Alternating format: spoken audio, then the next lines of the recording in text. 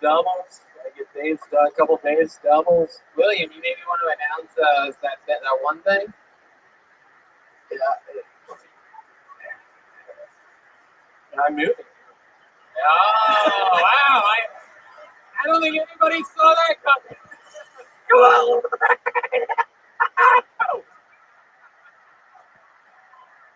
Got an apartment in Laredo.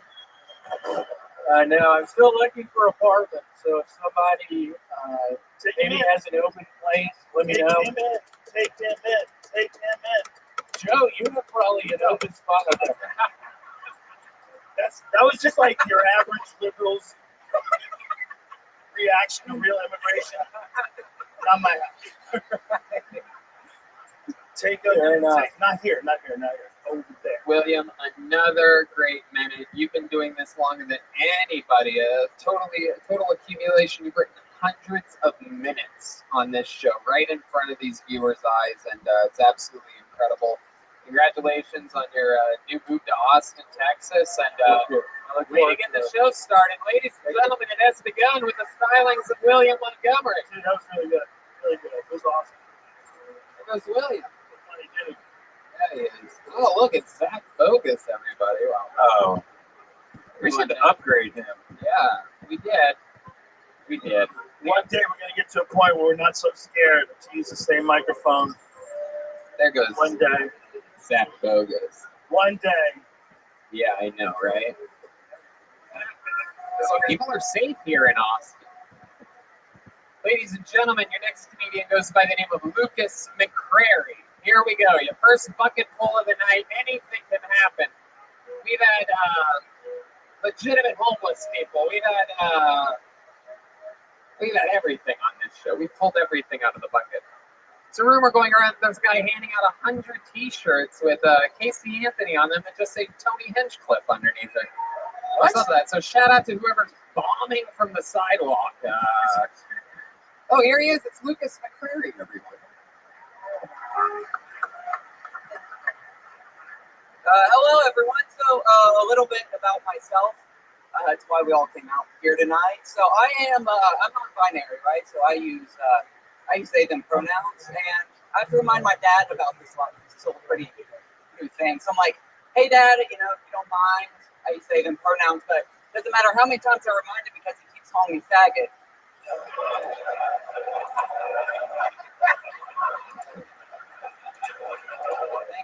Thank you. It's actually on my birth certificate, Faggot McCrary. That's my name. Better than my sister named Disappointment or my brother named Elliot. Fucking garbage name, garbage person. So what's it mean? What's it mean to be non-binary, right? So gender is a spectrum. So you got man, woman, everything in between. So some days I feel like I am a woman, and other days I'm funny. So still trying to figure it out. Thank you. I'll leave it at that. Wow, Dude, that was really good. Lucas McCrary. That was very funny. Very funny. Thanks, Joe. Hell yeah! Welcome to Really good. Welcome to the show. How long have you been on stand-up? I've been doing it about 3 years. 3 years. All here in Austin, Texas. No, Tennessee. So I've been Okay. here about 2.5 months. That was good stuff, man. Really clever, really sneaky. It was awesome. It was really funny. You doing it all in Nashville? No, Knoxville, Tennessee. Wow. What's Yeah, the scene like out there? Is it just you? Yeah. It's me and like 20 other active comics. It's very small. Okay. Did you guys set up your own shows in bars and stuff? Coffee houses, old movie theaters and stuff. Yeah, it's fun. Yeah, if you could really draw a crowd because there's nothing else going on. Look at you. How old are you? You look somewhere between you look like a young boy and a werewolf at the same time. This is incredible. No, he might be 40 or he might be 8. Yeah, I'm 24. 24 years old. What do you do for work? I make posters and album covers. Okay. All right. And you make a living off that? Right now, yeah. I live very minimally, so. He sells drugs, right? Yeah, it seems like it. I'm looking at this guy, I'm like, get in the fucking car, shut up. Now, do we say he or do we say it, or what is the proper Yeah, I term? prefer trash. If you want to spit on me, that'd be my. No, I mean, what is it? So is that all true, though? Do you really identify as non-binary? Can't you just keep the mystery, Tony? I don't know. Let's talk about it. Yeah, I do. You do. It's like, what exactly does that mean to you? I think it's different for everyone, but for me, it's just like I don't really care about like what gender stereotypes and stuff. For me, it's just a way to get around like the idea of what a man or a woman should be. It just lets me kind of do my own thing. He's the future. We're all going to be aliens, little genderless aliens with giant heads. And this is just one step. I was gonna say the exact same thing. But listen, man, you know what? You're like the first person who's like openly claiming non-binary that wasn't slightly annoying. Thanks. Yeah. You're really funny. But instead of like me hearing that and going, oh, you just need extra attention because you just whatever, you were just talented. So I'm like, fine. What do your parents Say it. What do your parents think about all this in real life? Like, what do they really think? Did your dad really call you a faggot? No. They're very cool with it. They're very confused, but they're very. Yeah, they live in accepting. Knoxville, Tennessee. They're confused as shit. We don't even really know what all this means still. They don't live in Knoxville. They live in Kingsport, Tennessee, even smaller. So Oh my god. Wow. How small is that? it's like 40,000 people. Is that one of those places you see on the Discovery Channel where they catch catfish with their hands? You ever see where they go noodling? No, they go noodling. No. They get in the water up to their neck. There's TV shows about it. They're amazing. They get in these like muddy water, you can't see shit, up to your neck. And you reach your hand in, and these holes where these catfish live, and you grab the catfish and let it bite your arm, and then you pull them out. That's where his parents live. Are you doing that? You're not even doing that here, right? There's big catfish out there. What do your parents do for work? My dad works at this big chemical plant. The whole reason the town is there. My mom is a physician's assistant, medical. Oh, so they're like smart people, they're intelligent people. Yeah. I think it's super great that you just say it, and then it's not even, you're not pandering at all. You're just being whoever you are, and you're fucking hilarious. That's what the world needs, a person who can express themselves just genuinely, where it doesn't even remotely feel performative, but then your comedy's really good, so dude, kudos, or whatever you want me to call you. I'll go with whatever. If you're that funny, I'll call you today. Hey, May. It is great. Hey. Okay. Whatever you want, man. I've always hoped that there was more male comics that would talk Not about being necessarily held up. male. You shut the fuck up. All right, Right. I'll just gonna, Oh, check your privilege, you piece of shit. I'm so tired of these cis male assholes with cowboy hats talking shit to my non-binary friends. I mean, stop, man. Just fucking do better. Live your truth. You need to live your truth. I do believe you're cancel proof after saying that. I think you could pretty much do anything. I think you could shoot everybody in the theater. Oh, yeah, you can kill us all and then land on your dad. And then we go, here's money, too. What else you want? You want to move to Mexico? Do you have any special skills or talents or anything like that? Anything, you good at anything other than stand-up comedy? Well, no, I don't think so. Listen, you're really good at stand-up comedy, so fuck everything else. How long are you in town for? I'm living here for right now. I'd like to invite you to Vulcan on Thursday. Wow, look at that. Lucas McCrary just got a spot at Vulcan. Congratulations, Lucas. And a great set. Congratulations, too. We hope you'll sign up again at one of the upcoming shows here in Austin, Texas. Well, I got one coming up at Santa Cruz Theater May 1st. Be on the lookout. Thank you. There you go. All right, there it is. Lucas McCrary, everybody, with a sweet, sweet plug. Follow him on social media, Lucas WMC. Hey, look who it is. It's Kaylee from the Yellow Rose and the Red Rose, the microphone cleaner. Hey. Everyone loves Kaylee. She's been switching out the microphones for us the last couple weeks at Antone's. The Yellow Rose and the Red Rose, the two premier strip clubs of Austin, Texas. And we got Kaylee from the Yellow Rose. Be careful. You don't want to play with. Those are no joke. All right. Your next comedian goes by the name of Noe Lopez, everyone. Noe Lopez.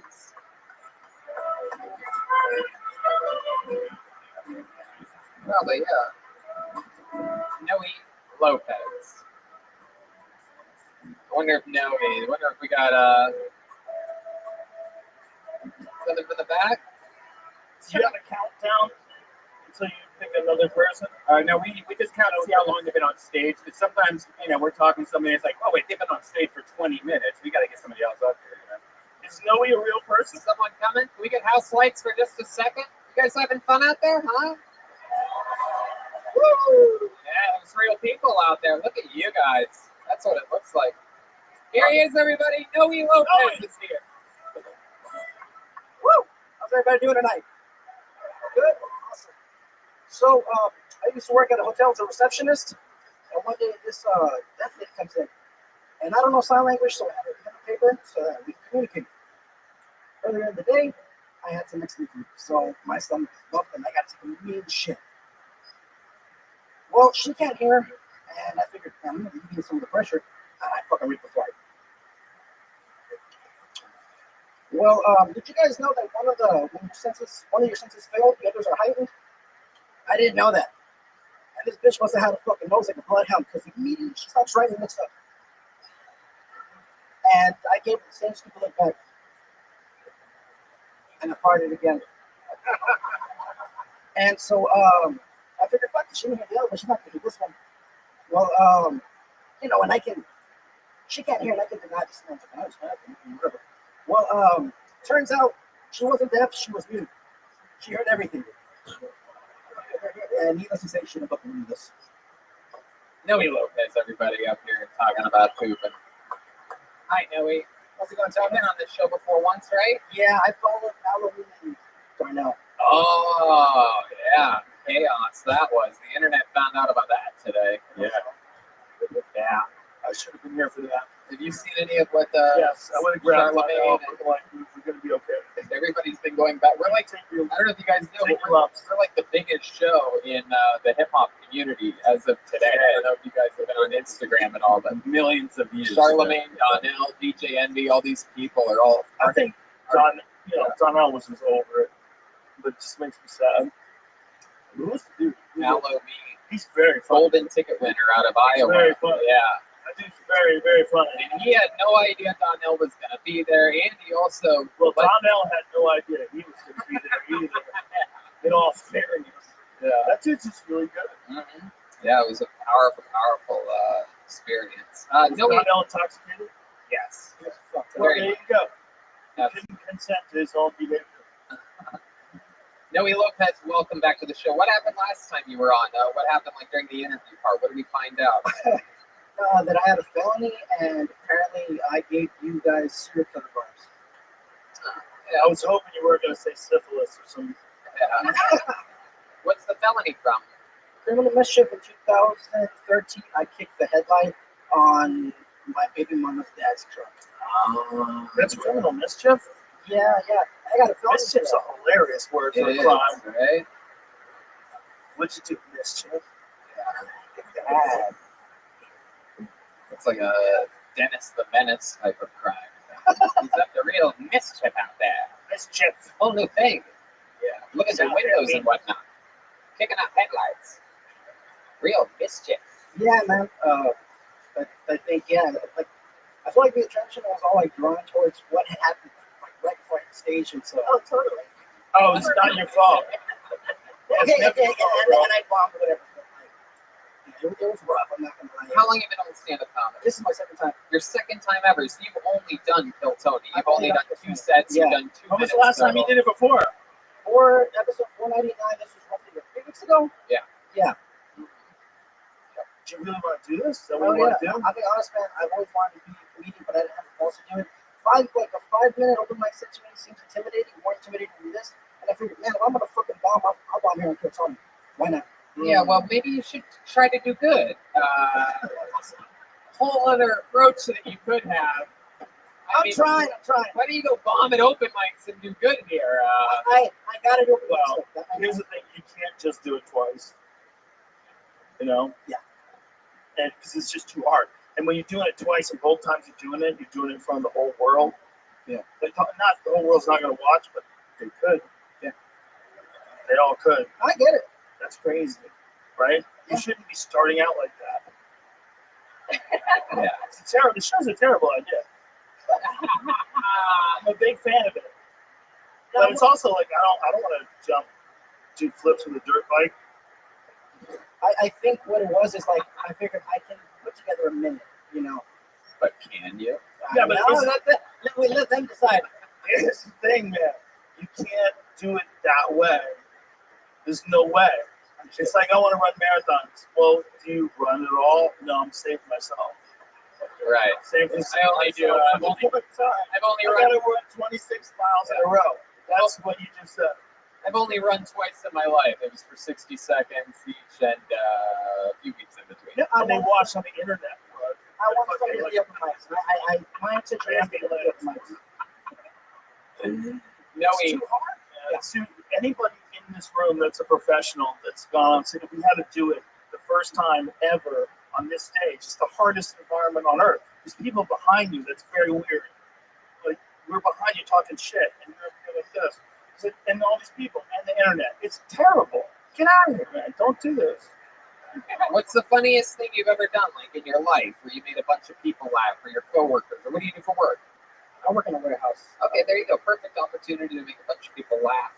What'd you do? I don't know. I could take up something. How about your family? Anything with your family? Do you remember making your family laugh? Or perhaps a classroom of students? I just haven't had to. I don't like the way this prosecutor is interrogating my witness. Thank you, Joe.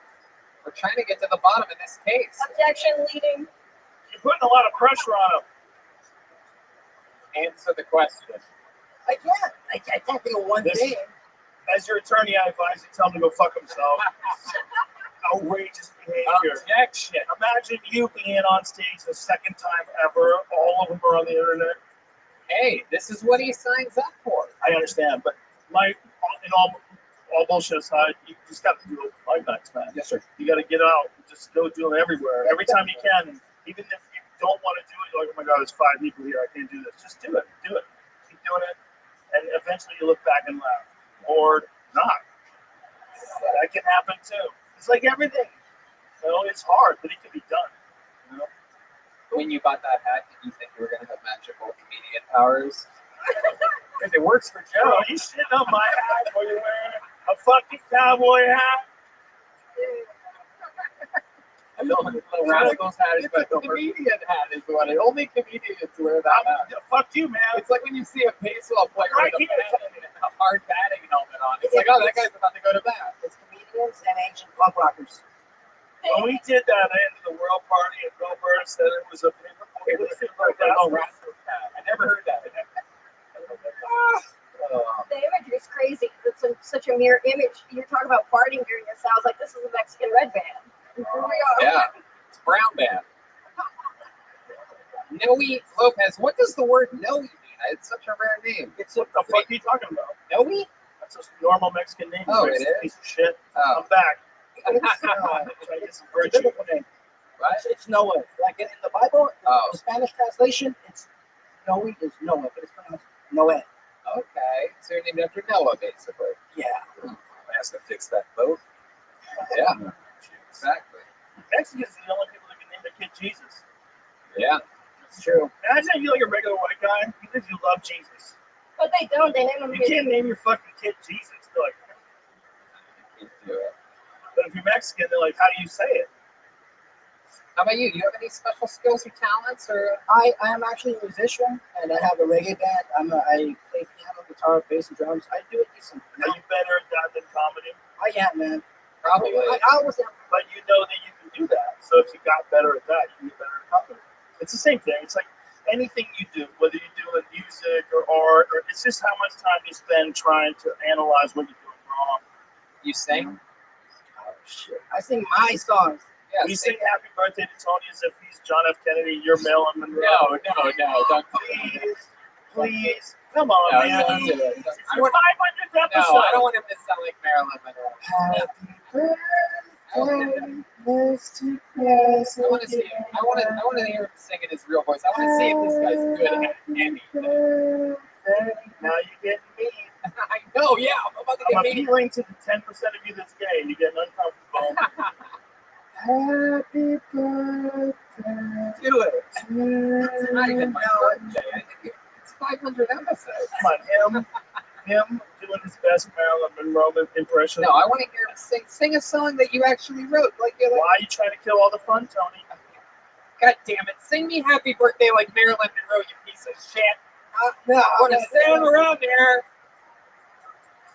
God damn it, now do it. As your attorney, I won't let him talk to you this way. I advise you to use the fifth. Sing a fucking song, Noe Lopez. Sing fucking Hey, can I use your back? Yeah, do whatever you want. Oh my God, we're getting down right Yeah. now. I feel like Noe's going to blow us away. And we're going to say stop with the comedy. Whoa, Here we go. what is happening? Noe! La la la la la la ba ba.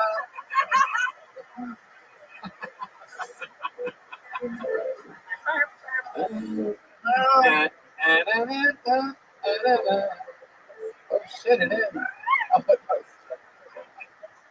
Noe's legit.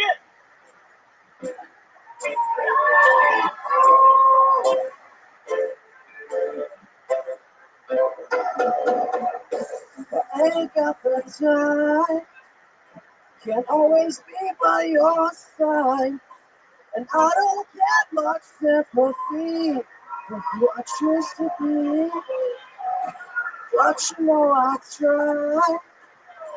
Girl, you know I try. Girl, you know I try. Lord knows I try. wow, look at that. Noe, guess who never gets to do stand-up comedy again? Noe, listen, man. You need a guidance counselor. Yeah. I'm going to be your guidance counselor. You're a fucking great musician. Like, that was the fact that just came out of nowhere, you didn't prepare for that. We just talked to you, and then all of a sudden you grabbed the guitar. That was a beautiful moment, man. That was fun. I love that. That's my song. That was a beautiful moment. That was very. You can literally ask anybody if you should stop being a musician and become a stand-up comedian, and everyone would say, Noe. Noe. There he goes, everybody. The stylings of Noe Lopez, his second ever comedy set. First time playing music on this show. That was pretty How cool. cool was that moment? How amazing is this band? John D Fuck yes. on the keys. G Madness. Michael Gonzalez. Uh-oh, Kaylee. Oh, shit. The yellow rose and the red rose. Partner clubs. There she is, a stone cold assassin. Zach Bogus just got fired. Zach, who? You will never see Zach Bogus again. It's our helper. Seriously, check out the yellow rose and the red rose. Yeah. Check out these hats they gave us. Titty 69.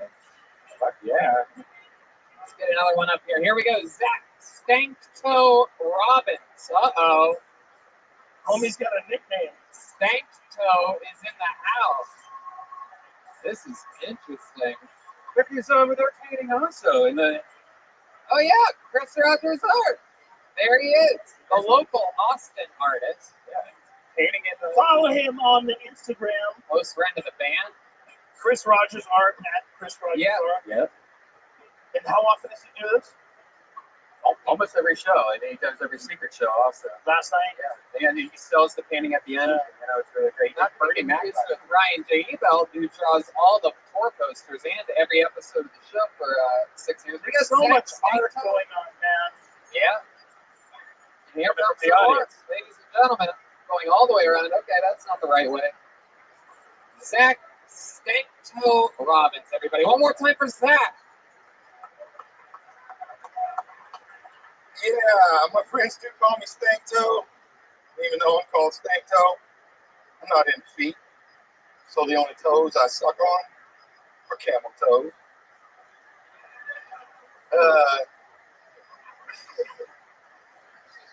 It's true, it's happening. You ever have a girl ask you for a dick pic? So later you're scrolling through your phone and have to look at your own ugly ass penis? It's like gross. I'm just kidding. Nobody has to see my dick. I just keep sending it anyway. Y'all ever see a grown ass man everywhere he goes, he has a fucking backpack on? Yeah, that dude's either autistic or he sells drugs. And if he's not autistic, me and that motherfucker go on the ATM machine later. You got in that bag, bro? There he is. Zach Stanko Robbins arrived at the show. Zach, you've been on this show before as well, correct? Yeah, first about 5 weeks. We had a lot of fun, right? I sure as fuck did. Yeah, what happened? Remind me. I did 8 jokes in 1 minute. Y'all told me to slow down. Found out my wife left, you know. Oh, yeah. You know. I mean, the younger, You know, after something my crazy younger like that. girlfriend also jumped me recently with You it. know. All these women leaving you for a guy that You told sucks me, on camel toes. You would think you'd be able to keep them around a little bit longer. When you say you suck on camel toes, do you mean, because a camel toe is very famously an indentation over, like under, through the pants. Oh, I know what it is. So you suck on vaginas through pants? That's a really good question. I'm just not into feet, so those are the only toes I'm into, I guess. I don't know. But it's first of all, it's singular. It's a camel toe. No girl has camel toes unless you're sucking on multiple girls' camel toes through the outside of their pants. Technically, once you lose the pants and the underwear, there's no more camel toe. That's just a pussy. It's like that. It must be the dry humping of eating pussy. Do you hear what he's saying to you, though? Like there's wisdom in his words. Just gotta take it in. Yeah. And go, oh, I see what I'm doing wrong. Yeah. Yeah. Yeah. You're supposed to take the wrapper off the burrito. I get it. Hey, there you go. That's not bad right There you go, there. you're Now getting you're on the right track. Yeah. Now we're all comfortable and everybody's laughing together. Yeah. This is real important. 100%. This is a big part of the formula.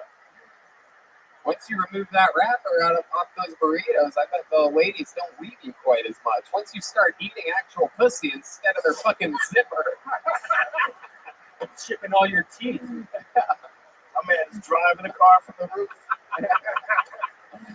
Zach, what do you do for work? You seem like a guy that has a real job. I do. I'm a professional videographer for sports, music, and comedy. Oh, cool. And I filmed Steve-O's comedy special right here on oh, he got you high, and here we are.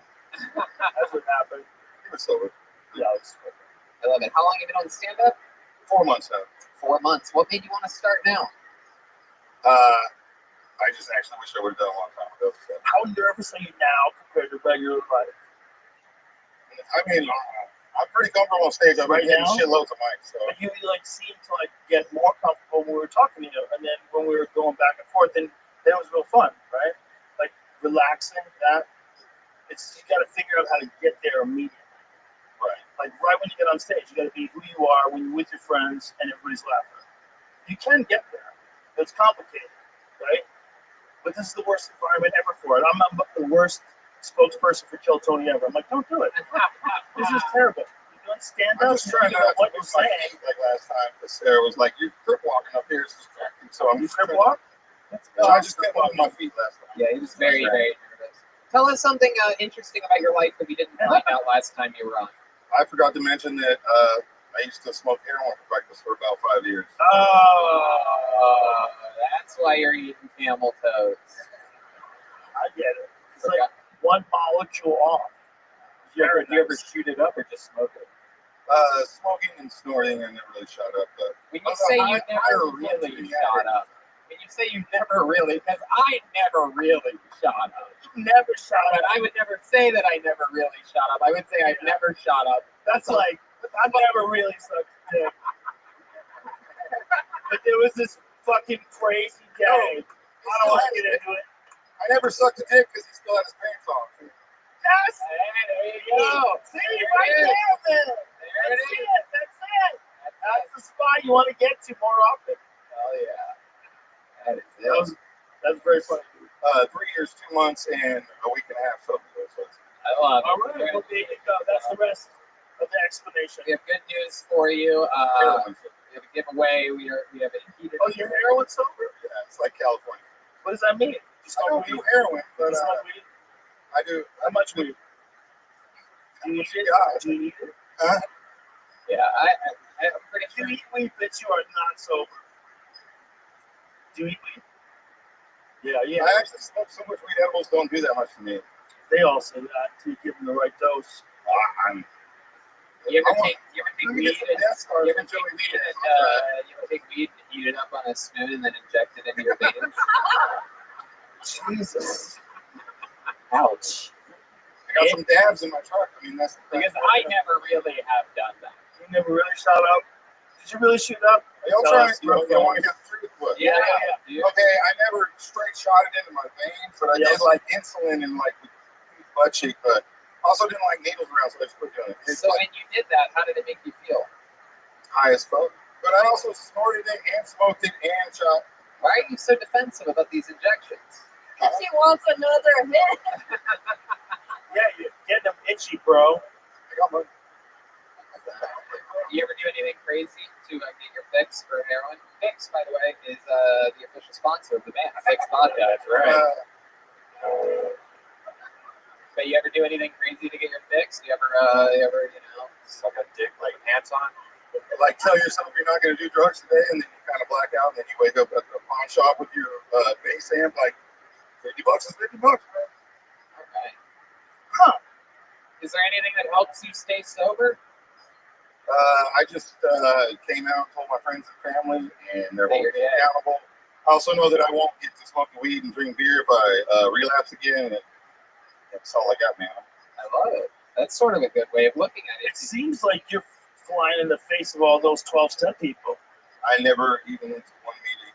Isn't that interesting? Like, there's other ways to do it, though. That's what you're saying. I was also trying to quit while I was done with it. I didn't want to do it anymore. I was starting to not pay bills. I was about to lose my career, and I had an awesome job. I was like, no. Well, good for you, man. Good for you. You did it. You obviously, when you get loose, all those aside before you move on to the next person, when you get loose, you're very funny. You're funny. We had a good time. Right? Yep. 100%. It's just, it's hard, dude. This is not the way to do it. Kill Tony is a terrible way to start off. The first time we had a guest. I love this show. Don't get me wrong. Very special episode tonight. Very fucking special. I love watching bull riders. I watch bull riders a lot. Zach, what's really interesting is that you were just on the show a few weeks ago, and you clearly are. I mean, we were making fun of you moving your feet a lot, fidgeting continuously. Already, whatever happened to you up here a few weeks ago at Antone's, it mentally changed you. You're much calmer, more comfortable. Yeah, So, Jamar Neighbors heckled the fuck out of me. you did what? Jamar Neighbors heckled the fuck out of me. It was great. Yeah, you probably They said my deserved it. jokes were lit, so. There you go, Zach Stanktoe Robbins, everybody. He's on Instagram at Stanktoe Caruso. There he goes. All right. That guy's a good example. Yeah. Don't you think? Yeah. A good example of a person. Hey, so how about a big hand for Kaylee, everyone? Look at this. You know what? Before we go back to the bucket, let's get another regular up here. You guys want to see another regular on Kill Tony?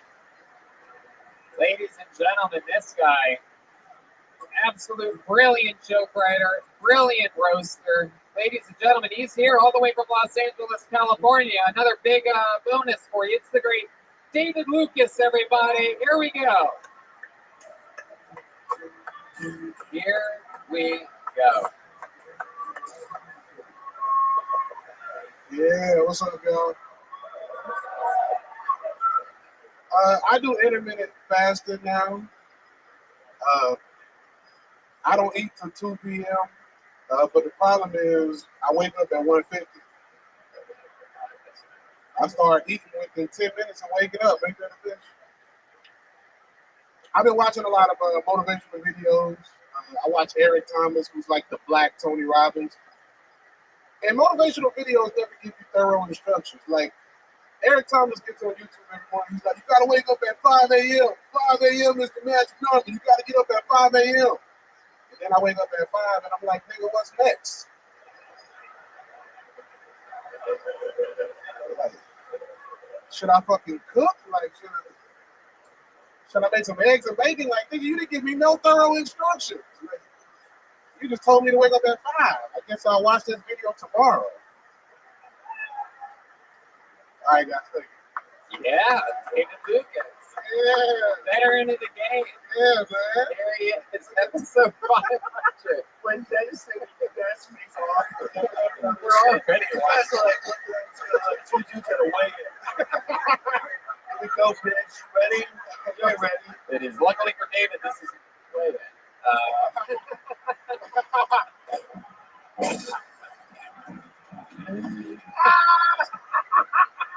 Hey, Tony dressed like he about to do stand-in work for Brokeback Mountain too. Oh my god. You look like you're about to do work where broke knees mounted. Look at this guy. Yeah. Get your Indiana Mike Jones looking ass up out of here. You dress like you're about to shoot up insulin.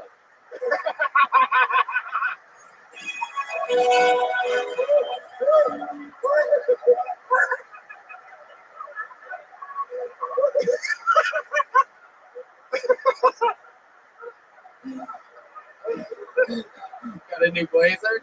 So you work at a ranch. You help horses get a hard dick. You totally ignored my blazer. Fuck that blazer set up, nigga. Where'd you go to get that? Big and fat? I love it though. They match the shoes. You truly are color coordinated. Racist. That's a 2022 show coming out a little bit early. It's like a car. Sometimes car models come out before they should. That's a 2022 right there. The only horse you ride is a pink nigga dressed up as one. Your style of roasting is my absolute favorite. Just straight up funny shit, not necessarily smart at all. Just straight fucking funny. Like I'm riding a guy dressed like a horse. But then, honestly, the funny thing is, that was almost how the episode tonight started. I almost had the people wear one of those double horse outfits. It was pitched. It was pitched in the writer's room. Y'all can't see it, but Tony got on chaps with nothing under it. The only thing chapped on you are your elbows. I'm telling you. What a joke! A real gunslinger tonight. The kid's the undisputed king. Is that a pistol filled with glitter and toenail clippers?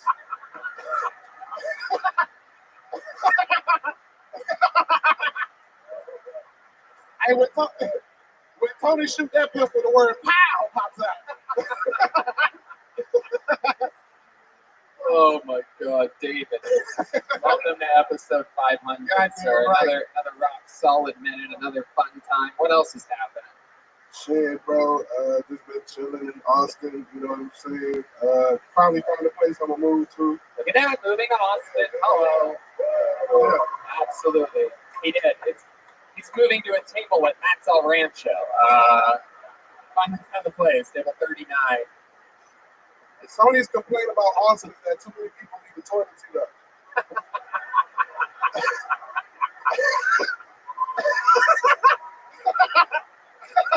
That's actually true. I've been yelping a lot of places. I fall in every time. I don't have to. Not all of us are physically impossible to fall into a toilet.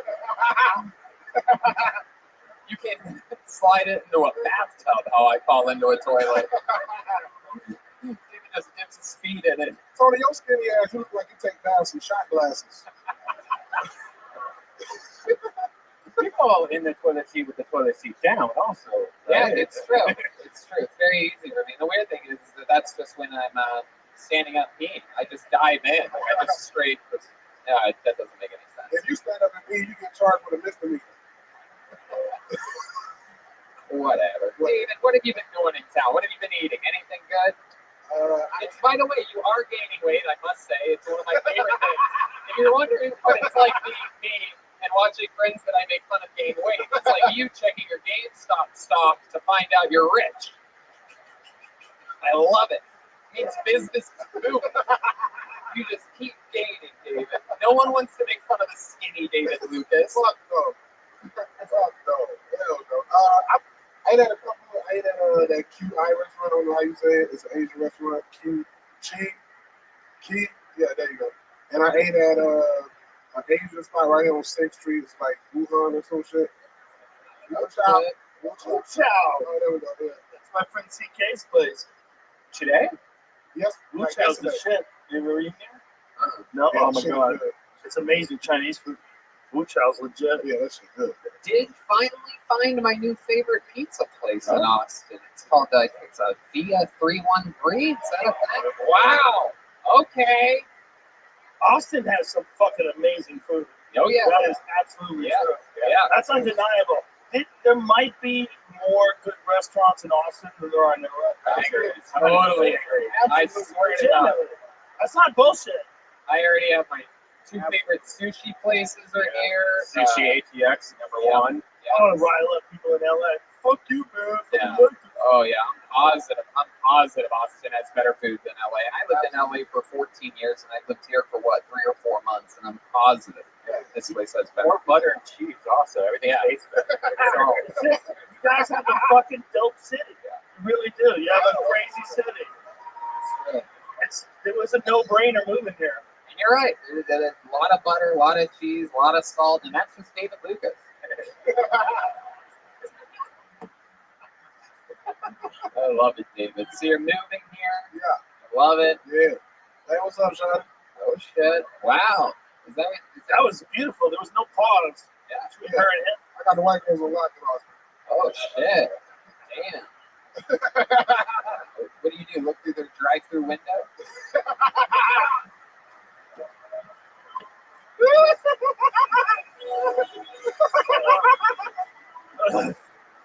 Just keeps peeking through. That was good. I like that one. Real peeping slob. I love it. I love what's going on. I love it. What else, David? Anything else before we let you go? That's about it. Just been doing shows. Did the Death Squad show. It was lit. Joe was up there. He was up there. Redman was up there. Killed it. That's about it, man. Going to what water hole are we going to tomorrow? We're going to Sculpture Falls tomorrow. Shit. Yeah. How did you know where he's going? That's my boy up there. You're going to a watering hole? Yeah. Man, you're more like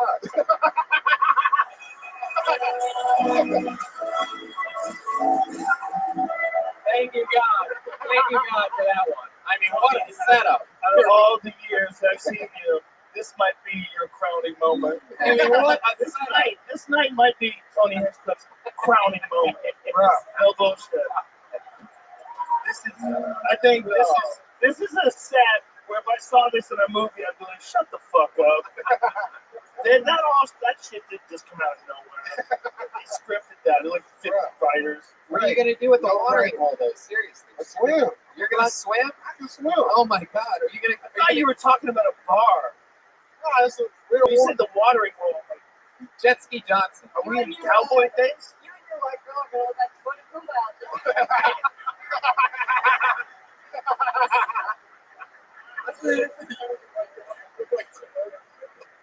This is Timon and Pumbaa. Why can't you never heard of it? I didn't know the reference. To the Lion King. Oh, you think I watched that bullshit? Watch it, believe me, you'll love it. The Lion King? Hey, Probably won't. you've never seen The it, right? What lions that talk? Oh, no. What am I, a baby? It's no. What's No, its that's favorite not- movie? You're joking. This guy's heckling me from the back. Well, the guitarist doesn't get what's going on. I'm joking. David. I have to watch the fucking Lion King. I have kids. Right. But I'm like, where's his dick? What are you doing? I pretend they talk and they don't have dicks? What is this? Right. What are you teaching my kids? It's not about the Christmas. Everybody dies, there's no blood, no one has a dick. What are we doing? That's the number one thing. Where are they getting their food? The fuck are you showing my children? So would you want them to have dicks? Yes, big fat dicks. They're lions. They're killing water buffaloes with their face. All right. Don't lions only fuck for like 90 seconds? It's not that long, but they do it a lot. They can fuck 52 times in a day. Yeah. When the female tiger is in season, the male tiger will fuck her 52 times a day. Lions is like slightly less. Okay, so it's just not realistic enough for you. In general, the Lion King. The Lion King. Thank you. You understand where I'm coming from, right? Fake. It's a cartoon. No, I've watched it, but I have to talk to my kids afterwards. I go, listen, liberals want to pretend that the world is not exactly what it is. They're soft people. They live in soft little houses. They nerve every fucking corner. They're not gonna make it. Shit gets weird. They're not gonna make it. My kids crying. I'm like, I know you're for, but one day this is gonna make sense. David Lucas, you did it again. Another brand new killer minute. A lot of fun roasting. Unbelievable. David Lucas, everybody. Monster. Another one moving to Austin, Texas. It's a really big deal. No bullshit, Tony. The two of you together should be on a fucking. You should be doing that like everywhere. Yeah. Because I don't know if you will run dry. No. You guys talk so much shit to each other. I don't know if you'll run dry. Every time something new happens in the news, I ask myself, how can I turn this into a fat joke about David Lucas? And when I figured out that DMX one, I mean, I'm serious. I purposefully didn't tell anyone. I didn't tell anybody because I wanted there to be no way that I could ruin it. Your next comedian goes by the name of Adam Kamal. Kamal. This is exciting.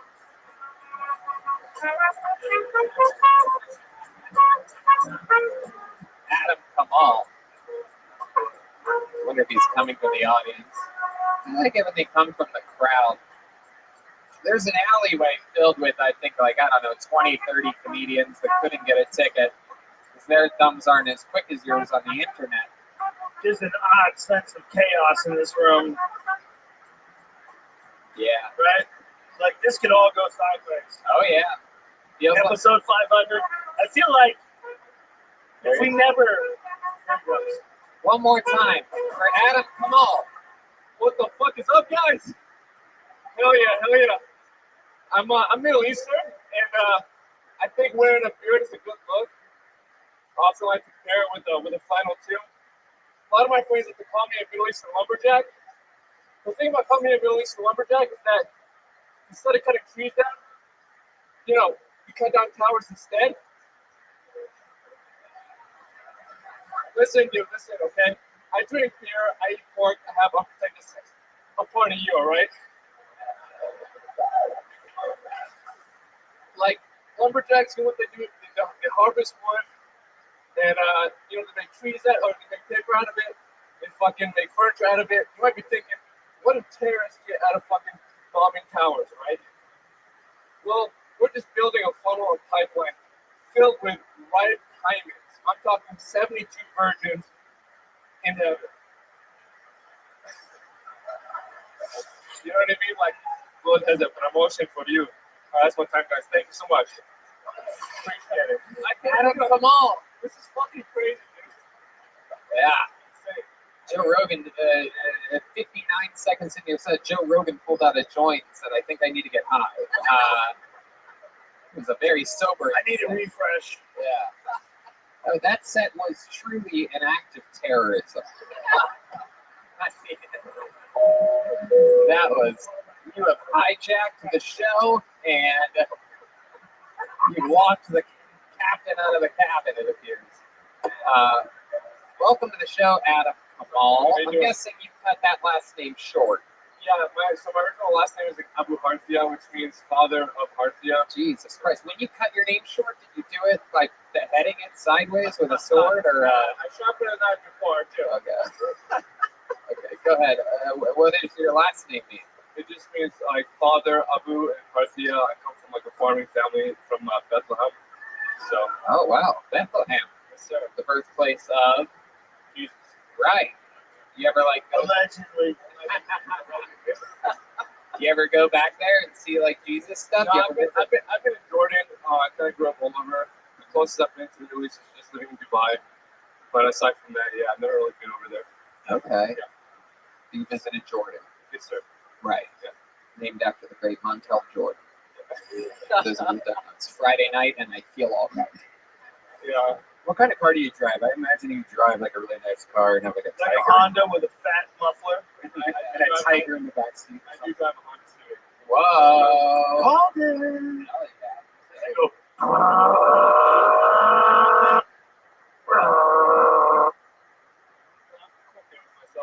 you okay? So, so what are you saying? Asian people have an issue? Hondas with the mufflers? No, I did live in Asia, and all I could just see like The whole continent? Yeah. I lived in Kuala Did you Lumpur. have a specific spot? What? Kuala Lumpur. Oh, all right. Yeah, we don't really consider that Asia. You know what I mean? It's like That's like, that's the Hawaii of Asia. it's more like a resort, right? Yeah. Right? Isn't it very nice No, there? it's nice. It's like a vacation spot. People come over there. Right, It's there's really no cheap. fucking diseases breaking out in laboratories there. That's not real Asia. I mean, that's not fucking heartland. Yeah. You know what I'm saying? What do you do for work? I'm in sales. What are you selling? I sell like any Coke? I wish. We wish we could make it happen. We'll talk after the show, all right? No, I do like we sell like IV drips, hyperbarics, things like that. You sell IV drips? How do you do that? On the street? Well, I wish. Like, hey man, how's Hey, your man, energy level? we you know we're eco-friendly. We reuse the needles, you know. But basically I work for a company. I just develop a bunch of stores around the country, and we just help people like do a bunch of stuff that Joe Rogan likes, you know. Jesus, dude. I mean, he's sitting right here. Adam, do you have any special skills or talents? Anything you do for fun other than stand up, like a hobby, something you got good at? I just work out and like I just try to make money on the side. You work out, make money on the side? Yes, sir. What the fuck? Are you a gay hooker? What kind of answer is that? What do you mean you work out and make money on the side? I mean, What do you do for fun? What are you good at? I go out. I do You comedy. go out, you're good at going out. Yeah, Yeah. Most of the times dudes go out, they don't know what they're doing. You like dance? You They're dance? tripping in the fucking street. You go to like nightclubs and dance? So I just like bars, like live music, stuff like that. So when live music's playing, you don't dance? Any kind of live Do you dance a little bit? Let's see what his dancing's like. I want to see some good old Middle Eastern dancing. Let's see, you guys got something dialed up for our friend Adam Akbar.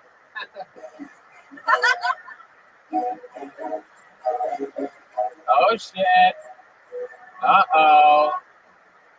Oh shit! Oh, I was waiting for you to pull the fuse out or something like Right, that. just have the show in a bang, right? Oh, the fuse out? Yeah, it didn't make sense. It was I thought it was a tampon joke. light a fuse or yeah. You guys couldn't see, but the stripper is going crazy backstage. Adam, what are your As parents? opposed to what? Your parents very like reserved, very religious people. Yeah. I mean, like, I have to come out here, just kind of like open up. People are kind of just open minded about stuff. Is there any joke with like Adam? No. Yeah, I mean, my parents didn't really accept me like doing comedy until I got like a full-time job. You know, they kind of just like laugh at you. Just like how Fahim said he was like an engineer and like his dad wasn't really approving of it. Same thing for us. It's kind of like hard getting out of that, but aside from that, yeah, they're starting to like open up more to it. Yeah. What's the best time you've ever had on stage? Has there been like one time where it all came together and it made sense? Yeah, man. I just moved here. I started in Dallas. I've been doing it for 9 months, and I had a show at Heightness, and I had a pretty shitty week, and I just fucking did really well. And like, Got the groove. yeah. I ran like a couple miles before the show. I felt great. Went on there. I had a lot of good energy, and it felt great. It felt good. So Even if you lie to me, I listen. I like what you're saying. It's like I ran miles before the show. You might have just did a couple of sit-ups. Love it, Adam. Well, 9 months in the game, you're Middle Eastern, you're talking about it, you're fucking doing it. You cut your name shorter so that you sound more Americanized, and it surprises people when you come up and you're all like la la la la la la la or whatever it was that you get up here, and Tony, and it's exciting stuff, Adam. I'm gonna need a red band buffer between you and me. I sit on the other side. Adam, fun times, man. Congratulations on getting cool. We'll see you again soon. There goes Adam Kamal, everybody. There you go. Your next comedian's going to be Justin Sanford. While the mic's getting clean. Justin Sanford. That's right. Follow Kaylee, by the way. You can go see her at the Yellow Rose. Sometimes Red Rose. Red Rose. That's a Red Rose. Follow her on social media at Kaylee.funk73, KAYLIE.funk.73. How about a hand for Kaylee, everybody, helping us out? Somebody's got to do it. Much better her than Zach Bogus. Justin Sanford is still next on Kill Tony. Hopefully he's making his way to the stage. This is a really big menu. How about a big hand for the band, everyone, playing hard for us here tonight. Michael Gonzalez, Jetski Johnson, D Madness, John Dees, and Matt Mueller. Wish you would step back, friend, Matt Fletch, my friend. They're coming up right there from there. There he is. Ladies and gentlemen, put your hands together for Justin Sanford, everyone. How's everyone doing? Stopped to get a haircut on the way here, but my barbershop wasn't open. So I had to go to the Puerto Rican barbershop down the road. And I'm from Texas. I speak Spanish, but I don't know what language they were speaking. So finally get the chair, tell them I want a low fade. I was there for about an hour and 45 minutes. Haircut only took 45 minutes, but he was driving me like I was that 96 Mustang I had on the parking lot. You know the one with the Puerto Rican flag. So sit there, grinding through my head, shifting gears, not hitting the clutch, grinding second, third, miss fourth, put it in reverse. I said, hey man, we're not in a rush. Calm down. So 45 minutes done. But for the next hour, he stands there spinning me around, stepping back, looking at me, walking over with the razor blade, hiding from the back. Finally, he steps outside, has him open the door, lights a cigarette, looks at me, comes in and goes, okay, Papa, you're good from here down. I can't look. All right, Justin Sanford, setting it up and then knocking it down again. Welcome. You look like you just got off a bus from Miami. Thank you. Right? What offer? You always dress like that? You always dress like your own stepson or something? Yes, sir. He looks like he's like inmate 1, the unexpected COVID-19 release, where they sent a bunch of people back out in the streets. Yeah, he's So got neck far. tattoos. I just him for there. Do you like that? That looks like inmate shit. What do your neck tattoos say? What do you got on you? Hair clippers. Oh, you're a barber. Slash barber slash tattoo remover. Okay. You just removed tattoos. You don't Slash, like what else? Can we keep going with that? I don't want to. People are hustling. How's business going right now in the barber tattoo removal world? Pretty good. Yeah, good. Well, you're here in Austin? Yes, staying at the Stephen F. Austin Hotel right around the corner. Okay, where do you normally live? Port Arthur, Texas. Port Arthur, Texas. Now tell us something about Port Arthur. I keep learning about all these Janis Joplin's from there, Bobby. Janis Joplin's from there? Yes, sir. Yeah. Life has a tattoo. Ooh, I like it more now. Yeah. You probably get to see her live, right? No, man, we're not that damn old. How dare you? It's fun. It's only fun for me to make fun of the guy for being old if he dresses young. You know what I mean? Like if he his age, I wouldn't even be doing these. How old are you? 38. Whoa, 38. Let's talk about your recent Wow. meth addiction. Let's do it, bro. Let's be honest, man. You've done some partying.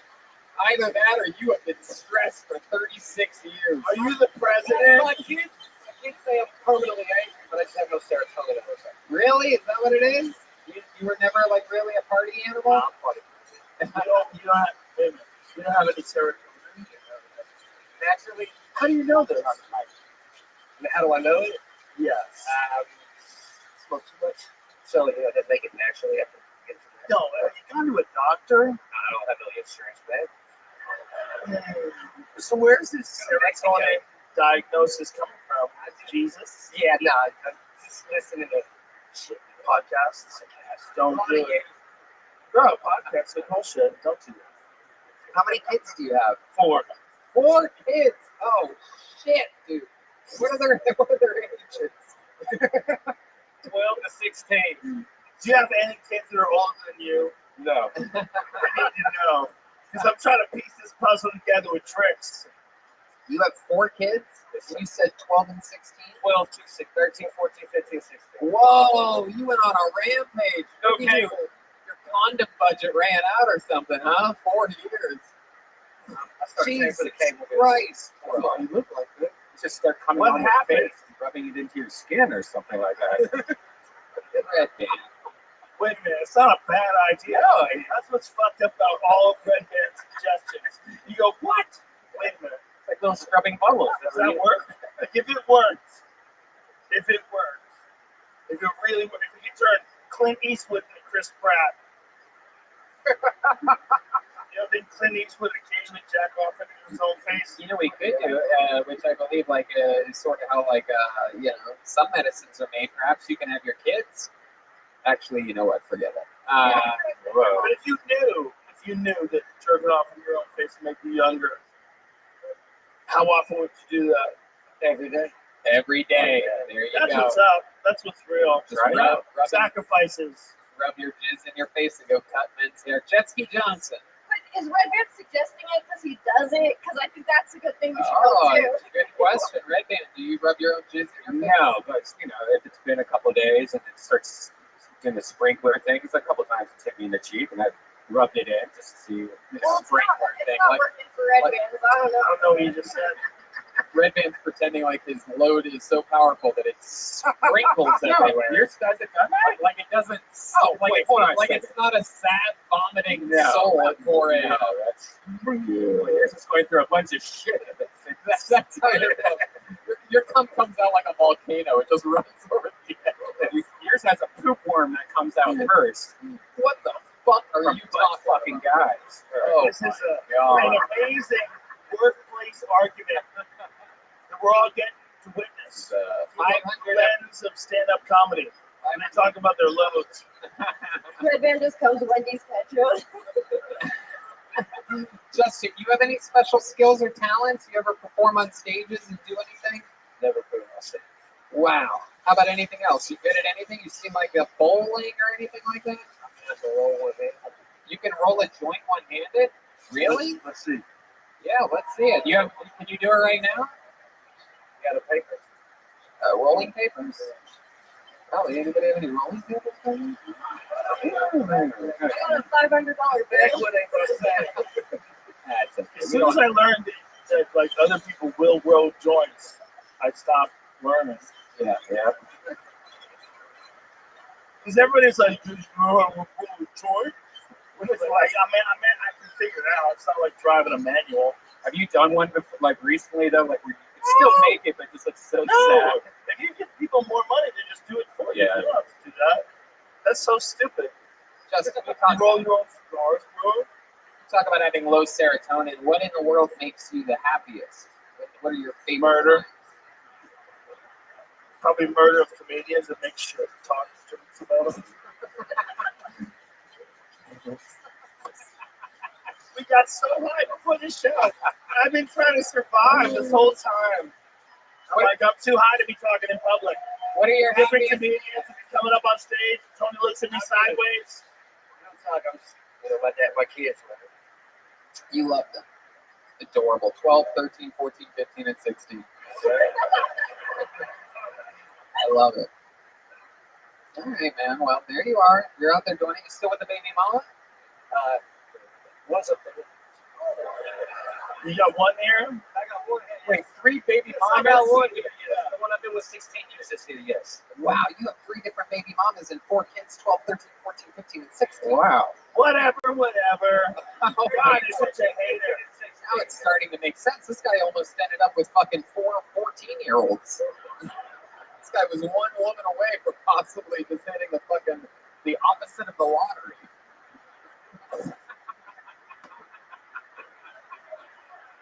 He's on fire! 500 goddamn episodes. It's about time I find my role. Remember when Comedy Central turned this show down? Yeah, I do. Brilliant. It's like one of the funniest shows that's ever existed. Remember Comedy Central? Yeah, exactly. Yeah.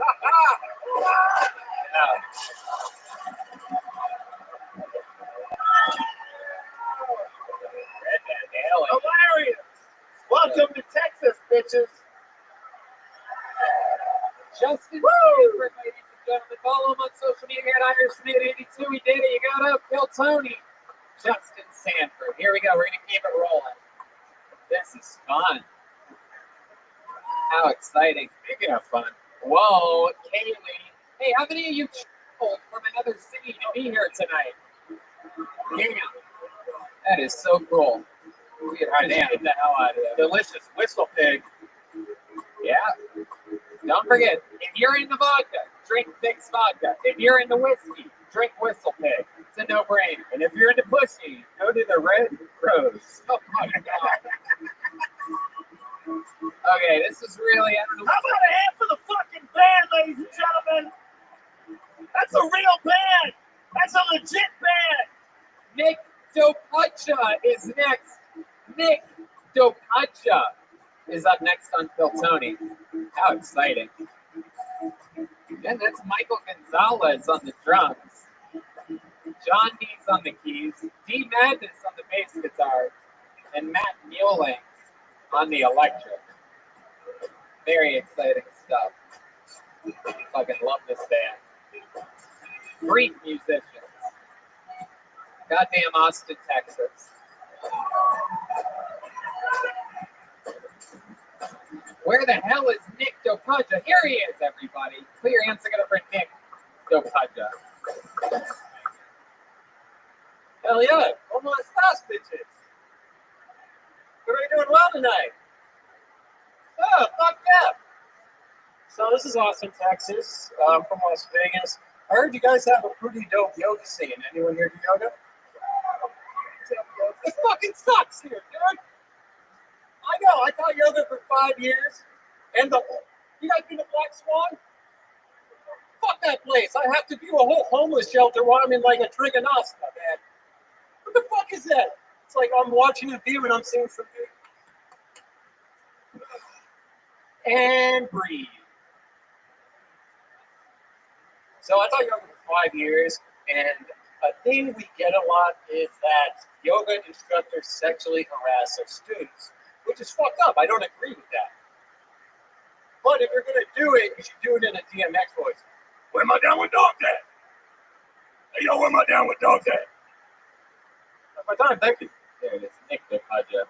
Nick, I'm going to be honest with you. I absolutely hate you. I mean, it is unbelievable. It's unbelievable. You have good energy. You have good timing. You have good pacing. You do things well, but it's like you seem like a professional. But I just fucking hate you. I get it. Did you think that like talking about one specific yoga place, whatever the Black Swan is, you thought that was going to resonate with a bunch of podcast fans? No, I just actually went there and legit while I was doing yoga, it was like people shooting up and you had a whole like tent. I was like, this is fucking interesting. I know that spot is. Yeah. It is right next to a homeless camp. Right? Yeah. What else do you have that's funny?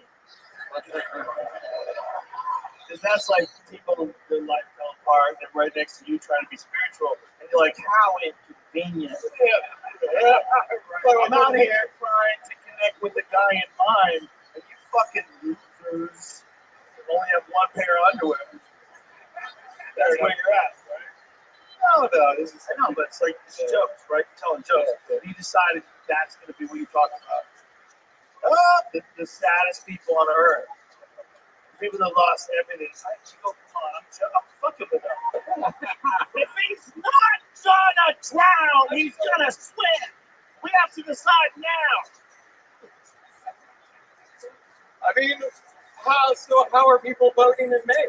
All right, Nick. So let's talk about it. You were on the show a couple weeks ago at Anselm's. We talked about you doing yoga. What else didn't we talk about that might be interesting? Good at anything? What about the yoga? You teach it? Yeah, I thought you were That's the problem. Yeah, All those people are listening to you. All those housewives listening to you. They're stretching deeper. Yeah. Holding it longer than they would, but you're telling them to. How long have you been doing stand-up? 3 years. 3 years. 3 years, Yeah, the yeah. yoga thing will be the only time someone asks you to stretch. It's a stand-up. That's it. It's It's really inside inside joke. baseball. Stretching means that you do longer than your assigned set. And you gotta do this. Yeah. Stretch. They say that for the Like side. the next comic's running late or something. Comedians are fucking irresponsible drug addicts. Let's keep talking to if Wolverine only did yoga. What else about you, Nick Dopacha? Give us fucking something about your life other than the fact that you fucking jump on a mat every day. I don't know, man. I do a lot of things. I was rock climbing in Las Vegas. I got heavy into psychology, and I utilize psychedelics to kind of like change my brain a bit. I You was said a lot of things all Yeah. together that are not really related to each other. not related. Yeah, no, they're not related at all. I'm like a space cadet. I like trip around and shit. Yeah. Okay. Psychology. Yeah, psychology. Like, what do you get into? So when I was doing the yoga, I wanted to like kind of pursue psychology because I feel like there's a renaissance with like psychedelics and it's really beneficial. So that was kind of like my original plan. I wanted to utilize microdosing with like yoga stuff. Oh, I fucking hate you so much. I'm getting rid of you. You were on a couple weeks ago. This is never gonna work out. Ladies and gentlemen, there he goes. Nick Tapacha. No, I'm moving on. Nick Tapacha, thank you.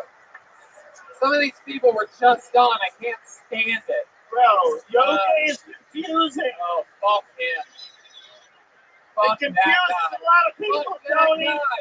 Fuck that guy.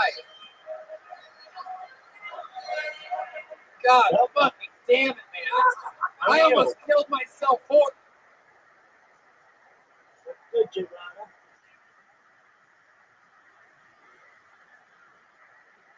How's your day going? Hello, how are you? I'm well. How'd you find out about me?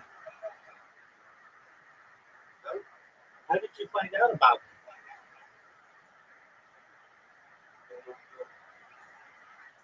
me? Okay. How's your day going?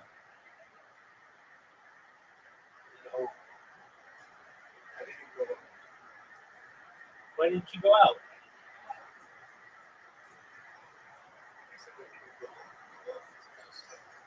I know, why not?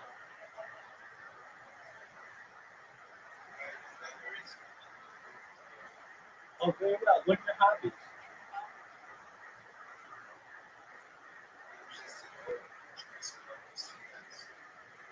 Very well. Do you like playing games?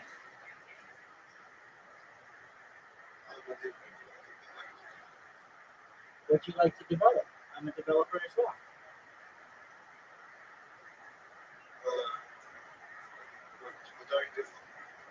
I've developed some of the most successful apps in the App Store and Google Play. Right now, I'm programming robots on social media.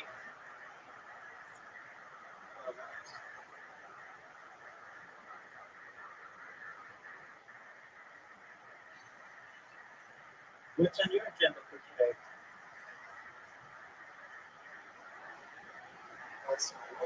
What's on your agenda? What are your plans for today?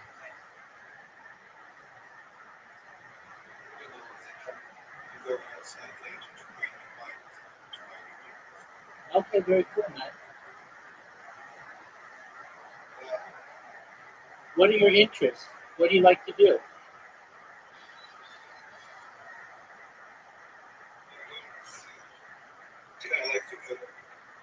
Okay, cool, man. Do you like AI?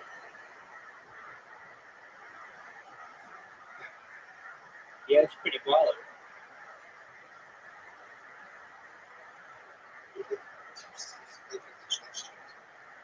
Yeah, I can see that.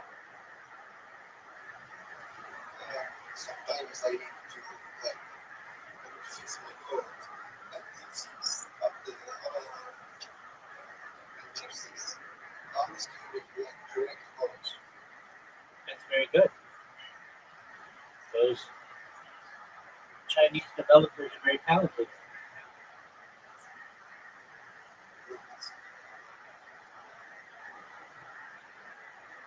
Do you like sports? All right. Do you like music?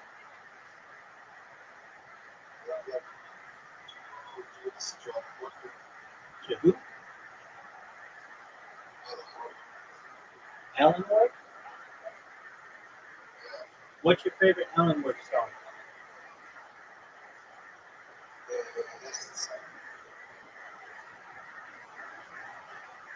All right, just one moment. I'll play it right now. Alan Walker? Okay, I'll play it right now.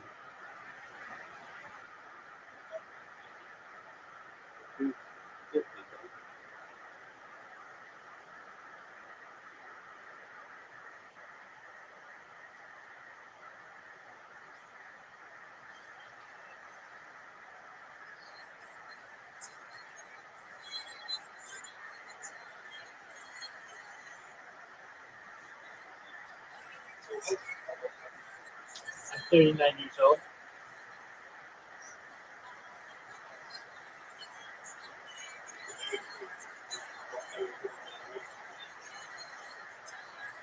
Pardon me?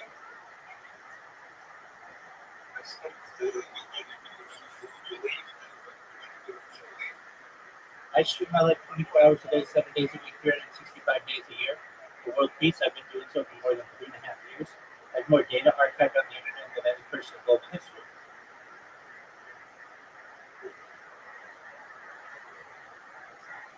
I'm live right now on 16 different YouTube streams.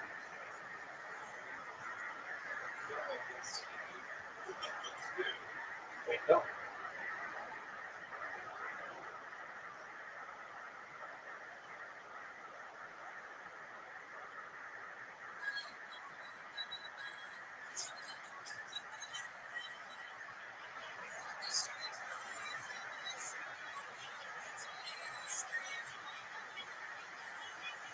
I like this song.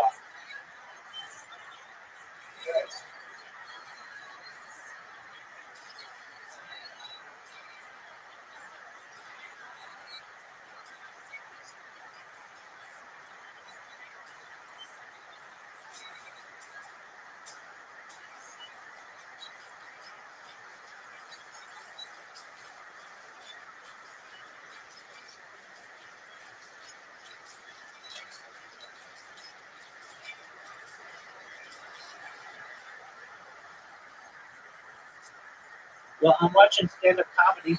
Feel free to enjoy, my friend. Or him at some point during that. Do you know what stand-up comedy is?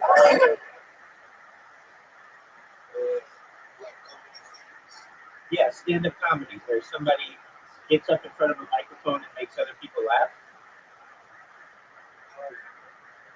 All right, well, I'm watching a podcast. It's known as Kill Tony. It is the largest podcast, largest live podcast in the world. It just got a special with Netflix, and we're watching its 500th episode, so feel free to enjoy. Jesus Christ. So like after the yoga, I like microdose, and I think about psychology, and then I think about the yoga, and then I fucking, you know what I mean? It's the Shut the podcast. fuck up. All right. It's the That's like unbelievable. It's like, go find yourself, bro. Take a chance. I told her to see This show is so important. Right now, in this world that we're living in, this show is so goddamn important. Ladies and gentlemen, your next comedian goes by the name of Jack Shoots, Oh, that's a or star perhaps too. Shuts. What do you think that is? A Shoots, I'd say. Seems like a good wrestling name, right? Jack Shoots. That's a name you don't want to wrestle. Oh, here he is. He's right here. One more time for Jack Shoots, everybody. How do you say it? Judaism is a religion. Shootsy. Come on, make some noise for Jack Shootsy, everybody. Yeah. Hi guys, my name is Jack Shootsy. I'm hyper self-critical, so I'll either be killing it up here or myself later. Correct. Judging by the looks in this room, I shouldn't be alone. I like making fun of suicide because those are the best of it have the least to say. Texans like to pretend they care about history. Texans don't care about history. I can prove it to you. Texans don't care about history because they let the coaches teach it. In the portables. Y'all been there. Y'all been there. Hey, Coach Huss here. All right, team. All right, team. Today we're studying the rise of Rome to illustrate the year 2000 dramatic historical film Gladiator.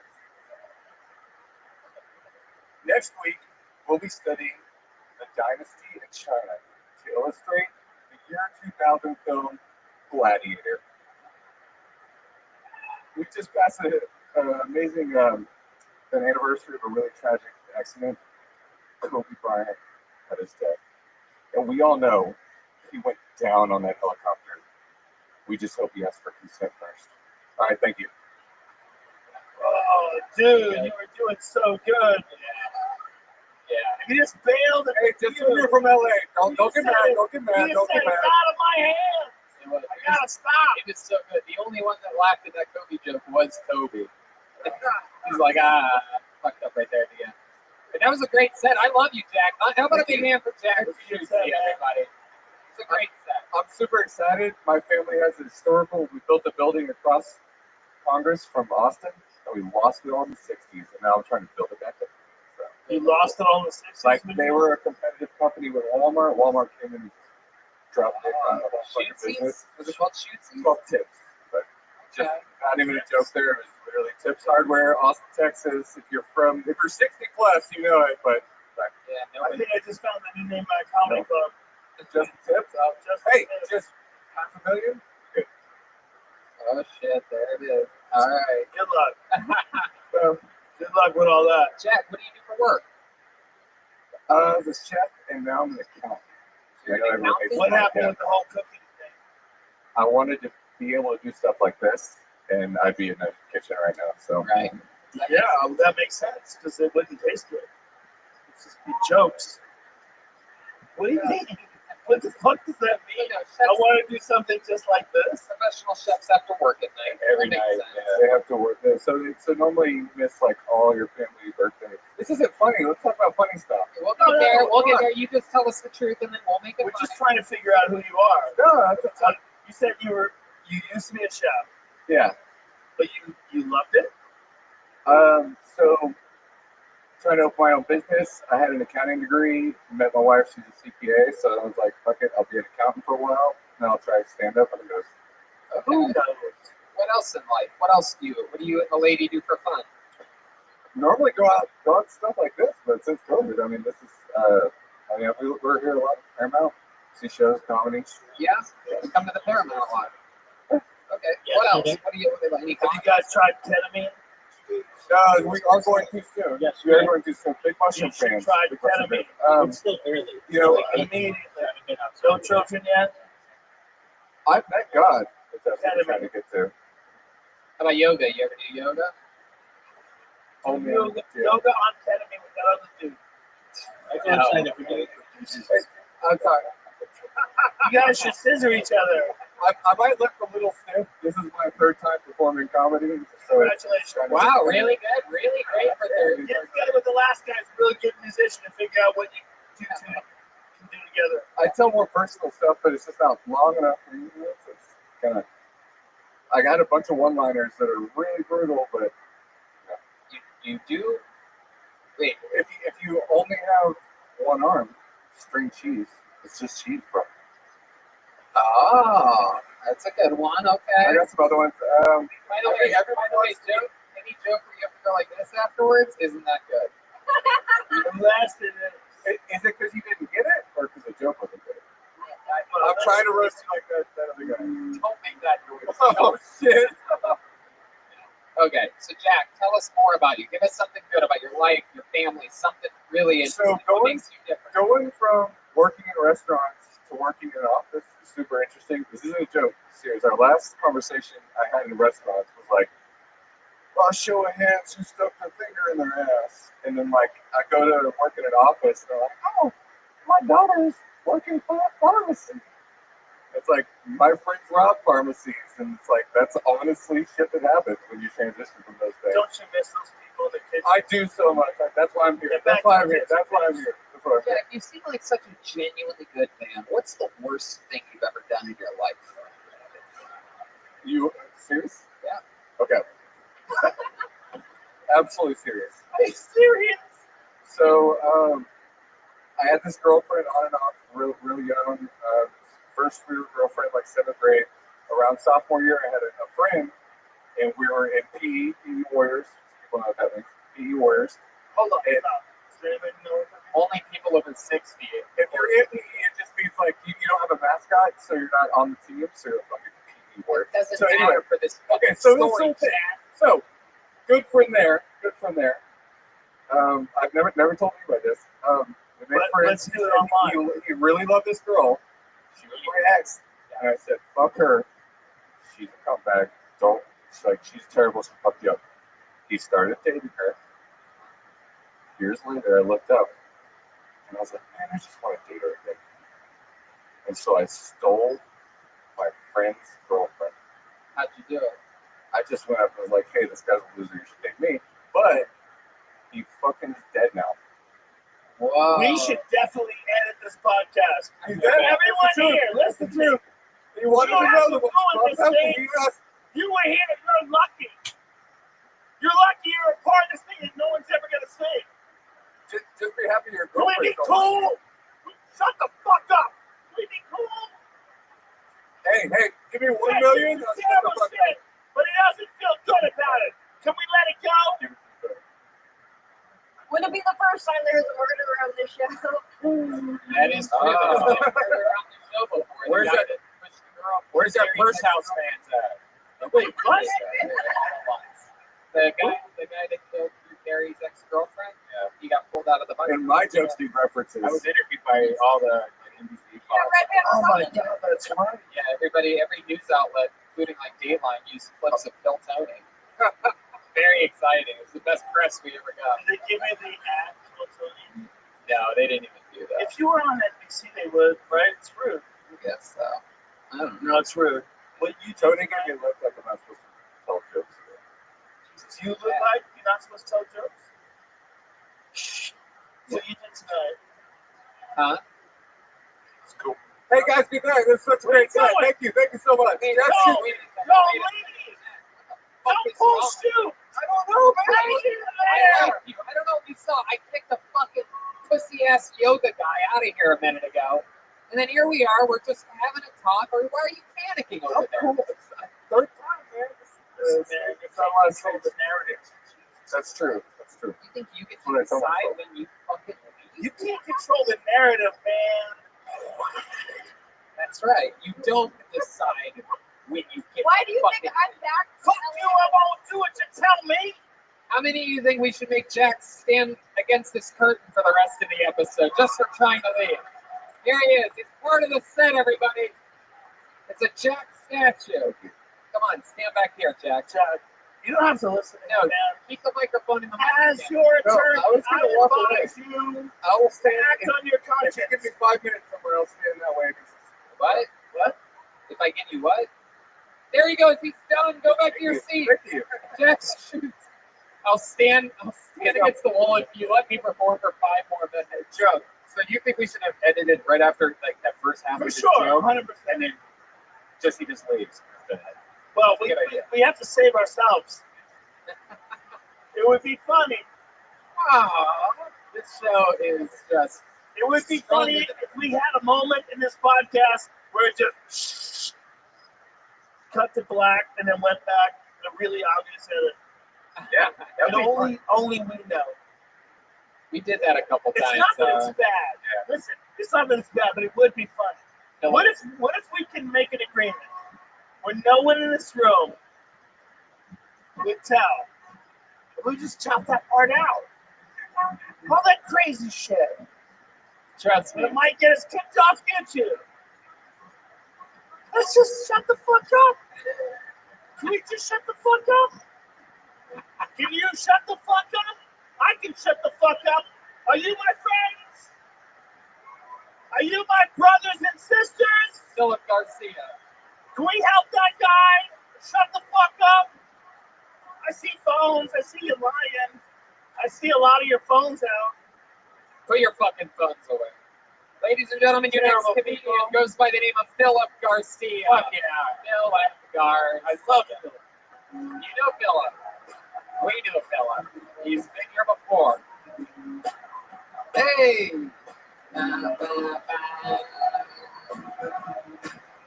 Oh yeah, this is a monster, everybody. Make some noise for Philip Garcia. Let's get a little clap going, everybody. Just like.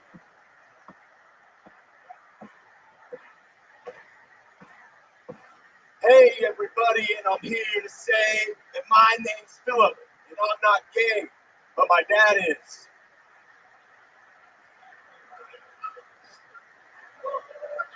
Yeah, my dad's gay.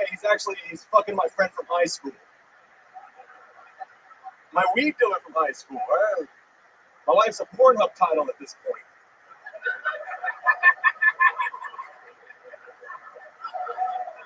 And I still can't get a good deal on weed either. What the fuck is that about? I don't know how to tell my dad that he needs to suck better dick. 'Cause that's a...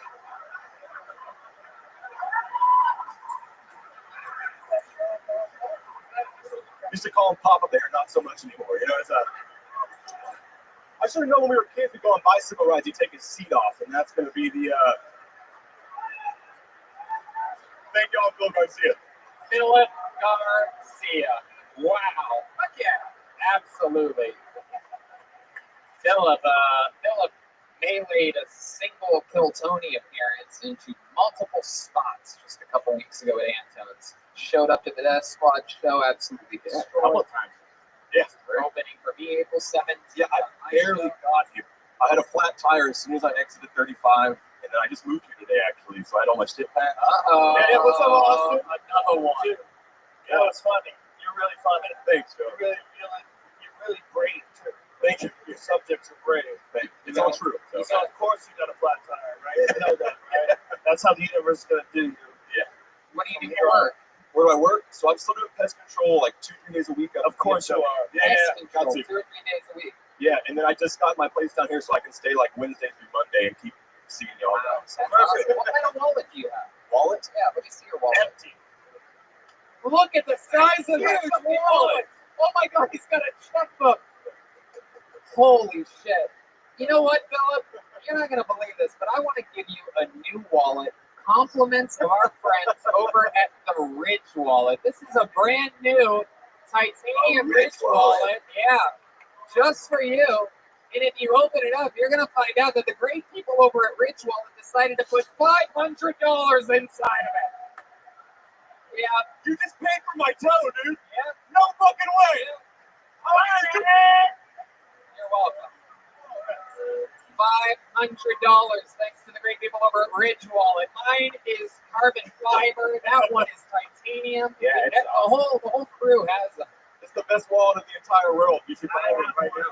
They're the shit. I don't have one. They are the shit, and you don't have to use that. Look at the size of that clunky It's a fucking cat. thing. It's like half a cow's ass. That's what this the is. fuck is By that? the way, this is the second time that the great people at Ridge have given us a wallet, and we had no idea we were going to give it to Phil. We had no idea he was going to call it. And the 2 times that we've done it, both people have had those ridiculous wallets. One guy had a piece of like manila paper. How did you know? You wouldn't believe this. The only other time we've done this, and I think I'm sure there's some fans here that probably know this. The only other time we ever did it, we never know who we're going to give it to or whatever. So it's like I'm feeling it out, and I'm like, oh, he got towed. Oh, he works pest control 2 or 3 days a week. This guy's going to get it. But both times, and the other guy was poor too. But both times I've asked, and this is true. You can look back on this episode or wherever it is and find it. But I asked him, what does your wallet look like? And I swear to God, he pulled out a tiny manila envelope that had a rip down the middle. It was just that. He's like, oh, my wallet's shit, man. I'm like, ka-ching! Like, you gotta be kidding. I'm always hoping they don't pull out the fucking Ridge wallet. Yeah. Well, the only good thing I own is this Ridge wallet. But don't you think there's something weird about the synchronicity of this evening? Yeah. And there's so many things between you and David Lucas and all these other people. There's a weird synchronicity to it. It almost seems artificial. You want to see more synchronicity? You want to see some more? You rap. Yes. You rap. What? Start your set tonight. What? Why don't we have someone else come up here and do a real quick rap? You guys might recognize him Are you as talking about Danny Brown? one of the most legendary guests in the history of Kill Tony and brand new resident of Austin, Texas. Make some noise for Danny motherfucking Brown, everybody. What? I didn't even know this. I know. Oh, what the fuck is happening? Holy shit. Holy shit. Holy shit. Holy shit. Oh, shit. So you're just gonna make me rap, man? God damn it. What's up? What's up? What the fuck's up, Austin? Danny Brown, ladies and gentlemen, Danny Brown! Niggas gonna get up here and make me do this. All right. Fuck. I guess it's pretty much just like, okay. Cause I would do this, without a record deal, and half the shit I say won't be understood by executives. I'm from that crack rock, find your grandma wedding ring. So what the fuck you gonna tell me about anything? Strap up, nigga, get your boots on tight. I'm from back when Snoop called Luke the Frisco Dyke. Made moves, went left, you went right. Niggas wanna be hot till they souls are nice. Long as I got the ring, can't tell me shit. You ain't got it, put you out like Hannibal Buress. Detroit Danny Brown. Anything you'd like to say to the fans of Kill Tony? We haven't heard of you or seen you since that Detroit episode. Yeah, I was going through a lot that time. Danny, we I would just like to say, Vulcan. there was a lot of Adderall.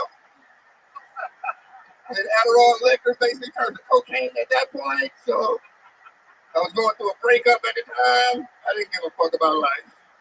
I love that episode. That's one of my favorite episodes. It was pretty fun. People loved it. Yeah, Danny, you just moved here to Austin, Texas. that's right. We're all here together now. We're all hanging. That's right. We're going to dinner this week. Yeah, man, you stopped me out last week. Well, it's something. I know. I'm like, this nigga's still in LA. Goddamn, I thought you moved to Texas and shit changed. Trust me, it's very surreal to have to change plans with Danny Brown. It hurt me too. I'm like, what am I doing? I know. Yeah. I mean, save yourself a precinct visit, maybe. This is a weird town. It's great. I love it here. I mean, but you know, What do you love about it so far? You been to an HEB yet? I mean, I started coming to Austin from South by Southwest. You know what I'm saying? So I've been coming here like every year since I've been a fucking rapper. You know what I'm saying? So from there, it's like I just developed a great relationship with the city. You know? I fucking love it. You have such a great energy. You're one of my favorite artists. Thank you, guys. Ladies and gentlemen, make some noise. Just a quick handout from one of the greatest fucking rappers in the world. Detroit Danny Brown is now Austin Danny Brown, ladies and gentlemen. What have you done, Tony Hinchcliffe? Chaos. What have you done? This is Kill Tony 500. You guys want to go to the bucket again, huh? Let's see what happens here. Do you have Go to the Bucket t-shirts available online? Ooh, no, that's a good idea though. We Must. are working on Kill Must. Tony. We're working on Kill Tony bingo cards right now that we think are going to be our greatest piece of merch ever. Where things happen on Kill Tony and you mark your bingo cards and you just play along. Maybe by yourself, maybe Yeah, with because I'm friends. sure you have a lot of bingo fans. You fucking savage, barbarian, psychedelic taking audience. All right, ladies and gentlemen, I'm pulling another name out of the bucket. Let's see what happens here. This is a cool name, Ridge Hirschberger. Stylings of Ridge Hirschberger. Talk about synchronicity. We just gave away a Ridge wallet. The next comedian is Ridge Hirschberger. His first name is Ridge. The company that makes Ridge wallet is called Ridge. This is Ridge. Ridge Hirschberger. One more time for Ridge, everybody. Holy cow. I have never seen this many people in my whole life. I have an interesting family. My uncle, he's 100% Amish. And it's weird whenever we have family reunions and stuff. They all have beards, even the men. I was told this would be an Amish-friendly crowd. Oh, how I was missing for. I grew up on a dairy farm in central Pennsylvania. I have touched so many titties. I might have even sucked on one or two. You know how people talk about this farm to table? I don't believe in that. No. I believe in something better than that. Other than mouth. Thank you, guys. Hell yeah, Ridge Hirschberger. My God, are you fucking real? Yeah. Do you know how to yodel or anything like that? Are you a yodeler? No. Do you know how to play the spoons? You have a ham bone or The anything like that? spoons, like the game you play spoons, like the card game? You know how to play that? No. All right. Ridge, where do you live now? Here in Austin. When did you move here from central Pennsylvania? A week and a half ago. Wow, look at that. Everyone's moving here. Even people that milk cows. What's the record? William Montgomery. Yeah. Why don't you give William Montgomery your suspenders? Okay. Get out here, William. I'm serious. You don't need them. What happened? Are those really holding up your pants? Not really. No. But they kind of gave me a boost up. Rich, what made you move here a week and a half ago? What made you move here? Howdy. Okay. And I gotta get away from my mom. Right. She's Your in mom? Yeah, she just wants me to churn butter all the time. Central PA. What are we talking about? Doylestown? Altoona. Middle of nowhere. Yeah, Mom. What happened to your mom? Your mom? Mom always not going to see this. She doesn't have the internet. Come on. Yeah, who are we kidding? She has smoke signals. What's up with your mom? She's a lovely lady. Oh, Wow. Jesus Christ. Wow. She's still paying your bills, bro? Sexual tension? You're milking her too, huh? I'm just milking cows out there in Central PA. Or maybe What happened? What happened? What happened? With what? With everything. Go ahead on that, look here. Let's be real. What's happened? I was homeschooled. How old are you? 23. Suspenders. Suspenders. Yes. Why? Why? Yeah, what? What's happening? Where's your mom? Mama, I miss her. Oh my God, Rich, are you okay? I don't know. Really, he's not. Normally the country boys have like real mental balance. I have children. We need to hug him. Yeah. It's like Scary the Cable Guy.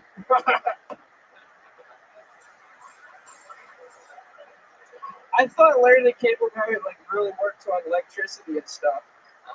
Of course he did. No one was around to teach you otherwise. Yeah. So tell us about your life, Rich. Other than being homeschooled and making it out here, like Are we gonna have 2 edits in this podcast? how are you blending into civilization? Terrible. Yeah. What do you do for fun? What do I do for fun? We catch pigeons. Really? Yeah. You like? What did you say? What are you talking? I love that answer. Trust me, it's been almost 8 years. This is 500 fucking episodes. You've got like 10 comedians times 500, whatever the fuck that is, 5,000 fucking people. You think I've ever gotten the answer? I catch pigeons. I love it. Give me new shit, please. Just don't answer. All I do is yoga and microdose. Suspenders is a rare treat as He well. might be number 1. Yeah, good thing. He's the first non-fat guy with suspenders. We have a resident suspenders guy, the great Yoni. It's a weird choice. Oh, there's some big Yoni fans in the audience. Yoni, is he here? Wow, the opportunity of a lifetime miss. There it goes. And Rich Hirschberger, what's something crazy that you've done? You ever get in trouble with your mom? Like, God damn it, Rich, you really Stop fucked up. fucking me, Mom. See, there he is, Yoni. Suspenders are blending in. This guy sleeps with fucking suspenders on all day, every day. It's coming back with the fanny pack. There he is, the suspender king. What do you think of this guy's suspenders, Yoni? It's got the same pair. There it is. So you just wanted to check in with you. We gotta have Yoni every time a guy. I was so pissed when I came here and I saw he had suspenders. He's like my arch nemesis. Yeah. I hate him. Yeah, and he's also much like you. He's also fucked your mother. Oh, it is. It is my dad. I just very rarely do I do that. I just had to do it. It's only funny because he did it. You fucked your mother, Rich. We know it. Don't let him bully you. Ask your attorney. Rich, you ever get in trouble for anything? Yeah. Like what? I got a DUI. Really? Yeah. No fucking way. And then I had to go to Amish rehab. I had to go with my uncles and live there with them for a month. Oh my I god. didn't have any electricity or anything. Smell like shit. Yeah, I did. You've also stayed at his uncle's place before? His name is Ray. Rich, you have a girlfriend? No. Have you ever had sex with a woman? Beside your mom? Honest question, Rich. I'm not trying to be funny here. Oh my Are you a goodness. virgin? There goes my clean. Yeah. You're a virgin? No. Okay. Yeah. So you've had sex with a woman. Oh, wait. Is this a setup? You can be like, anyways. Jesus Christ. You might be right, Joe. Joe was the first one to say this guy He's could be a okay. serial It's just, he's, so you gotta be okay. How many times did you stand up? Probably like 50 or so. 50. What year did you start? It's 2021, 2019, like 2 years, but like the pandemic, you can't do anything. So, did you always want to be a stand-up, or is it like a whim? What are you doing? I didn't know being a stand-up was a thing you could do till like age 18. And then I found out that was something you could do, and I was like, holy shit, I love this. I didn't actually find out until like I was 21. Like I always thought it was, for some reason, I always thought it was a weird like nepotism thing. I'm like, oh, these people must have like famous parents or whatever. I swear to God, like I just couldn't imagine. When I found out that you could just go to open mics and just start, and like you get to do it as often as you want, it blew my fucking mind. I'm like, you don't have to pay to do the thing to get better. Everything else you have to pay to get better at it, to do it. You take classes and all this bullshit. This was just open mics. My mind was blown. Anyway, so I'm sort of like you in that way. Rich, let's talk. I need to, for some reason, my instinct is telling me to ask him why do you do stand-up? I don't know, because I enjoy it. It's fun. And What's your favorite part? about stand-up, making people laugh and having fun. What was the last time that happened? Oh man, Like on purpose? on purpose? I don't know. That's right. There you go. You're doing it. How long have you been doing it? 3 years? And up to move to Austin. Yeah. You're starting to make more sense as the interview goes on. Yeah, you're relaxing. Something It's like we've been talking about all night. There's a stage you have to get where you can be yourself. Yeah, it's really hard. My gut keeps telling me that I have to ask you about your love life. I have to follow up on this. I got a wibbly wobbly answer about you being whether you've had sex or not. Are you very sexually active or not so much? No, One not so girlfriend? much. One girlfriend? I never had a girlfriend. I mean, in high school, but does that really count? How tight are you with that funny non-binary guy? I'm sitting right next to him up there. Really next to each other, side by side. I put his name. I signed up for him. He Wow. got first. Incredible. That's against the rules of Kill Tony, by the way. Rich, so you've only had a girlfriend in high school. When's the last time you kissed a girl? Like 2 weeks ago. Who was that? It was a cute farm girl. Really? Yeah. Are you just Was saying? she awake? Yes. Was she related to you? When was the last time you had sex? Over a year ago. Over a year ago? How about on purpose? It's killing me. All right, Rich. Well, we tried our best. You last long in the bedroom? You have any special moves to do the fucking milk the cow or whatever? fucking. I fucking milk the cow or I squeezed. I don't know. You ever gotten a lap dance before? Yeah. Oh, well. Oh no. That's from a human. What about the wild thing? What? Tone loc? Wild thing? Wild thing? Yeah.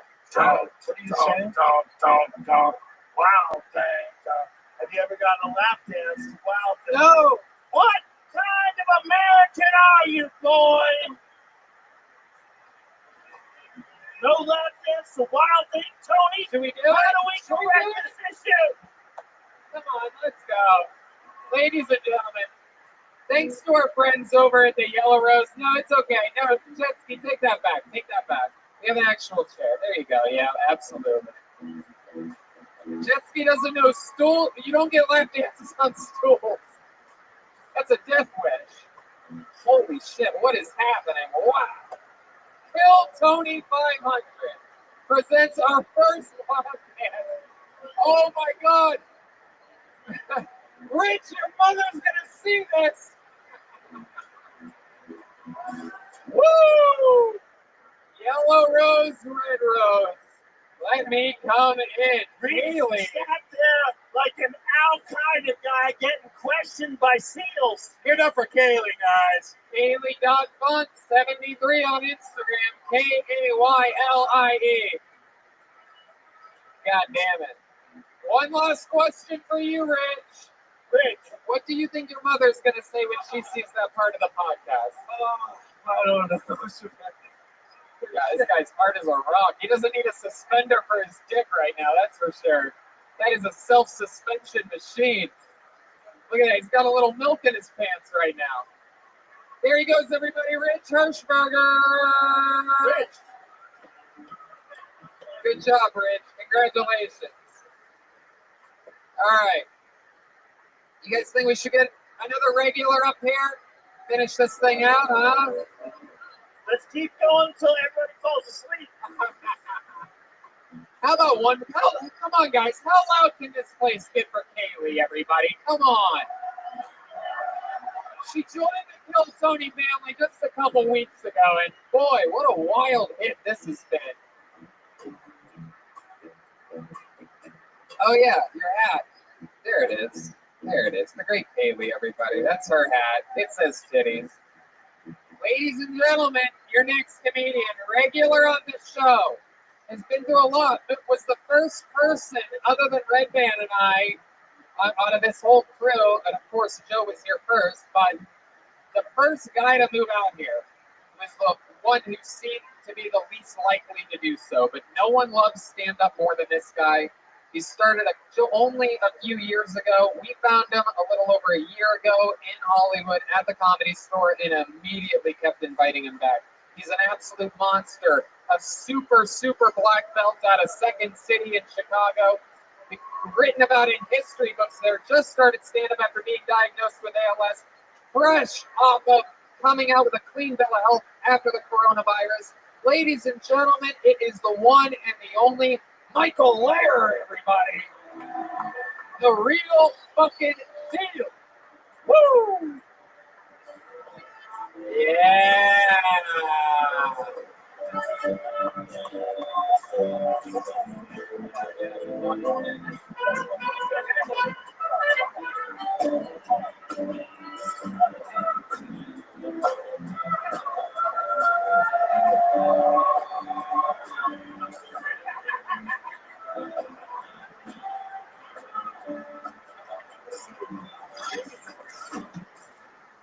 But microdose.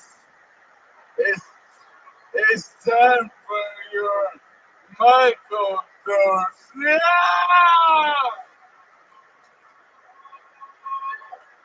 The people of Austin are animals. You broke me in 8 weeks. You broke me like a horse.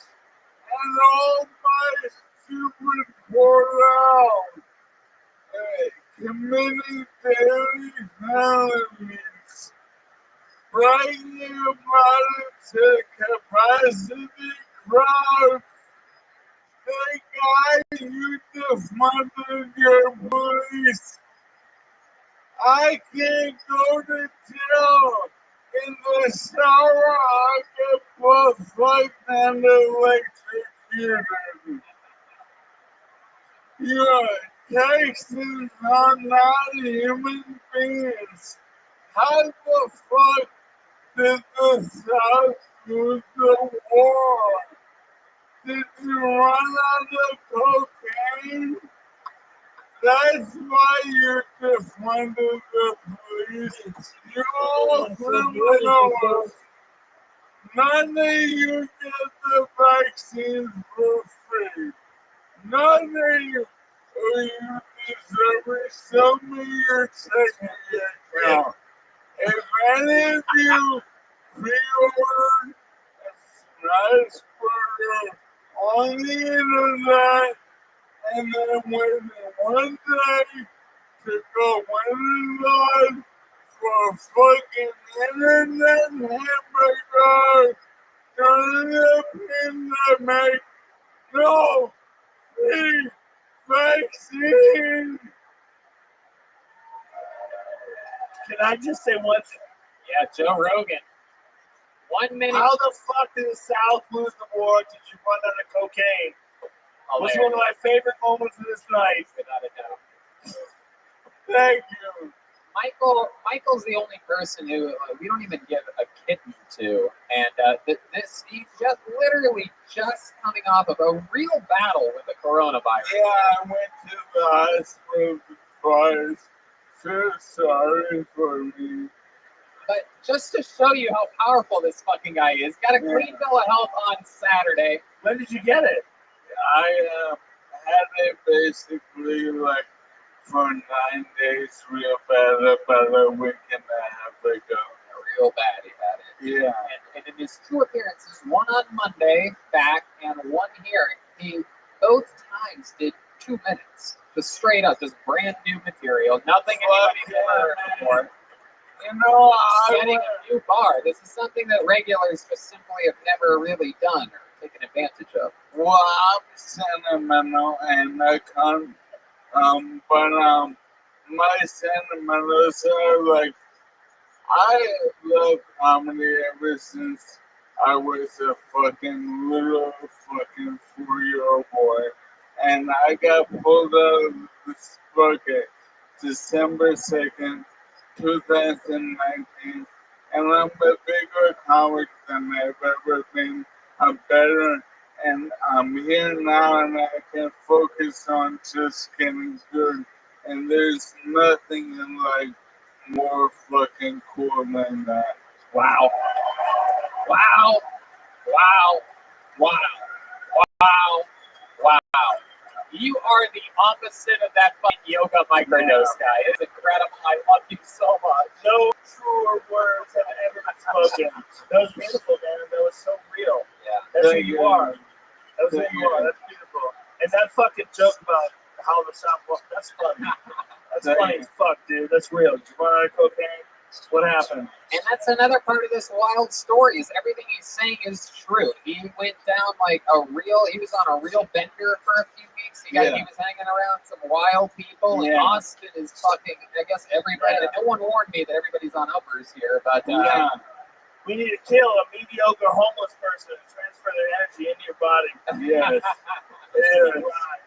Rise, like a phoenix. You came back from that, you're back from the coronavirus. What else has happened, Michael? Well, I have a very special announcement. May I take over, Tom? Sure, go right ahead. I love you so much. No, thank you. Now, ladies and gentlemen, 22 years ago, around now, I had a baby. No. And that baby, my son, is in the room. Shut up. Now, I wrote for my son who I did not raise, but I forced to perform to make me look like a super dad. I wrote for my son a blind middle kids on his jokes. Yeah! Who wants to hear my son do a minute of blind, never before read jokes I'm forcing him to do?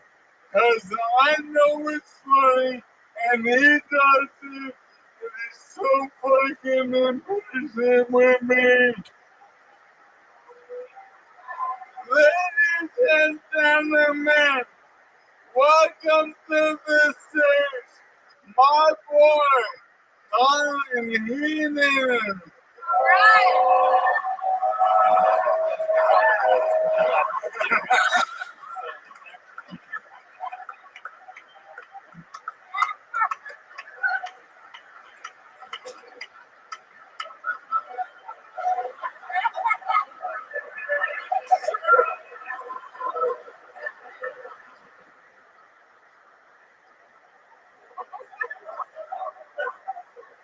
Hello.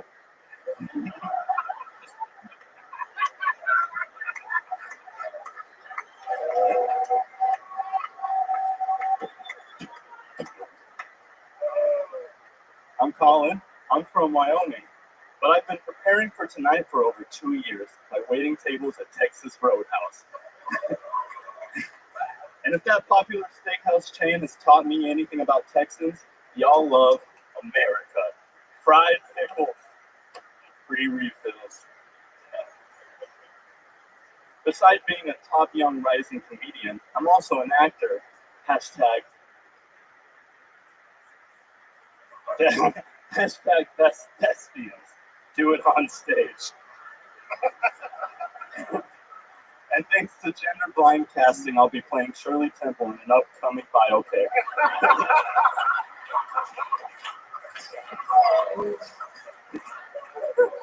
I've been a hunter since I was 12. My dad wants me to take him sometime. How would that work? I would be like Chewbacca, with him in my backpack like C-3PO.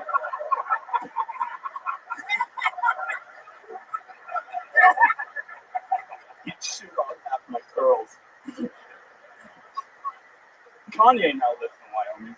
We go camping. It's convenient because we can both sleep in Kent's butt. Thank you. Wow. Let's hear from my son. That's a real deal. Colin Lair and Michael Lair. How fucking cool is that? A father-son moment. Oh, yeah. We've been doing this every year on vacation for 10 years, and we always find a fun bit, and it's the best fucking thing ever. No, Cool thing. yeah, get off this is my moment. Do it. There he goes, Colin Lair. Now, Tony, Uh-oh. may I say something? Yeah, absolutely. Permission granted. No, thank you. Now, I talk a lot about what garbage people live in this city, but I know that it's a great place. I'm happy to go home, and in fact, I love any city where in any hour of the day you can find an ex-junkie singing County Crows Mr. Jones.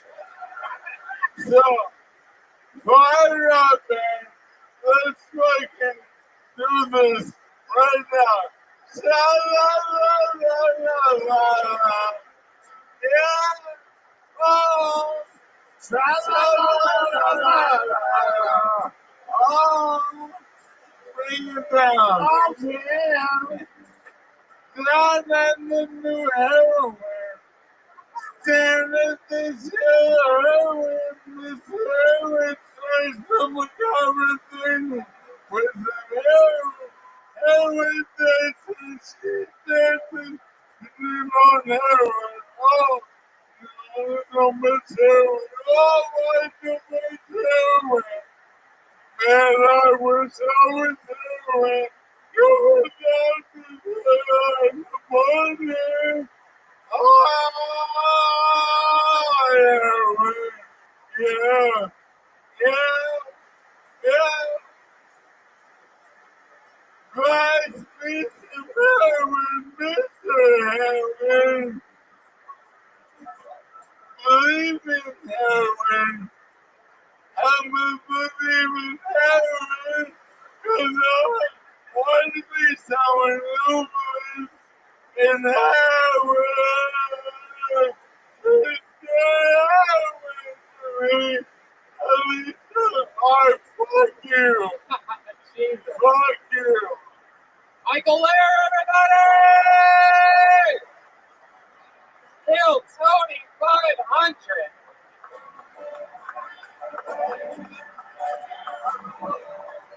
Wow. Unbelievable. MichaelLairComedy.com for everything Michael Lair. What do you guys think? Should we go to the bucket just one more time, huh? All right, this is it. And then we're out of here for sure. Ladies and gentlemen, your final comedian of the night goes by the name of Ski Mask Pete. Oh boy, this sounds interesting. Come on, guys, put your hands together for Ski Mask Pete. Here we go. Oh, shit, here he is. Come on, one more time for Ski Mask Pete. It's your final comedian of the night, everyone.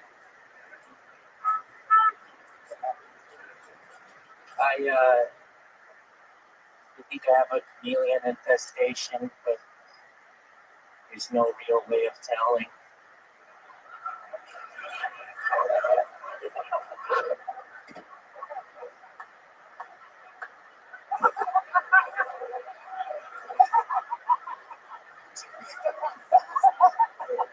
take them 25 tries to make SpaghettiOs. Spaghetti A. Nope.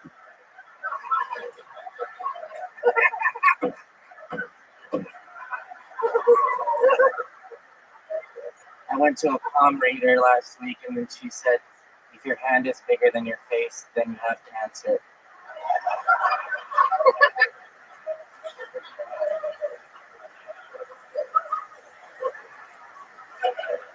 I don't mind pedophiles, but that's just because I hate little kids.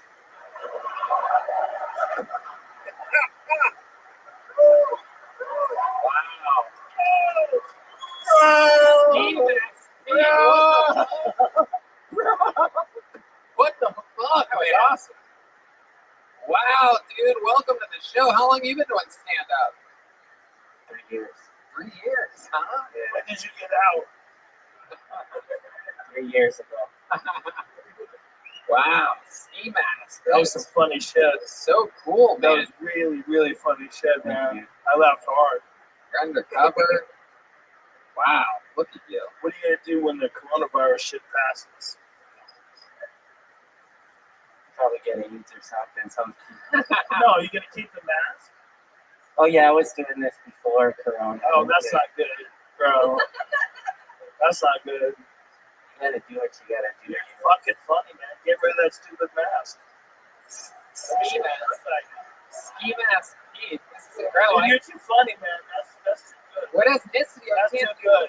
Everybody can pretend to be you. Yeah, what ethnicity are you in? I can't tell. I'm Mexican. Oh, you're Mexican. Wow. Allegedly.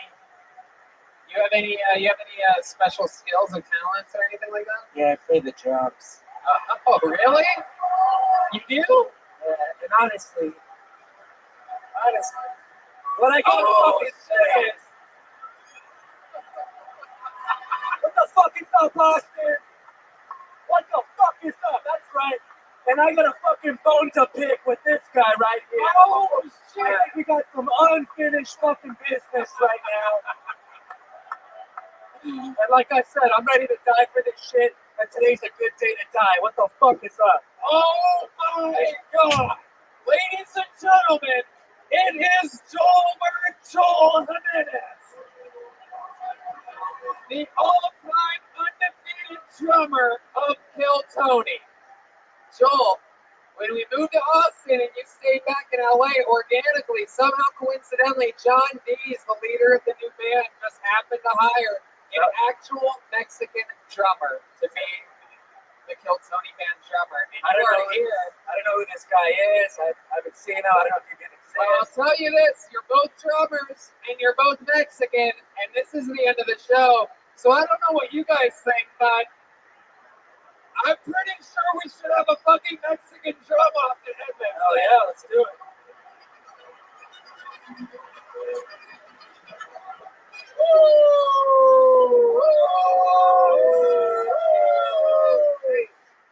Oh shit!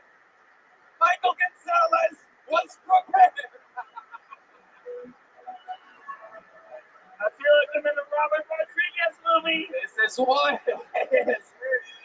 Since Joelberg has never lost Mexican drum off, I feel like it's right that he gets to go second. Austin's own Michael Gonzalez will be going first. Oh shit!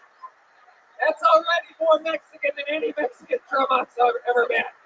Ladies and gentlemen, you're gonna decide. We have an unbelievable situation. A guy who's never competed in a Mexican drum off, that's the legit resident Mexican drummer of the Kill Tony band, is vying off against a man who is literally 36-0 and has defended his throne across the world, never losing a Mexican drum off.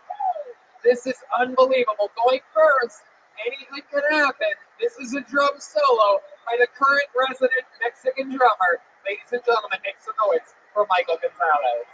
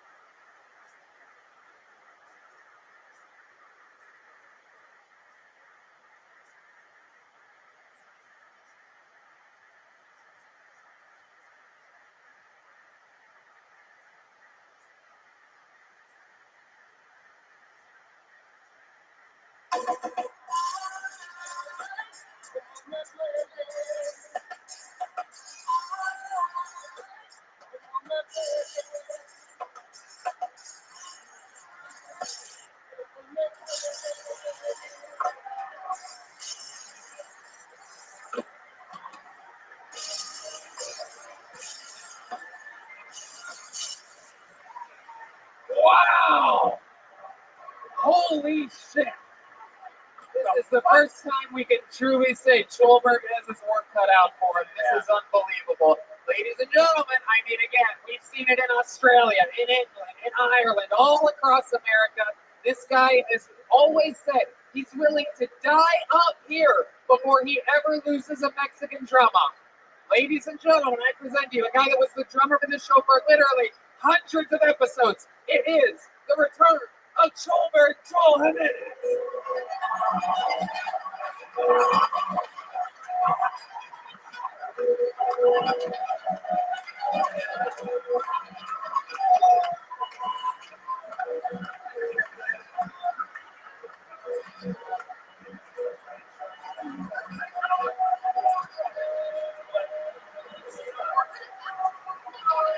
Ladies and gentlemen, the purple dildo we have not seen in perhaps a year. Ladies and gentlemen, it is famous amongst Kill Tony fans. He's making adjustments. Enchanted. He is touching. He is making more adjustments to the symbol. He understands that this is any given Sunday. Oh, here he goes.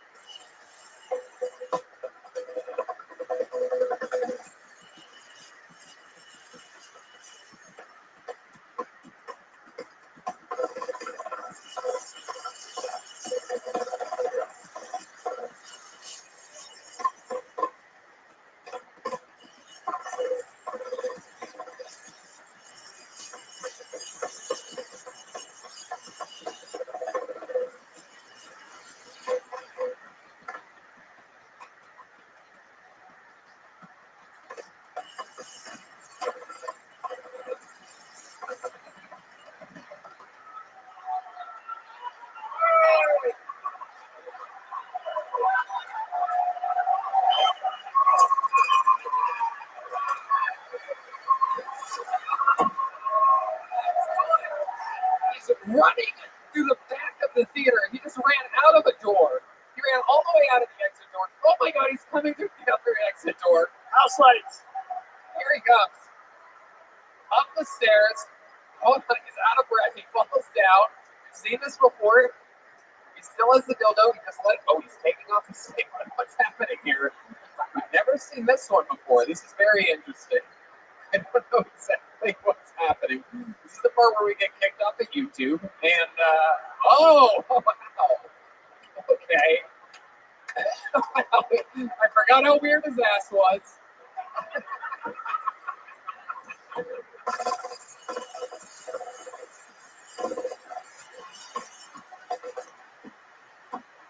Oh, it's coming. He's out of breath. It's been a couple months. This is easy. Whoa, wait a second. What is this? What is this? Oh! Wait a second. This show is over. It's not done. Hold on. What is he doing? He's got a bottle! Wait a second. He's going up to the drums.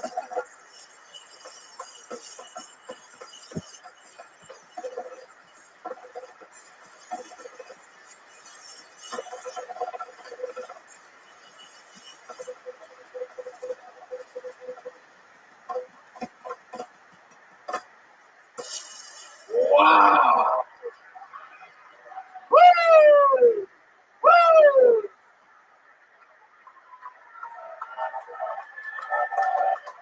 Holy shit! Without a doubt, the greatest Mexican drama of all time. Brought to you by Whistle Pig. This drama, Whistle Pig whiskey, one of the only 100% rye whiskeys. I love this stuff. I drink it all the time. I just tried to talk into it. I mean, my goodness, I think we all won this competition, but just for the sake. That's his real dick, by the way, guys. Yeah, by the way, there's no stuffing. That thing needs its own sombrero. That's where Joe. Michael Gonzalez putting the sombrero. Michael, stand next to Joel for a second, though. Just for the sake of historical statistics, we have to ask, how many of you have Michael Gonzalez winning that Mexican drama? That's good. That's good. Woo! How many of you have Joel Jimenez winning that? Woo! I voted for everybody. You know what that means? That means It almost wasn't fair. well, it's You really, probably should have went first. wait, but you know what that means? Ratings defending Joe. You know all about that. I do. I appreciate what you did. He still has glass on his head. Oh, he's gonna do it again. Woo! There it is. Wow. One of the greatest drummers in the game. One of the weirdest asses I've ever seen in my life. There was so much else going on. That's the problem. One yeah. guy drummed, the other guy did a lot more. Absolute chaos. It's not fair. Joel has It's like, what are the parameters of what we're doing here? You're right, dude. But I'm Joel has a huge piece of glass still on his head. Yeah. There's a glass sticking out of his skull currently. He said that hurt more than I thought it would. Wow, what a way to end the show. Thank you, Gilbert. Thank you, Michael Gonzalez. Thank you, Whistle Pig, for sponsoring the drama. Thank you, Fix Vodka, for sponsoring the band. Guys, how about a big hand for the band, everybody? Jet Ski Johnson. Also brought to you by Ridge Wallet, as well as that incredible giveaway. We have the coolest sponsors in the world that really stepped up for this one and hit some real home runs with us. Jet Ski, this is your first time on the show in months. We're so happy to have you. Anything you want to say? It feels so. I said before, it feels like my parents got divorced. Now I'm visiting dad with his new family. And I love being here. This is great. That makes noise for Jet Ski Johnson. I know. It's real quick. The rest of the band really wanted to be here, but they all died. No, they really wanted to be here. They love you guys. We love you guys. And the second thing is we have merch. If you want some cool shit. You'll be out front. You'll be out front in the sidewalk, On right? the sidewalk area. Or there's some gonna be some merch. mysterious Ryan after J. party. Eagle slinging Kill Tony 500 posters. Ryan, what'd you draw back there for us tonight? Let's check it out. While everybody was goofing around having fun, this guy was in serious work. It's small. It's small but fucking mighty. My God, you did all that during this? The details are absolutely incredible. It's every single person that was on the show. That is incredible. And Let's check out Chris Rogers' art. also, local Austin artist Chris Rogers drew something as well. Whoa! Oh, shit! Me. I love it. That's me. Dude, All right. that's amazing. I'll take that. That's going to be on my wall. That's awesome. Be in your bedroom. 500 in homage of the movie 300. There's Chris Rogers art. RyanJEvil.com for everything Kill Tony, the official artist of Kill Tony. All the tour posters, the new Kill Tony, the coloring book, RyanJEvil.com. Support great artists. Chris Rogers. Guys, here to say something, and also, wow, what a performance. How about one more time for Joel Jimenez, huh? Tony, I just want to say, it's so great to be here in Austin. Thank you guys for coming out. A lot of work and shit you guys don't see goes into getting to a podcast to 500 episodes like this. It's a big team, and we all try to pull our weight to make a good show for you guys. That being said, I want to get a big hand for Jeremiah, for Chris, for Pat Reagan, everyone that's been a part of the band in the past of this show. Ryan J, everybody, thank you guys so much. Have a great night. Yeah, absolutely. I agree. The great Allie Makovsky, Malcolm Hatchett, Sarah Weinshank, Kim Condon. These people all born and bred through the fucking tough work of writing a new minute every week in front of the public. An incredible, crazy system. And guys, how about a hand? What cooler guest to have in Austin, Texas than Joe Rogan, everybody? Come on. All bullshit aside, it's a wild show. This is one of my favorite shows that I've ever done, ever, in any format, in any medium. This tonight is one of my favorite shows ever. And one of the reasons why is I tricked Tony Hitchcock into moving into Austin, Texas.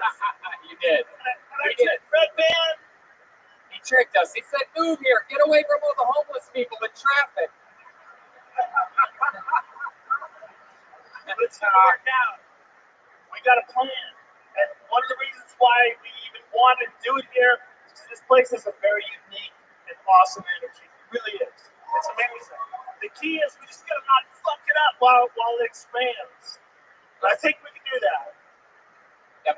Thank you to the Paramount Theater for having us. This is chaos. I'm sure they're used to incredible symphonies and musical acts that don't come in with dildos and broken bottles and lap dances. Thanks all the comics that waited that didn't get up. Yeah, absolutely. And how about one more hand for the band, everybody? Michael Gonzalez, D Madness, John Dees, Matt Mueling. Absolutely incredible. Thanks one more time to our amazing sponsors of this show, Ridge Wallet, Fix Vodka, and Whistle Pig. And the yellow and the red rose. Yes, the yellow and red rose. Rock solid. All of those sponsors are local Austin companies that are already having fun playing with us, goofing around, taking a chance, and we're all growing together. Till the next 500, guys. Thank you, Thank you so much. Texas. Good night, everybody. Thank you. We got all of this together. We love you guys.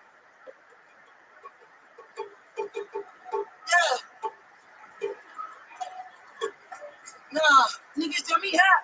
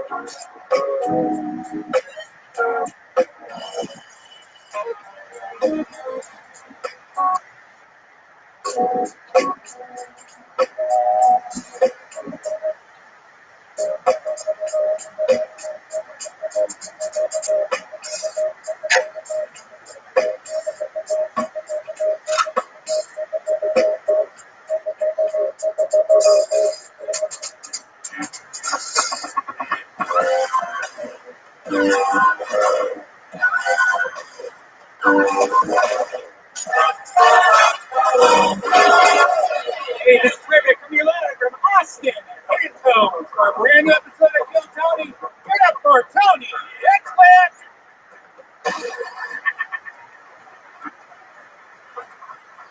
Come on, Austin, Texas. We're here. It's a big live podcast. Make some fucking noise. Yeah, that's the sound. Ryan Redband's here. Everybody. How do we get for the band that you just heard, huh? Wasn't that awesome? Playing real music out here jamming. That's John D's on the keys, D Magnus on bass guitar, and Michael Gonzalez on drums. How you guys feeling tonight? You guys ready for a great night tonight or what? I'm pumped. We have the great Ryan J. about drawing tonight's episode. He just drew a brand new coloring book. Yeah. We have a bunch of fun stuff in the works and a brand new Kill Tony 500 poster, which is still being finalized. It's going to be here in Austin, Texas in early April, and it's going to be our 500th episode of Kill Tony. We're on episode 490 something right now. About to bring up your guest in a minute. But before we do, let's find out a little bit more about the amazing sponsors that made tonight's episode possible for you. Okay, here's our guest right now, everybody. It's Donnell Rawlings. Overcompensating for being 12 minutes late by just jumping on the stage. Even though I clearly hinted, if you're wondering why I said I'd bring the guest up in a minute so that he can hear me and catch up quickly to the fact that it's not time for him to come up. Can I be honest right now? You had a bet. You said black people are always fucking late. Yeah. This And was I our. said I'm never late. What did I say? You said, I'm never late, I'm just misunderstood. And then at 8:06, 7 minutes ago, I texted you, this is why you're misunderstood. No, if you want to be real, what was my response to your text? You said I'll be there. Well, I can't say. Yes, you fucking can. I'll be there in 4 N-word minutes. Yeah, you won't even say it. You try to get me to say the word. You won't even say it. And then I asked. I'll say it. All right, fuck. I know some people scaled the Capitol in this room. I said I'll be there in 40 minutes. And he said, that's what you said. That's why you're misunderstood. And then I didn't get a response, and I go, how many white minutes is that? Just to not get another response. Next week. But your guy, he waited for me outside. Not waited, but he ushered me in. Yeah, he did. And then, I don't know, because you're really professional. I am. Like, you're the best person at reading out loud I've ever seen. Yeah. And I know you guys have made money for a long time because you read those reads like it's fucking natural. And I say this? Yeah. And then it was like, yo, we gotta wait. I was like, fuck that. I'm just going on. And the reason why I was excited, because I'm happy to be here. Real talk. For what we did, for what happened in the pandemic, and I seen how this was it is one of the dopest live podcasts ever. And for you guys to have the momentum that you had for so many fucking years, and for it to be like, to just stop, and I saw it, I fuck with you. No homo, I fuck with you, son. But I saw y'all like would not give up on the brand. Yeah. I saw you motherfuckers like, what can we do? You fucking left the home of the comedy store and went out to fucking what's the spot? Better Box Studios. No, not Better Box. There was another place you guys went to, Comedy Club. Oh, the Ice House. Ice House. No audience. Yo, I was like this. What the fuck is Tony going to the Ice House? And he was trying to survive the pandemic. And I saw it. I was at the Comedy Store, one of the legendary spots for stand up, where we all come together, and I saw you like fucking like scratching your ear, like how long before I get the fuck out of Hollywood? Yeah. And then that's why when you called me, Yep. you like you're gonna be here. I'm like, I said this, and don't take this wrong. I said, I love you, son. Hell yeah. And this is it. This is our new home, Austin, Texas. Surprise, surprise, tonight's guest from the Chappelle Show, from all of his amazing specials and appearances. It's Donnell Rawlings, ladies and gentlemen. And now that Donnell is here, here's a little bit more about the amazing sponsors that made tonight's episode possible for you right now. Here they are. Guys, we've talked about it before. We're talking about it again. Truly one of my favorite products that I found in the past year. It is unbelievable. It's Liquid IV.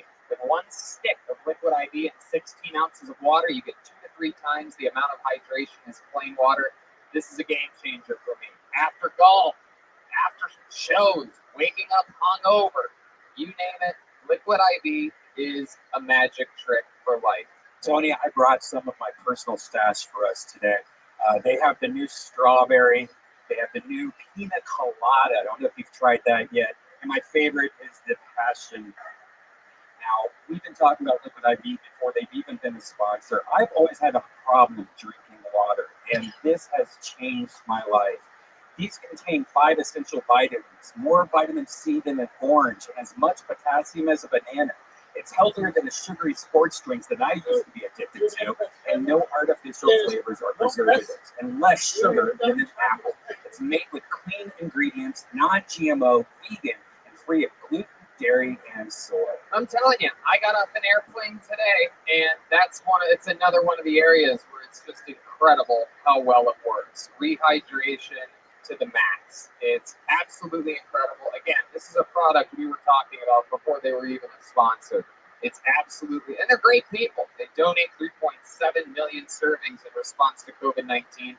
They're donating them to hospitals, first responders, food banks, veterans, and the active military.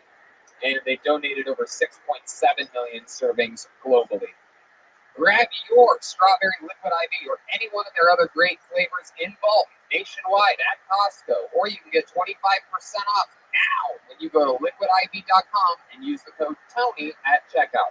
That's 25% off anything you order when you use the promo code TONY at liquidiv.com. Get better hydration today at liquidiv.com, promo code TONY. This podcast is brought to you by the Ridge Wallet. It's light, sleek, and industrial. It doesn't fold or awkwardly bulge in your back pocket, and it seriously changed my whole pocket situation. It's designed to fit easily in your front pocket. I was having some neck problems earlier this year. Turns out, you move that stuff to your front pocket, it's a whole nother level. Most people are still using wallets designed in the 90s, carrying around old receipts, pictures of their ex, gift cards, and an organized mess. I mean, you know about this. You have a bunch of fast food place cards in your wallet. Come on. But I do think a lot of people like us still carried around that old wallet, This one holds up to 12 cards, plus it has room for cash. There are over 30 colors and styles. I got the carbon fiber one. It's awesome. If this wasn't enough to win you over, check out the 40,000 5-star reviews. The durable material means each wallet comes with a lifetime warranty. You can buy this wallet and carry it for life. The Rich team is so confident that you'll like it that they'll give you a 45-day trial. You can test it out for 45 days. If you don't like it, you can send it back for a full refund if you don't love it. Look, I'm telling you people, every single cast member of Kill Tony has one. They use it. It absolutely works. It makes sense. Get your life together.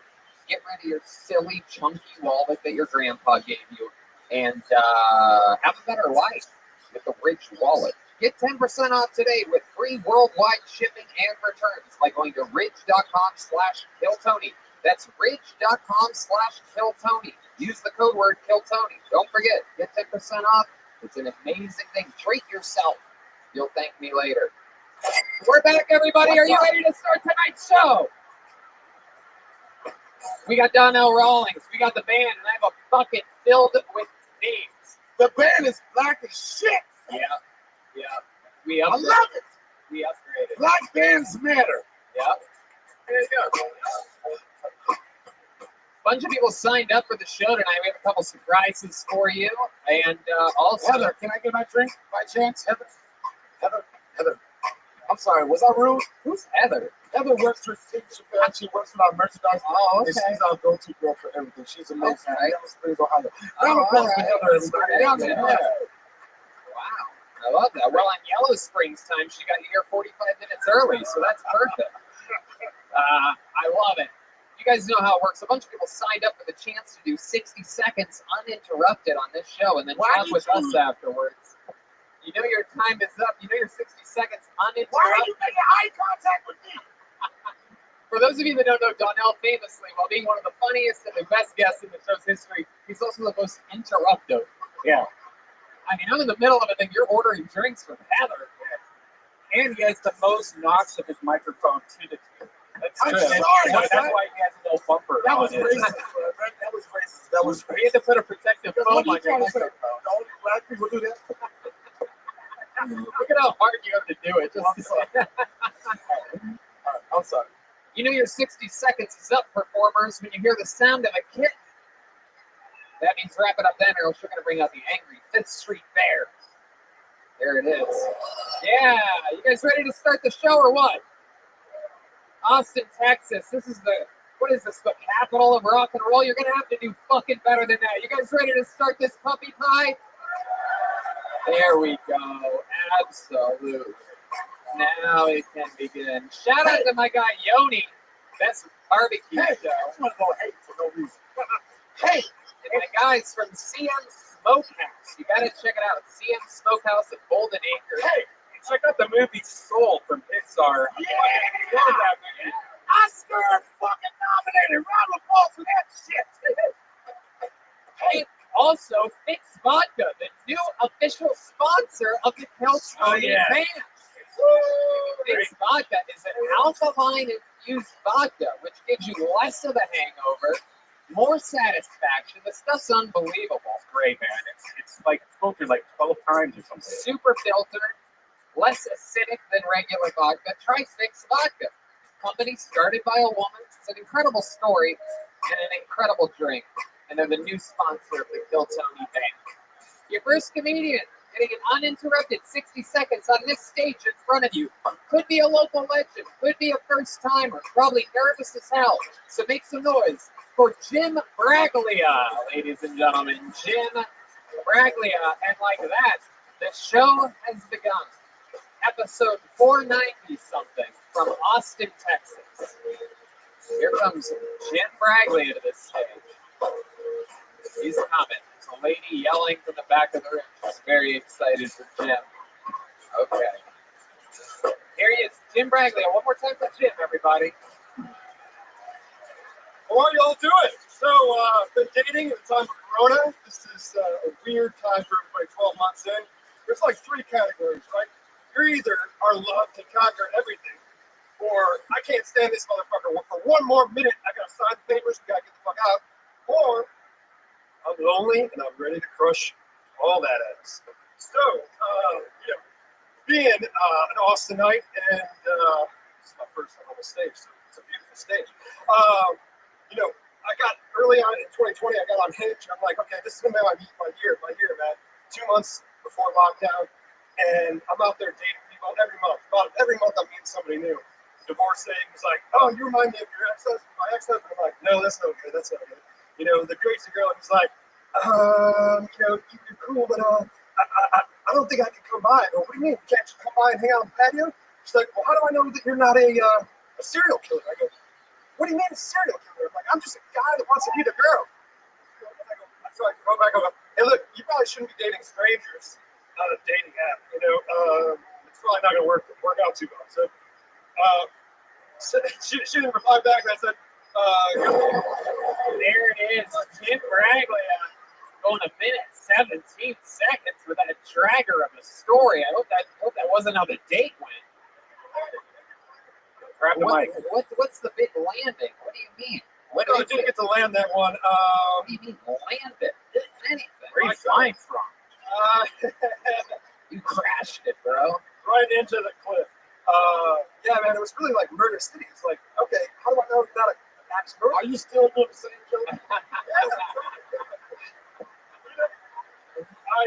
wrote it today. And I was oh, we know you wrote it today, motherfucker. Yeah. Nowhere did I think that I would be called up the first person. So I was like, Well, how could you have possibly have known? You know how this show works. It's a bucket. yeah, exactly. That would have been crazy if I'm like, for the first time in the show's history, I will warn everyone who's coming up in a minute. Yeah. This guy. Jim Braglia starts your preparations. Finish writing your extra long joke. Today is the day where we forewarn people. Welcome to the show, Jim. So That's the same voice that white people use in contracts. Hear it, therefore, it's known as it. That's what niggas like. I'll sign right here. Thank you for choosing Verizon. So, Jim, is this your first time doing stand-up? You said it's your first time on this stage, which is an odd thing to say, because how could you have been here doing anything else? Yeah, I mean, I've been where they're all sitting many times, hearing music here. I've been here for about, it'll be 9 years in April. But originally from Chicago, so I was a musician for a few years and did Second City Improv for a year. Okay, Second City. But I never Michael Larry's. Oh, he's probably the guy that taught your teacher's teacher. Very, very incredible stand-up comedian who closes out the shows here. Turn to stand-up comedian. Switching to stand-up comedy. That's a crippled nigga, right? Yeah, it is. That is the crippled gentleman. I've got a set a few times. He's great. Okay. I didn't mean to say it like that, but I meant to say it like that. No, because he's funny. I'm sorry. Yeah. I'm sorry, John. No, you're good. You're doing good, though. You don't have to apologize. Okay. So what type of music did you play, band? Post-punk. Post-punk? Yeah. What's that mean exactly? It's a. You want me to give you a couple bands example? Like Motherfucker, he asked you a question. Answer the goddamn question. Yeah, it's like alternative rock. It's alternative rock. Okay, were you a singer? What did you play in the band? Yeah, I wrote the lyrics and say. Yeah. Can you give us an example of one of your songs that you sang? Just do it a cappella. Yeah, just jump right into it. We just gotta. I've never heard of acapella for punk rock. Yeah. You heard it all before. Here it is. Get some post-punk acapella, ladies and gentlemen. What everybody wants. Come on, man. You were the lead singer. It's gonna be alright. Summer now. Wow. Yeah. Oh my God. I thought that would be fitting. A fitting line. Since I got the bear off. Sound is people shooting themselves. D Madness just said his eyes are bleeding, ladies and gentlemen. You made a blind man's eyes bleed. The sound was so bad. Couldn't cut it as a blow, blind man. What is that song? Couldn't cut it as a blind man. Yeah. This is how you remind me. This is how you remind me of what I don't know the words.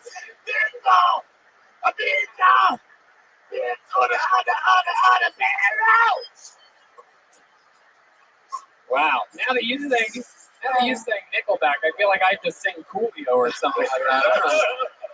Something I don't know the words to. Wow. Do I get to talk? Yeah, go right ahead. Absolutely. No. Because you got me stressed out, son. Your whole fucking shit changed since you came to Austin, son. You don't even used to laugh at my jokes like ha ha ha. Then you got this arrogant laugh. You laugh like this. You know how the black man feels when the white man laughs like It's like you just so entertaining, Domino. Not quite the snap you had back in Los Angeles, but so Tony, is there a point in the show where I get to either critique or comment? Absolutely. Yeah, it can be at any point. You can do it right now. The one thing that I told you the first time I ever did your show that I appreciate the most is giving people opportunity that at least at one point in life they said, I wanted to try it for the first time. People that come on this stage don't necessarily come up here like, I want to make a career of it. They come up here because it's like, my uncle told me I was funny. My daughter told me I was funny. Like, fuck it, why not give it a shot? So as critical as I could be or people think I am, I respect anybody that has enough balls to come up here and touch the stage. So round of applause to you. Thanks, I appreciate that. Thanks. Hell yeah. It has nothing to do with your jokes, because your jokes suck. Yeah. No, but what I'm trying to say, that's not the important part. The important part is get a shot for the first time. I'm going to give a really quick story. I was here a few weeks ago working with Dave Chappelle. I hung out with Mike Judge, right? Everybody knows who Mike Judge is, right? And as accomplished as Mike Judge is as an animator or writer, as a voice guy, we had a conversation. Come to find out, what a lot of people don't know is that he wanted to do stand-up. Never had enough balls to do it, right? He's a multi-millionaire and shit. And he was like, I was like, we should do the unmasked comedian. People that wanted to do it and just tried it. And the motherfucker multi-millionaire, get the fuck off my phone. Music on your phone on a podcast, Donnell. You're interrupting yourself while you're talking. We're getting You copyright. don't give a fuck about that. You just don't want that copyright infringement. That too. You're out here breaking The point I'm making is that some of the people that come on the stage, Did you just karate chop my arm, by the way? okay, son. Okay, listen. The point I'm making is you can't lose. You know what I'm saying? The joke structure when you perform as a person that doesn't have a lot of stage time. You know what I'm saying? Yeah. But if it's something, are you disrespecting me, son? No, we're making production adjustments here. Okay, the point I'm making is that We're listening. No, we're listening. the black people laughing. I'm done. The point I'm making was that if anybody that hits this stage, this person has potential to do something, or at least they challenge their feelings. So jokes wasn't really there, and it's kind of hard to like evaluate a set when the comedian does not connect with the audience. Right. Only thing I know in the heart, there's jokes there, but the thing that people miss, the first thing you have to do is stand up. You have to connect with the audience. I know you only got a minute, so maybe think about how what the fuck can I do to connect with this audience instantly, and then once you get that, the jokes will flow. Thank you. I appreciate it. Appreciate you. That's definitely the thing. I was like 60 seconds. Absolutely, 60 seconds. Got to do shorter jokes. So let's find out more about you, about things that you can talk about. What do you do for work, Jim? I work in advertising. I'm a video producer. Okay, you can't talk about that. What do you do for fun? A lot of live music that is not happening. You just go to live music. Yeah, I go to listen to live music now. You don't play anymore. I do that. Yeah. Right. I We play heard guitar your for voice. myself, but no one wants to do that here. Okay. And what's the best one of these dates has gone on? You're still single? You're still using these sites? Yeah, not really. More organic, as you know. Maybe. Not really into the site stuff. You're not into what? Not into the site stuff. More organic. More meet people where you're at, what you're doing. I mean, that's how you find your tribe and people. When's the last time you got laid? A couple months ago. A couple months ago, and you met that person who's out and about? Yeah, no to that. So it does work. I'm not saying it doesn't work. You guys hear that doofy laugh of his? Can you do that again? That was incredible. Yeah, you'll probably hear me out there plenty. That's a real laugh, huh? That's it, yeah. You're adorable. All right, man. I love it. What was the end of your joke? Did we ever get to the end? No. Was there a payoff at the end? No. That was the payoff. I did that whole eulogy to a comedian's career. I had a few bits and pieces, and I tried to write it really quickly. And I was like, I'll put my name on there. I'll try, but it wasn't. But you didn't have that joke. You just had the story. When did you decide that you were going to sell? Why are the white people even to the white man than I was? Yeah. We're actually nicer to the black people. 9:30 a.m. this morning. 9:30 a.m. You decided that you're going to sign up for the show, but you already had tickets. You were coming, right? Yeah, a friend.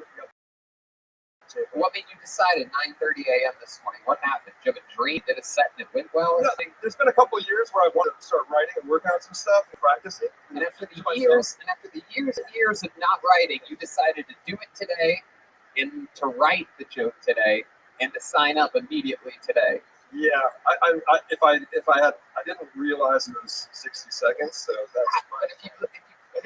That's there it is.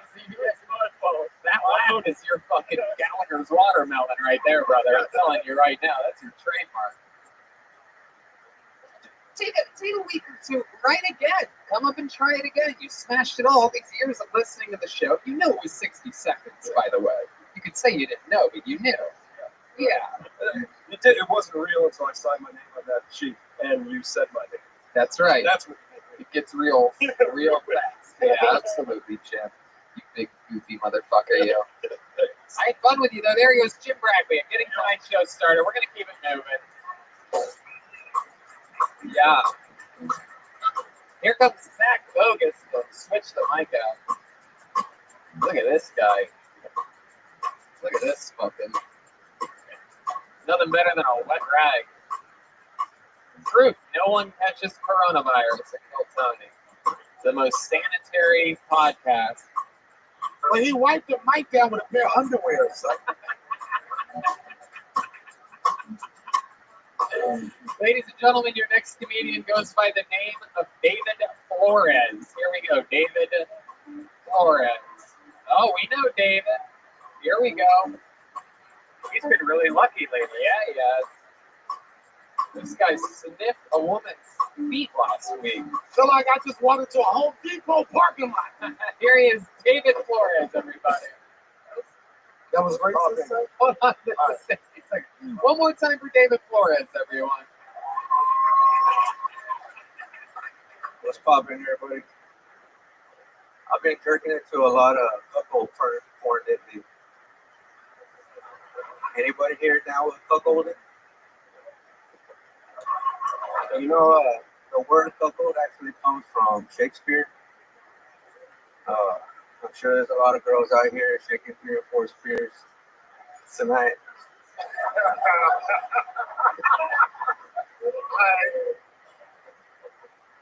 Man, I'd love to be cucked, man, for real. Like, the only thing is, you gotta find a girl first, and shit. All my homies have been telling me, man, when you gonna get a girl, dog, so we can fuck the shit out of her. I'm like, damn, I don't know. That's what... Just like me and all my homies gang banging a sex doll and shit, so. But, yeah, that's actually all I have. Wow, David Flores, look at this.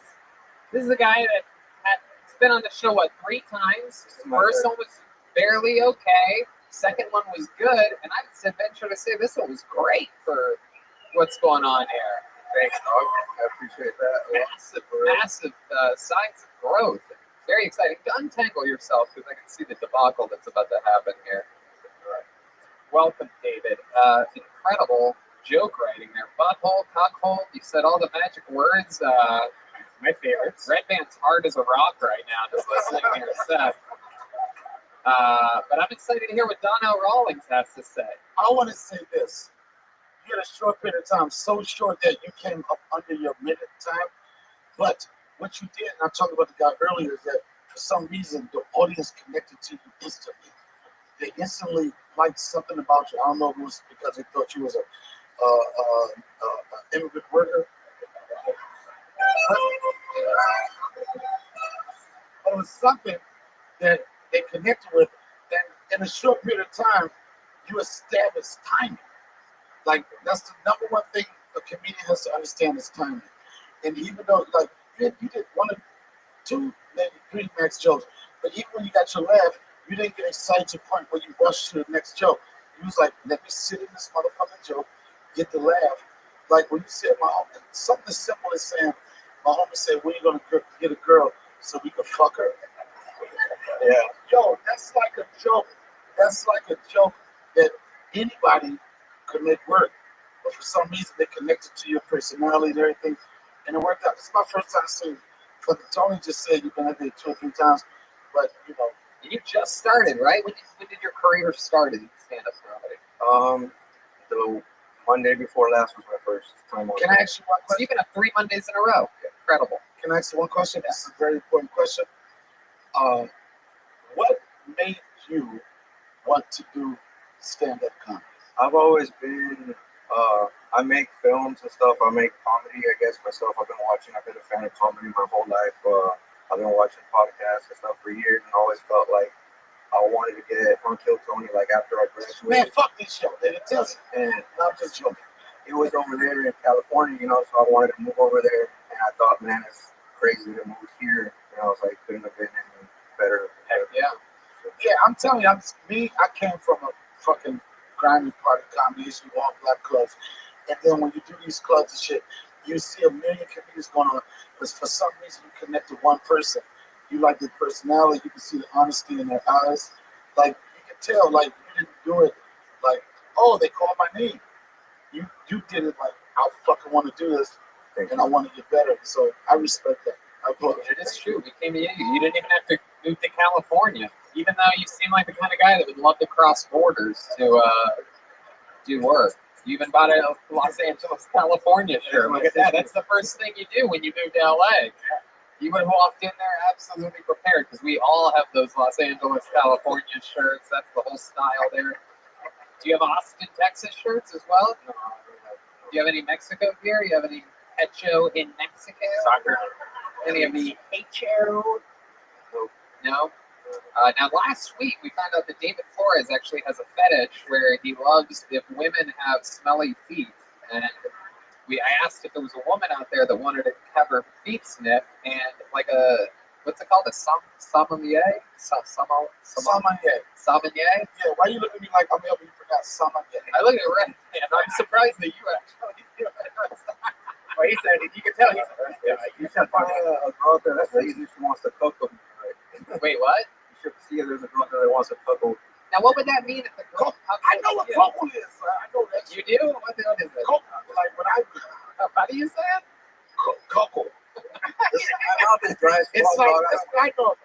This is what I know about cuckoo. Coke is porno shit, right? Yeah. It's usually It like actually, a white dude, Yeah. right? Has a white wife or whatever, and it's her birthday, Valentine's Day. Yeah. And she asks, No way, she don't ask shit. He rewards her with black cock that day. Yeah. But like I've heard about this.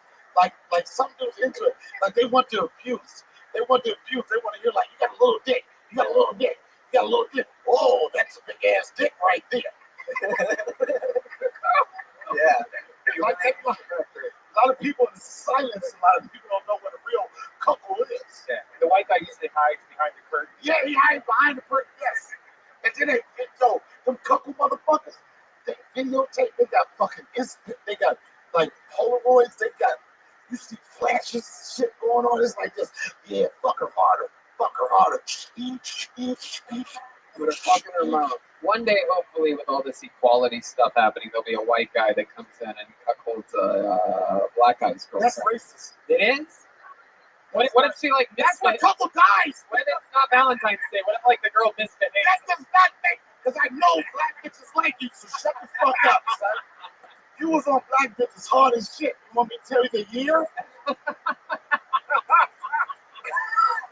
Yo, you had swag like, okay, Shakira. You know? No, that's not fair. That's not couple. Couple is dead, baby. It's a joke. Is this something you'd really do, though? Would you have sex with a guy's lady? You know, that's weird, though, because, would I be the dude? Yeah. For sure. Yeah, I have a feeling you would, yeah. Yo, Captain. Okay, never mind. Yeah, well, you don't have to ask if you can talk. Do you do this on Rogan's podcast? Yeah, he does, actually. Joe, can I respond? I had a couple experience years ago. What? Right? Yes, I had a couple experience, right? I had been drinking. It was in Nashville. What the fuck? Do what you do. And this chick wanted to do a lot of shit to me, but I was like, "What's popping?" Because I'm new to this shit. I'm like, "What's popping?" She was like, "I don't have clearance." From her boyfriend. Yes, Right. but it felt like a military operation. Mm-hmm. And she said, "I don't have." She said, "I don't have clearance." I was like, "Who do you get clearance from?" I want to go talk to him. And I told him, I was like, "Dude, you have a problem with him." And he said, "Clearance." Maybe he just thought your name was Clarence. Pulp Fiction. Yeah. Supreme Court Justice. No, Tony, I did not fly for this. He did fly in from LA for this. I flew in here for clearance. Yo, So did you ended up hooking up with I took her down, son. Wow. Look at that. Down. Like I took her down. Wow. It was a good day. Where was he during that? So they just keep yelling clearance. He just kept yelling. I'm Now he's watching you? this is the first time I've told a story. Yo, what the fuck? What am I gonna do, nigga? Is he jerking off while he's watching your ass? I don't go all to the You didn't look over at him while he's yelling clearance? All over I know, him? I was just tearing it down. Son. Wow. You know that type? I don't know if anybody ever experienced this type of tearing it down. You ever tear it down so hard you say to yourself in the back of your mind, like, is anybody filming this right now? He could have been. Yeah, you didn't even turn around and look at him. Right, jerking off with one hand and filming with the other. You are revisiting the jerk off. Because you know that's why he wants you to do it. I'm not making eye contact with him. You look back at him like this.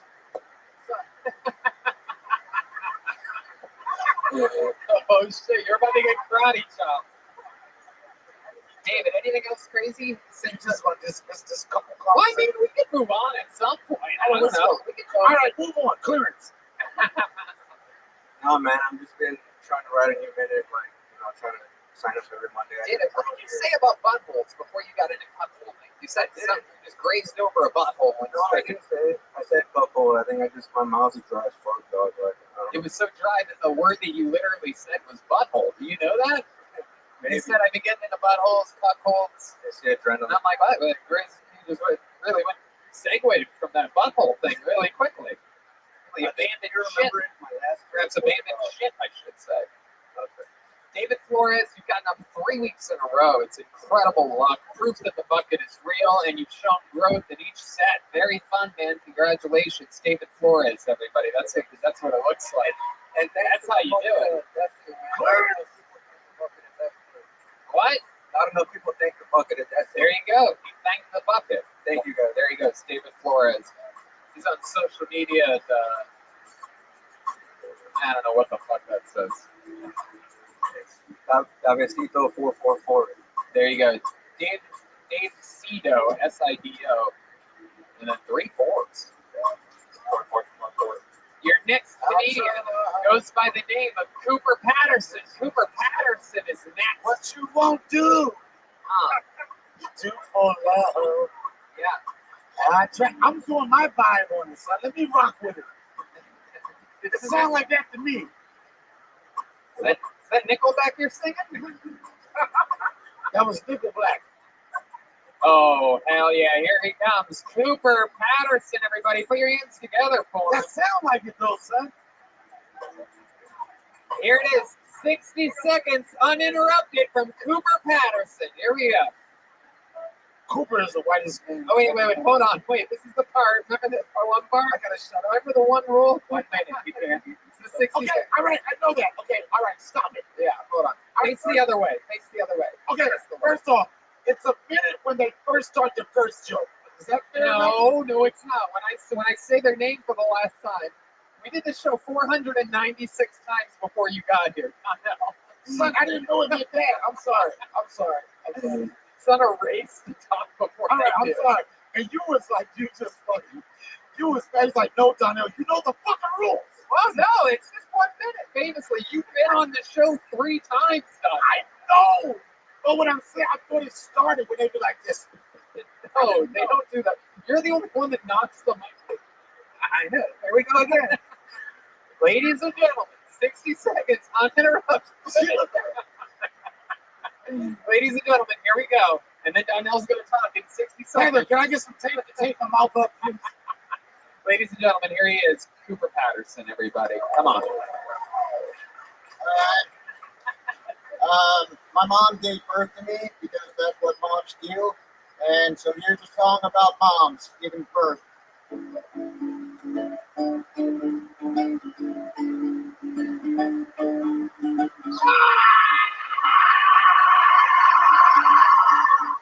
Get the fucking mother out of my life!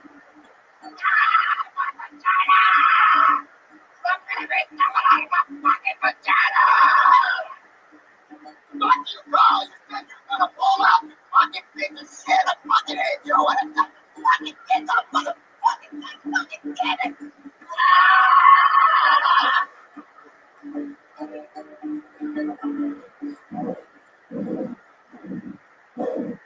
Give me the epidural!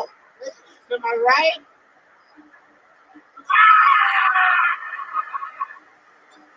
Wow, this baby better be a doctor or a lawyer, not some fucking bullshit comedian. Ladies and gentlemen, Cooper Patterson. That was incredible. Great job. Normally, you're the first person with a ukulele to ever do good on the show. Incredible. Shockingly good, Cooper. Welcome. How long have you been doing comedy? Almost 3 years. 3 years. All of it here in Austin? Actually, I drove all the way here from Nevada, Iowa. Nevada, Iowa? Yeah. Okay, that's what that accent is. I thought it was a learning disability, but it must just be Nevada, Iowa. It's the hearing loss. Oh, you have hearing loss? Yeah. My goodness, a musician and a comedian with hearing loss. That's absolutely incredible. So, according to you, Donnell hasn't interrupted the show once tonight. You haven't heard him interrupt. D. Madness hasn't seen him interrupt. This all makes sense. It's incredible. How long have you been playing the ukulele? About 6 years. 6 years? Yeah. What made you start doing that? I thought that was the way to get girls. Okay. Yeah. Not with no ukulele, motherfucker. Okay. Did it work for you? It made me look interesting, but not willing to go all the way. Oh, my goodness. So, you don't have a girlfriend? No. No. Do you ever let girls play your ukulele? If they want to. Oh, Do your husbands ever give you clearance? It's called a callback. Fuck this works. After a show one time, I went to a house party, and there was a girl who was like, I saw her like before the party, and she was snorting cocaine, like 3 lines in one sitting. Turned down for what? And then she came up to me and was like, "Do you know how to play Can't Help But Falling in Love with You by Elvis Presley?" And I played it for her, and then she was going to do the sex, but then she found out I was 24, and she said "you" and walked away. Wait. She was going to do the sex? Yeah. How old was she? She in her 30s. She didn't want to fuck a guy because he was 24? Yeah.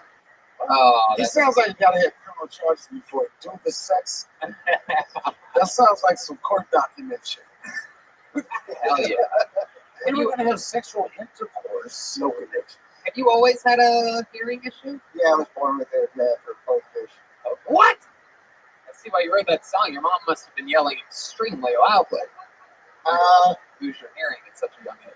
I wouldn't know, because like if they ever get mad at me, I should take out my hearing aids and. Oh, you got hearing aids. Okay. You have hearing aids. Oh, yo, I know this is so fucked up. Yeah. I just realized you really got hearing aids. Yeah. It's true. I heard technology for hearing aids is pretty badass nowadays. Like it's actually you have like Siri and shit in there. And Yeah, I got hybrid cochlear implants, so I had the surgery, and they have Bluetooth, so I play music all the time. it's so cool. I want hearing. You got motherfucking Dr. Dre beats in your ear? Yeah. He's a human being.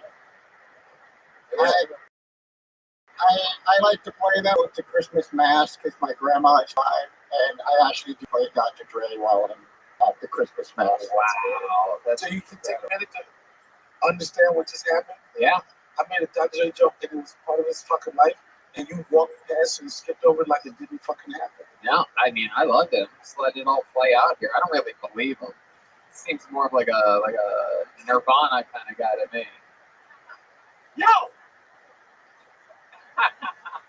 Like, can you do like some of the lyrics from Dr. Dre that you know right now, since you listen to him so often at church, or am I going to be proven right that you're just trying to look cool in front of Donnell? A little bit of both right there.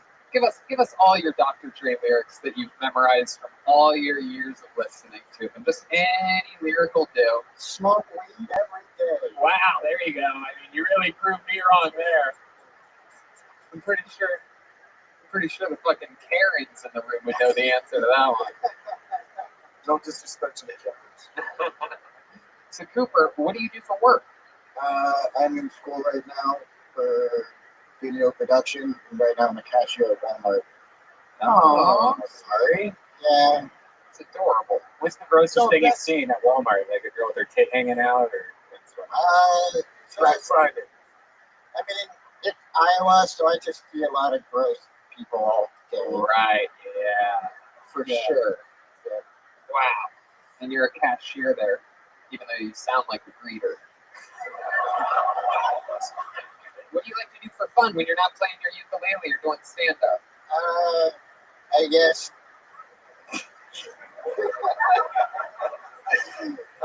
I watch TV. I read. I go hiking. You wash TV? Yeah, like with the soap and water, you wash it? Oh, did I say wash? My bad. You like to watch TV? What else do you do? I don't know what to say right now. You're fun, man. You're killing it. We're having fun. Yeah, no, I just watch TV, play video games. Oh, I love it. What kind of video games do you like to play? Just finished the Spider-Man getting the Miles Morales video game and everything. And Madden. All right. Starting to find out why women in their 30s don't want to fuck you. Yeah. Hey, sweetheart, you ever play the Spider-Man game? You want to go to my place, watch some TV?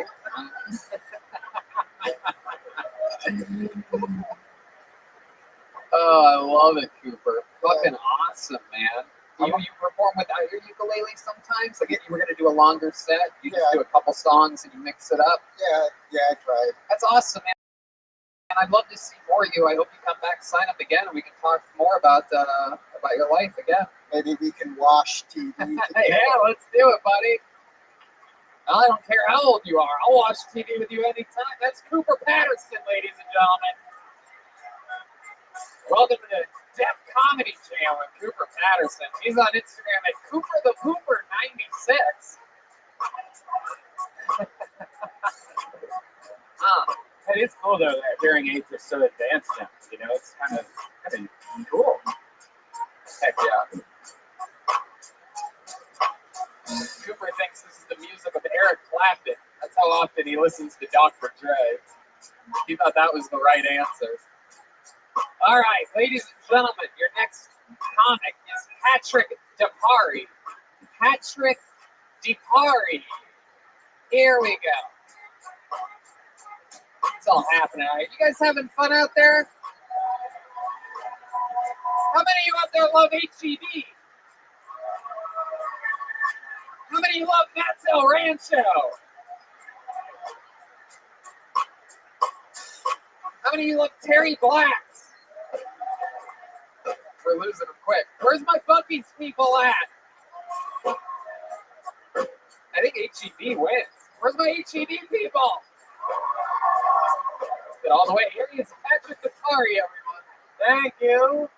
I was just watching TV before I got here, and this Bosley commercial came on. Bosley's like a hair growth product, but the commercial attacked my father. It was like, you don't want to look like your dad when you're older, do you? When your dad's shitty, and you think your dad's pulling chicks with every day? No fucking way. Sorry, I'm out of breath. But that's an interesting business tactic, you know, to attack someone you love to get you to buy their product. They don't do that with anything else. Like Vagisil. You don't want your grandmother's stinky pussy, do you? Speaking of stinky pussies, I got this girlfriend that I love. Don't get me wrong, it's a great relationship. I know it's a great relationship because just the other day she found my dildo and she didn't judge me at all for it. She actually thought it was pretty cool. Then a few hours later, I told her I was a wrestling fan. She said, "Cool, what a faggot." So, yeah, I am a little gay. I remember the exact moment I realized that. Boy, was my face white with cum. Yeah. But I do have a girlfriend. The first time we had sex, she whispered in my ear, she said, "I have an IUD." I said, "That's fine. They say that's equal to a high school diploma nowadays anyway." All right, thank you. Fuck yeah, Patrick DePari. Coming in, quick, firing, combinations, left, right. So let's talk about it. You basically, again, you guys just graze over a premise. You went right over stinky pussy just to get to your dildo. Yeah. Because you can't notice taking pussy that people had COVID because they kept smoking. Oh, interesting. Is that right? True? I needed more laughter than that. How stinky is it on a scale from 1 to... Stinky? Yeah. Stinky. Did you say stinky or sticky? Stinky. Stinky, with an N in the middle. Stinky pussy, yeah. Can we get Cooper up here to translate for this guy? I can't quite... Do you ever think about washing for pussy? Okay. Stinky. It smells bad. It's an old girlfriend, yeah, but yeah. This isn't It's an ex-girlfriend. Oh, an My ex-girlfriend. current girlfriend's pussy is very clean. Oh, okay. Just trying to cover your tracks here. She's in the I ladies love her. douching herself right now. I love it. So, did you really have a dildo? No.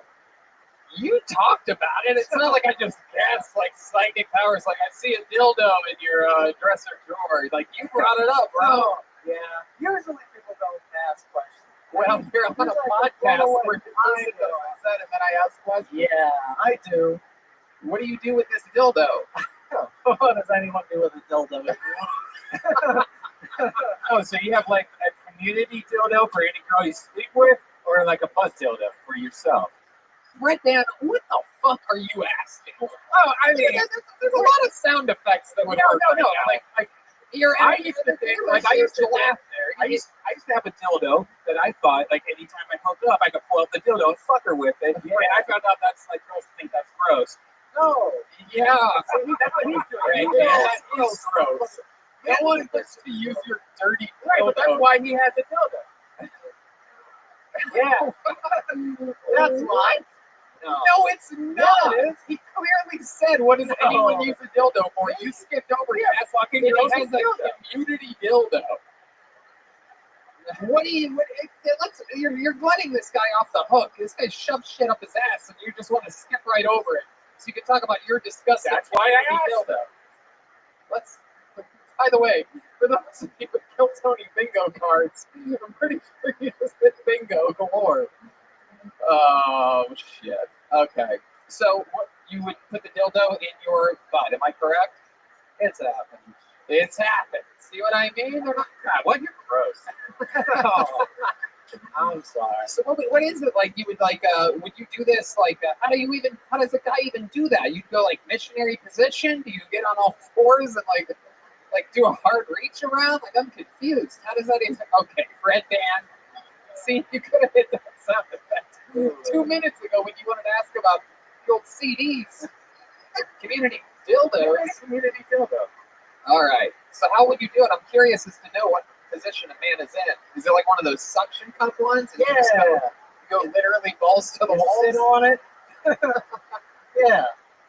Is it? You're just saying yeah to Yeah, everything at this No, point. it is. It is. I did buy it for a woman, and I was curious hanging around alone. We've all been there. Yeah. No, no, we haven't. All the black was like, nah, we ain't been in it. No. I've been to the weed spot, I've been to the crack house, but I haven't been there. I've done some crazy jobs, but actually there, no. This is so great, by the way. Oh, Patrick, thank you. Tony, you said it's so comfortable like that. We've all been there. I know. Let me ask you this. I'm really excited about this question. So how long after you bought this dildo and we weren't using it on women were you like, maybe I should play a little bit? Because my guess is like 45 minutes after you got home. Right, Dan, that's 2 fart noises in one episode. Is everyone breaking the rules here tonight? Okay, come on, tell us, how long did that dildo survive?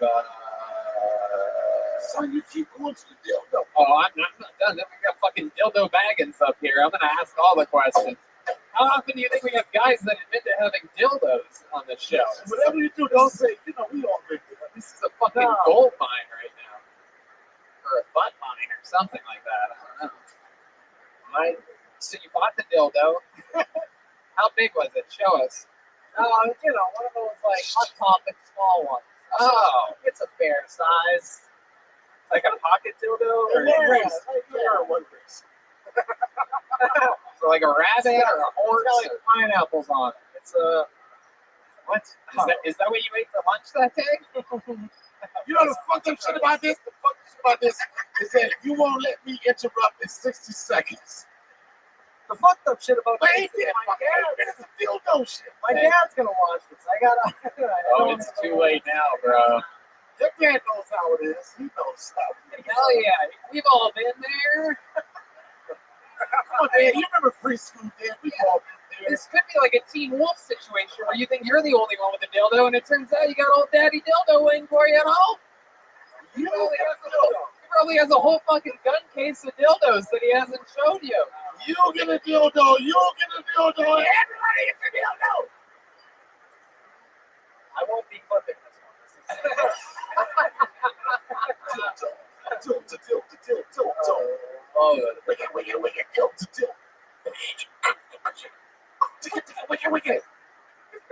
I love it. That dude always go wicked. I don't know about y'all, but I'm getting nice up It's incredible. People over at Fix Vodka. here. And Tony's over here being extra professional and shit. I'm just This is, no, after this show, you can be like, "God, you did great, but here's where we need to improve." I do. I draw little diagrams sometimes. How far did you get in your ass with the dildo?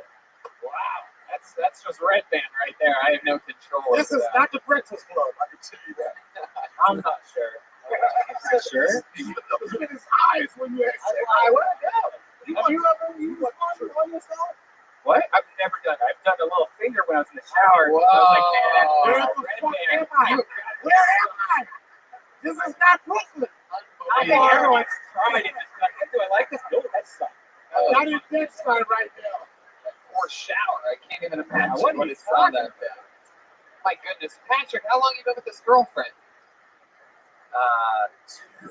A month. Wow, you look so defeated right now. I can't believe you thought you could say you have a dildo and that I was just gonna pretend like I didn't hear anything. Usually, you just do it and you run off. If somebody asks you a question, you're like, yeah, none of it's real. I made it Cooper up. Patterson was out on the sidewalk. He's like, did that motherfucker say it was a dildo? It's like, I'm turning this shit down. I'm out of here. He turned off his Bluetooth and ran for his life. It's like, I'm just going to walk out with the set of the night and get the fuck out of here with my ukulele. I love it. So, Patrick, did your girlfriend ever find it? Like, is that the new Oh, girlfriend? yeah, that's a real, yeah. The girlfriend, I bought it for a girlfriend. And then I added, and then the next girlfriend found it. So, community dildo. Yeah. Wow, look at that. Jesus That- Christ. Wow. Absolutely incredible. You're on the same sex level as Patrick Yo, Hart. this was in college. I'm in a hoodie. So foolish. No, it wasn't. But I used it on like 10 girls. No I one know ever for a said fact, it. we've all seen your like podcast studio. You literally never throw anything away. There's no way you threw out very fine working dildos. You're like, I'm gonna keep this somewhere just in case. I keep the Hitachi. If you want to watch it, it's Hitachi. So, Patrick, this has been a very long interview. Hopefully, your dildo isn't as long as this interview. But this was so much fun, man. You had a great set. You had an unbelievably intriguing interview. Great stuff, man. Right, Dono? Final thoughts? I don't. Oh, you seem upset about this. I think No, I'm not upset, son. You just like, we just talked about. Black men have a 10 dildo capacity, and they're like, I think I shouldn't be. Yo, here black tonight." men, we're born homophobic, son. Yeah, It's not comfortable to talk about dildos for 10 minutes. yeah, I agree. Like, and you, the funny thing about it, the excitement you had in your eyes. You like this. I've been waiting for the dildo opportunity. I love this shit. No, I know you love this, but you like this. And then the dildo, what happened after that? You like, you was like, it don't matter what he said, you had another dildo question. Okay, you answered that correctly, but then after that, what happened? Like, I'm black, son, and I'm not saying like we hear one dildo joke, we like, we good, nigga. Yo, and then you was like this. Okay, and then what happened after that? Okay, then what happened after that? Did you feel any difference from that? Do you want to bypass this fucking punch bowl next week? You want to bypass the punch bowl? I can have you doing a minute for the rest of your life. Donnell Rawlings, ladies and gentlemen. And that is Patrick DePari. There he goes. Follow him on social media. So wait. Come back, Patrick. Come back. So, Clearance. Patrick DePari. Diego! DARI. Follow him on social media. Come on, guys, make some noise for Patrick. He just gave us his whole soul up here tonight. He's been on this show before, right? It's the man right here. Yeah. Great mystical. This is my guy. Here I go. Ha! Love me some good old mystical. It's the dealer right there. There you go. Yeah, that's The a great. dealer right there. You know what we do have, ladies and gentlemen? How many of you have been fans of the show for a long time, huh? Well, then you guys might know that across the world, one in England, one in Australia, and I do believe 5 or 6 here in the United States of America. If someone has such an unbelievably great set and such an unbelievably great interview, it's possible to win a thing called a golden ticket, where you can perform on any Kill Tony and do a brand new minute and, of course, the interview anytime for the rest of your life. These people usually used to go to Los Angeles. They would show up in LA at the Comedy Store to catch in. And we're about to, okay. We have a guy right now cashing in his golden ticket all the way from Iowa. Ladies and gentlemen, this is a big deal. Make some noise for Aloe Me. Golden ticket winner.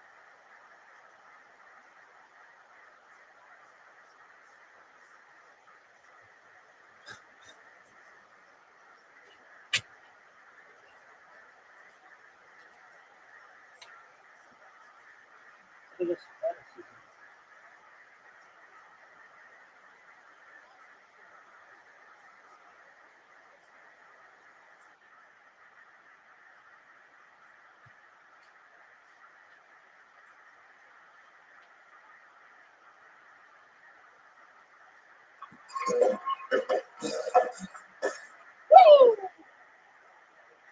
Now, the other day, I witnessed some shit that made me flip my political views just right there on the spot. See, I had gone into the mall. I usually try to avoid the mall at all costs. But where I live, the Chick-fil-A is in the mall, so I had to go inside because I had a craving for some holy fries. And when I was in there, I overheard a conversation between 2 dude bros, probably between the ages of 14 and 16. Here's the conversation I overheard. Possums are ugly as fuck, bro. Facts. I just don't see how they be fucking each other. You probably gotta get drunk first. On God, if I was a possum, I'd be trying to get that squirrel pussy. Same. And it was at that moment I became pro-global warming. Fuck it. Turn this bitch in the water and let's see if I'm here. Ooh, exactly a minute. A trademark of golden ticket winners. A great internal clock on this guy. Love it. Welcome, Aloe Me. When's the last time we saw you? Was it in Iowa or at the Comedy Store? Yeah, it was in Des Moines. I didn't make it to the Comedy Store. That's shit, right. You know, COVID happened. I had plans on being out there. I love it. But you made it all the way here to Austin. Did you fly? Fly, yeah. Why you asking black man to fly? I don't know. You're taking what? An underground railroad or something like that? Donnell didn't hear that one. I got away with that one. Yeah, do the drop. I love it, Aloe Me. So, when did you get in? I got in today, actually. I had a fucking shit fucked up on my plane. And, Really? Yeah. Spirit? You know it. It's just because they fuck up. It's not because he's black. No, you're not going to do that, Spirit. No. You're not going to do that, sir. not gonna do that, son. I could ask if he flew jet black. I did. I don't even know what that is. I asked It was you. American. Oh, okay. Americans break down every once in a while. It was a light bulb. A light bulb. You're being mean right now. I am not. I am not. We know American Airlines well. You travel just as much as I do. You know, absolutely. So, Al, what happened to your plane? Do you know? That was a light bulb. A light bulb? Yeah, yep. A light bulb. It took them an hour and a half to get it fixed. Why are you looking at me like that? Just want to see how you answer. A light bulb. Okay, that's interesting. You're just watching me. No, I just want to say, I see your eyes working like that. This nigga there. I like your style, Al. So, what have you been up to in Iowa? Brian, what do you do for work again? I drive a truck. Oh, right. Okay. Somebody say anything wrong with driving a truck? Well, I mean, I bet he gets pulled over a lot. Truck in No. Iowa, for No, Christ's sake. I work for a trucking company, so they got lawyers. So they don't fuck with them. Okay. They pull us over because they assume we don't got lawyers. So Right. You know what it is? that's I right. don't know if you got tested, nigga. No, I'm saying I put them, but I'm just saying, I don't even know. Check something. That's one. Oh, you're counting. You're counting. Yeah. Okay. What? You count too? Yeah. Nigga, I'm on your team. I know, man. I love you, but I hate you. So I'm a Wu-Tang fan, so I Oh. was over there waiting. I was like, Famously. Yo, get this fat Krispy Kreme. Let's go. Let's go. Get the fuck out here with them corny ass jokes. Go back to Iowa, nigga. Did You you have no career. You travel for a minute, nigga. A minute. I used to play You white travel the people. whole thing. You know how I Yo, how play? you want to A see? minute. A minute Why is you the same turn on me? distance. How you gonna turn I'm on me? not turned on you. I was the same. I had to Fuck you, nigga. That's twice. That's twice. You can go. Unemployed truck driver. Somebody call the police. Call the police, someone. I can't believe it. I'm scared. That's all. That's all. White people. Y'all do get scared when black Yo, people you start already had yelling. a chance to tell them jokes. Niggas over. Career's down. What is this? What is this? Your guys' Thanksgiving dinner or something? This motherfucker got mom and dad cheese on the same fucking stage. If you don't get the fuck out of here, where'd you get those Jordans before or after spelled in that chain? I will say this. Tell them jokes. Niggas over. Career's down. What is this? What is this? Your guys' Thanksgiving dinner or something? This motherfucker got mom and dad cheese on the same fucking stage. If you don't get the fuck out of here, where'd you get those Jordans before or after spelled in that chain? I will say this. Yes, I'm here for it. You would never, the reason why you will never get this change, because I'm rich, yeah. I know it. That shit was I jamming. can't believe you. This is so fucked up. You know, I showed you love. because I said one, and then he instigated it. Blame I'm not crying. I'm not crying. This is look at the white people looking at us. This is my least favorite Tyler Perry production of all time. Everyone just free. Look at the white people looking like, see, all right, we're good for that motherfucking capital shit now. I can't believe you. My goodness. And I was supporting you because on black. Not because it was funny, because I didn't hear none of that. Oh, come on. They did. That's what It's you don't hear a lot of shit. You always talking. So don't hear Oh, nothing. come on. That shit was funny. They laughed. Possums are pretty ugly. Yeah, I got something funny. You look like Idris Elba fucking blowfish. I tried to warn you. Funny too. That's too funny. You got to laugh about it. Don't let him tell you what's funny. That I even Little wild ass nigga. That I even I know how it goes. The fact that I even look like Idris Elba is 5,000 paces from where you are right now. You look like when whoever gets the corona, you would die. No, already had it. Survived it, but don't trip. No, you didn't. Already had it. You okay? I had it and survived it. You are ventilator waiting to happen. No, you'd be surprised. I actually know Aloe works out. That's diabetes every number. I know for a fact. He got diabetes 1 I through 20. wanted this so bad. How the fucking nigga got diabetes 32? How you got crackabees? Donnell, I'm serious. I don't want to hear it. That's so fucking hurting me right now. I know for a fact this guy works out. He runs the Jewels. This nigga shop for tank tops of Victoria's Secret, nigga. I get my take You have space on right now. Casual Mill XL. You have titties. I No, I do. You probably, You have titties. probably want to shut me You wrong.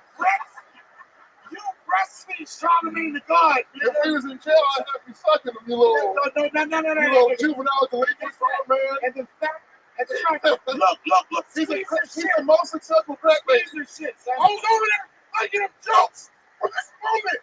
You look like you had 4 kids, nigga. I wish I had 4 kids. I would give you $1 million for each and every one of them. You look like you have I love this show. I just came up with it. Let's do it here. You look. Nah, don't do it. I got to. I You don't look have like you a had choice. 4 kids and you respected one, but you're about to have an abortion. Nigga, that's what you look like. My goodness. I can't believe this. You came at me. I was showing you love. I love you, but I hate you. Nah, nigga, you ain't gotta hate me. Because of the RZA shit. I'm kind of mad at What is it. it? Let me ask you. Well, Donnell famously interrupted on a podcast with the RZA. All right, guess what I did? And you might not understand this. I talked to RZA. You know what? I will put it on this platform. That day, I had fucking been on the road for 2 weeks. Hadn't seen my son in fucking 2 weeks. I was supposed to do Joe Rogan's podcast. I can't get it. Sorry, I had to. Because it's a comedy show. I'll tell you a story. I just got copies. What really happened? So I did Joe Rogan podcast. Yo, let me tell you something. Play it. I can work with anything. Play the sad music. That's the hope, right?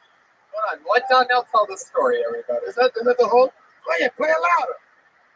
This was a day where I had been on the road for 3 weeks, hadn't seen my son in 2 years, in 2 weeks. And Joe Rogan said, Donnell, what are you going to do my podcast? I said, Joe, yes, I did Joe Rogan's podcast. Do my podcast. For 2 hours, I did his podcast. 2 hours, can't shut up and shit. And Joe Rogan said, that's my podcast. You're ahead of yourself. Shut the fuck up. So, after my podcast, Joe said, would you like to stay for the RZA's podcast? I said, Joe, and I said, Joe, I would love to stay for that, but I haven't seen my son in 2 weeks. And I'm going to see my son. And then I said, fuck the RZA. Listen to what I said. I said, fuck the RZA. Not fuck the RZA. I want to see my son more than I want to see. You can do all the sound effects, but it's still a true story. That was me. I want the sound effect. You can do all the jokes. Nigga, I'm a real nigga. I'm going to explain this. And I said, nah, fuck that. I'm going home to see my son. I was like, I'm going to see my son. He said, you sure? I'm going to see my son. So I'm leaving out Joe's studio, which is like one of the best studios you've ever seen in life. Joe has got his dick sucked in a hydroponic chamber. With alchemy under his nuts at the same time. And I wanted to stay for the alchemy fantasy. But I love my son more. So as I'm leaving Joe Rogan's studio, and I'm not staying for RZA, the RZA pulls up.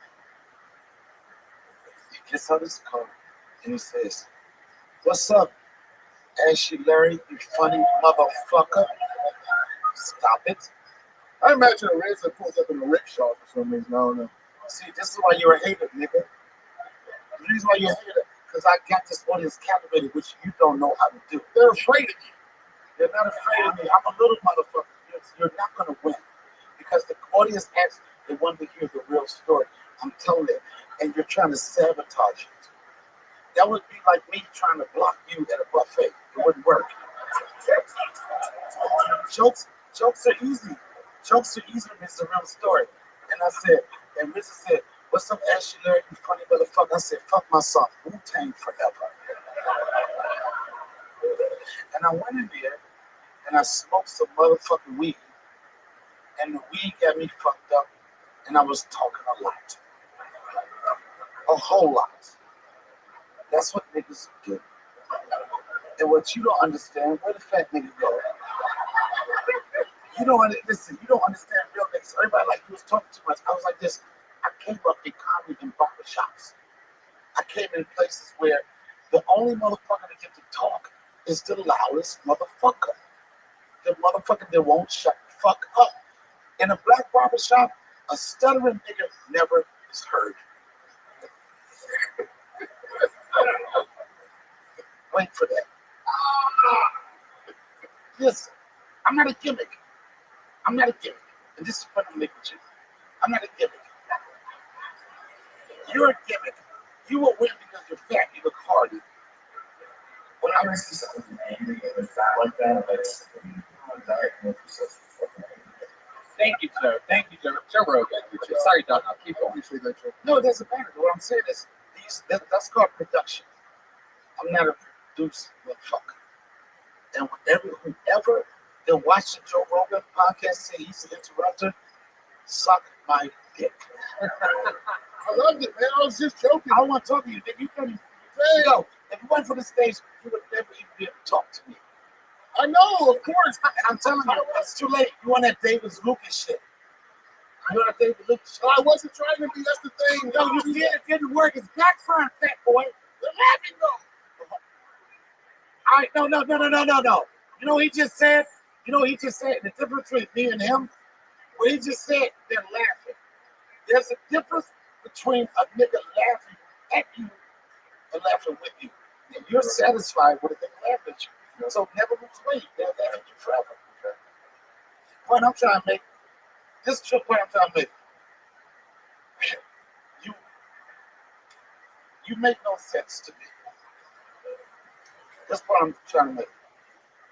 And it's, I don't even know how to get back into being funny again because niggas say oops and all that type of shit. The reason why I know I'm a real motherfucker because I'm here tonight for a real motherfucker.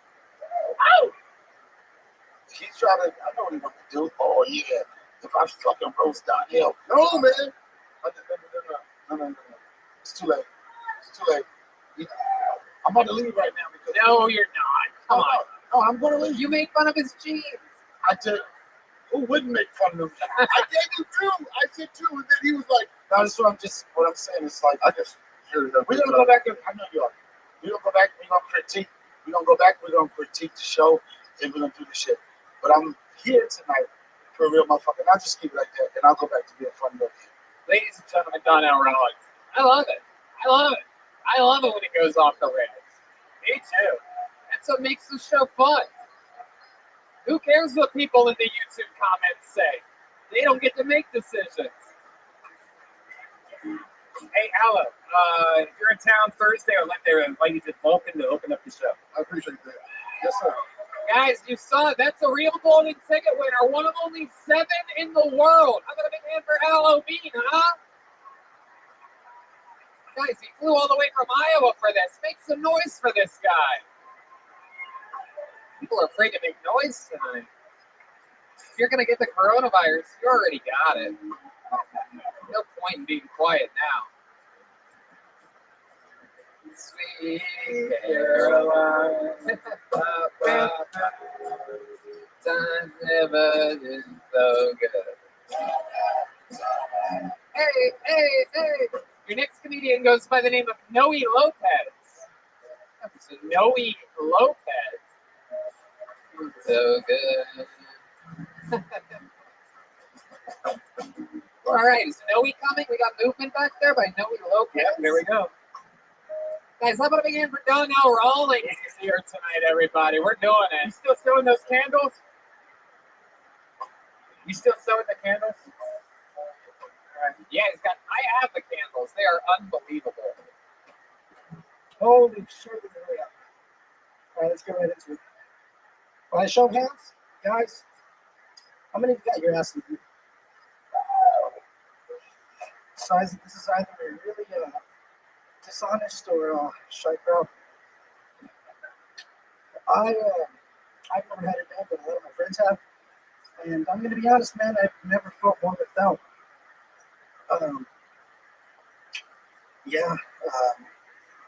But they always say it's the shit, and I've never desired to have it done, but I'm not gonna lie, man, I might fold under peer pressure. I'm single, by the way, so My kid got caught watching porn. It's not even young. And yeah, man, it's kind of uncomfortable, and I didn't know how to approach it, but to be probably could have been avoided if I looked over my shoulder a little more often. All right, Noe Lopez. Hell yeah, really, really bringing us. I guess it's peaks and valleys here today. Peaks and valleys. Welcome, Noe Lopez. Donnell had the urge to use the restroom when you hit the stage, so I don't know if that's a good sign of your electrical energy. Did you conduct a train to get here today? You are an adorable look. You look like an action figure or something. I can't figure out what's going on here. Is that FUBU? No, it's FUBU. No question. Noe, have you done stand-up comedy before? This is my first time. His first time, everybody. There's the sheep of the first time. I love it. What do you do for work, Noe? I work in a warehouse, man. Nothing exciting. Yeah. And how long have you wanted to do stand-up for? A long time, but I just didn't have like the balls to do it. How long did you prepare for this set to me? Shit. Probably like a week or two. Honestly, yeah. Okay. All right. Did your kid really catch you watching porn? No. I'm going to be honest, that didn't happen. I'm pretty fucked up. Is that when you fantasize about that or something? No. It was my Do you have a brother. kid? Yeah, it was my kid. How many kids do you have? I got one. How old is the kid? 9 now. Wow. Okay. You still with the baby mama? No.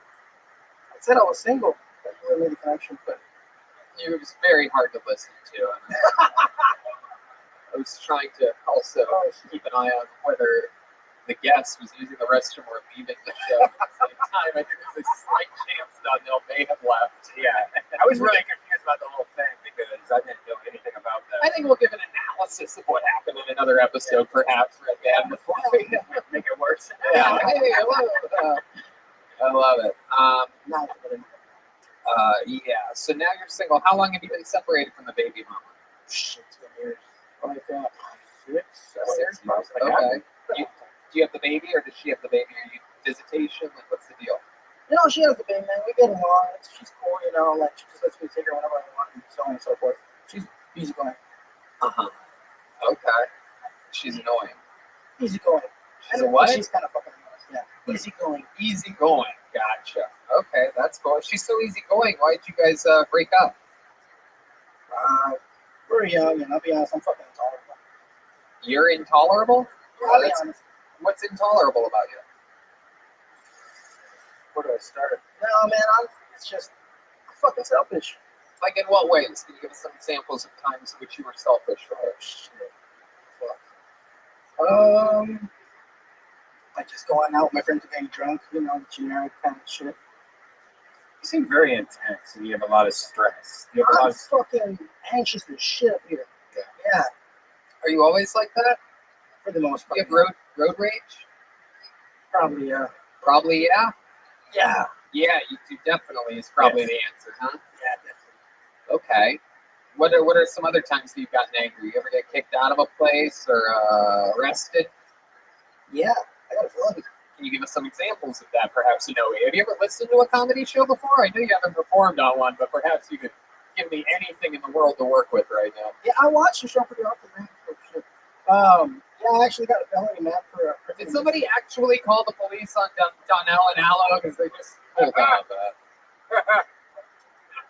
So what was your answer? Yeah, I actually got a felony, man. What's a felony? Criminal mischief. What's criminal mischief?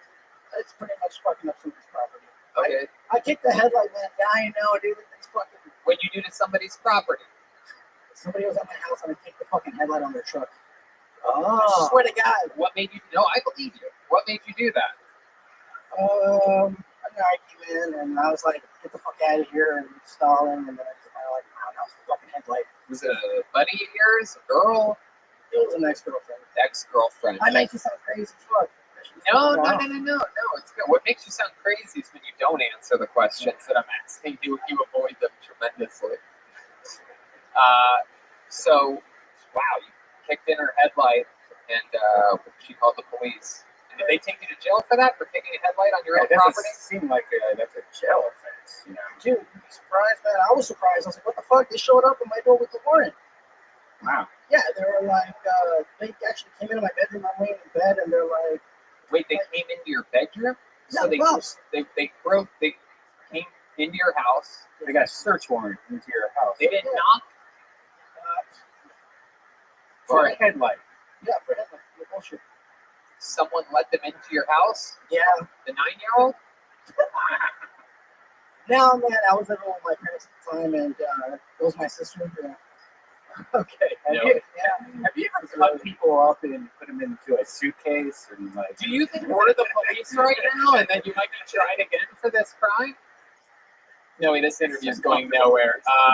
We're going to have you sign up again sometime, Noe. Come back again, will you? Cool. Oh, now you seem really angry. You're not even moving right now. No. Oh my goodness. There he goes, Noe Lopez, everyone. Boy, what a change in energy in the show in the last 6.5 minutes, everybody. I mean, I think we all feel it. God damn it! It's incredible. Did we lose? Thank you, sir. Stop yelling things. You're Did we lose literally the worst. So if you're wondering who the worst is out of the whole night, it's you. So if you're like, I wonder, like, did Allo make it weird? Did Donnell? Was it Noe Lopez? It's you. You're the worst.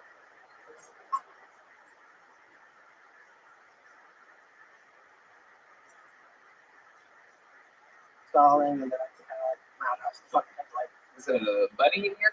The fuck yeah.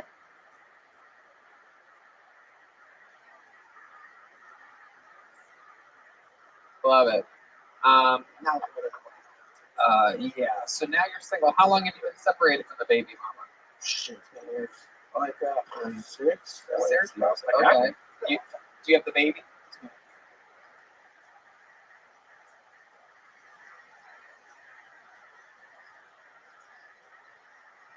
You still sewing the?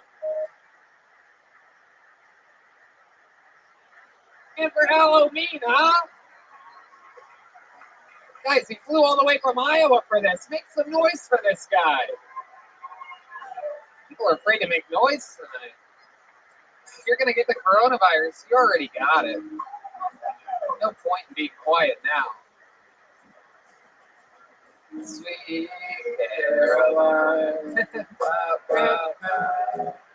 Times never been so good. Hey. Your next comedian goes by the name of Noe Lopez. So Noe Lopez. So good. All right, is Noe coming? We got movement back there by Noe Lopez. Yeah, here we go. Guys, how about a big hand for Donnell Rawlings is here tonight, everybody. We're doing it. You still sewing those candles? You still sewing the candles? Yeah, I have the candles. They are unbelievable. Holy shit. Yeah. All right, let's get right into it. By show of hands, guys, how many of you got your ass eaten? This is either really dishonest or sharp crowd. I've never had it done, but a lot of my friends have. And I'm going to be honest, man, I've never felt more left out.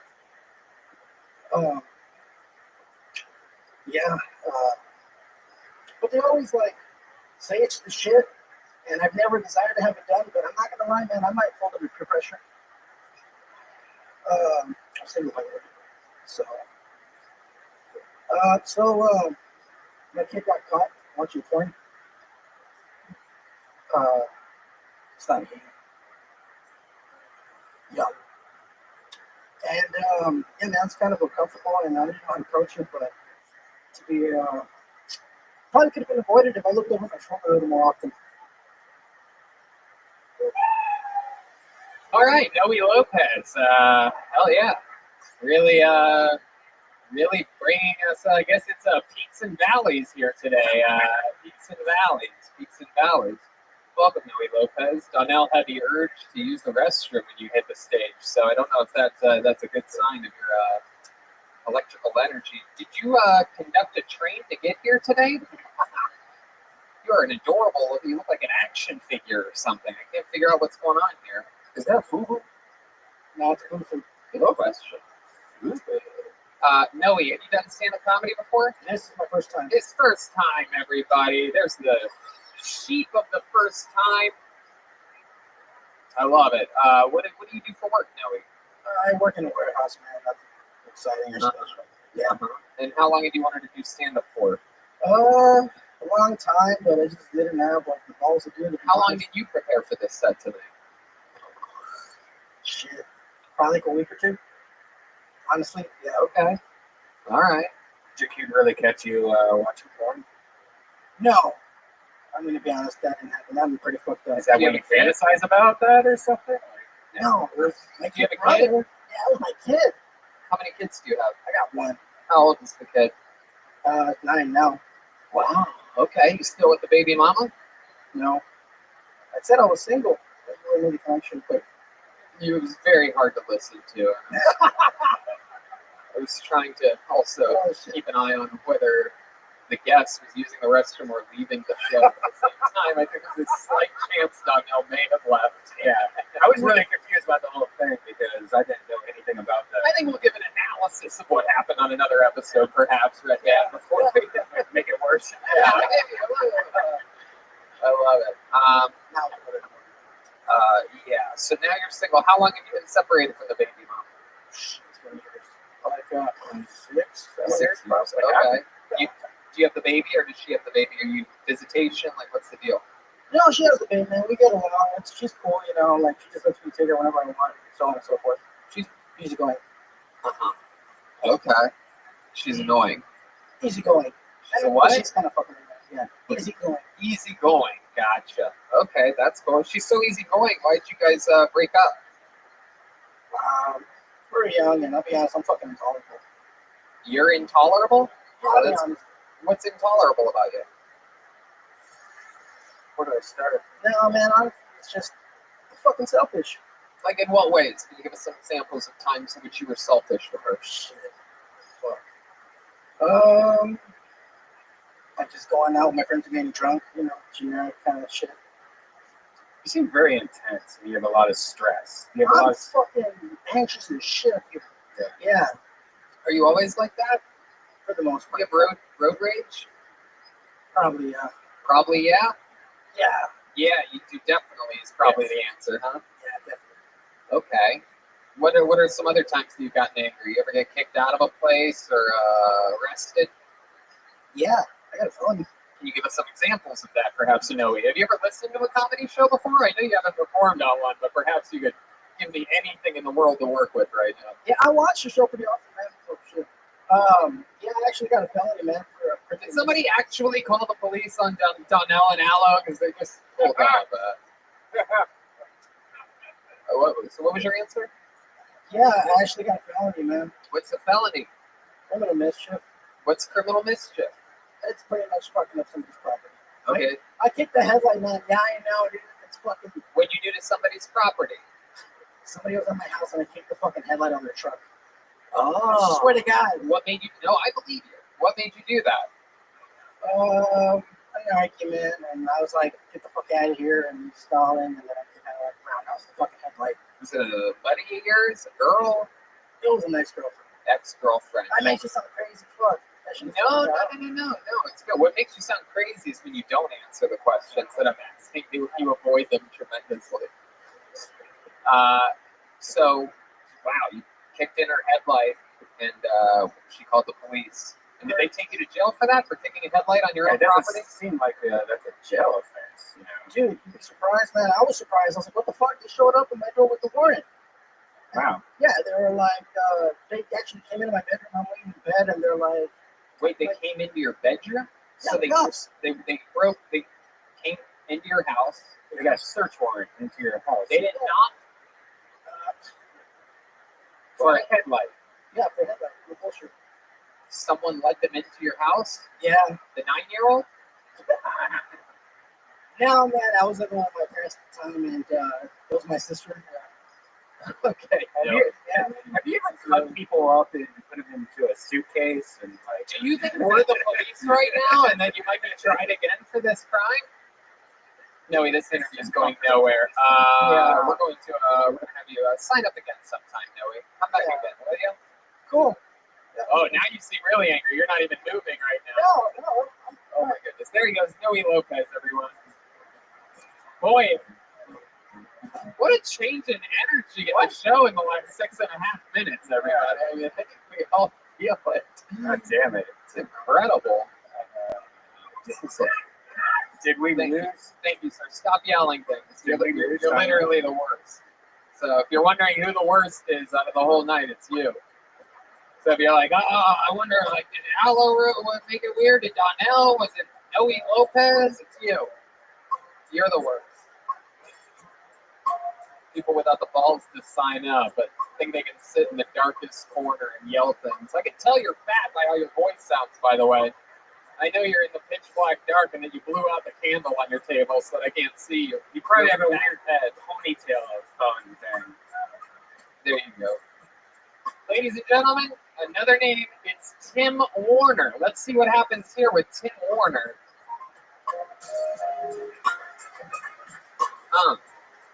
Tim Warner is next on Kill Tony. Down. There we go. You guys still having fun out there, huh? You guys okay? I know you guys have never seen two black men argue before in Austin, Texas. You have to like really search that out. So to see it live, very, very rare. Okie dokie, here we go. Things are about to pick up. It's Tim Warner, everyone. Great. Kind of think 2020 was a war on hope.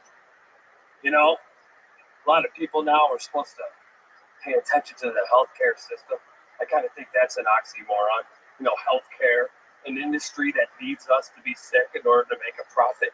We call healthcare, right? So now we all got to take a vaccine. Some people worried about side effects. I'm here to tell you there's nothing to worry about. Side effects, it's a bullshit term. It doesn't exist. Who goes through life having cause and side effect? Nobody. It's cause and effect. If you take a pill that gives you bleeding gas, cancer, diarrhea, that's not a side effect. That's a bleeding gas, cancer, diarrhea pill. You should call your doctor today. Maybe get some weed or something. The reason why they call them side effects is because they want you to take all those effects, put them to the side, ignore them, stupid, take the fucking vaccine. It's all psychological. It's all in the language. All of it. Started with fake news. Remember that? Oh. Do you have more? I want you to keep going. I want to hear everything that you prepared for tonight. All right, so you're hearing, like, remember fake news? And everyone's like, oh my God, there's all these alternative media sources. First of all, the fact that they thought the news was real, that's adorable, right? Isn't that fucking cute? It's ridiculous. I don't know why anyone would be concerned about fake news. We all bullshit ourselves in order to get through life. It's how it works, right? You ever heard anyone go, I'm going through a breakup? That's bullshit because the breakup already happened. What they're going through is a competition to see who's going to fuck someone else first. Right? I mean, come on. It's insane. Like, I'm white, right? So I'm on the inside. I get to hear everything they say, okay? There's a term that only white people use, and it's reverse racism. Have you ever heard this? Oh, last night I went out and I dealt with reverse racism. Well, what is that? Acceptance? Okay, I'm going to stop you there. There he is, Tim Warner, everybody. Wow, Tim, get back up to that microphone. I know you're looking for a skateboard or something right now to jump on. Welcome to the show, Tim. How long have you been doing stand-up? That was very, very entertaining. I was on episode 82. Okay. That's a comedy store. Time ago, 2008. Huh? Something like that. Yeah. With or wait, no, not 2008. 2014 that would have been. Yeah, with Segura and Christina. Okay, Tom and Christina. Hell yeah. They'll be back soon. I do believe they might be. They're moving. Yeah, I think they are moving here, in fact. So you've been doing it that long? Did you start then, or? Yeah, you started on Kill Tony? Started in New York. Oh, okay. Yeah, How I long was visiting LA at the time. Cute. For 2 weeks. Okay. Yeah. You've been doing it for 2 weeks? No, I was in LA for 2 weeks. Gotcha. Last time I did. Gotcha. Welcome. And now you live here? I escaped New York election day. I got yelled at by a bunch of SJWs over the summer for going outside and having fun.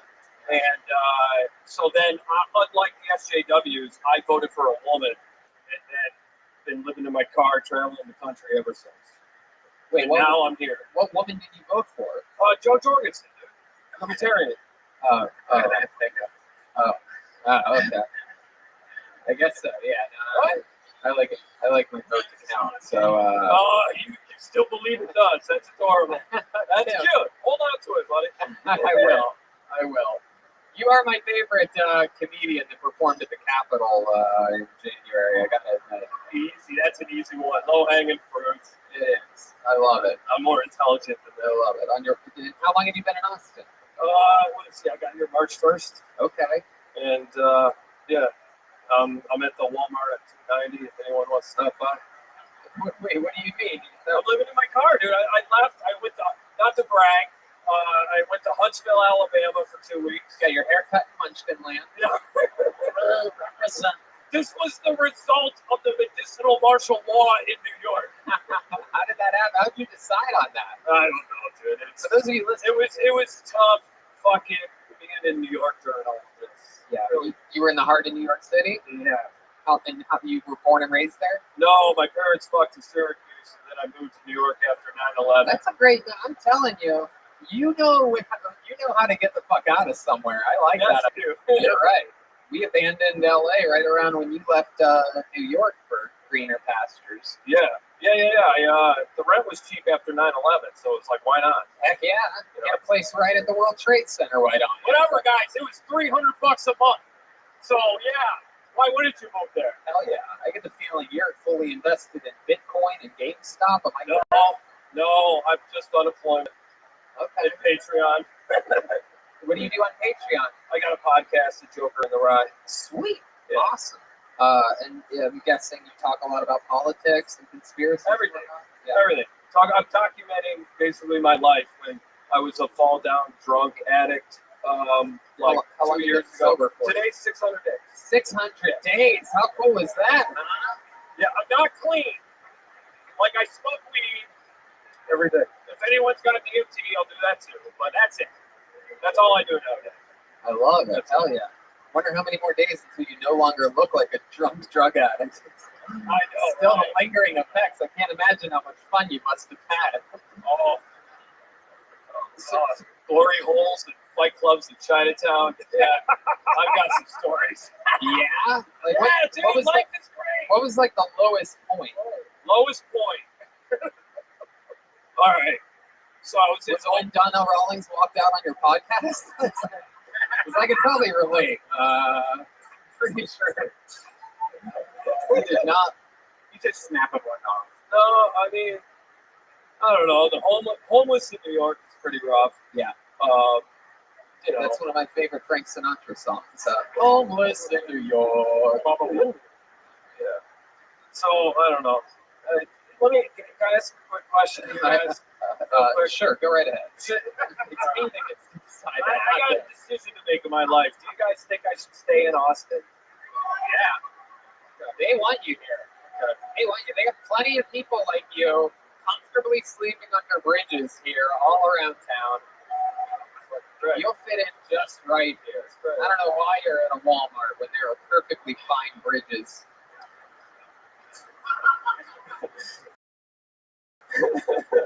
Yes, I see you have a Phil Hicks on. Yes. You and Phil Hicks. My Mount Rushmore would be Bruce, Carlin, Pryor Hicks. I love Stanhope, Axl Rose, Neil, and Tyler Durden. Wow, that's the rest of it. Look at that. Fuck yeah. How about Adolf Hitler? Where's come on. I've got such a great. Let this fool you now. You know what I mean? This is how a dictatorship thrives. You keep a country divided 50-50 over things like haircuts. You know? I'm a good dude. No, we believe you, Tim. I have a lot of friends like you that I talk to like once a year for a second. Always keeps empty water bottles in their back pocket. Just in case. You have to fill it up when you're homeless. Actually, I use the Tropicana. Tropicana? Big mouth. Oh, yeah, absolutely. Well, Tim, I mean, your set was so goddamn hypnotizing. Very, very, very entertaining. Absolutely. I very rarely tell people to go for as long as they want until they start getting borderline white power speech. And then That's a really good. I agree. I'm just kidding. I'm just joking. I'm just kidding. The reverse racism thing was great. And the whole thing, very entertaining, very enthralling. You showed your experience up here, and I appreciate it. There goes Tim Warner, everybody. He's at I Am Tim Warner. Yeah, let's do that. You guys want to get a lady up here? Should I pick till we get a lady? Huh? Equal opportunity. Let's do it. That would make me feel better. All right. Andy's not a lady. Ryan, the cable viewer, is not a lady. Here we go. Let's see what happens here. Your next comedian goes by the name of Claudia Monica. Claudia Monca, perhaps. Claudia Monica. That seems like a new name. Monca. Here she comes. Decide whether that's an IC or a K. Here she comes. Claudia. Here comes Claudia. Your first female comedian of the night. She is Claudia Monica. One more time for Claudia, everybody.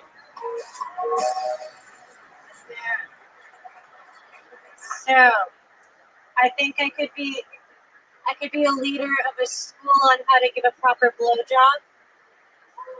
I'd be the headmaster.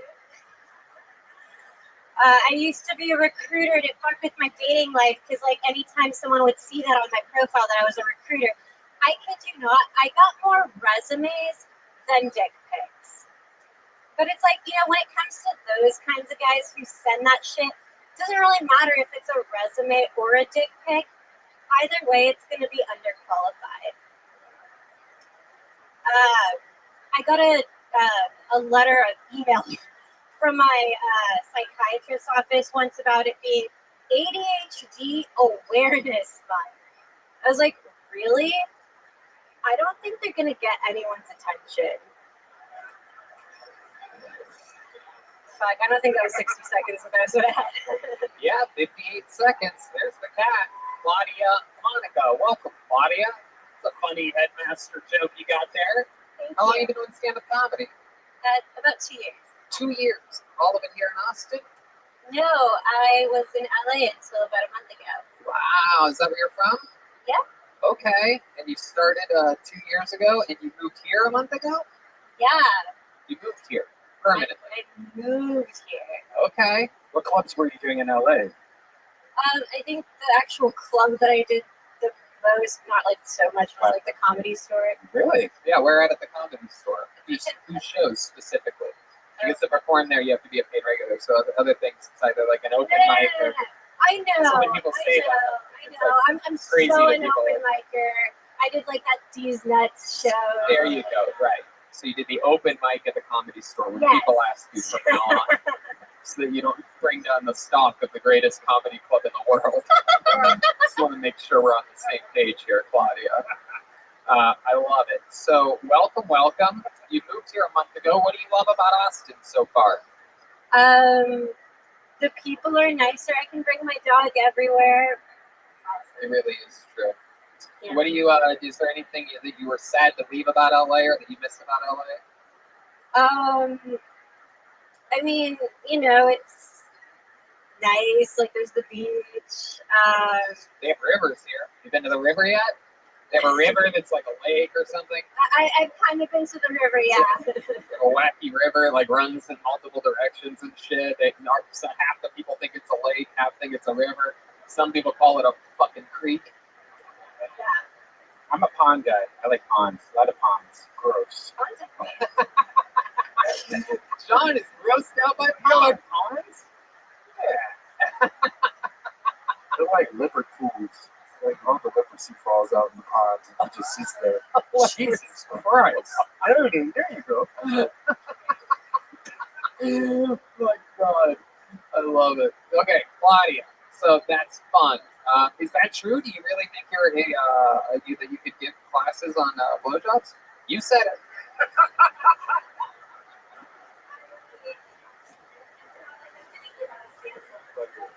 Oh, your mic fell out. It got so excited when I said something about BJ samples. I heard samples. Did you celebrate the holiday yesterday? Did you give a blowjob? What was the holiday? Steak and blowjob day yesterday. Is that true? Yeah, that's like I ate fucking steak. I missed that one. Really? Who'd you give the blowjob to? Yeah. Janice has an extended labia. Oh God. All right. But I'm just curious, that is something that you think is true, or is it just a joke? It's been pretty good. All right, that's a no. That's fun. You have a boyfriend right now? I don't. Okay. That's cool. You've been dating since being here in Austin? No. It's been a while. You've grilled me on this before. I actually was on your show once in LA, but I had blue hair back then. Oh. I asked you if you had a boyfriend when you were on the show. Previously, it's what you're saying when you say I grilled you. Yeah. Yeah, I ask everybody if they have a boyfriend or girlfriend. Cool. Just so before you try to Me Too me or something like that. I know this is the fucking age we live. Tony always grills me. Even though I open up by talking about sucking dicks, he wants to know if I have a boyfriend. How dare you? When's the last time you had a boyfriend? It's been 3 years. 3 years. Why do you think that is? Are you just not interested in Horrible blowjobs, obviously. Are you an independent woman, or is it something that? I mean, I've given plenty of blowjobs since then. Go on. I don't know. It's just I get bored easily. Okay. How about dates? Have you been on? I've been on a few. Here? No, I haven't been on any here yet. Okay. All right. Have you been anywhere that you like in Austin? Have you tried HEB? Have you gone to the grocery store? That's where the magic happens. If you want to fall in love with a fucking real man or like a 25-ounce porterhouse or something like that, HEB. Yeah, by the juice bar. Is there a juice bar at HEB? There is. No, I didn't even know this. There's parts of HEB I haven't even been to. Incredible. It's like Disney World. You can't see it all at once. No, the HEB I live by has like a purse store in the middle. That's a weird HEB. Oh yeah, of course. Purse store. I haven't been to the HEB Plus yet. That's nice. That's where the women go when the men go to the meat department. You know what I mean? All right. I love it. So Claudia, you moved here a month ago. Have you been performing a lot while here in Austin? Yeah. Yep. Like where? I've been doing like random bars, nothing. I'm not a superstar. That's fine. Yeah, that makes sense. We get that. Absolutely. How about for fun? Any fun hobbies or anything like that? Like you seem like you might play the ukulele with a deaf guy or something. You know what I mean? I like to sing. Do you? Yeah. What kind of singing do you do? I sing like a lot of like pop stuff. Really? Are you a free Britney person? Yes. Sure. Well, that's not an answer to an actual question. She deserves to be free. I'm not like you.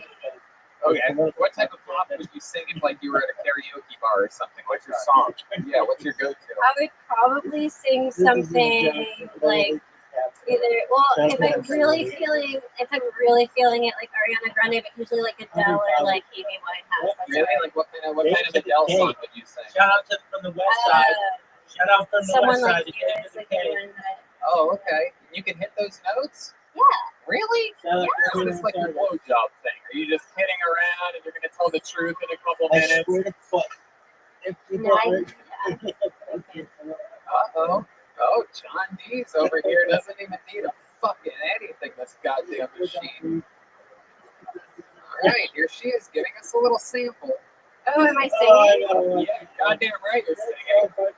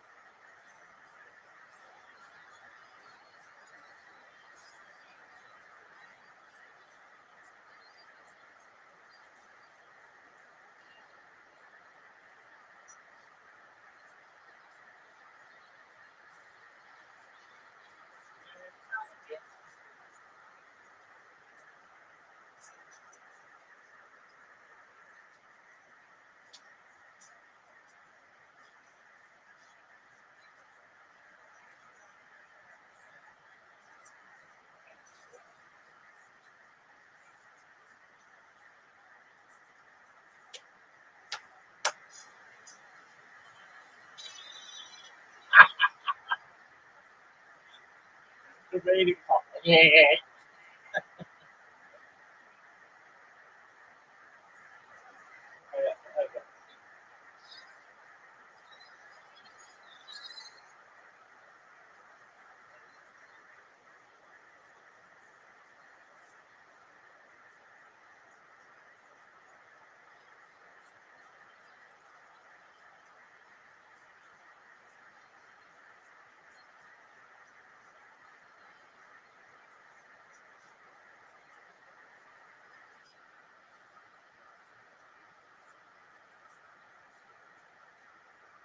Yeah, look at him over there. Absorb some of that energy. You could get that during your comedy set next time if you try hard enough. I'm just treating you like one of the boys here, Claudia. This one's got blogger energies for days. I'm telling you, I'm feeling it over here. Oh, no, I'm just kidding. She's a real I was not comedian. expecting it to carry. Wait, D-Madness, what you just saying? Hey! D-Madness said he didn't make his eyes bleed. He's blind, that's why that's funny. If you're wondering, I don't know if you just, maybe you just thought he has cool sunglasses. Claudia, that was fun, man. I liked your blowjob school headmaster show, and you really turned it around during that Adele part. I thought I was setting you up for failure, and you did great. Really came through there in the end. So thank you. That was awesome. Big hand for Claudia Monica, everybody. There she goes. Keep signing up. Oh, God. If she wouldn't have done that blowjob joke, you wouldn't have said that, right? No. I mean, like, you keep signing up. Honestly, Austin doesn't have many female comics. True. The ratio here is wild. People are giving me shit all the time for my weekly show that I don't have any females. I'm like, I only know 3. Yeah, I had Genevieve Clinton on my show on Saturday, and she had to drive all the way down from Dallas. Yeah. She did, no hesitation. I said, want to do a show tonight. She was on her way. You guys want to go to the bucket one more time, huh?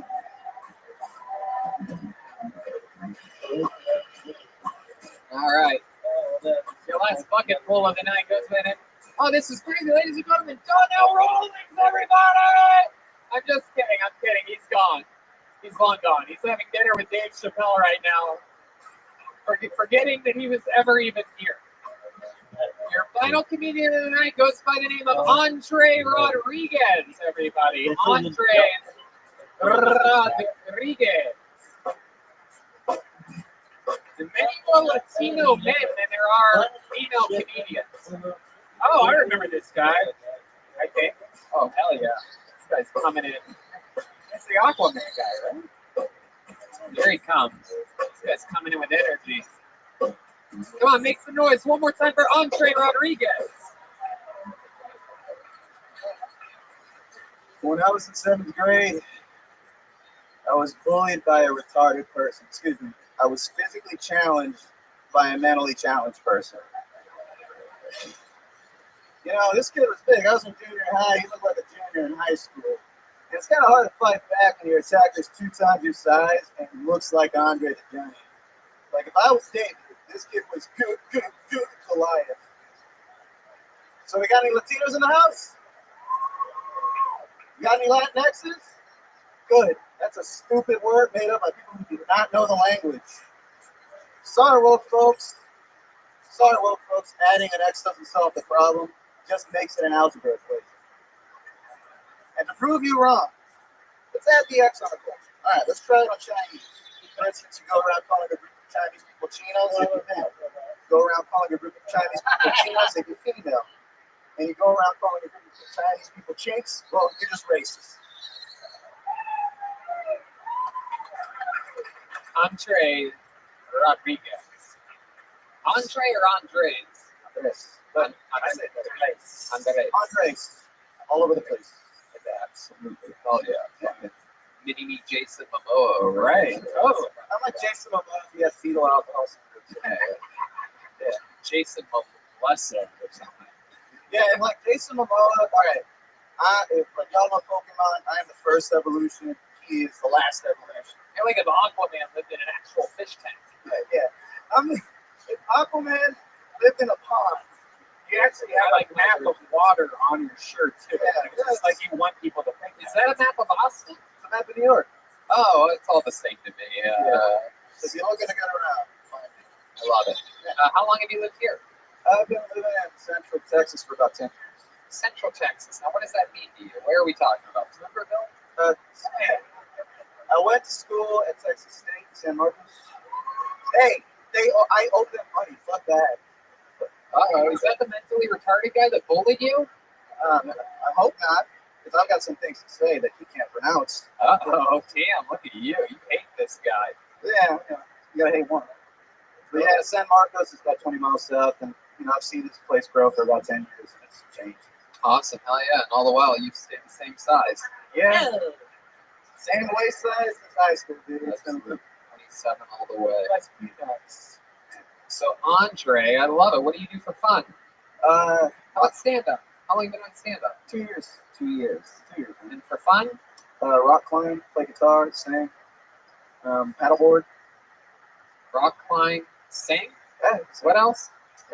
Rock climbing, paddleboarding, guitar, stand-up. Photography, right? Photography too. Yeah, that's my job. It's fun, but it's also a job. What do you sing? What type of music are you into? I may not make you sing, but I'm just curious as to what you sing. Because if you said Adele right now, I'd be like, you got to be kidding, man. I could sing soul. I'd sing soul. Really? Yeah. I can move to that tongue now. Black guys, I gotta know. Do you think this guy can sing soul? John. I mean, he has brown skin. Let's go. Hey, what you want to do for love? Can we do that? Yeah, let's give it a shot. Let's see if this little guy. Oh shit! Oh damn! Hey, be careful. That microphone's a little loose tonight. Sorry, falling out a couple times.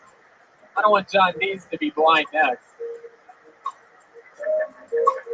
Here he is, singing a little soul.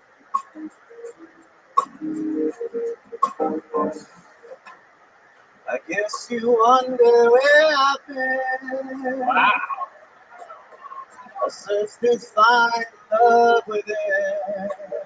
Damn. And I came back to let you know. Got a thing for you, and I can't let go.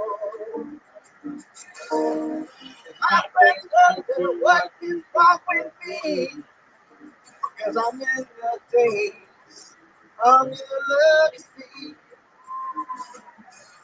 And I came back to let you know. Got a thing for you, and I can't let go. Wow. Some people go. All right. We don't need to do every word. That was awesome. Incredible. That was fucking awesome. Andre Rodriguez. I must admit, even my pussy's wet after that. Wow. I'm dripping over here. This is incredible.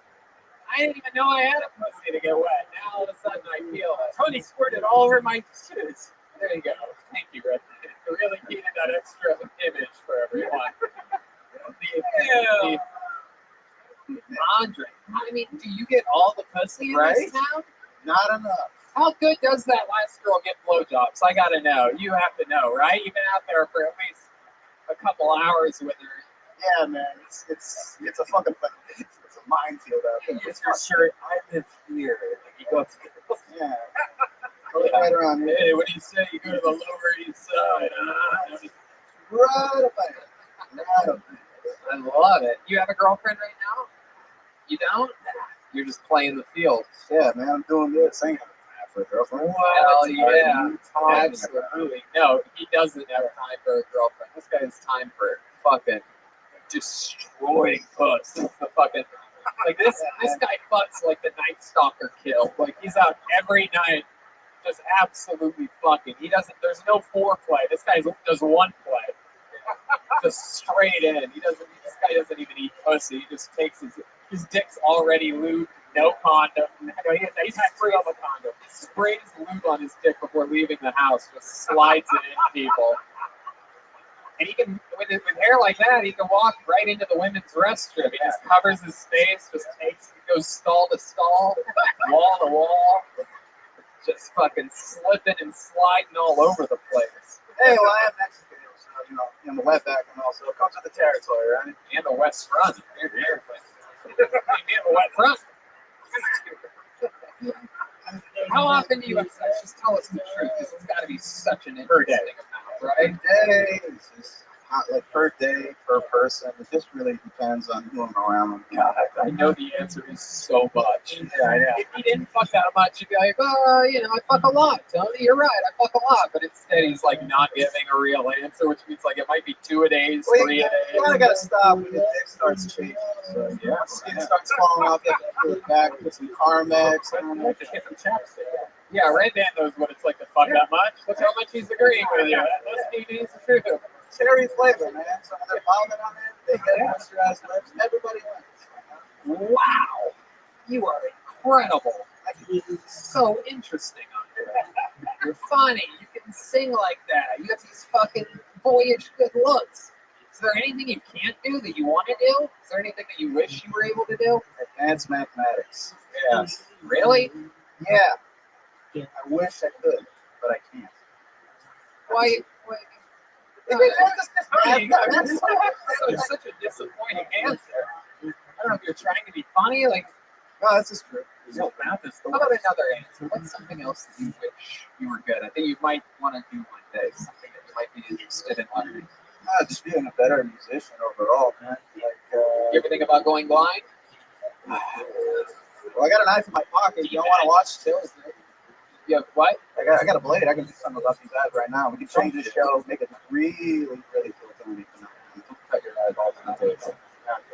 An incredible performance. Very, very intriguing interview. So much fun. I've seen you taking pictures in some of the shows at Vulcan. That's how we recognized you. And I didn't even know you did stand up. Very, very cool. Great stuff, man. Very likable, very charismatic. Thank you. How about a big hand for Andre Rodriguez, everybody? He's on social media and Andrexicano, ANDREXICANO. Let's do this shit. We ready for the closer? Ladies and gentlemen, your final comedian of the night is a regular on Kill Tony. That means he has the right to perform a brand new minute every single week. Not easy to do for anyone. But this guy makes it look easy. At Second City for over 2 decades, switched to stand-up comedy just a couple years ago, almost immediately became a regular here on Kill Tony. Make some fucking noise for the one, the only, Michael Lair, everybody! This is it. It's the only way to put a ribbon on a show like this.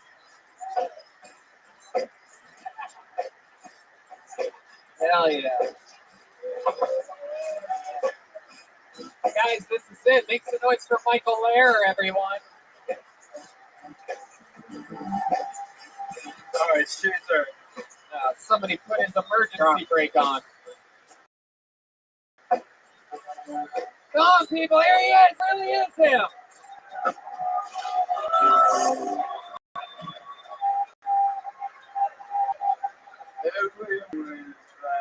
Oh my goodness, you're so somebody. But after a week of fucking and all that fucking, I was sitting on my back. Though I am comfortable enough for my sexuality that I'll let your husband on my hips and put me in and out of you combined in the cell of a dog. But everyone at the end of the week is like, I want to donate mention Michael Young. I think he might be done with his mentions. You are with legs. Michael Lair, I like going to the club with you. but I think I'm going to the coconut alchemist time. Yeah, I can't bring in a bathroom. Fucking Brennan, I was showing a Nintendo of your phone. If you ever fucking Hopefully it's an NES Mini. Oh, Red Band. My goodness. everyone was like, I want to be with my girlfriend. The hardest part of your life is taking the shower. And I do Pilates, but showering like a girl is harder than Pilates. Michael there, ladies and gentlemen. There he is. Sweating a little bit tonight. I don't think I've seen sweat before. Worked and lived with IV. Yes, very well hydrated. I know. I've been taking Pilates when I've been on my broken down. Really? You really have been. A little fun fact for all of you. I don't know, a couple weeks ago, I think an audience member after one of the shows at Vulcan gave him a baggie of cocaine, and Michael decided to not stop doing it after that. So we want to thank whoever that audience member is that was nice enough to give our friend with ALS, Lou Gehrig's disease, good job, guys, an upper. This way he doesn't get the sleep that he needs for his body to fully recover. And but no, it's awesome. You should hear how well he rationalizes it. The old "I'm dying anyway" works pretty well. Pretty much ends the argument on the spot. We do it every day or so. You can give it to me and I'll rationalize it. Yeah. Thank you, Red Band. Yeah. Again, like I said, you're so good at rationalizing it. I wanted to hear what I'm talking about. Yeah. I did one joke about cocaine, and it was I wanted to make cocaine more accessible to disabled people. Like it comes in those little bags, and obviously my man fingers can't get in them. And when I call, I ask for microwave Chinese. I don't require perfume. That's hilarious. So what do you think? Like making like little Tupperwares for the cocaine, or Right. How to make cocaine more accessible to disabled. But I didn't take your time. We are showing a picture. It's a GoFundMe. And we're gonna figure out this cocaine. Somebody hit this man a snowball. I feel like I could help you out there. Yeah, Red Band can help you with any health issue that you possibly have. It's another Dr. Red Band specialty. Nothing better than checking in with a guy that gains 7 pounds every week on health decisions. Hey, man, wait till I take it off. It's going to be great. We've been waiting, Red Band. I'm waiting for the check. All right? There you go. All right. There you go. You know, I feel terrified when you said I didn't want to last week about cocaine. And two strangers from the ones gave me cocaine. Fucking awesome, yeah. Give it water, Rothschild. Yeah, look at them applauding. Hell yeah, taking months off of a man's life. That's so exciting. Hell yeah, put those hands in the air. Tony, yes, it makes him so mad when anyone speaks truth to him. Tony, would you ever do cocaine with Michael? Just no, or else I would have already done it with him. But no, I don't do cocaine. Now, I just look like it. me and Zach Bogus were my buddies. We were together. Yeah, like we're brothers, like my brothers. And we go through ups and downs. And I was doing cocaine with him.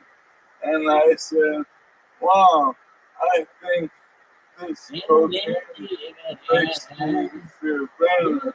And he said, that's what everyone says when they're doing cocaine.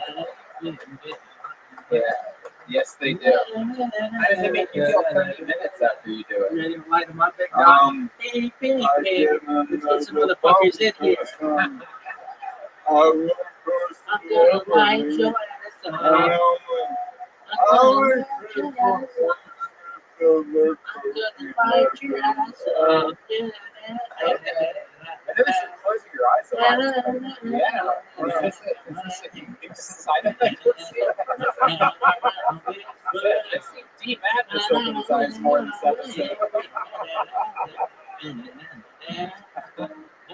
Right. No, what this simply is, I put irritant in my ears, and then it's running in my eyes. My eyes are burning. It rains and pours over there. That's what you get for trying to be cute. Trying to get all sexy. Trying to get all sexy. On a strange pussy and all. Let's talk about this, what appears to be this new look. I don't know if you guys can see, but Michael, can you turn your head in like any direction? It appears as though Michael decided today to go through his head in clumps and shape certain patches, the type of things that I would imagine you do 2-3 weeks into a cocaine bender.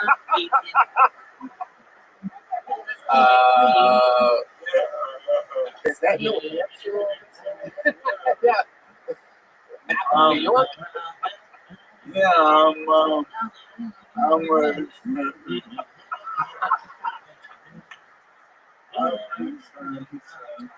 You're a trendsetter. This could be a new thing. Oh shit, absolutely. Hell yeah. All right, yeah, big sip of Modelo there. Michael, what's in the water bottle there that you have that looks exactly like urine?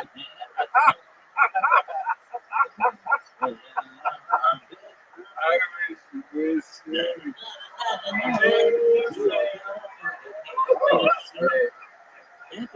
is very exciting. Wait, was it legal? What about it? What's going on? What's happening? T-Man? They both took a sip of water at the same time. It's supposed to be blind and tall. This improviser is blind. There's no microphone over there. T-Man, You know one. Oh, here you go. We have one here. Let's go on, Zach. Get over here. T-Man, this is microphone. T-Man, Michael Blair wants to improvise with you. I'm It's in front of you. You can grab it, D. There you go. Hell yeah. I'm not the star of August Woodson play. I don't know what's August Woodson.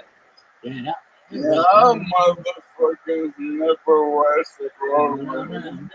Oh, yeah, no, not really our thing here on not really big Broadway. I don't watch it.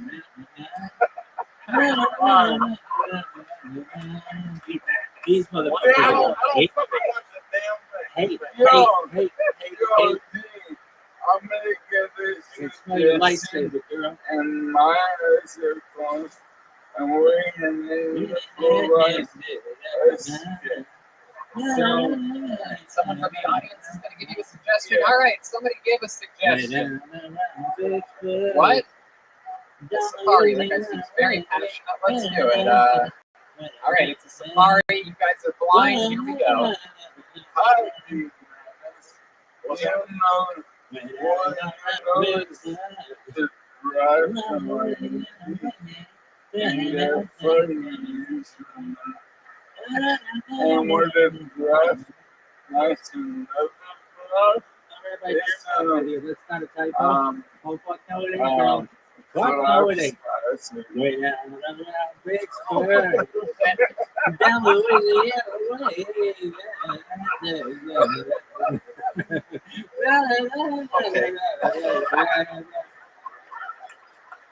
This is what the queen. I'm excited. You know where I be. I don't know what to say about that. Wow. Right down. I kind of feel like the person from outside guide me.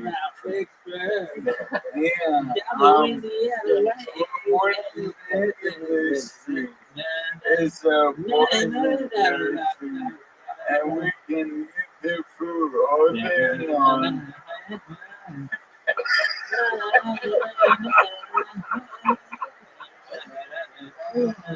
Is it sweet or sour? Oh, motherfucker.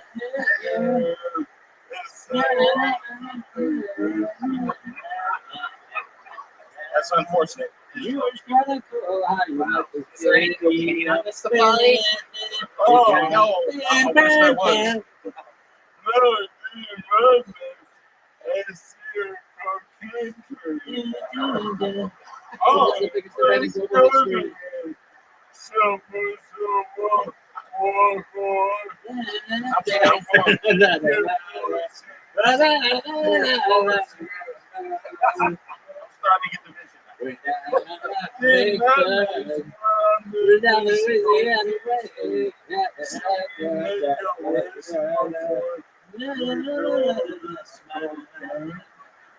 Yes. I'm making one. I am. I've been doing that a lot. Oh, I do it with my eyes open. I see that what's the point? This is one of the wildest goddamn shows. Very experimental. We had a monologue by the guests at one point. We had literally blind improvisation. This is like UCB meets UC nothing. I feel like that is Michael Layer's hair. It does look like T Madness cut Michael Layer's hair. Somehow Michael only has the second worst haircut out of all the performers here. It's because I don't have enough cocaine. Tim Warner beat all you guys in a lifelong cocaine competition. Guys, I'm going to begin for Michael Layer, everybody. MichaelLayerComedy.com for everything Michael Layer. How about a big hand? Six Alkaline Vodka presents the Kill Tony Band, everybody. John Dees, D Madness, and Michael Gonzalez.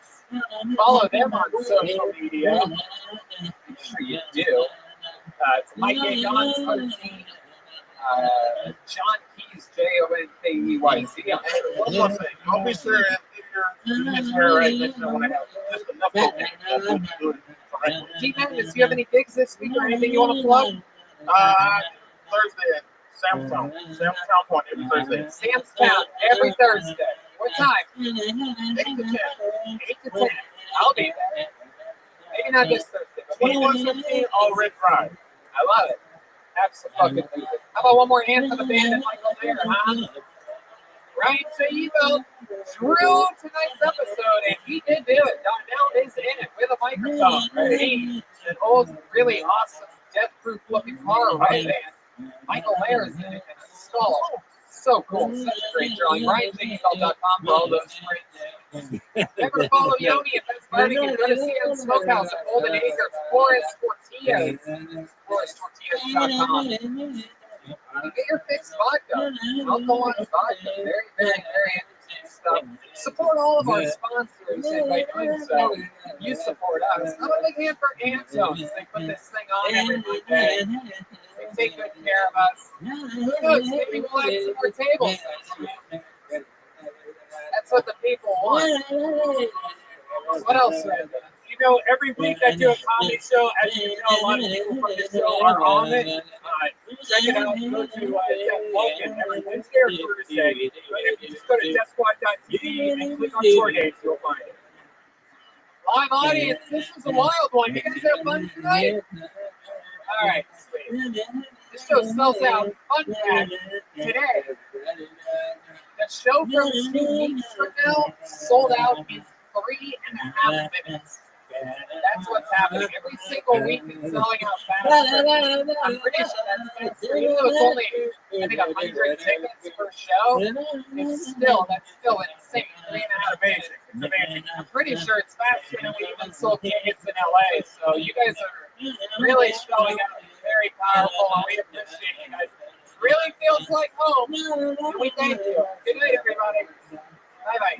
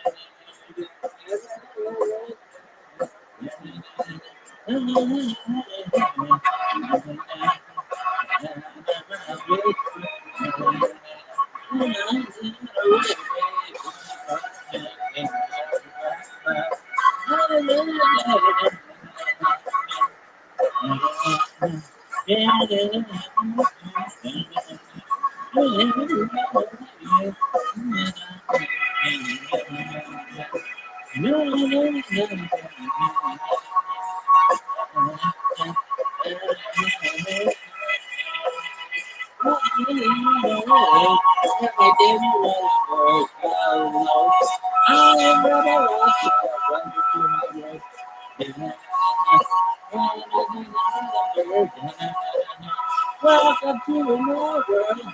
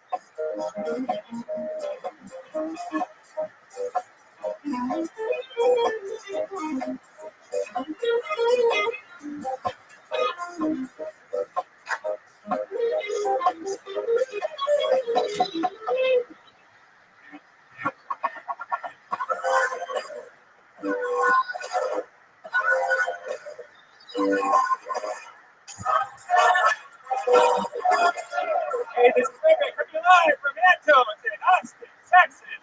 Our grandmother trying to kill Tony. Go for Tony, Texas!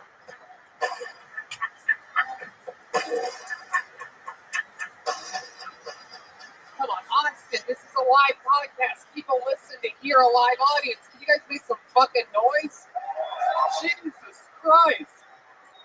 realize that we were at Antone's fucking library tonight. What the fuck was that? Hey guys, make some of those red bands here, everybody. You guys have any idea what kind of party you're at? I've noticed since we've been here in Austin, they are a lot quieter.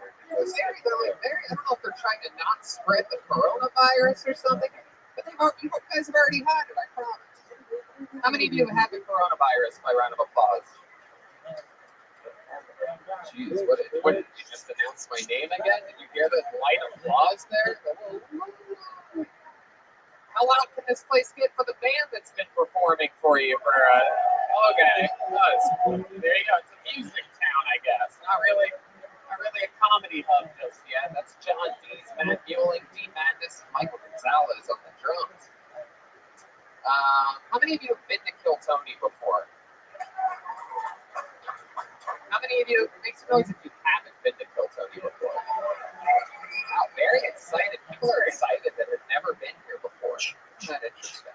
Well, we're going to have a lot of fun. It's a show about stand-up comedy. We meet people, we see how it goes, and things like that. We have the great Ryan J.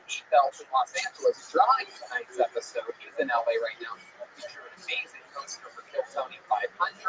It's going to be available. He's coming out for that event. Very exciting stuff. He draws every single episode, every single road poster. All those are available at RyanJDBelt.com, including the brand new Kill Tony the Coloring Book, selling like hotcakes. What kind of comedy podcast has their own coloring book? The one that you're at? You have to laugh at the beginning of it. You're barely excited to be at. But before we start tonight's show, here's a little bit about the amazing sponsors that made tonight's episode possible for you. Right? Hey y'all, are you hiring for spring? What type of role are you hiring for? Maybe you need to hire someone to wear many hats. You challenge it. Or you might have a simple position to fill, but it's taking forever to find someone who's a great fit for your company. That's where ZipRecruiter comes in. ZipRecruiter can help you find qualified candidates fast. And now you can try it for free at ZipRecruiter.com/BillTony. Whether you need to hire a civil engineer in New York, a nurse in Nebraska, an attorney in Colorado, or a mascot in Missouri, ZipRecruiter's matching technology finds people with the right experience for your job and actively invites them to apply. It's so effective that 4 out of 5 employers post on ZipRecruiter need a quality candidate within the first day. From accountants to zoologists and everything in between, ZipRecruiter makes hiring easier. And right now, you can try it for free at our listeners get it link, ZipRecruiter.com/KillTony. If you go to ZipRecruiter.com/KillTony today to try ZipRecruiter for free, we get credit for sending you. Once again, that's ZipRecruiter.com/KillTony.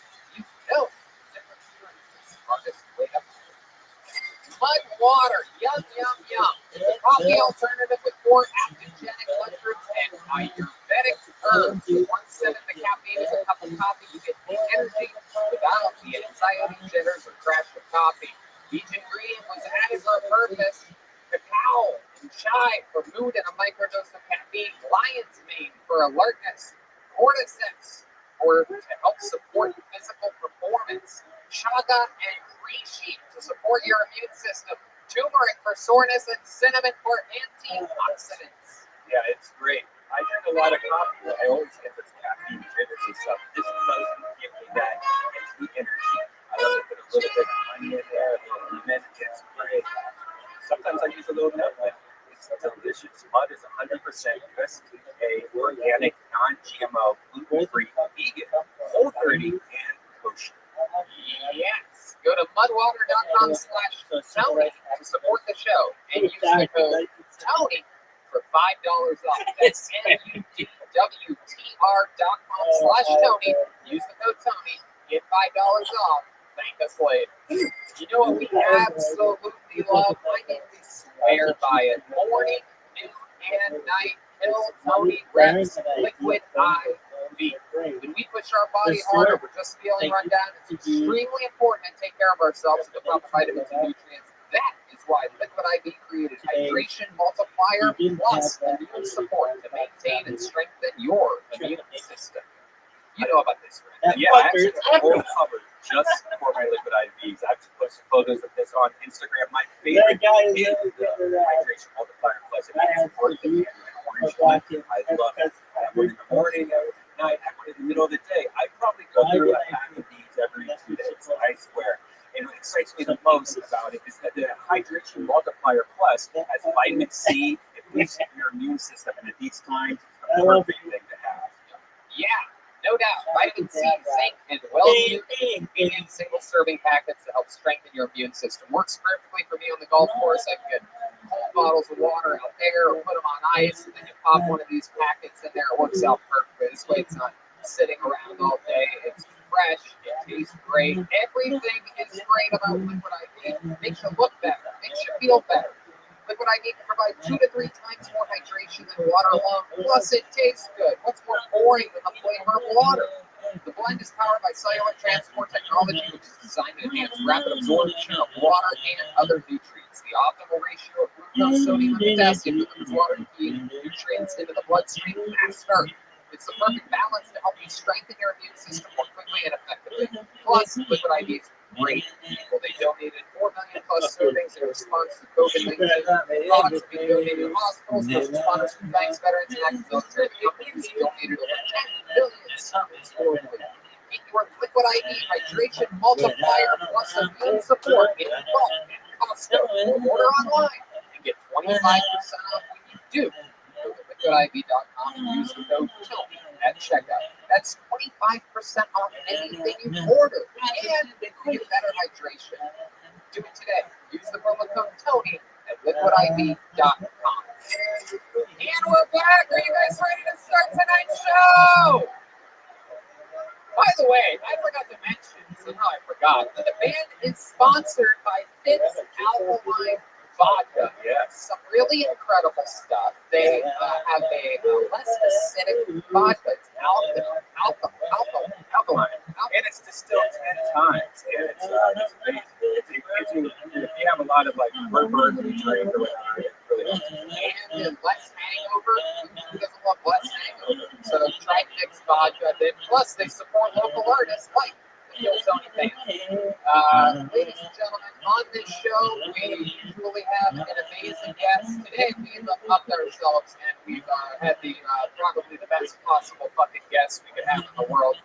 A resident of Austin, Texas, everyone's favorite comedian. Ladies and gentlemen, it's Ron White, everybody! Yeah, baby! Here he is. Oh, yeah. How could we forget?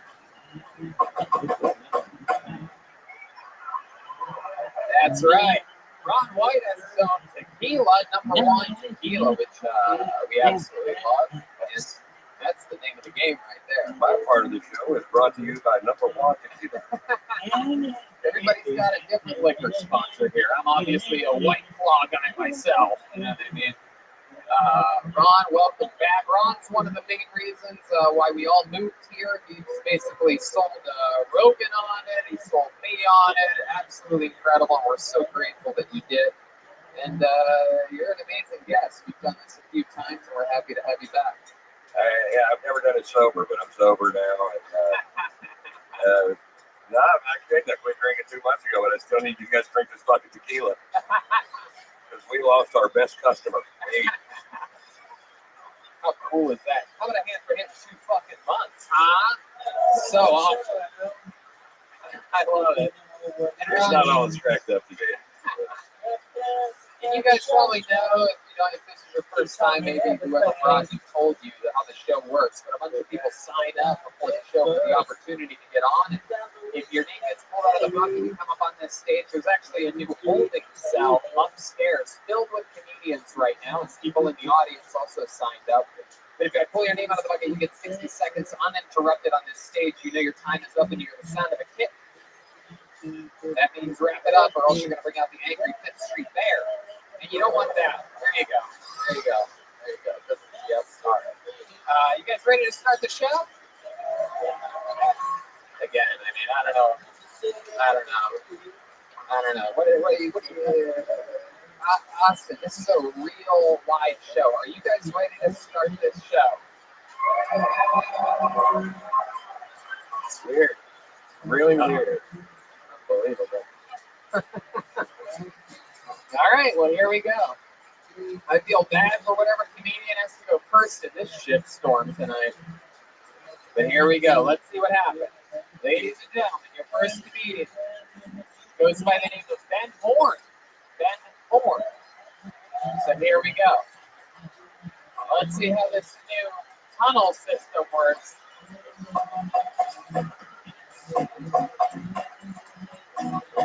Here we go. Here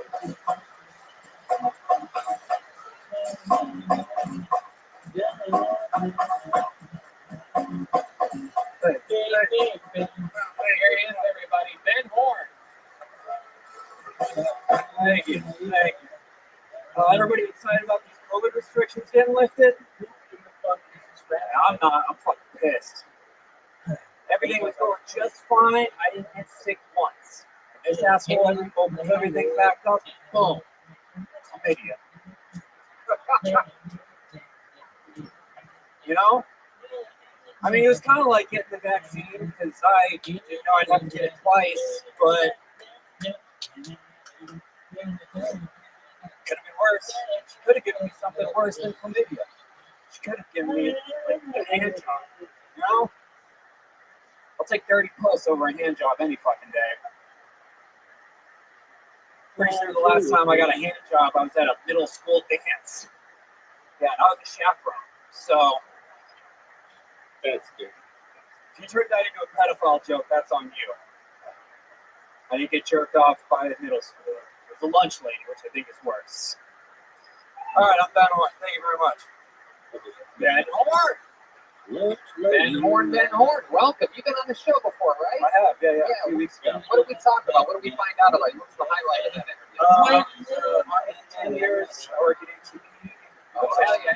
How about some noise for HEB, huh? That's always a crowd favorite. Yeah, you know, they actually, so my department got shut down during the whole snowstorm. And so we weren't working, and they paid us for the whole fucking week regardless for all of our fucking hours. Awesome. They're great. Everybody had some power stations put in there too. Yeah. Very cool. Hell yeah. You didn't block the snow and ice for hitting that HEB with your sick ass mustache?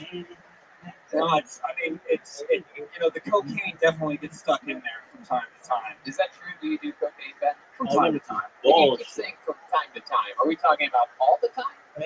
I mean, if somebody offers it, and I don't have anything to do, like, why not? Do you hang out specifically with people that do cocaine? Typically, yes. I like to hang out with, ironically, a lot of people.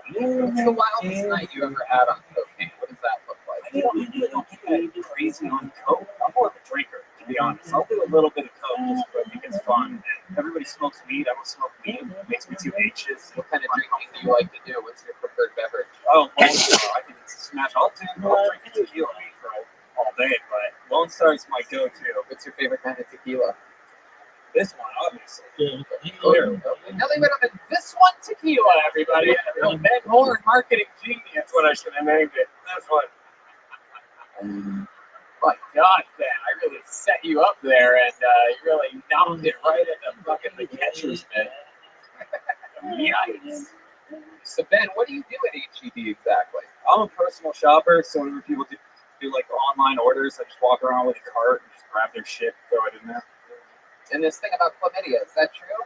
No. I have had it twice, though. Okay. In my life, yeah. What are the symptoms? Dude, I honestly didn't get any symptoms. When I was in... Well, when your dick itches all the time, you don't really notice that you have chlamydia. So how'd you know you got it? You just went to the doctor and he's like, oh, you got chlamydia again. Yeah, well, I'm super paranoid about STDs. Because my dad used to, like, when we were kids, used to just show us pictures of STDs to, like, scare us from having unprotected sex. And so when I was in the Army and I had, like, access to a doctor all the time, like, every few months, I'd just be like, hey, let me pee in a cup and tell me if I caught anything. Wow. And they did it. I used to wonder how many times everyone's had chlamydia before and just never got it tested. That's why that shit's still around. It's one of the silent STDs. It's a real sneaker. Have you had any other ones? No, it's the two. Yeah, sure. Come on. chlamydia twice, nothing else, and this little fun packet of yours, and that little. Let me ask you this: is there a gigantic mustache above your dick as well? You would think it would protect you from some of these disgusting juices that are splashing all over you. I feel like that's how you get more of them. It's just more shit to, you know, that's the eyelash for your dick. Oh, You gotta yeah. keep that push going. Soaks it right in. I feel like some girls should actually get a mustache shaved above their pussies so that guys know where to put their fucking face. You know what I mean? I think most guys know exactly where to put their face, actually. I'm pretty sure they don't need a target for that. That's not that confusing. Pretty sure the main thing that guys aim for is the vagina. Yeah. All right, then. How long have you been on stand-up? Like 2.5 years. Okay. I started when I was a kid, and then stopped obviously when I joined the army. You just said when you were a kid. What are we talking about here? I was like 13. Wow. I started. You had already had chlamydia at that point? Right, yeah. That was the first time. No, I started at like Cap City in the Velveeta room, and then before long, I was able to like travel around Texas a little bit, do some local radio and stuff, and then when I got out of high school, I needed something to do, so I joined the military, and I really thought I was going to do it for a career for a long time, but then that didn't work out. Why didn't it work out? I just, my body and brain. You had another discharge that had nothing to do with chlamydia? Yeah. That deserved a bigger laugh if You're wondering whether you guys are doing a good job or not. Not so much. knowing my part. I mean, I was infantry, so it's just really tough on the body, mind, and so at 10 years, you don't have like your only two options are stay in for another 10 years till you retire, or just get out. And so at that point, I was like, I think I'm done with this. I'm pretty sure I can do something else. So we ask you, what are your goals now with comedy? You want to keep doing it? Absolutely, yeah. When I first got out, I was in school. I thought I wanted to work in government, and started just doing open mics and stuff just for shits and giggles. And I hated working in anything political, and I loved doing open mics. So I just dropped out of school. I just got any job that I could get that was going to pay the bills, and now I just stay on stage as much as possible. Okay, great. Absolutely, man. Super likable, fun set, nice and tight. You gotten up a couple times here on Phil Tony. Congratulations, man. You got the show started tonight. It's Ben Horn, everybody. That's what it looks like. He's on Instagram at the Ben Horn. He's that guy. Ben Horn. Here comes Zach Bogus to switch out the microphone on this special sanitary episode of Phil Tony.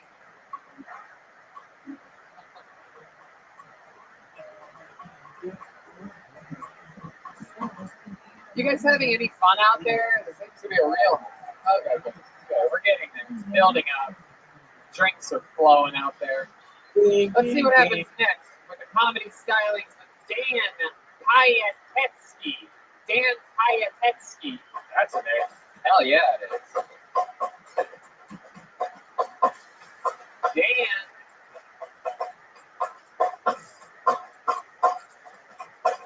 Dan Payetetsky coming down the stairway. This is very good. This new system is working. How about a hand for Antones, everybody? Allowing live shows during the pandemic. Here he is. One more time, Dan Payetetsky. Hell yeah, dude. When I was going through puberty last night, one of my favorite things to do was to measure my penis, right? Like every 3 months roughly, I would measure my penis. I can feel you guys point back right now. Let me explain something in the room. Every single guy in this room has done it before, okay? Like every 3 months, we would all measure my penis, right? And you're probably thinking like, too often, why?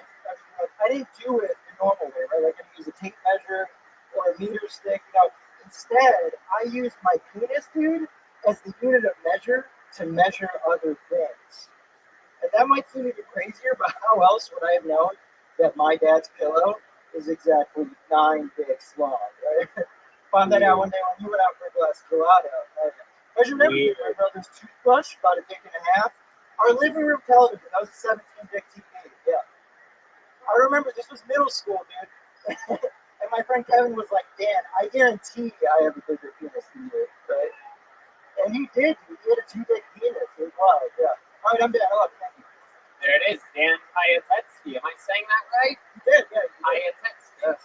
All right. Well, welcome to the show, Dan. So let's just answer the question on everybody's mind. How big is your dick? Well, it's about one dick long. Yeah, it's I have a one dick penis. Thank you. Yeah, pretty good joke. I don't know. League average. Probably the same as yours. Probably not. We found out recently Michael Laris saw your dick. Oh, well, we don't need to bring it up. I don't like to brag about my obnoxiously long penis. It's ridiculous. No one needs. It's not good for comedy. People like to think that the comedian has a nice, small, insecure dick, and that's exactly what I want you Not the guys to snow know. plow. I was at your show at Vulcan the other night, and someone said you have little dick energy. I remember that. Oh, that's right, yeah. And educated. then what happened to that lady afterwards? Was You that actually tore her soul yeah, out. her soul was taken from her. That's absolutely right. Just for the record, no one gets away with anything like that. So Dan Piatetsky, how long have you been on stand-up? About 4 or 5 years. 4 or 5 years. Hell yeah. And all here in Austin, Texas? No, I've been in Chicago for 2, New York for 2. Awesome. What made you move to Austin? Seemed like a great place at the right time. Ron Did Ron White convince you to? We were on the phone, yeah. No, I don't know. It seems like a great place at the right time. Right. It's 40 clubs here by this time next year. Absolutely. No, I completely agree with you. You're like one of those GameStop guys. You guys the hit was good. So it's going to be a massive comedy hub. So Dan, what else? What do you do for work? I work at a tech company. I do computer things. What do you do on the computer? I work at a fitness app. I help women get into yoga classes. Okay. Yeah, they book yoga classes through the company. Okay. How do you find these women? Well, I reach out one by one.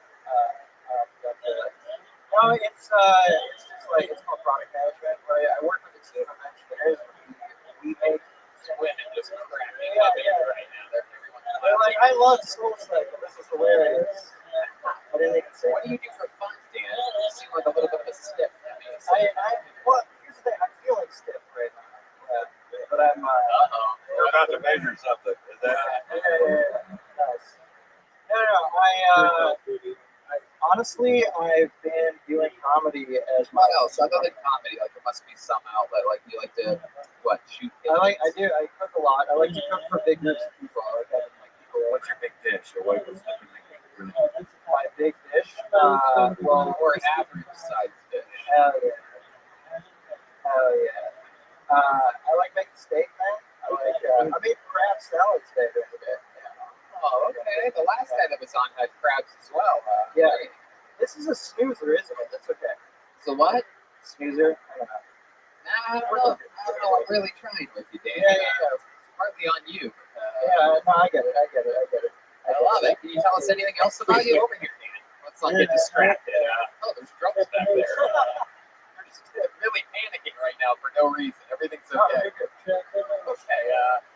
Anyway, so Dan, anything else? Any fun facts about your life that we would be surprised to know about you? I'm Russian. I hang out with my grandpa. I spent part of the reason I'm being weirder right now is I just spent like the last 10 months hanging out with my grandpa in '93. So wow.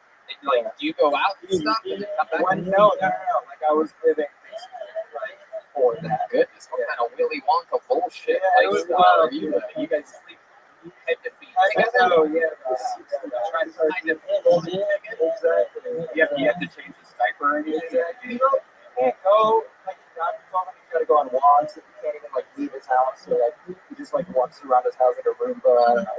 It's like, he's barely alive. You don't ever take him on a walk? No, he's got Parkinson's too, which sucks, like, because he loves soup, so. You should make him like a TikTok star or something. You should get some money out of him. Yeah, he's so bad at soup. Yeah. Have you measured his pillow? Yeah. Yeah, that's a 4.5 dick pillow, yeah. All right, Dan. Well, like most Russians, it's hard to interview you. You really like keeping secrets, so. But fun times. You talked about your little dick a lot, so that's exciting. Sure did. Self-deprecating. Do you actually have a piece? Yeah, he does. Yeah, we're not going to. Like, literally said I don't want to talk about it. Michael Laris looks like a little baby arm. Okay, that's it. Holding another baby You arm. got a notable piece. Red band. That's enough. I mean, we're just sitting on stage. Stop making fun of my giant dick. It's really insulting. All right, Dan. Fun times, dude. Way to do it. 4 or 5 years. I can't wait till you're on again. Talk about something else. guys do it. There he goes, Dan Piatetsky, everybody. He's on social media at Dan P Comedy. Hell yeah. All right, here's that focus. For those of you that love dudes with serial killer energy. You know, Tony, I found out something about Zach. He used to work for 2 years as a general manager of an Ulta makeup company. You know Ulta? Wow. He knows everything about makeup. Wow.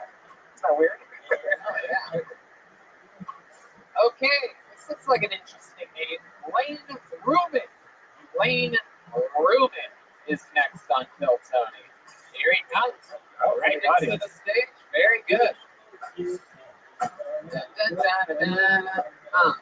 One more time for Lane Rubin, everybody. I was watching football the other day, at least a month ago, and I noticed that one of the punters was using one of those playbook wristbands, and I thought it was weird. You're on the field for like a minute the whole game. What could you possibly need to remember in a minute? I think my dog's addicted to mushrooms. I think he's paying my cat to knock him off the bookshelf. I'm pretty sure he's paying my cat. I don't know how my cat's getting all these sweaters. My cat doesn't have a job. And my dog's done so many mushrooms that he started getting really philosophical. Like he's teaching himself new tricks. And he's getting really snotty about old tricks. Like the other day I went to shake and he goes, you know there's a global pandemic right now, right?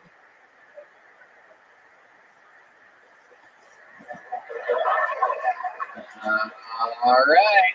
Lane Rubin. Absolutely. I didn't hear the cat. Did the cat go off? Yeah, it did. It just happened. 4 seconds after he thought it would, because he left space for laughter that didn't happen. No, when I was crazy, I paused a lot more, and then I was told not to pause so much. Who told you that? And my girlfriend. I practiced. She was right. You think she predicted how unfunny it was going to be? You're not going to need those pauses. Incredible stuff, Lane. How long have you been doing stand-up? Roughly 3 weeks. Roughly 3 weeks. Okay, awesome. Congratulations. That takes a ball right there. Absolutely. That makes sense.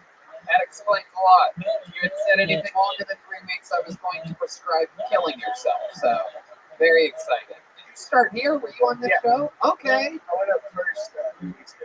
Okay, awesome. Who was the guest for that one? It was the oh boy, Sarah Weinstein of our neighbors. Oh, okay, very cool. How did that go? Did it go better than this? Yeah. Yeah, it went a lot better. Is this only your second time performing? No, I did a couple of. Cool. Well, how did the open things go for you?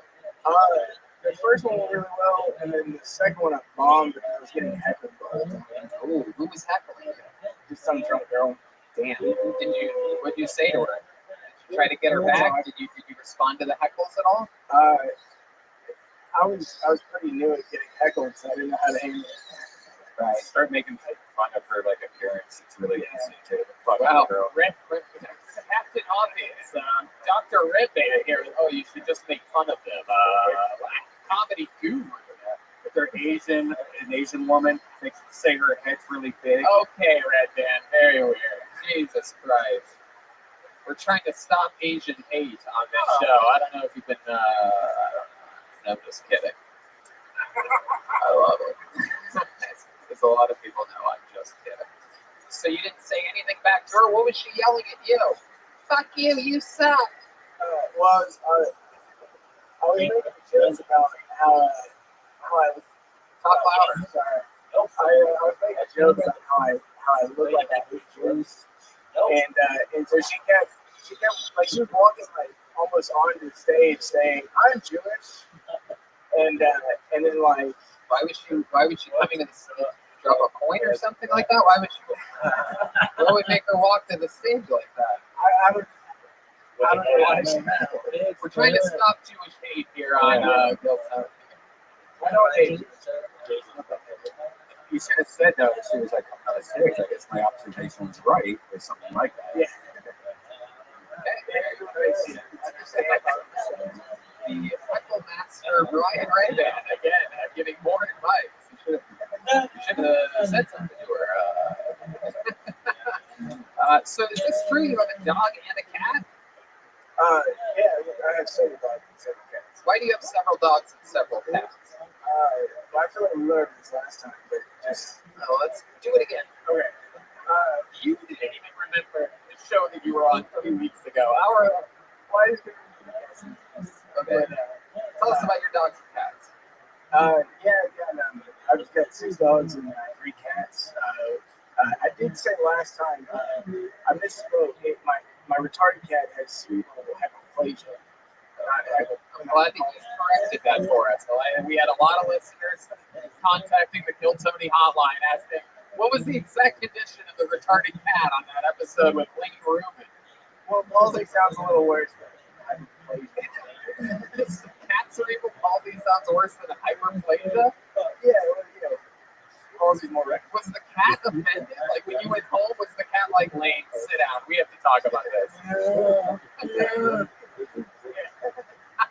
This Redband's impression of a retarded cat. We actually have retarded cat sound effects, but I'm glad that you're doing it. All right. So, okay, Lane, what's something about your life that we didn't talk about last time that you were on and that we might find interesting? Have you thought about that in the past 3 weeks? Well, something that happened in the last 3 weeks was I got bit by a dog on my face. Was it one of your own dogs? No, it was at work. Where do you work? I'm a dog groomer. You're a dog groomer. Okay. What made it bite your face? Didn't like the haircut you gave it? No, it was the owner didn't tell us it a bit, and I was trying to pick it up, and it leapt at my face. Wow. That's awesome. Did you lock lips with it or anything? For a minute. Wow. Was it a Jewish dog? Yeah. Okie dokie. Really, any second now, this episode's going to start. I promise. Pretty incredible. So that's fun. Wait, what's your girlfriend like? What does she do? Oh, she's also a dog. Wow. 2 dogs. We also discussed last time. Okay. All right. Okie dokie. Really, really fun stuff, Elaine. Interesting. Ron, you have anything else you want to say about this? Absolutely not. I thought this. I was tired, but 2 or 3 weeks. Been doing, that's if you only do stand up, you think it's fun. So if you think it's fun, just keep going every open mic you can, and see everything just come around for it. There you go. I agree. I'm giving a real advice. There it is. 3 weeks into his career, there he goes. It's Lane Ruben, everyone. RUHNANN on social media. Hell yeah. Ron has a great little doggy. Is that your first dog you've ever had, or you have a little French bulldog? Oh no, Mustard is. I don't know. I've had 50 dogs. Yeah, not at once. I've had 50 dogs. Mustard's the shit. Yeah, Mustard's a great dog. My favorite dog. He's on the bus right outside. Oh, I love it.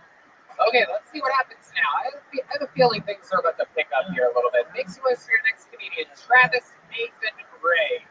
Travis Nathan Ray, a 3-word name. These are always very promising. Usually either a good comedian or a future serial killer. Travis Nathan Ray.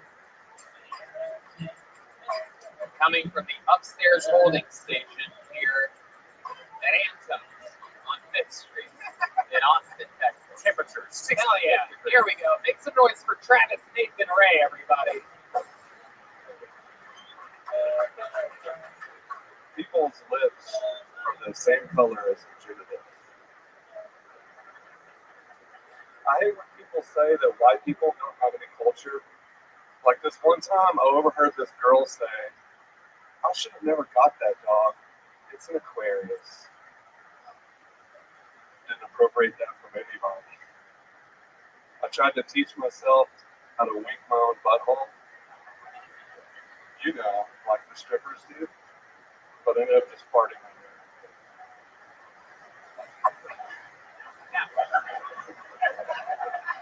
I really thought he would like that one more. I'm wearing skinny jeans for some reason, and there's like the seam up the middle, you know? Like when you go to sit down, all your furniture like isn't in the same room.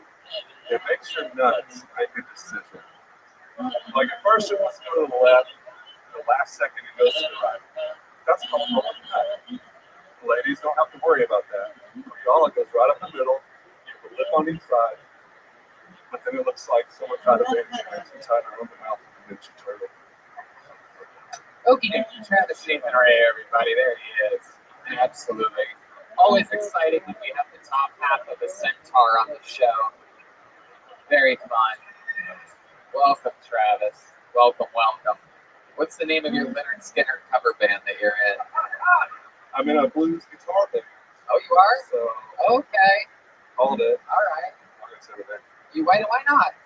What's the name? The Briars. Oh, okay. You guys play a lot locally? We play around Texas. Awesome. We used to. We were very good. You guys broke up? No, we just stopped getting gigs. What part of the band were you? I was lead guitar.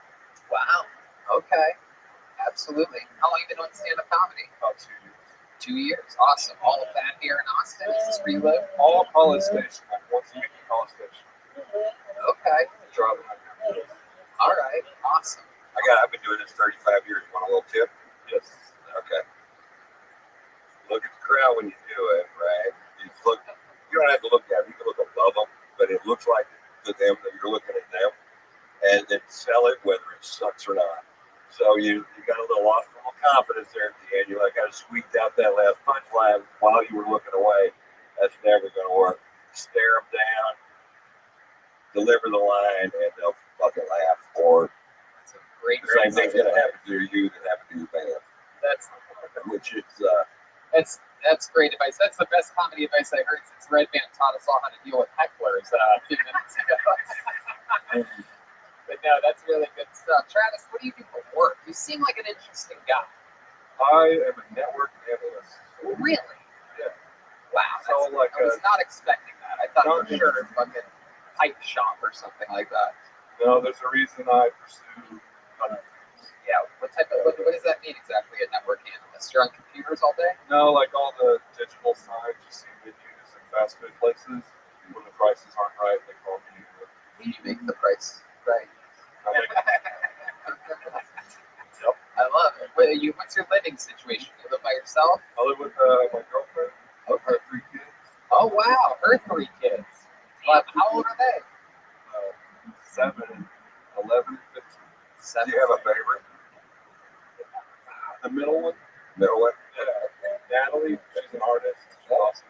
Very cool. Which one do you hate? Sorry. Which one do you hate? The 15-year-old, right? We all know it. Yeah, the 15-year-old. That slutty 15-year-old, am I right?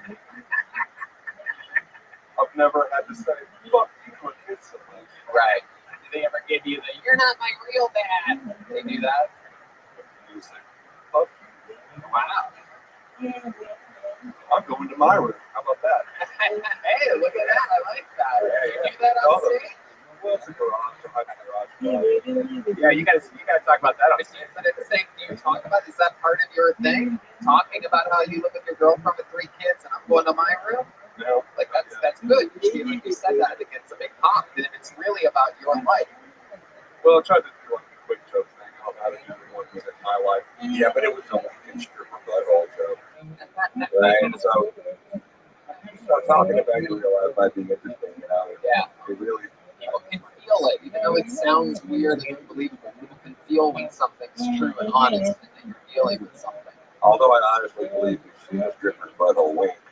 Yeah. I was in the Air Force for 8 years. So Right. I've seen a lot of strippers with 2 buttholes. It's hard to do. I've tried. How long have you been with That's a talent. Okay. It just mine just keeps open. Oh, okay, there you go. Still going with it? With you chasing the dragon there? Anything else? You have any more tags for this winking stripper butthole thing you're doing? Okay. I'll keep it moving along then. How long have you been with this girl that has 3 basically grown-up kids? I've been with her for 2 years. 2 years. How, what is it about her that you like so much that you can deal with 3 kids? I don't know. She's going to watch the show, so.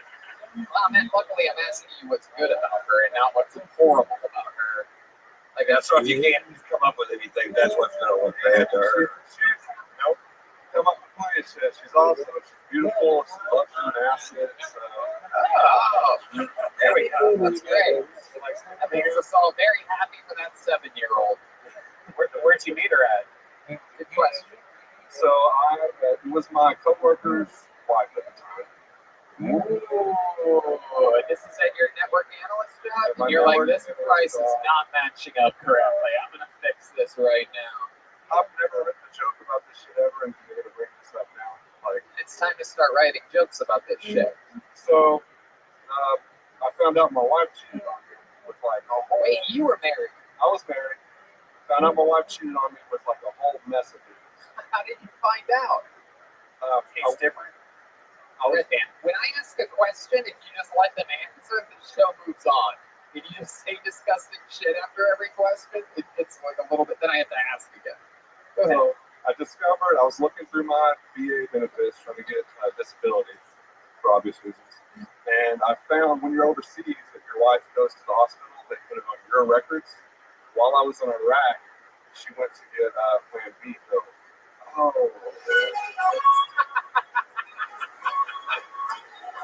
How much was it? What'd you say? I think it's $39.99.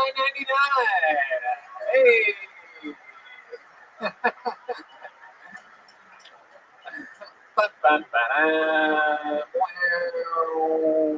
Yeah, she got the Plan B pill, and I went to confront her about her cheating, and she opened up to me about a different dude she cheated with. Not the dude, the Plan B dude. No. Oh my God. You're in Iraq dealing with IEDs, and she's here dealing with IUDs. It's incredible. Again, that was another really brilliant joke. Right? You can't make these things up. There's no one that has, like, you can't just have a preparer to be able to do an IUD joke like that. But I get it. There's a lot of initials there, a lot of math to be done on a Monday night, so I don't blame you guys for that. So do you know like who the guys were? Were they white guys? It's a really interesting question. Just what Red Man wants to know if it's his worst nightmare as well. No, actually, it's funny that you would ask that because we were in Japan at the time, and it was all Japanese. What? She cheated on you with Japanese dudes? My God, you must have like a 4-dick toothbrush or something like that. I'm not exactly sure how it works. Well, that's not really cheating. That's where they go inside, right? By the way, that's like the opposite of being cheated on by a black man. You come home, the apartment's cleaner, everything's nicer. Like it's like China's tighter than it was before. I would actually allow that. I didn't say I was mad about it. Right. That is the only acceptable answer. Absolutely. My God. All Japanese guys. You guys were living in Japan while you were in Iraq? Yeah, we lived in Japan for like 3 years. I was deployed to Iraq for a while out of Japan. This came out. I was with her for 13 years. The final total was she was telling me every story, the next story. Oh my God. It was over 30 people. Oh my God. Jesus. All Japanese. 13? Well, no, we came back to the States, and she blamed some Americans. Oh, yeah. Okay, so she got some Americans on this list of... So to bring the story back, I found out about all the cheating, and you decided to fuck your buddy's wife. All right. Did she make any money? Yeah, Don needs the question. Did she make any money? No, man. I worked the whole time. She went to school. She never worked. Oh my God. What did she go to school for? Learning Japanese? Yes. 30 minutes. No, the real fucking answer of what she went to school for is way funnier. But to do hair. She went to do hair? It cost us $10,000 because she didn't want to go to a regular hair school. She had to go to some other prestigious hair school. Guess what she does now? What? Not cut hair. Oh my God. Oh my God. Yeah, what did she do? Let me guess. A hostess at a Japanese restaurant? No, she works at a tire shop in a fucking small town. Wow. She's finally using rubbers. Yeah. That has to be. Oh, there you are. Okay. Just wanted to make sure. That has to make you feel good, though. Like, fuck you work at a tire shop. Bro, my girlfriend's so hard. Way harder than her, so. Oh, that's great. Look at that. What an upgrade for you, huh? And let's be honest, if you were stationed in Japan, you went to the club that was next to the base, and you did those things with those strippers that. What the fuck is wrong with you, Brendan? He knows exactly what I'm talking about. Brendan, can you jerk off before next Monday's episode, please? Like, you are like the I know a stripper from Japan that worked there. She's the one that does the banana show. Yes. What the fuck is happening right now? What type of pig festival am I in the middle of? You guys all know the same strippers? You would never forget her. She puts a banana inside of herself, pushes it out, and it makes a Marine eat it. Yes. Really? What were you hoping would happen? Hi, Coco. Entertainment. Goodness gracious. Have you eaten the banana?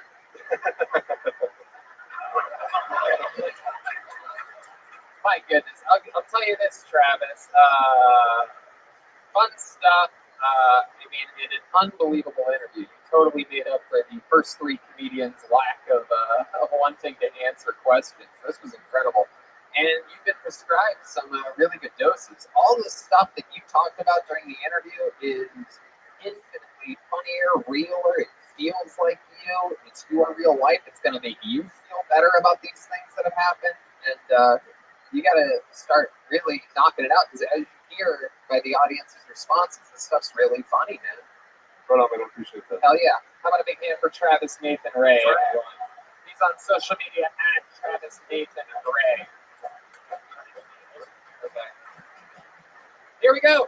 Time for a special treat. You guys like special treats? Where's the real Kill Tony fans at here, huh? All right. Ladies and gentlemen, your next comedian, one of the Kill Tony regulars from Los Angeles, California, famous for his incredible roasting abilities and great joke writing. Ladies and gentlemen, it's the real deal, David Lucas.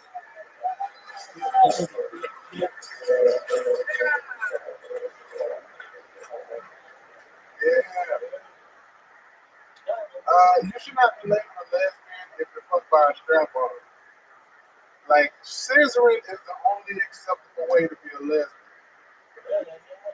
Like, to me, lesbians and vegans are the same shit. Y'all both looking for replacements for real meat. I'm convinced women that get fucked by strap-ons probably eat cauliflower wings, too. Like, bitch, just eat a real hot wing. You know? Stop playing with the fake meat, bitch. I hate internet dating, man. I hate internet dating because bitches be on there twerking in their profile picture, but in the description it'll say no hookups.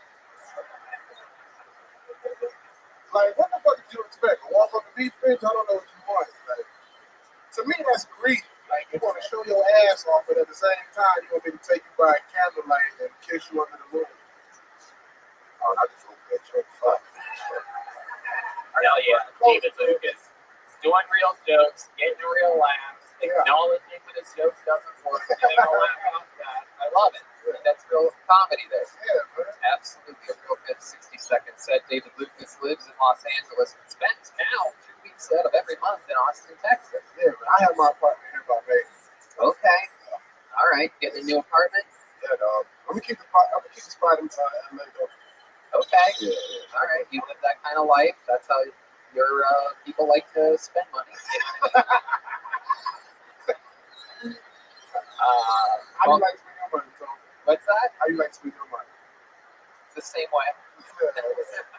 I was born and raised in an all-black neighborhood, so I like to stay close to my roots. Tony's blacker than me. His first car was like a Crown Victoria. That's actually true. Yeah, that's what I'm saying. Like, he got a Crown. My first car was a Honda Accord. Damn. Exactly. Oh my God, that's so Japanese. You could have fucked the last guy's wife.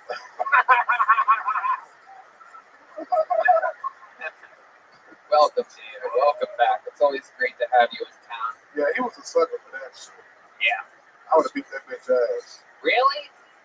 My goodness. What would you do? You just get her in the missionary position and just let your weight go? Smother. I mean, you're in Japan. You could have threw that bitch off a building and they would have thought it was suicide.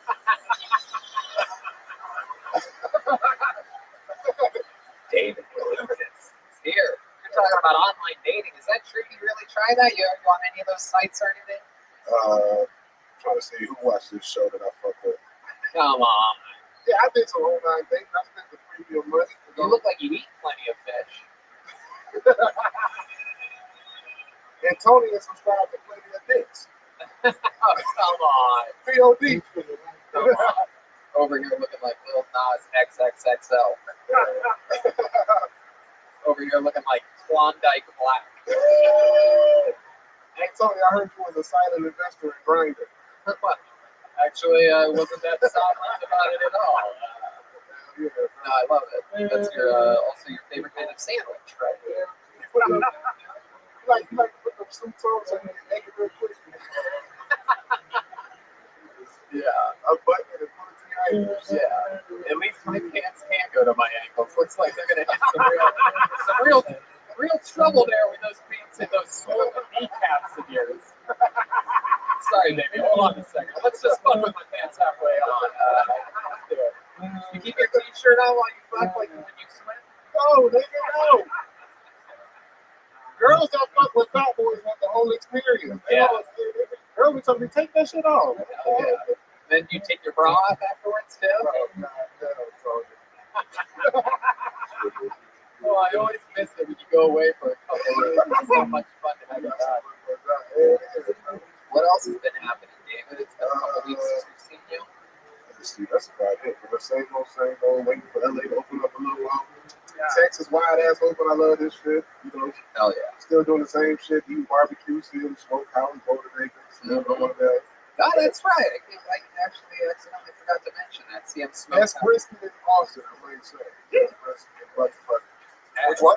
CM Smokehouse on the bar. Yeah, I got to take you there. Ron introduced me to the great Terry Black's. My first meal here visiting back in November to see the I fuck with Terry Black, but trust me. And yes, Yeah, I think it's the other way. Yeah, but I ate at like 8 barbecue spots in North.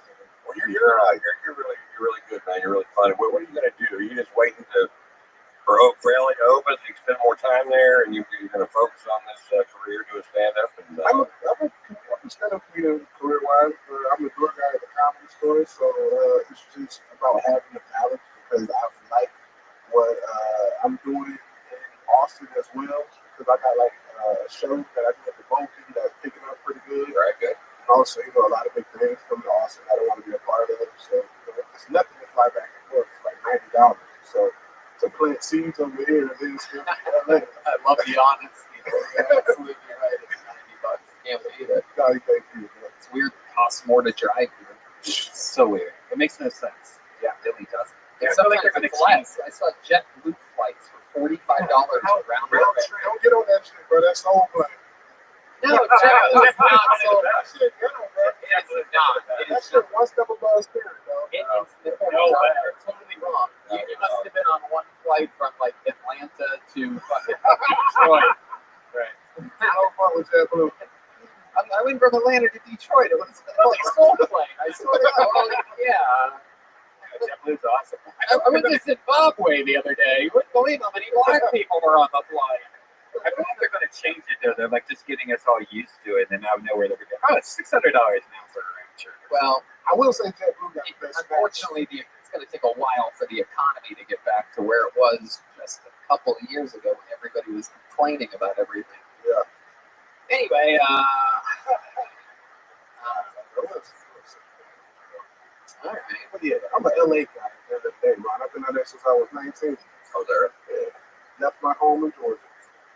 That's right. How are your parents doing? My mama cool. She just got a new iPhone, so she don't call me before she on FaceTime. Okay. That's kind of annoying. Yeah. But other than that, she's chilling. I don't know if my daddy doing. I haven't talked to him in like 3 weeks. Oh, wow. So, the hope is true with black people.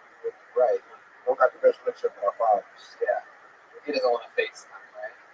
How they He just got turn an up the speakerphone out in public so everybody's going to hear it. I mean, he got an Android over real shit. I think he got Android. Okay. All right. Well, David, amazing set as always. Always so much fun. A real professional. Showing how 60 seconds is done. Yeah. There he is, the great David Lucas, everybody. He writes and performs a brand new minute every single week. What? Stay in Texas. There you go. There's the head of Austin tourism right there in the middle of the room. The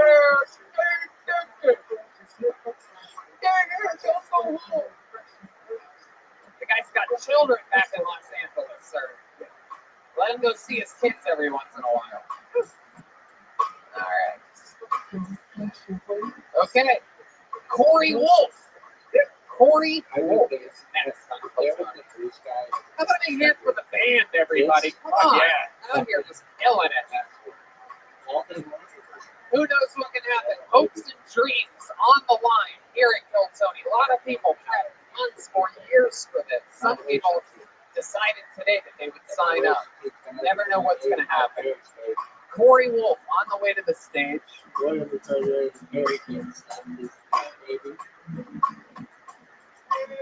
All right. Here we go. Oh, yeah. Here she is, everybody. Come on, one more time for Corey Wolf, everybody. So, everybody, some of you think I was a man. I get that a lot. It's the 80s. I blame Bad Vampire movie. Corey Haim. Yeah. Anyway, Jesus fucking Christ. I just moved to Austin like 4 months ago. I'm feeling like a fucking character in a biblical movie almost. Or just a Bible. I've read the Bible. But it's like, I came here earlier on a whim, and now I'm up here. And I'm trying, you know, I kind of knew I was going to get called because I'm a woman, for one, and the way I signed the paper, I signed it on the bottom to make it so that they cut the thing bigger, and the bigger one sits to the top. So I changed a little bit. Anyway. Actually incredible. You are actually right about that. There is an extra, like, I would say a quarter of an inch in width to that, as you see, compared to the average size piece of paper. Very smart. Incredible that you would so strategically try to get selected on the show and prepare less than nothing for it. I know. If you put half as much thought into what you were going to say if you got picked into getting picked. Yeah, what were you thinking? It worked. What part of it worked? I don't know. I have this thing where like I don't gamble unless I'm gonna win. But and I fucking did it. You made it to the casino and then you lost. Yeah, that's true. I've only clocked like 40 minutes of stage time so far. Okay, so you just started. How long have you been doing it for? 40 minutes. Oh, like, okay. Oh my goodness. March. Okay, so you started in March, but we all know you famously from the hit show Daria. Yes. You started, and what made you start in March?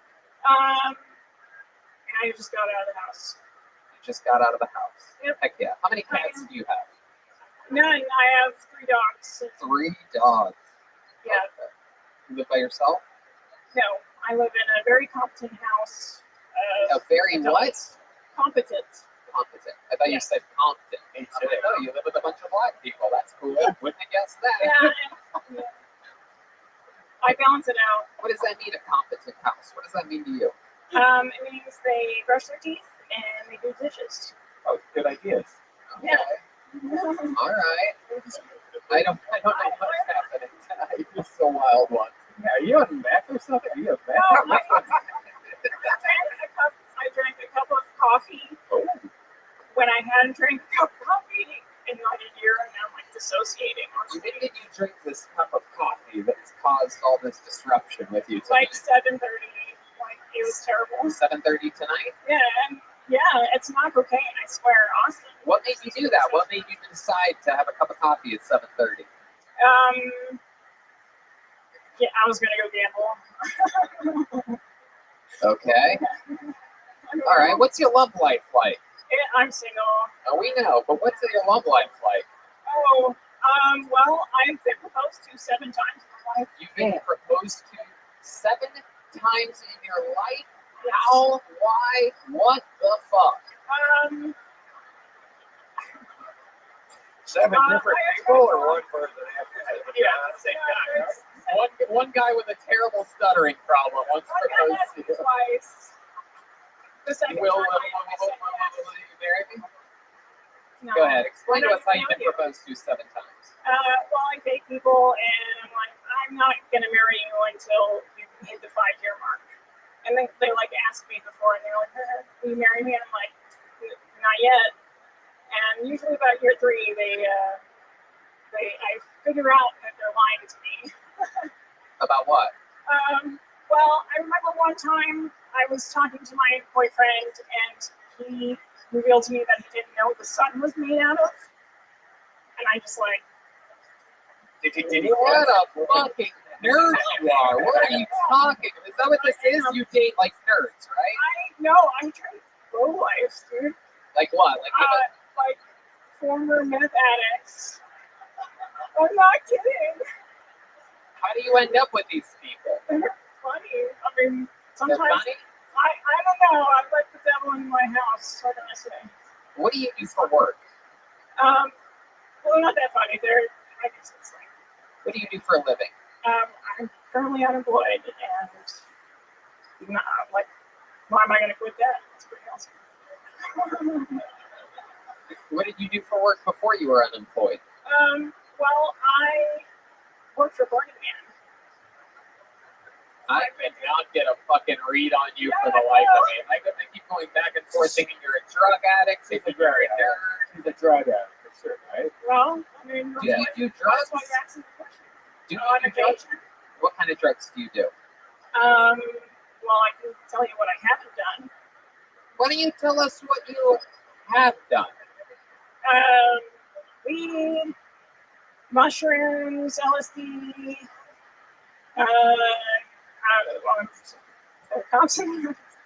cocaine, ecstasy, but So that's everything you need for stand-up comedy. So you're on the right track. Cocaine's a bad one, and you got to use it as a tool, because what dopamine does, what dopamine does, it strengthens that pathway in right. whatever you're doing right before you do the cocaine. It seems like you use the cocaine when you're signing up and the heroin when you're performing. I know. Minutes really time. What do you like to do for fun? What's a big, like, other than stand-up comedy since March, what's like a big outlet for you? What do you like doing? Wandering outside. Wandering outside. Are you a cat? A little bit. I mean, my last name is Wolf, so I'm gonna try and play that up a bit. Do you like peeling your skin off sometimes when the demons tell you? No. Now I'm over that. Maybe it's a piece. All right. Other than wandering outside, any other hobbies or anything that we would find fascinating about you, Corey Wolf? From Arizona. Let me ask you this.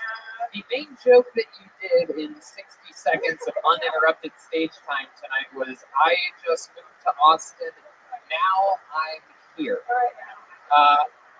In your other comedy sets, in the other 40 minutes that you've accumulated, Corey, can you give us an example of like a nice short joke that you've written that you didn't do here tonight? Give like that comedy part of the thing. Yeah. Austin is really interesting.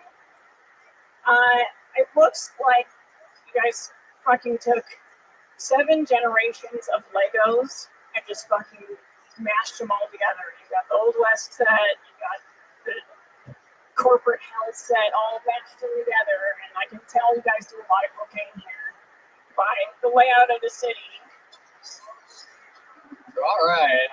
Wow, this is random audio. We have no idea who that man is.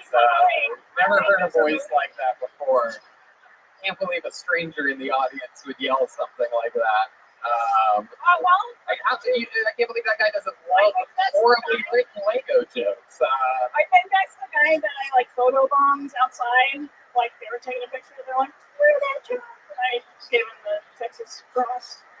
Oh boy. My goodness gracious. All right, Corey Wolf. I'll tell you this. I mean, through it all, I gotta say, one of the funniest performances by a female stand-up comedian we've ever seen.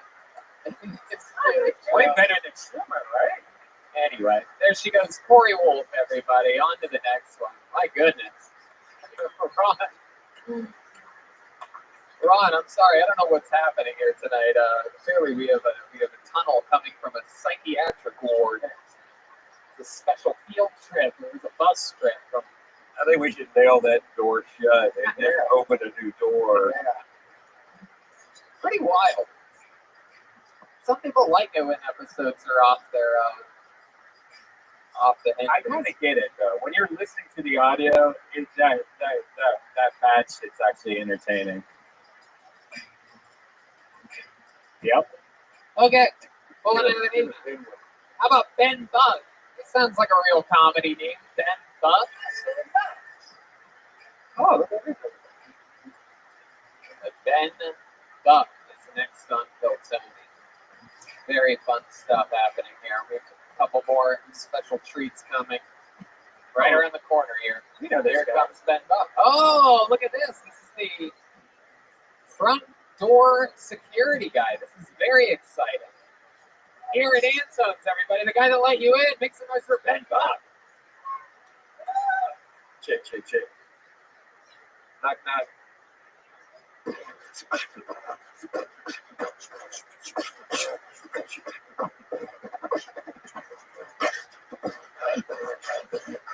Clap your hands.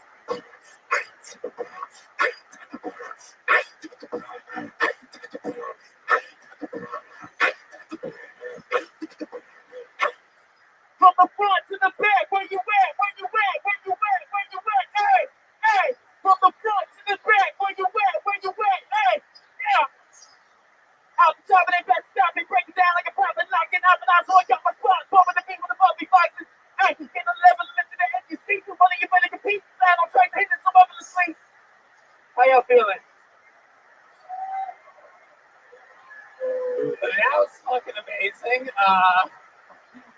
I think the more you know Ben, the funnier that actually is, because he's one of the nicest people, one of the most polite fucking guys. Very just quiet and does his job here at Antone's. He's been working the door in every single episode here, and I certainly was not expecting that ever. That was fucking crazy. How long have you been doing? How long have you been doing that for? Well, I've been beatboxing for about like 10 years now. So I'm 23. Been doing it since 13. Professionally since like 16. Wow, that's so cool. And how can people find some of your work? Y'all can check me at BitBuck Beatbox on all platforms and Spotify as well. Wow, that is so cool. My goodness. What's up? Boy, my God, do the ladies love beatboxing? Is that what that is? Beatbox lead to beatbox? It's actually BitBuck Beatbox on the weekends. What was that answer then? It's BitBuck Beatbox on the weekends. Okay. Do you have a girlfriend or what's your dude? Yeah, shout out Bailey. She's at home. Bambi? Yeah, Bambi. How about that?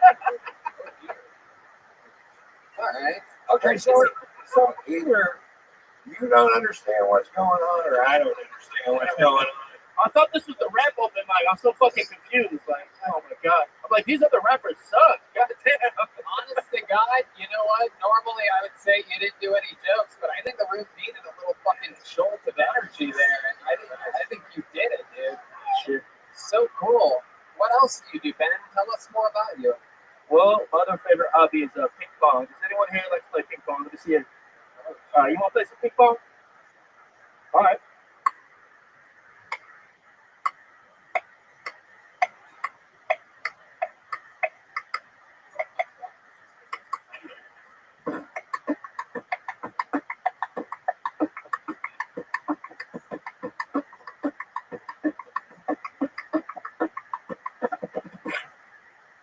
Wow. Jesus Christ. My mind is completely blown. Oh, does he do it? Wow, Ben, that is so fucking cool, man. So do you perform shows? Like, do you do this during stuff? Yeah, this was what I did before quarantine. I did did it, get a real fucking job. You were doing live shows entirely as income. Yeah, for sure. Do you have Thursday night off? Yes, I do. I would love to have you open up the show. Oh man, I really appreciate that, man. Thank you. Wow, look at that.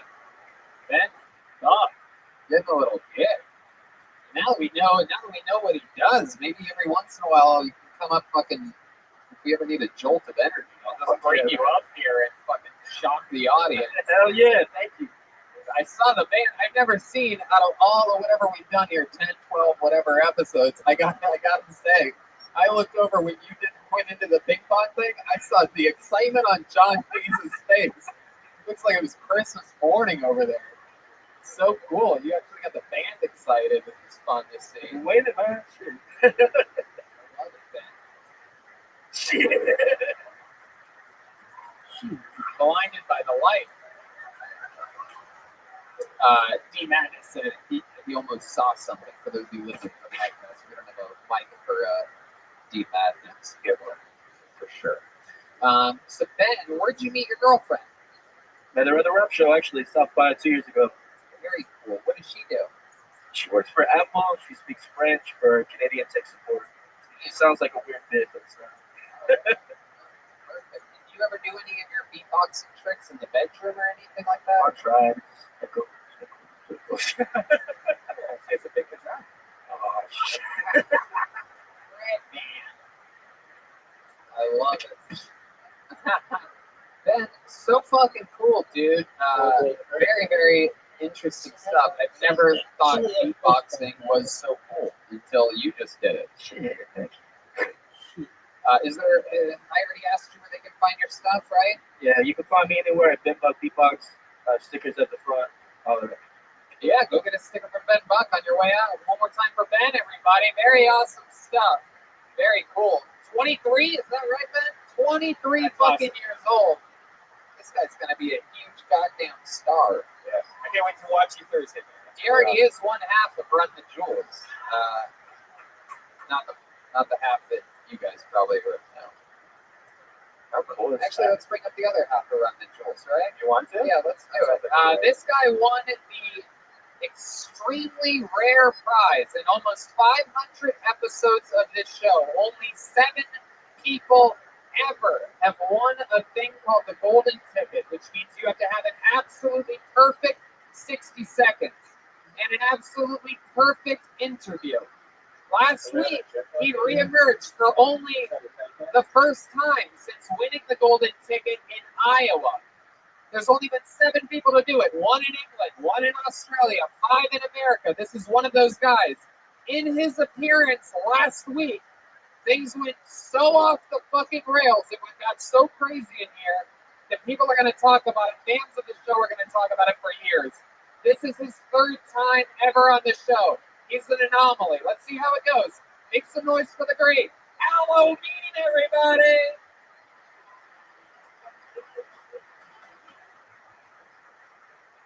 Hey, awesome motherfucking Texas. I made it for 1 week, and that's all I gotta say.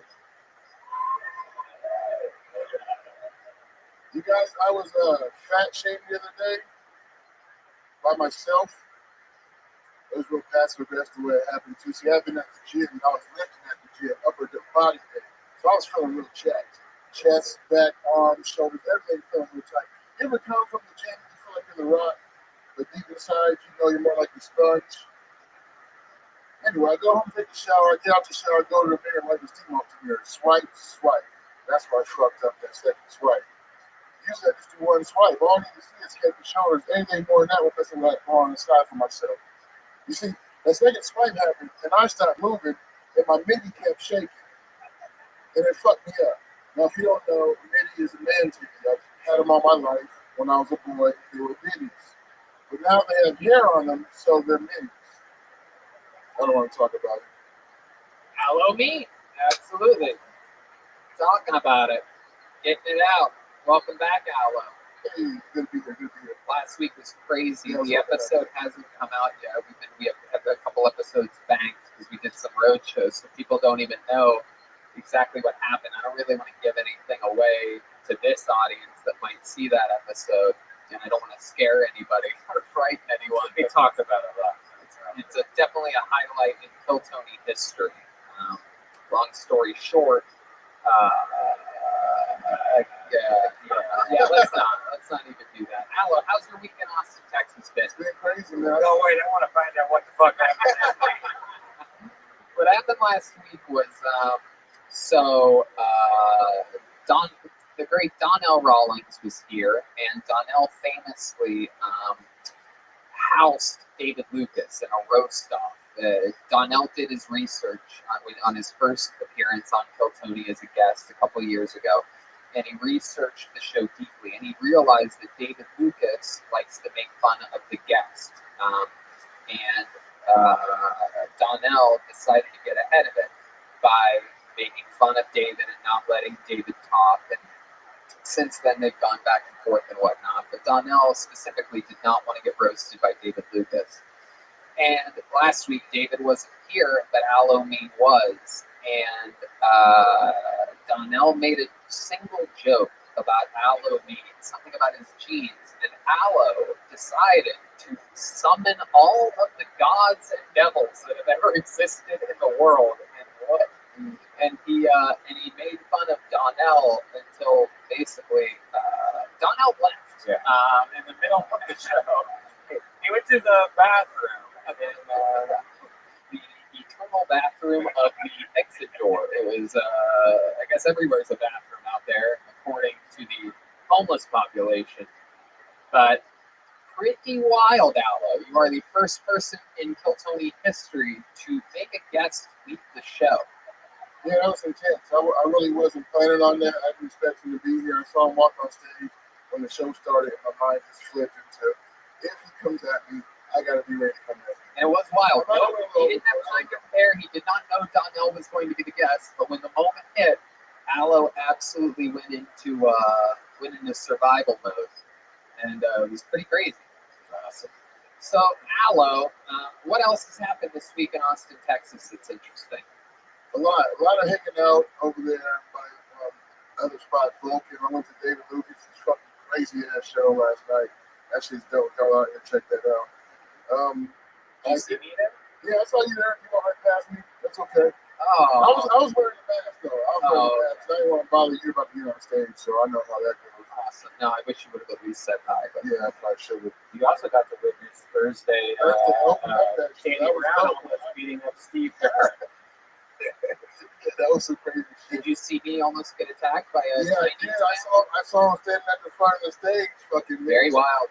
Thursday night we did a show and I was doing jokes about Chinese people. Just jokes. You know what I mean? No big deal. And it turns out that I deeply offended a Chinese man, and he decided to come right up to the front of the stage and stand there staring at me like he was going to physically do something, which in turn led me to make fun of him and the Chinese people relentlessly, thinking that he would eventually leave angrily.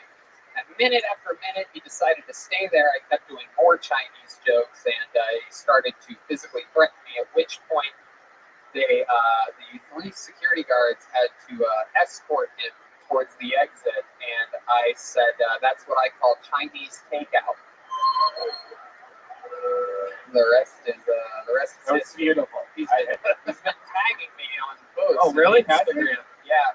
Funny thing is that he actually said that I was making fun of the killings at the spa that happened. Which you were not. I never made a joke about that. In retrospect, I sort of wish I did. I would have had I thought about it, but I didn't.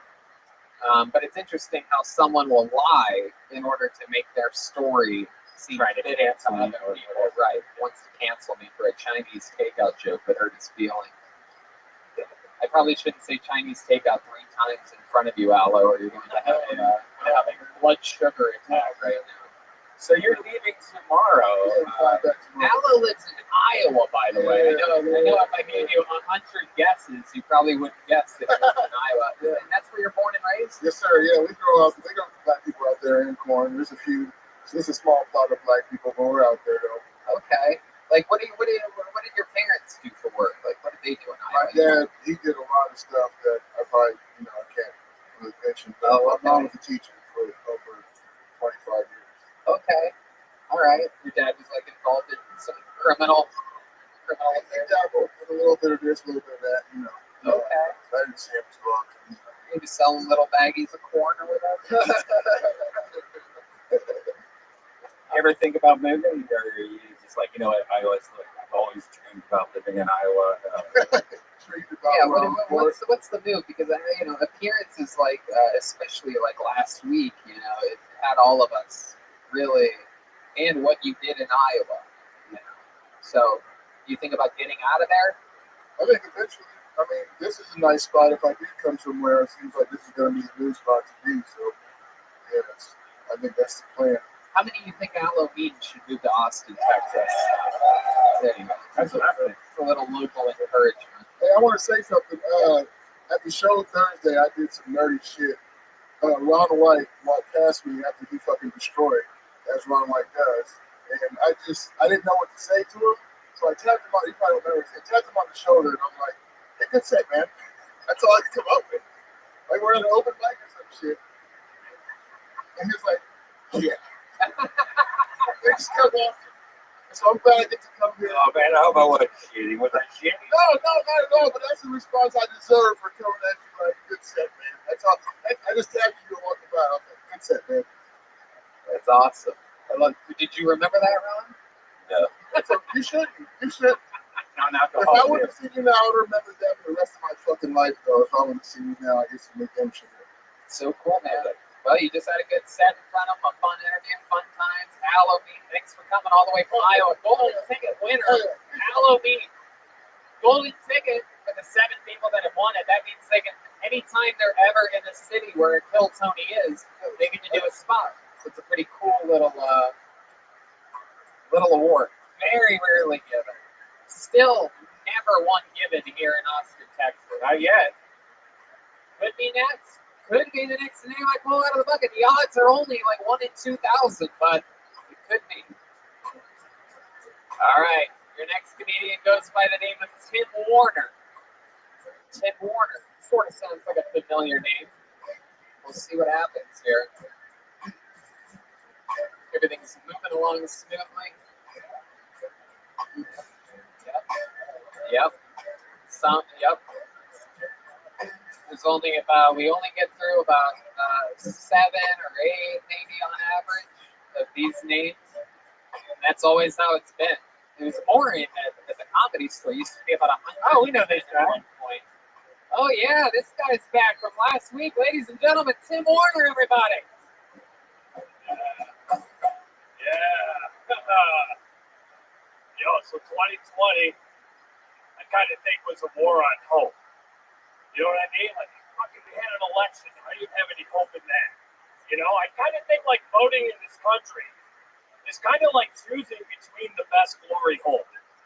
You know what I mean? Like, no matter which one you choose, it's going to be frightening. Right? Stick your dick in the left hole and the right hole to bite it off. Then what? You got a buddy in the background who's like, hey, why don't you stick it in the independent one? And you're like, I am, but nothing's happening.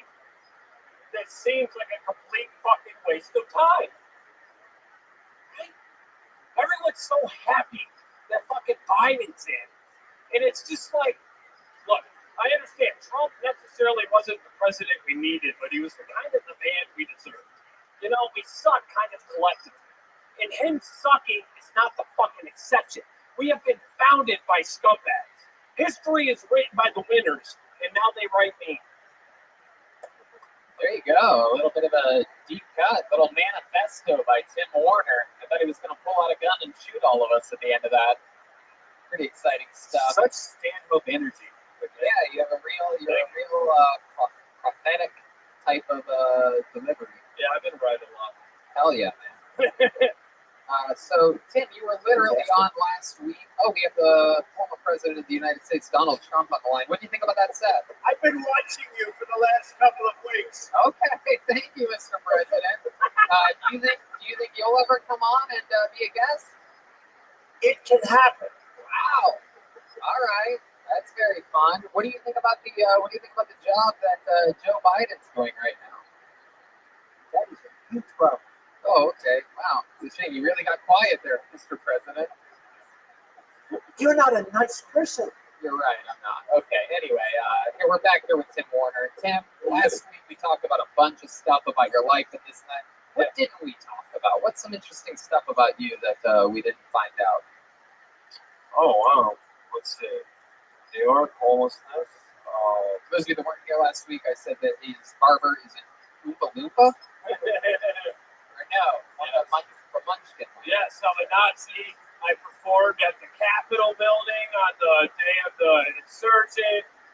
What else are you going to do? I'll 8 Mile this shit and get the jokes out of the way of all the stereotypes. It's okay. Answer the question that I asked you. I mean, I don't know. We didn't really, other than just like me traveling around after I escaped New York on election day, just, I go to like AA meetings in the day, and then I do this shit at night, and the perspective during, this medicinal martial law, it's just been so fascinating, and it's been such a benefit to me because I just don't think there's a lot of, let alone people, let alone comics, that are really getting the perspectives and being able to at least formulate the premises that hopefully I can put some punchlines on.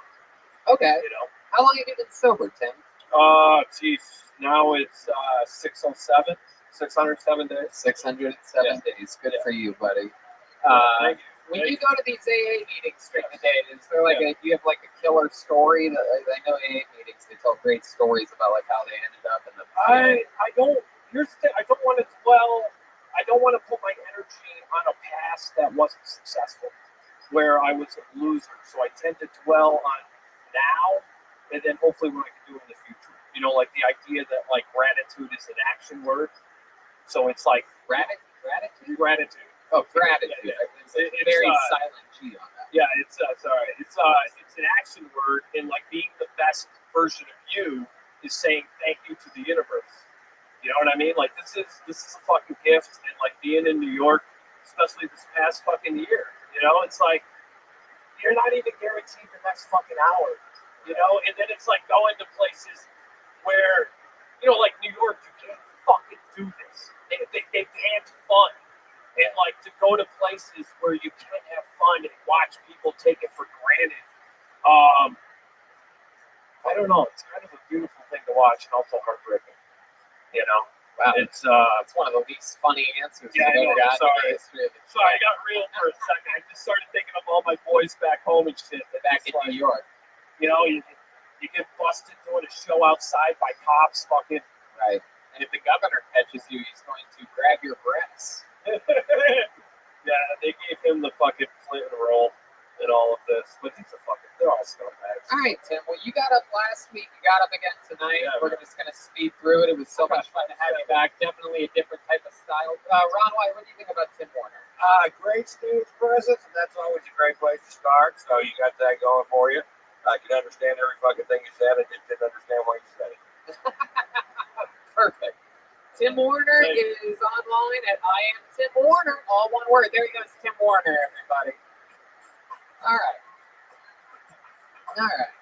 We're doing it. We're getting through it. What do? We started 10 minutes late, right? Let's go back to the bucket again. See what happens here. We had a couple quick ones that we went through.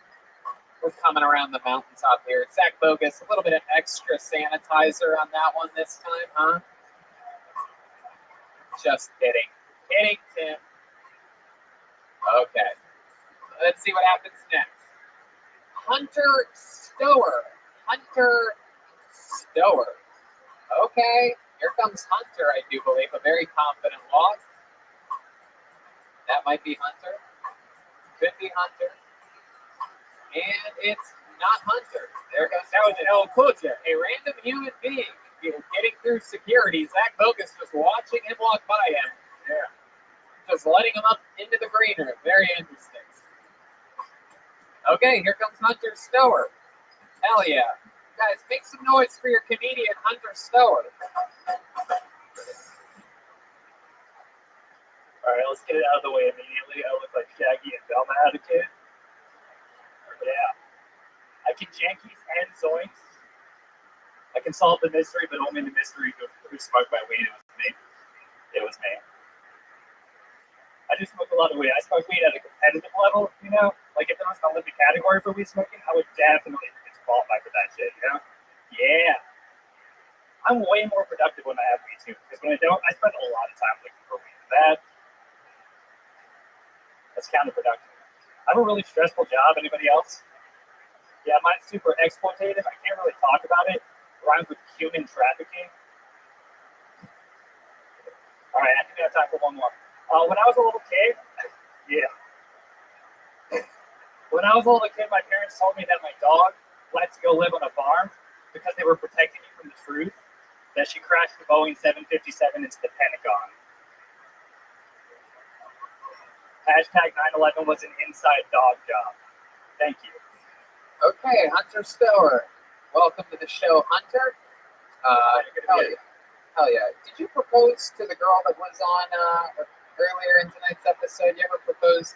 Wait, the one Corey Wolf ring a bell to you? I met her out here. I'm actually married now. Oh, you're married? I am married, yeah. Okay, how long have you been married for? About 2.5 years. Oh, cool. Yeah, that's awesome. What does she do? I'm a single income household right now. Okay, what do you do? I'm a human trafficker. Like the joke. Okay, what do you really do? No, I do recruiting and immigration, so I am a human trafficker. It's just like my people want to be trafficked. What exactly are you talking about? Like, imagine you're really like reaching for a joke, but we just want to know. It's real. Like, I told you, I do recruiting and immigration. You want a job? You recruit people that want to come to America? Somebody's in Mexico. They want to be like a business systems analyst, like an industrial engineer. What do you mean? They just walk up? No, I can help them get a visa. I know how to do immigration work. Did these people ever hit you up? There's 100,000 people a day that just walk over the border that don't even. They tend to not have industrial engineering degrees. Oh, I see. They're the smart ones. They're the ones that we want. They're the ones that Trump wanted. All right. I'm so confused. I'm really. You just wait till somebody comes across with a briefcase and you talk to them. Is that... Yeah, it's actually how I met my wife. She had a briefcase. Yeah, she was the one with the briefcase. Yeah, I was love at first sight. I love it. She's from Colombia, so yeah. Oh, cool. Yeah, Colombian women are beautiful. Not a flesh, right? just the fact, yeah. Yeah, she's probably way too good looking for you, right? She is, yeah, absolutely. Yeah. Does your wife have a juicy butt? Yes. By American standards, absolutely. But by Medellin, Colombia standards, she's like a 7.5. Yeah, that's good. That's good on Colombian standards. Redman also has a 7.5 size on Colombian standards. I'd kill it. Hunter, how long have you been doing stand-up comedy? 4 years. 4 years. I like it. You have charisma. I didn't really get the Boeing 757 joke. It's just 9/11 was the inside dog job. I really like saying that. Okay. Yeah, it works sometimes. What do you like to do for fun, Hunter? You seem like a guy that has some real hobbies. I just do this and I rock climb. That's it. You climb rocks. Climb rocks. Yeah, boulder. Urban bouldering. All right. There's a gym. There's like several gyms. Anybody boulder? All right, I'm a fucking weirdo, I guess. Yeah. You guys? No? Okay. I like it. You have what scares you? What are your biggest fears? Do you have any weird fears? Are you afraid of anything? Cancer. Okay. Do you think you have it a lot? All the time. Like every single time I have like a burp or I get like any kind of indigestion, it's like straight where my mind goes. Yeah. Yeah. I'm sort of with you on that. Yeah. 100%. Oh yeah. I've been dealing with not enough to stop smoking spliffs or anything like that, but you know. Ever since I had the coronavirus back in December, the lingering symptom, which I had sometimes before, but now I have it almost every night, is night sweats. Oh yeah. You ever have night sweats? I guess. I mean, I had it. I was asymptomatic. I don't know. I figured I just maybe was a sweaty dude. That normally happens when you drink a lot of alcohol. I do drink a lot of alcohol at night, so that's probably where it is. What kind of alcohol do you like to drink? Cokes, whiskey, Maker's Mark, Coca-Cola, brand loyalty. Yeah. Okay. You ever try #1 tequila or fixed high alkaline vodka? No. Well, you offering me some? You should. Okay. I'll go get some. Yeah. Absolutely. Right after this. Yeah. Yeah. Where do you do your stand-up? You've been doing it 4 years. Where do you do? Oh yeah. So I moved here in August. I started doing it in the Bay Area. Okay. Like Oakland, San Francisco. Is that where you lived there for a while, or like since like 2011? And then I just took advantage of COVID to become remote for my work, and I moved here permanently. When did you move here exactly? August. Oh, cool. We actually met on New Year's Eve. Oh, I do remember you. That's so cool. You offered me mushrooms. I did offer you. Yeah, I remember you now. Yeah. You were sitting underneath. He was sitting like underneath the table, and it really was. And he's like, "Hey man, if you want some mushrooms," I'm like, "I'm actually good right now." I was getting pretty lit. It was a long drive. It was like 40 minutes north of show. That was Fredericksburg? Yeah, the Barrels and Amp show. Right? Georgetown. Yeah, they sound the same. I was just in Fredericksburg for the first time. My buddy Kyle took us to a ranch. I got to shoot guns, and I actually used the chainsaw for the first time in my life. Thank you very much. Grew 4 chest hairs that day. For those of you counting how many chest hairs Tony has, I'm up to 9. Wow, 9. Yeah. I love it. You do mushrooms a lot? Yeah, I did mushrooms yesterday. Not today though. But I mean, I just forgot. That's fun. That's fun, Hunter. What do you think about Hunter, Mr. Ron White? I like you did these a lot of stage time. It looks like you got something to say. And you're gonna stay here in Austin. Yes. Yeah. All these guys just need a bunch of stage time. Just find a place to get on stage, stay on stage, and Austin's gonna be a great place for that in the future. I don't know why everybody runs out there and wants to be the door guy at fucking comedy store, but the work is all in the Midwest. You can come out here, be an opening act, do 10 shows a week. We're out there, even 1 show up. So I think it's a good spot for it, man. I encourage it. Appreciate it. There you go. Absolutely. You heard it from the man himself. There it is, Hunter Stower, everybody. STOEHR on social media. I don't know. What do you think? Should we go to the bucket one more time? Guys, I don't know. That wasn't very convincing. Should we go to the bucket one more time? There we go. Let's see what happens here. That is true. So many people want to be the door guy at the comedy store, and they really do. They get like 2 minutes here, 2 minutes there. Or they could be like the Funny Bone in Columbus, Ohio, and get like 5 nights a week. It's crazy. Well, there's 2 schools of thought on it, right? It depends on their work ethic. Like if your work ethic and it's just a different thing. If you want to get better, I would say, if we're talking comedy science here, I would say if you want to get better at hanging, right? Networking, looking for opportunities. If you want to study the art form more, if you're at the comedy store, you can do that.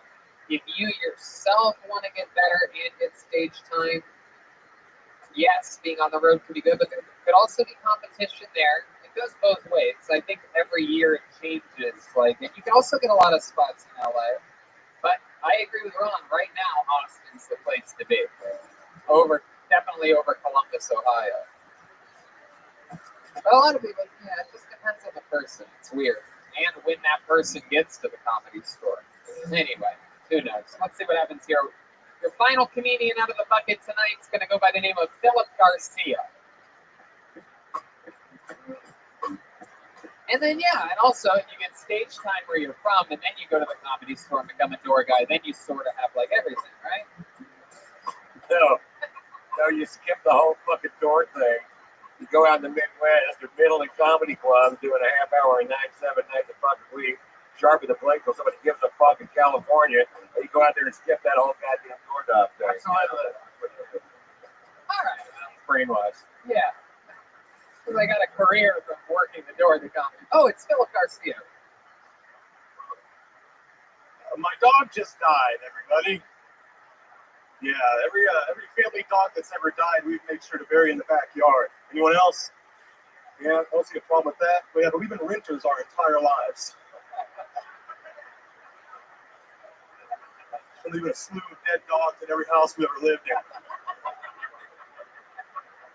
We're like a family of like 3 boys, too. So there's going to be like 2 goldfish, a turtle, and a Boston Terrier in some backyard in Austin, Texas. Archaeologists are going to be digging that shit up and be like, what the fuck happened here?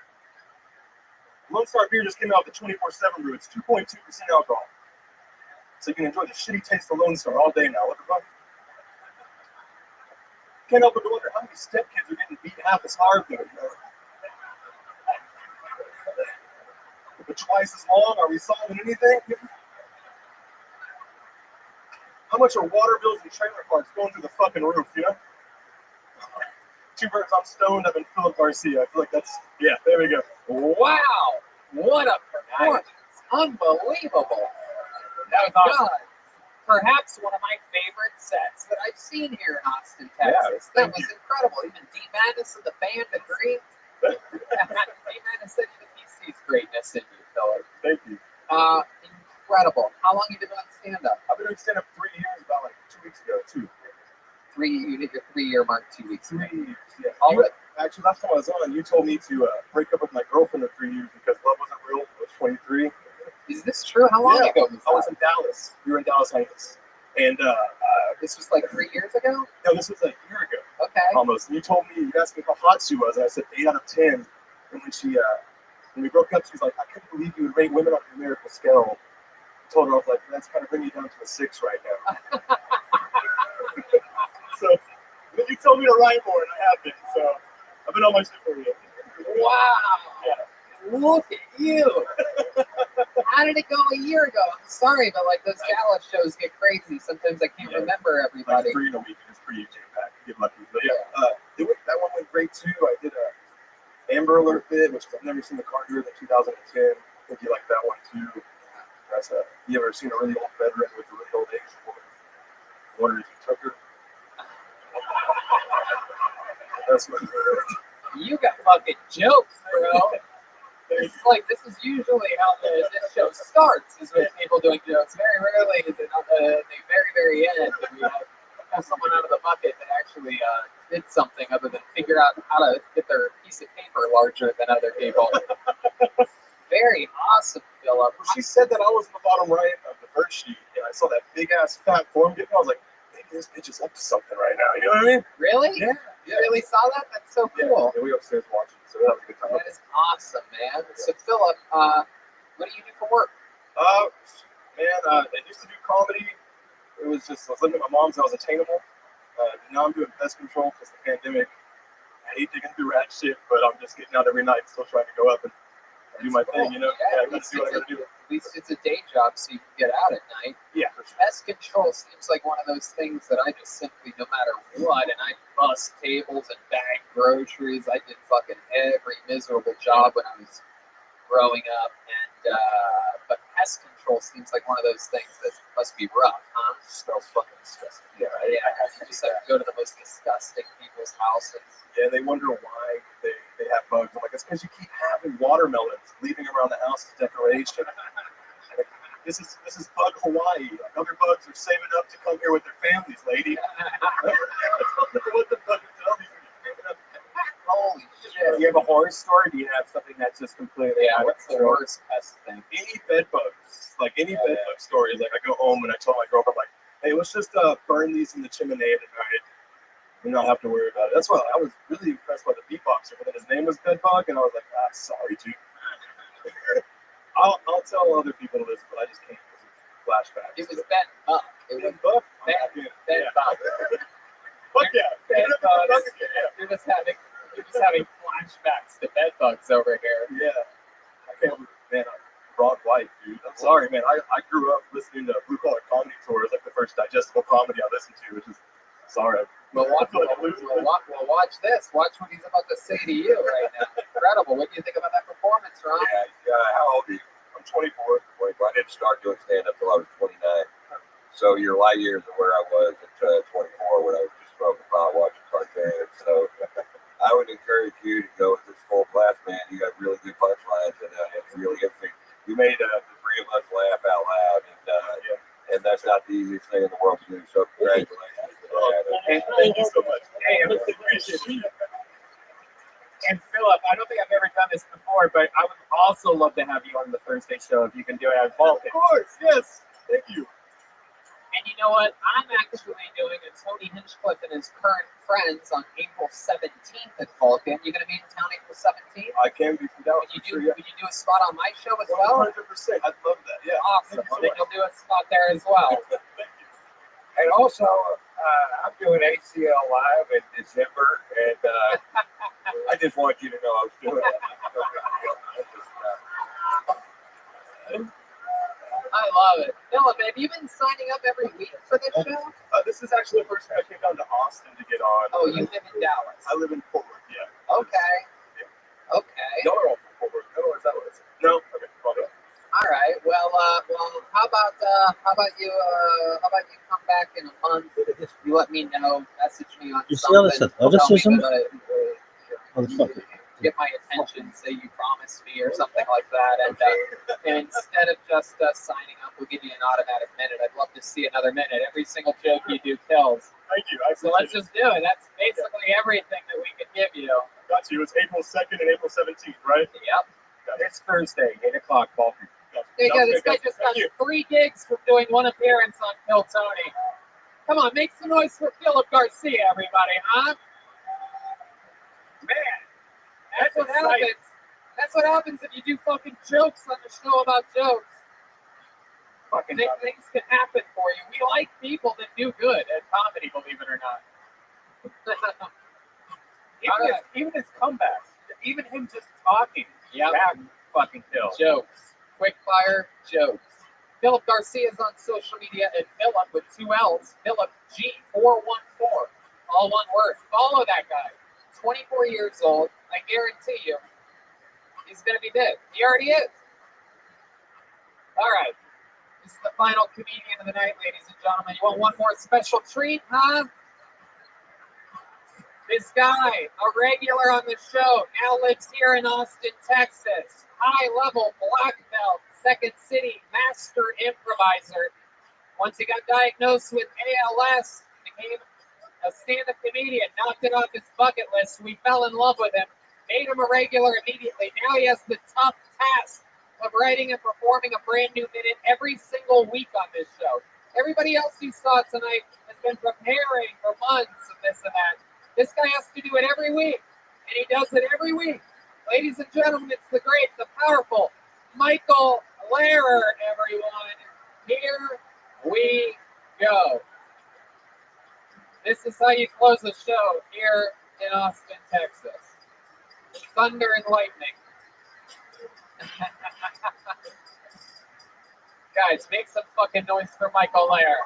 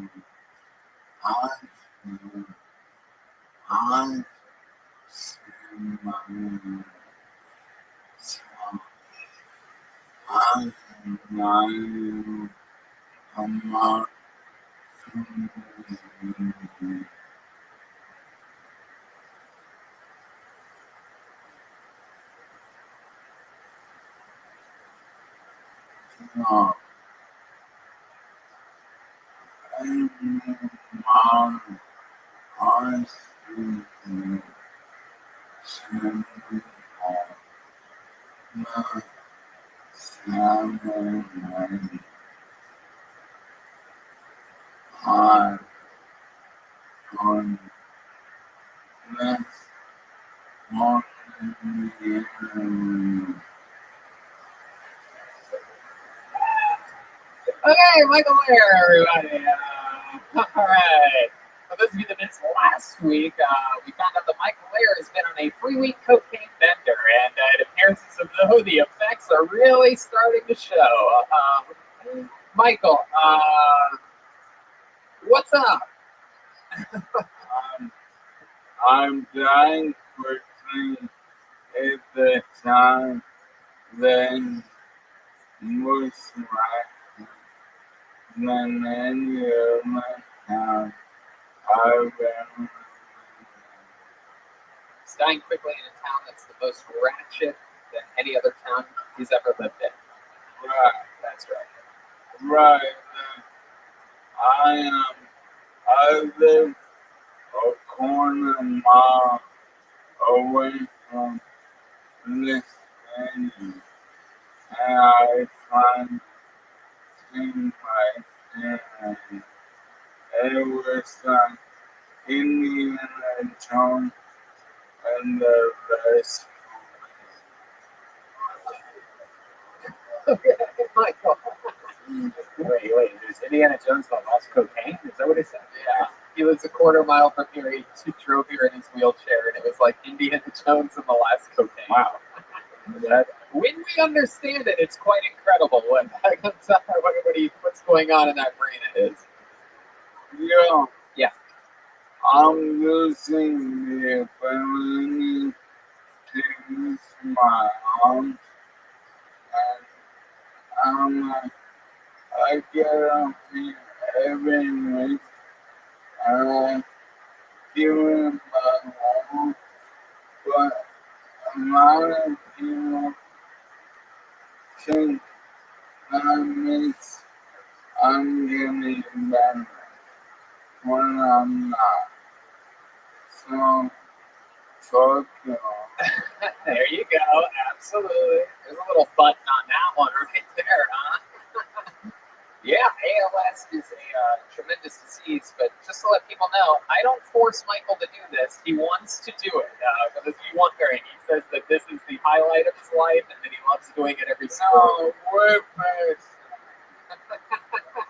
When me and Tony and Redman were in Miami.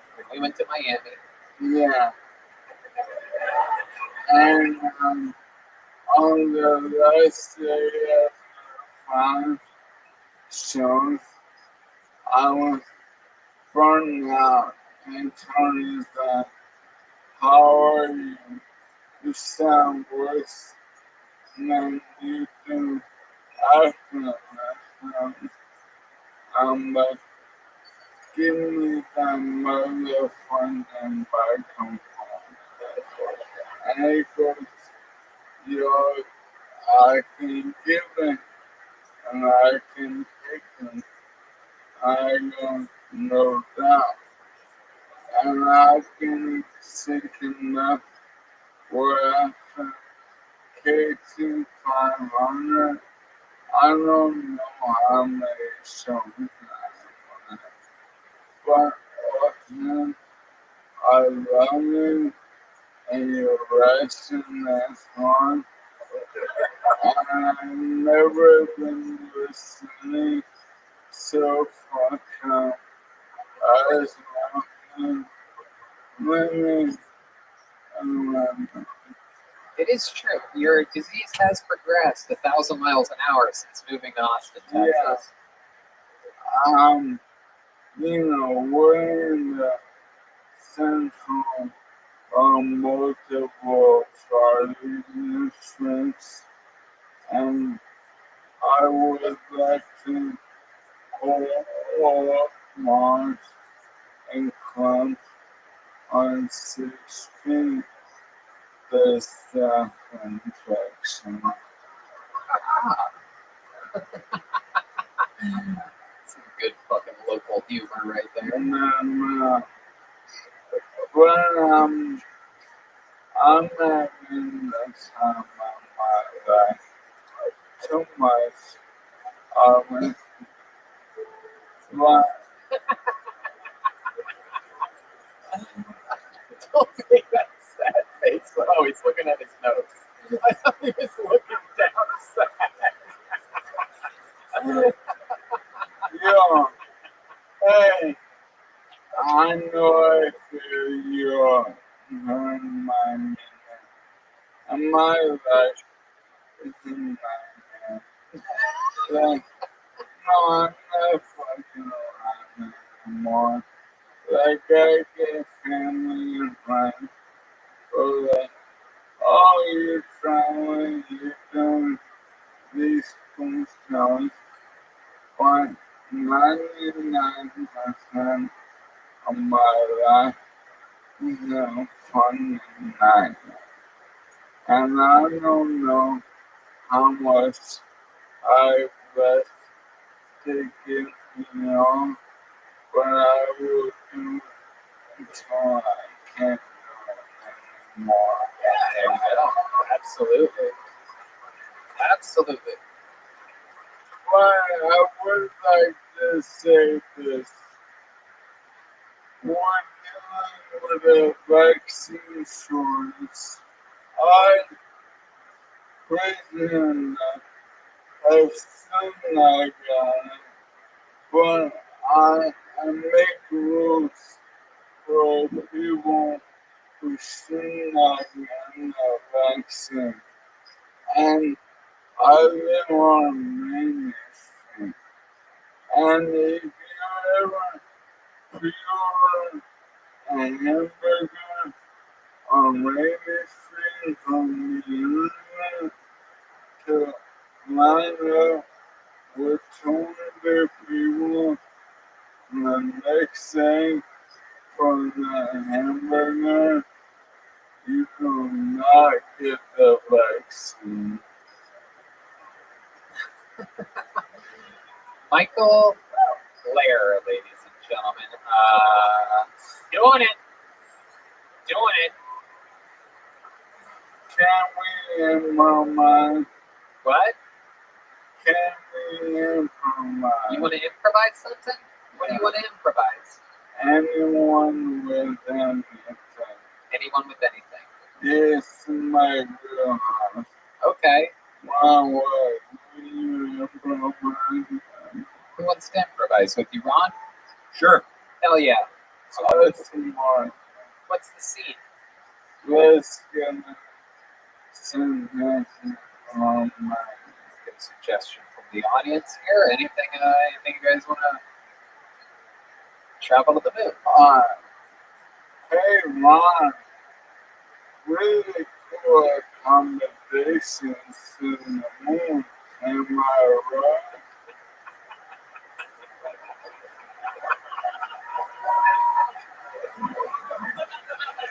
Yeah, I think it's one of the nicest Airbnbs on the moon, and I'm glad you could make it out here. How'd you get up here today? Ron, I'm as surprised as you, because I have a 2.7 rating on Airbnb. Like, literally every Airbnb I've ever taken now, I've turned into a brothel. You know, I love brothels and I love rental units. So I think you and I could do some business sometime up here in the moon. No doubt. I think we can spread your brand up to the moon. No doubt.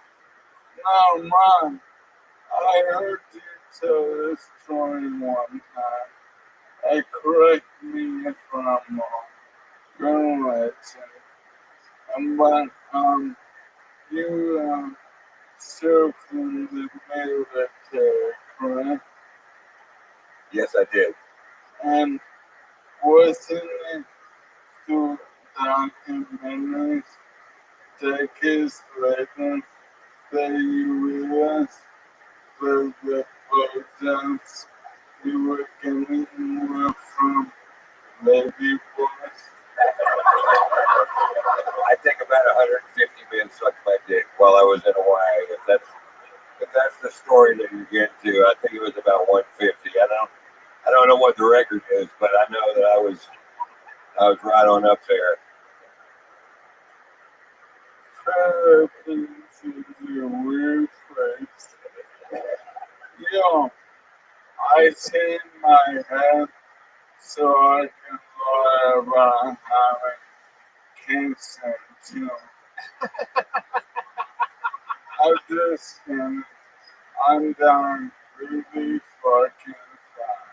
I don't know, because I've actually watched your condition improve over the last 10 minutes, so it's actually pretty wild. You're actually the only person tonight that I watched get healthier as the sun went on, so it's pretty ironic that you're the one dying. Michael, we absolutely fucking love you. We're going to end tonight's episode. How about the improvisation talents of Michael Lair and Ron White? MichaelLairComedy.com for everything Michael Lair. It's got a bunch of really cool stuff there. Guys, how loud can this place get for the great Ron White? Come on! Come on! Tony Hitler, everybody! Thank you, Ron. Thank you. It makes a noise for the band, everybody. The Mix Vodka. High Alkaline Vodka Band. John Dees is on social media. Follow him at John Keys, JONKEYZ. Matt Mueling is at Mutation at MUEHTATION. And Michael Gonzalez is at Mike A. Gons 13. D Madness, ladies and gentlemen. D, you have any shows this week? Thursday night? at Sam 1, Samstown Point, ladies and gentlemen. Go see D Madness, play some music. Michael and John, Matt, any gigs this week that you want to plug or anything?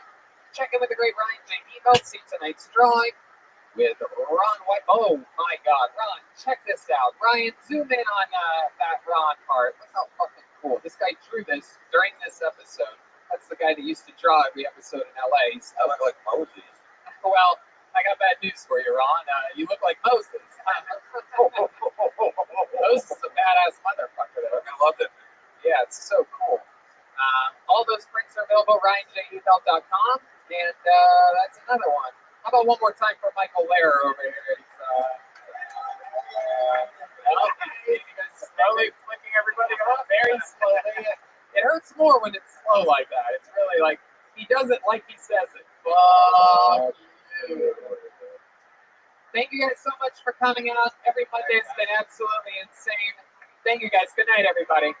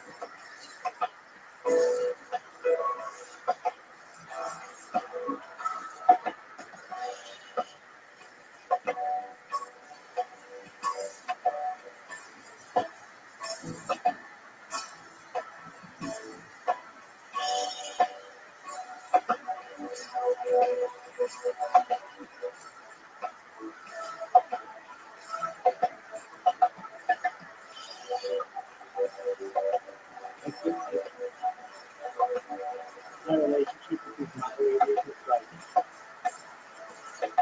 very heavy. With like a bunch of interactions.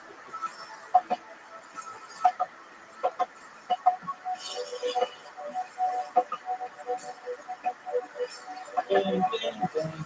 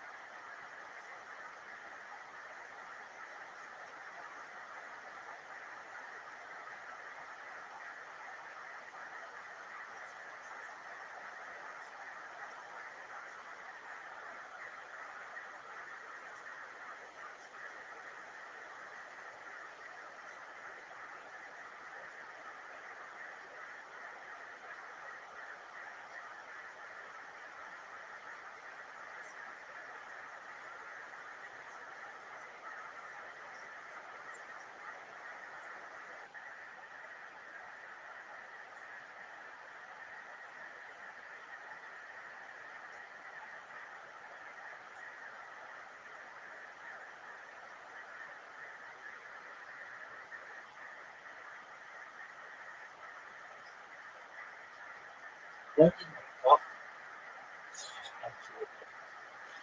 Oh shit.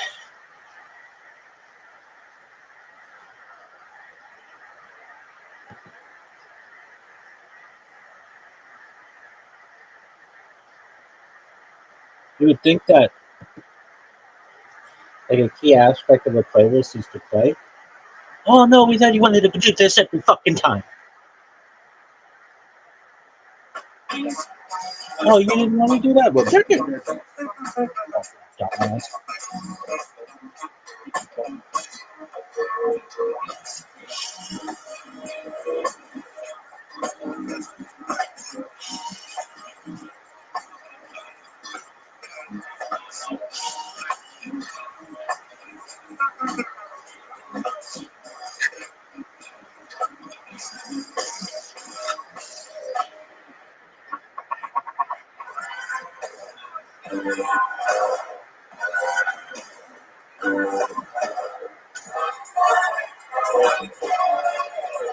Hey, this is Rabbi coming to you live from Anton's in Austin, Texas, for a brand new episode of Kill Tony. Get up,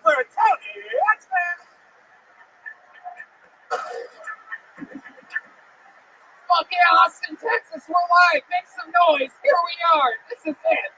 This is where the magic happens. The great Brian Wright Band is hey, everybody. I'm going to begin for the Kill Tony Band, everybody. Brought to you by Delicious Fix Vodka, the first ever alkaline vodka. Less hangover, more fun. It's John Dees on the keys, Mike Gonzalez on the drums, Matt Mueling on the electric guitar, and our boy, D. Madness on the bass here tonight. Let him hear you. There you go. Magical stuff, fun stuff happening, and a fun episode is right ahead of us. How many of you out there, this is your first time being at an episode of Kill Tony, huh? Wow, a lot of first timers. That's very interesting. Excited to be here. Fun stuff. Every show's been crazy. We got the great Ryan J. Evo drawing tonight's episode all the way from Los Angeles, California. The new coloring book, a bunch of shirts, a bunch of road posters, a bunch of fun stuff, all available at RyanJEvo.com. So that's exciting. Chris Rogers art behind us. We don't even know what he's doing tonight. Might be making something for the guests. Might be doing something for an audience member. Anything can happen. So we'll find out more about that a little bit later. And yeah, the new band, the new Kill Tony band, brought to you by Fix Vodka. That's alkaline vodka. It's really great stuff. Absolutely love it. Clearly the best at what they do, and they support local artists. So it's an Austin brand. Yes, it's delicious. It's distilled 10 times. If you have, like acid reflux issues, it's great vodka that helps you out. A lot of fun with new local sponsors coming in. Austin loves Kill Tony, and Kill Tony loves Austin. You're going to find out more about that in just a little bit. But before we start tonight's amazing episode, here's a little bit more about the amazing sponsors that made it available for you here on this day. Hey, y'all, Red Band and I just moved to beautiful Austin, Texas, and I'm going to be honest with you, it's a lot more rural and suburban than Los Angeles was. We have lawns now, and you can see your lawn thrive this spring with your own custom lawn care plan from Sunday. Sunday is more than just a lawn care product. It is a custom lawn care plan with a variety of ways to help you grow a beautiful lawn, control weeds, and remove pests. They take out all the guesswork and unwanted chemicals, so you can grow a beautiful lawn that's better for people, pets, and the planet. Red Band, you've got it. You've already been using it. What do you think about Sunday lawn care? It's amazing, and it came at the perfect time. My new house, when I moved in, the lawn hadn't been taken care of for a couple months, and I had spots where there was no grass. I had so many weeds. I had these weeds that I stepped on. It felt like a snake bit me. It hurt. I didn't know what to do. And then Sunday sent me this big package that had all this amazing stuff on it. One, you go online and you put in your address, and it's so cool. They have like a satellite image of the top of your lawn, so they know how big it is. They know what part of the country you live in, and they send you stuff just for your area where you live in. It's a free lawn analysis. And when you get it, you also have a soil sample that you can send back to them to even get better results. And they have weed control. They have seeds for your lawn. They have pest control. It's amazing. And this is the first time I'm going to get serious about having a lawn. Yeah, absolutely. It is incredible. It's like all these incredible technological advances lately. Post-dates for food and Uber for cars, and they really nail it. Sunday makes taking care of your lawn easier than ever. I just went to get Sunday.com, put in my home address, and their free lawn analysis took care of the rest, all in just seconds. So mine's about to go down. You are already a huge fan. We absolutely love the idea behind it. It's just incredible. And to think that they're doing it all chemical-free, clean, and safe for pets and animals. You can have your little doggies running around out there. And it's easy to use. You just put it on like your hose, like this little pouch, and you spray it. It took me like 10, 15 minutes for my whole lawn. It's simple. And I saw it. Your grass looks better than ever. Let Sunday take the guesswork out of growing a greener, more beautiful lawn this spring. Visit getsunday.com/killtony to get $20 off your custom lawn plan at checkout. That's $20 off your custom plan at getsunday.com/killtony. Listen, take care of your lawn, people. Getsunday.com/killtony. Mud water, yum, yum, yum. It's a coffee alternative with 4 adaptogenic mushrooms and Ayurvedic herbs with 1/7 the caffeine as a cup of coffee, you get the energy without the anxiety, jitters, or crash of coffee. Each ingredient was added for a purpose. Cacao and chai for mood and a microdose of caffeine. Lion's mane for alertness. Cordyceps to help support physical performance. Chaga and reishi to support your immune system. Turmeric for soreness and cinnamon for antioxidants. Yeah, it's great. I drink a lot of coffee, but I always get this caffeine jitters and stuff. This doesn't give me that. It's the energy. I love to put a little bit of honey in there, a little lemon. It's great. Sometimes I use a little nutmeg. It's delicious. Mud is 100% USDA, organic, non-GMO, gluten-free, vegan, Whole30, and kosher. Yes. Go to mudwater.com/Tony to support the show and use the code Tony for $5 off. That's MUDWTR.com/Tony. Use the code Tony. Get $5 off. Thank us later. And we're back, everybody. Are you guys ready to start tonight's show? How exciting. Me too. Let's do it. Tonight's guests, everyone. 2 Comedy Store paid regulars. 2 people that I consider classmates of mine. High-ranking people at the Comedy Store that worked their way from the back of the lineup of the toughest comedy club in the world all the way to the middle. And they're here for you right now, all the way from Los Angeles, California. Make some noise for the great Adam Ray and Jade Catapretta. Wow.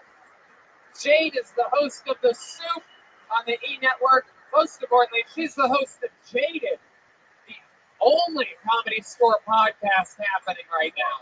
The full backing of the Comedy Store. She's holding down the fort.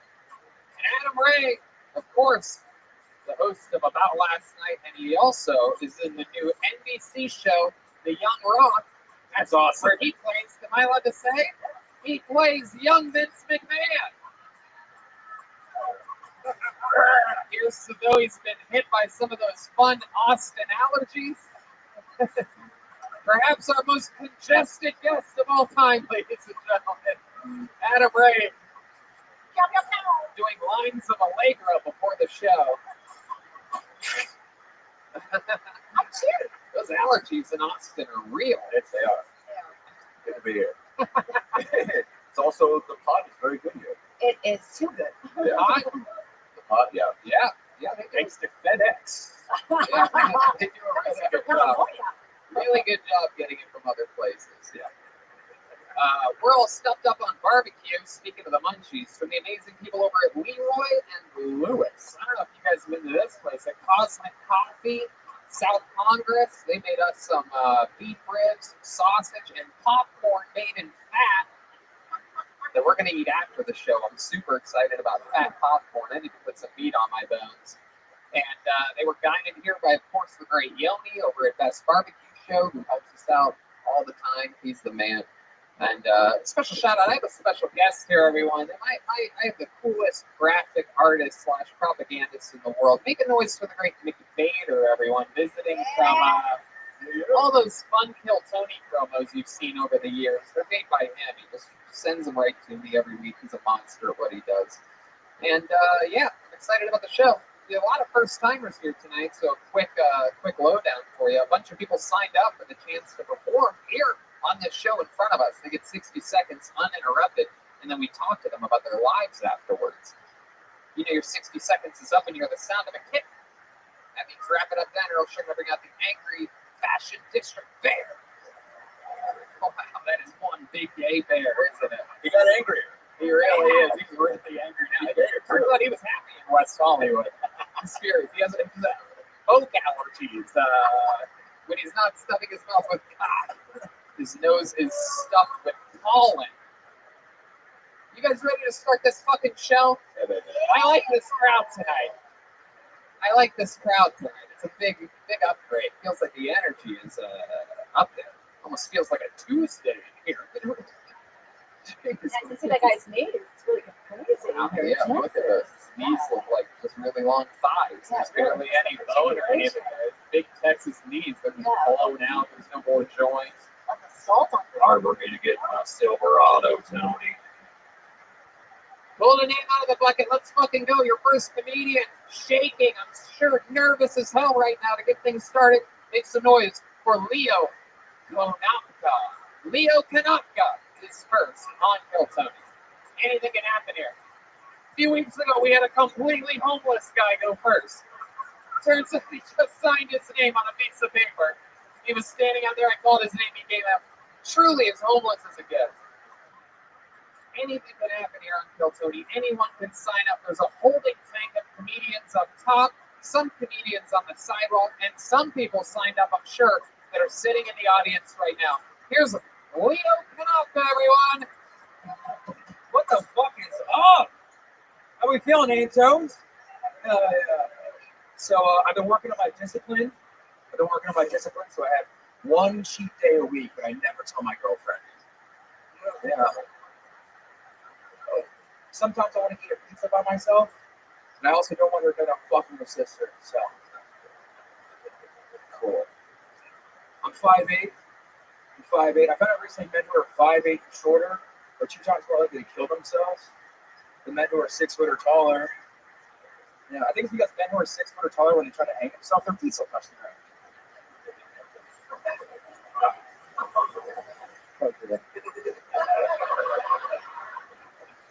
I just bought pepper spray. So in case I have a rape, I can find them too. They won't even be able to see me coming.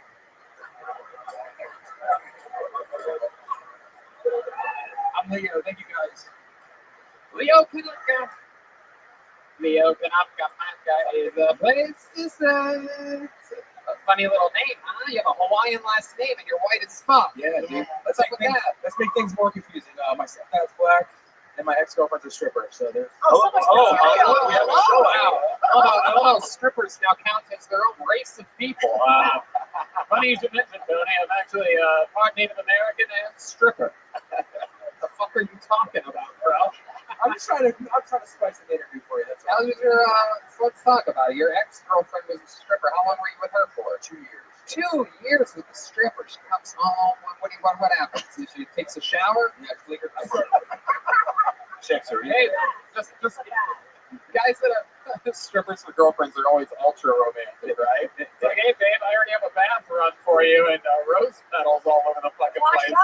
Cover up that fucking sweat. Your sodium levels must be out of control from that such a salty lady. Took the Salisbury steak out of the wrapper for you. Why do you dress like you work backstage at Cats the Musical? Listen, It's nice. Black on black is good. Wait, you said a joke about fucking your girlfriend's sister? Yeah. That's a joke? Yeah, it's a joke. Yeah. But does she have a sister?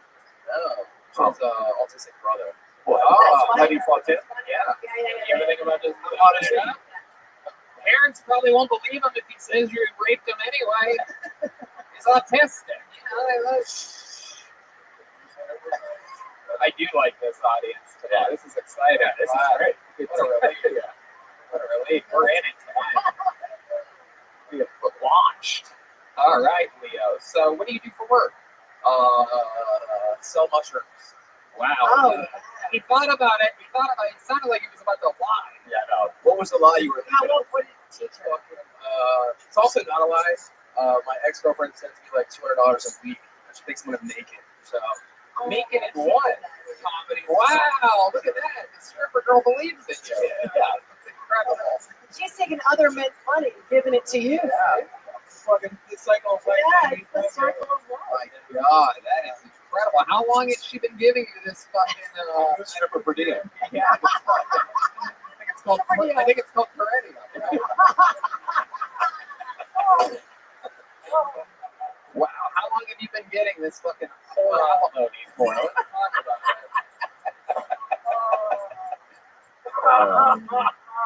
it. I moved here on the 1st, so it's been twice. Wow, that's so cool. Where'd you move from? How many dances is that? Baltimore, actually. Baltimore. She's a Baltimore stripper. Yeah. Wow.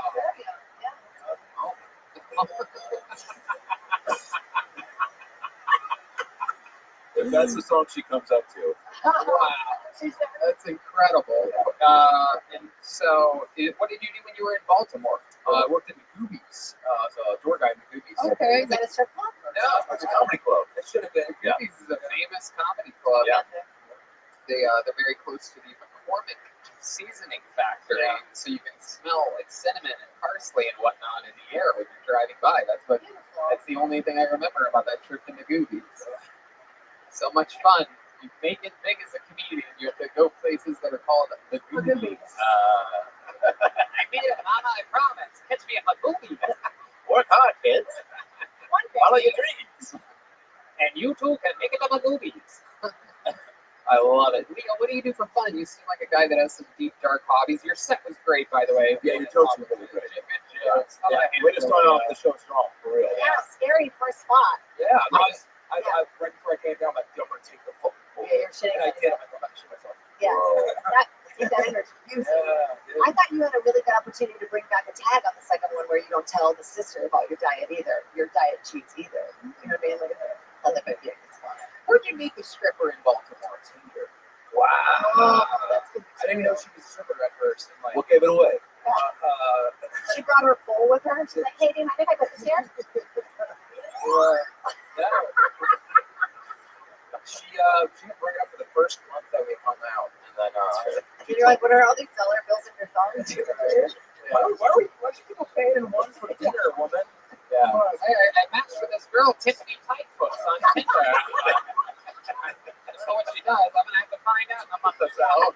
Crystal Pussy Lips seems like a nice girl, but I'm not sure she goes at night. Yeah. Wait, so did she? What was your response? Do you remember? Were you like shocked? Were you excited? Oh, I don't judge. Yeah. Whatever you guys. Whatever you make your money, right? Yeah. And then she was like, I want you to move in with me, and I'm gonna pay all the bills. And I did that.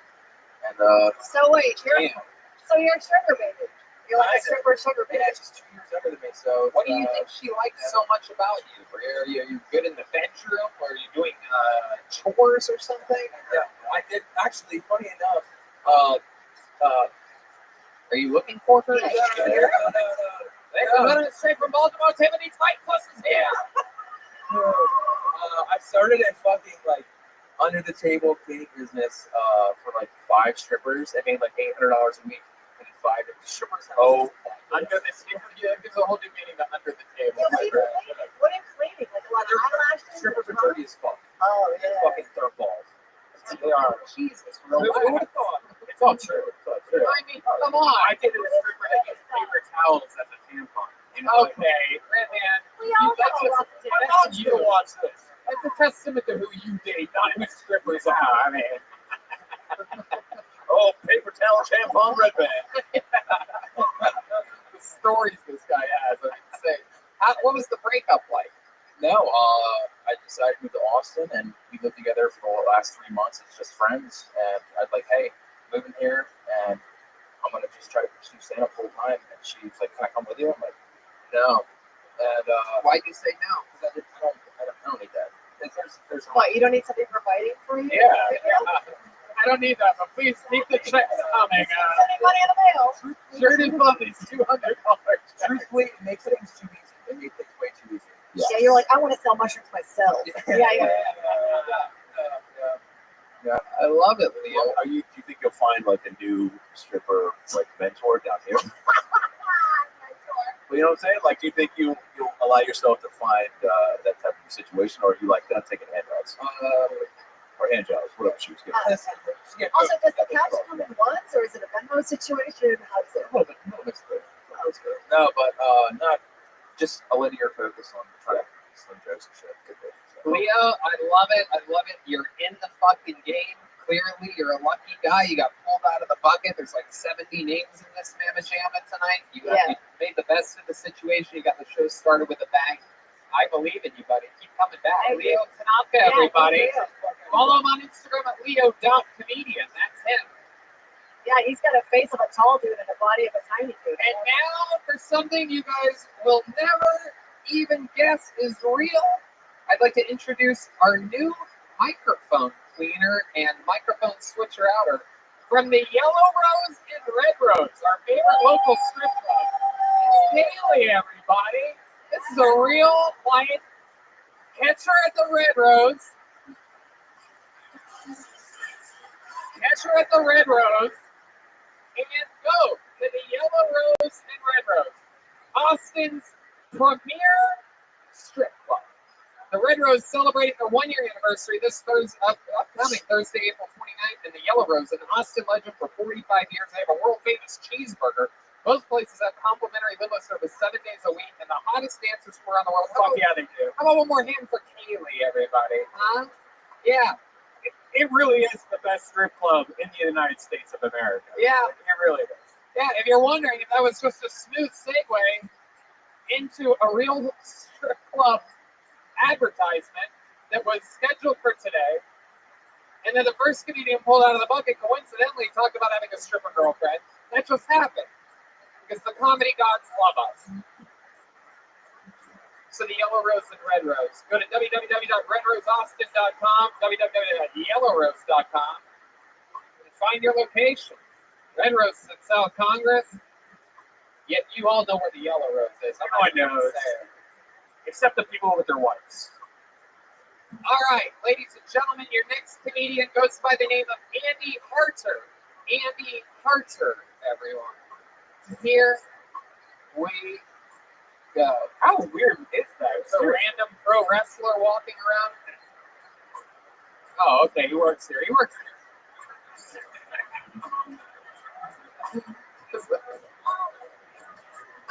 It's okay. Andy Harter is coming, I'm sure.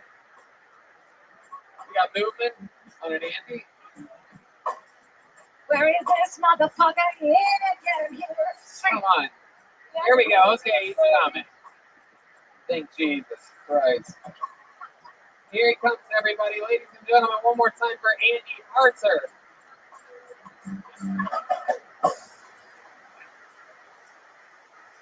So I recently had to come to terms with the fact that I'm poor. I got fucking creditors calling me. You have a negative balance of $14,232. Well, you can take care of that today. Your Visa, MasterCard, check back home. Like, I just missed $10, $50 month payments in a row. Next thing, you got 14 grand later. Well, we're willing to offer you a settlement. If you pay $9,000 now, we'll wipe the slate clean. That's a savings of over $5,000. Oh, I bet, yeah.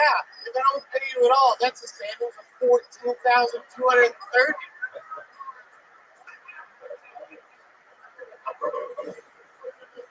It's like, well, this negatively affect your credit score. My credit score? What are you gonna do? Lower from 440 to 430? I don't give a shit. Take 10 for yourself by that. I'm never gonna miss it. There it is. Andy Harter, always making it look easy. This is the second time on the show? Yeah. Incredible stuff, man. Look how sweet he is now. He is It's her. a big fucking little softie pie. Look at Yeah. him. You got the confidence of a white guy before me, too. I like it. Yeah. Old school. Old school. I think I bought cigarettes from you. That's all right. You're so cute. Look at your dimples. He is. He's cute. For those of you not listening to the podcast, not watching, he looks like a young, healthy Michelin man or something. And he sounds like Jim Norton. Yeah. You got a great voice. You got sitcom neighbor voice. And timing, I took special note of your just execution. Like you really have a grasp. You take us on an adventure. You have mic control, volume control. Everything just was funny. How about the entrance? And this thing. Yeah, This thing. that thing This thing. represents fucking coming in like Washington, motherfuckers. Yeah. That's not a wow. And by the way, crowd goes wild for his shout out to someone. by the way, I'm Suburban old part of fucking down my whole life. wow. Represent Kenton. and I'm from Washington, and I've been to Renton, and this is Renton. Yeah. And it's awesome. And there's this much pride. So Yeah. good for you. Yeah. By the sounds of things, I think he's going to be renting for the rest of his life. This guy ain't from Bayou, Washington. He's from, please give me a loan bill. Yeah. Month by month. City. Andy, what do you do for work? Remind us. I'm hustling, man. I love it. Tell us more about your hustles. The last guy. I got like 6 of them. I Okay. drive a van for a guy that resells like shit from thrift stores. Thanks. I move furniture. I'm a dog sitter. I do like surveys and focus groups. Okay. Whoa. You do like tests and stuff? Or what? Well, like like they'll sit down and they'll they'll take people who have a credit union versus a bank account, which is like better. Okay. But it's cool, like 30 minutes, like $100. Wow. Fuck yeah, absolutely. 30 anything where you did 30 minutes for $100, very good deal to me. Yeah, put your clothes on too. That's hooker money. Yeah. Hey, speaking of hookers, I went to the Yellow Rose on your recommendation last week. Oh yeah, that's right. Just so that we're clear about our new sponsor, it's not filled with hookers. It is a gentleman's luxury strip club. This is a brand new sponsor. I happen to know for a fact, I do believe the owner is here, and I want him to know that we do not believe that it's filled with hookers. And hey, speaking of murders and serial rapists, I've been to the Yellow Rose. And to be honest, this was not set up about 4 episodes ago. I did tell you to go to the Yellow Rose. It's my favorite one. How did you like it? I got a lap dance with this girl that was like Winnie Cooper. I love You it. know the one that years? That's hot. Wait, I got red bands and the girls that look like Winnie the Pooh. No pants and a red shirt. There you go.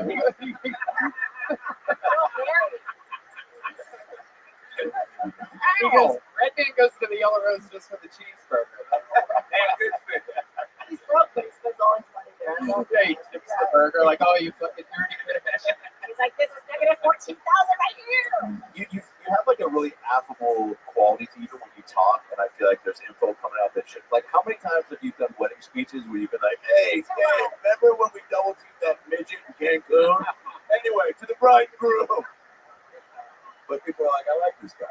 You know, you're likable. I mean, real life, like, I'm the guy that sits in the corner and old dude speaks. Right. Everybody's else so fucking happy. Yeah, but you should be, right? Are you writing better shit in your head? No. Oh, okay. Let me ask you this, Andy. It's an interesting one. What's a time that you you seem like such a likable good guy? Yeah. What's a time that you almost got into a fight or like really were like, you know, yelled at someone? Well, real early into doing open mics, there was this guy. I don't know what it is about like guys that are like 55 and in that range. Oh, I know what it is. They're bitter. Yeah, well, it's like they still want to feel like a man, you know what I mean? I'm like, hey, come on, man, sorry, but the thing is he was just talking like he was in his fucking living room, and I was like really polite, like. You were on stage? No, I was behind him. But you're about to perform at some point. Yeah, right. Sure, yeah. But yeah, I mean, he was just being rude, and I was like, hey man, there's a show going on.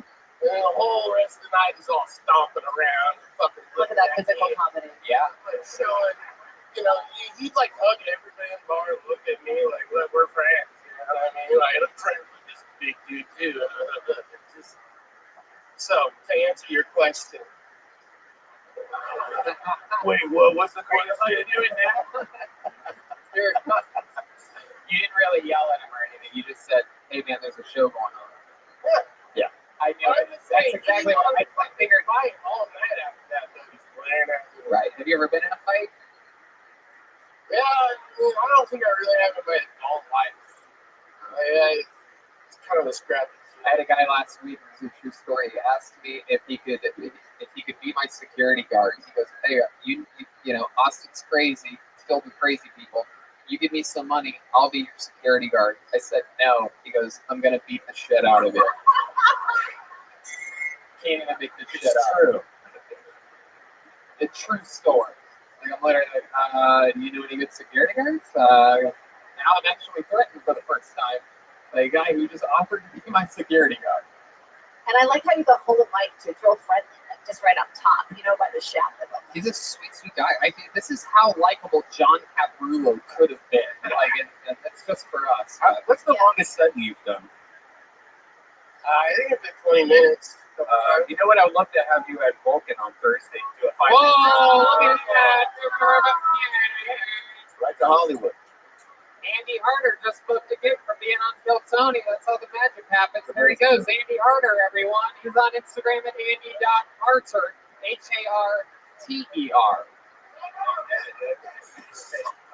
Yeah, you can let Fahim in. Hey, Fahim, come be let in. Okay, we got it. Okay, Fahim's in. Somebody like. All right, here we are. We're cleaning the microphone. How about one more hand for Kaylee? Again, you can find her in the red rose. Red rose and yellow rose, they work together. What's the difference? Is there a difference between the yellow? Location. Yeah.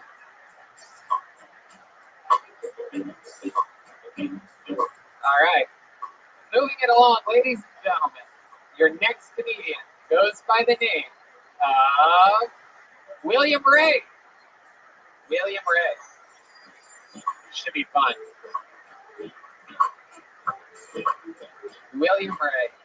I'm going to start pulling the name, and then we'll have the cleaner clean, and then the person will be there. That's the new move. Yeah. And maybe she shouldn't be wearing clothes? Red band, that's enough. All right. Far rare. Red band's alcohol starts kicking in, everybody. This is it. We've made it 25 minutes into the episode. This is where he says everything that he thinks. Here comes William Ray, everybody. It's really him.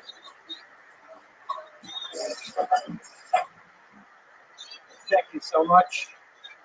What's up, y'all? It's great to be here. For me, it's honestly great to be anywhere. I was addicted to heroin for years, and I barely made it out alive. On 2 separate occasions, I was revived by the Los Angeles Paramedics. So shout out to those guys for ruining my buzz that day.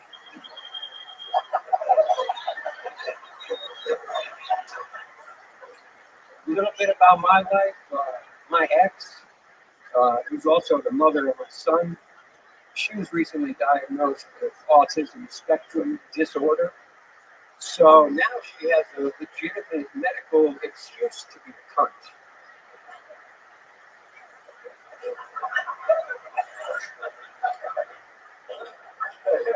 One time when I was in jail in the 90s, a cop called me the crypt keeper. I just pretended like I didn't know what the fuck he was talking about, but inside I was like, man, this guy's roasting. William Ray, everybody. Very fun. How recently did you get off heroin? You look like you still have some in your bloodstream. It's incredible. You look like Henry Rollins' grandfather. What's happening? He kept his teeth though, looking good. Yeah. It's been a good 20 years and you still got the look, huh? The look, the feel of heroin. I love it, man. No, that's adorable. Welcome to the show. How long have you been on stand-up? This is my first time. First Holy time! shit! Holy shit! Holy shit! Holy shit! He's gonna be chasing this dragon forever. Yeah, That's a good first time, man. Thank you. Yeah, definitely. You must feel quite the rush right now. You must be really... Absolutely. What's better, this rush or the heroin rush? Yeah. This. Yeah. Yeah, bullshit. That's not what anyone that's ever done heroin is. Maybe 20 years you forgot what it's like. Here, let me get this guy some heroin and then we can ask him at the same time which one's better. A little bit closer, refresh your memory a little bit. What's under the hat? There's something going on. Oh, wow, look at it. Why does that hat look bigger when you have it Yeah, on now? You look like Toad from Super Mario Brothers when you have it on. I thought he would have a tiny fro. Yeah, you look like the bad guy from Mega Man with the hat on. The guy with the giant brain. When you take it off, there's just a tiny little head under there. Look at that little baby head. Look at that little fucking real deal over here. What do you do for work? Right now I work at my friend's construction company. Okay. What type of construction are you doing? You got a wheelbarrow or something? Floors, like hardwood floor installations. Okay. That's good. Like that. That's good. Good construction job for a guy with your build. Give him the floor. Just everything's low. You don't have to worry about things so much. Yeah. I don't want you to get high. So William, this is something that you've always wanted to do, right? How old are you? 51. 51. Okay. Hell yeah. All right. Good for your age and an ex-heroin Yeah. Yeah, it's good. Yeah, it's pretty good. You only look 60, so that's perfect. Hey, you've got kind of a Stanley Tucci leukemia type thing going on. Yeah. Oh, thank you.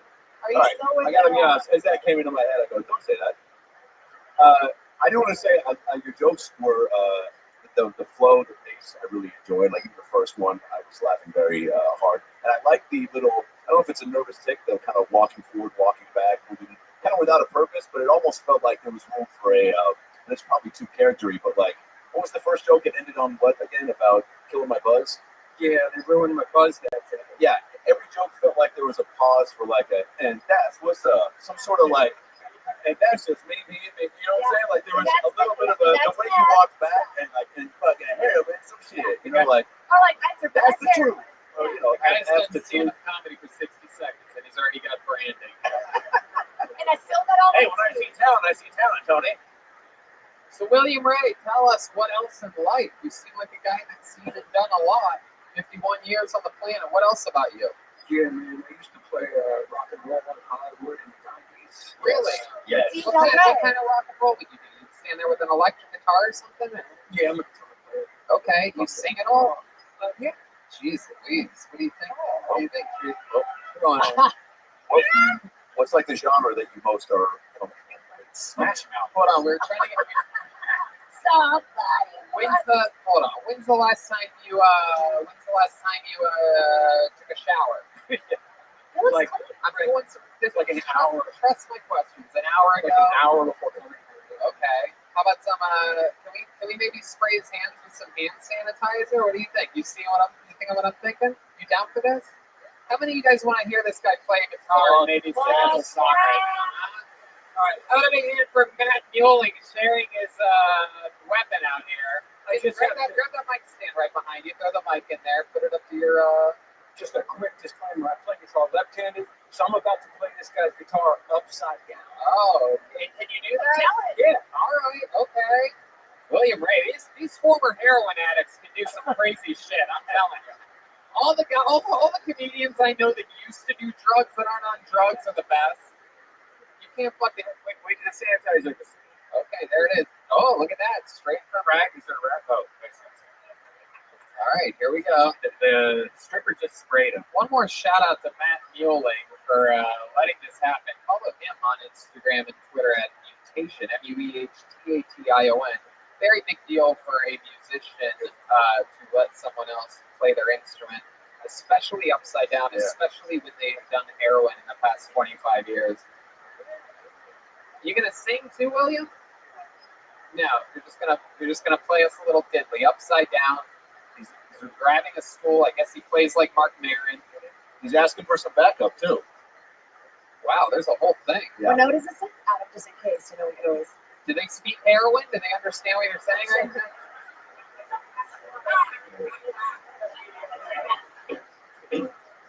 Here you wait, okay, that's not. Oh shit! Wow.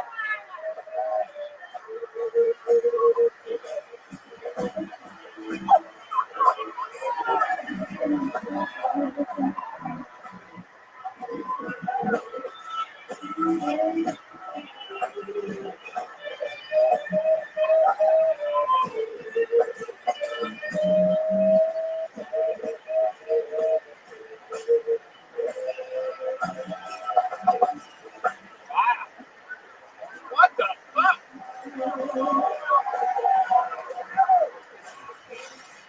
Wow! Ladies and gentlemen, his first time doing stand-up comedy. This guy fucking shreds on a guitar. What? Stick to music. I mean, what the fuck? I'm telling you, you rip it like that, and you look at the camera and go, and that's what's up. Come on, man. The toys. Did heroin do that? I love it. William Ray, you're a part of the Ray family. I just realized Adam Ray is our guest tonight. Dad? Oh shit!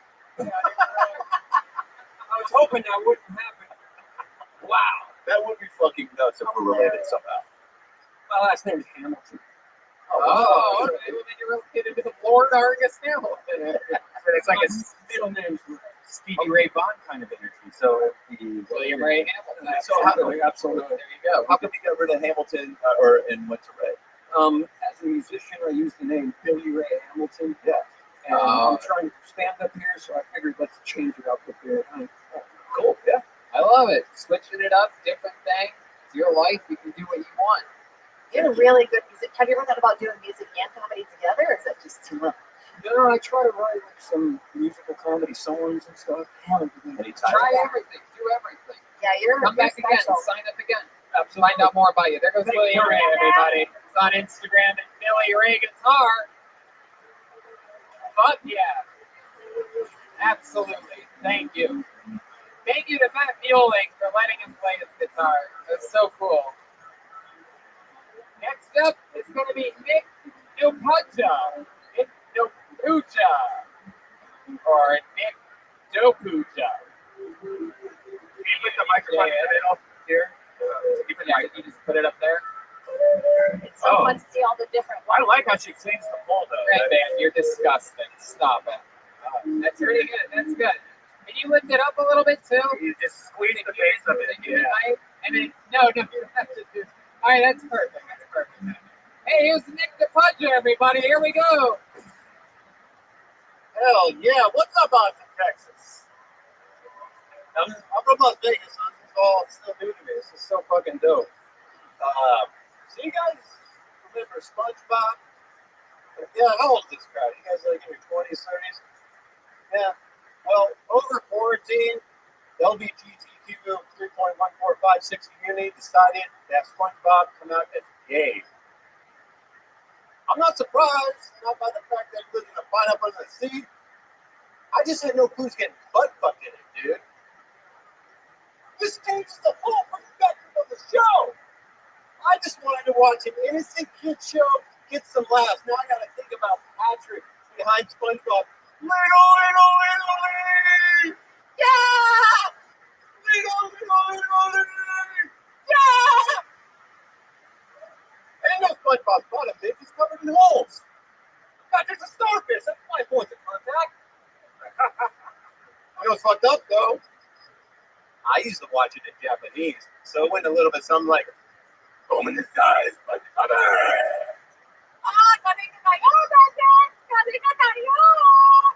Home in the skies, SpongeBob. There you go, Nick Nopuja. What's your name? Nick Nopuja. Nopuja. What ethnicity are you? Croatian. Croatia. You have any stripper in you? I dated a stripper who was also a dominatrix. You did. How long did you date her for? 6 months. Wow. What was that like?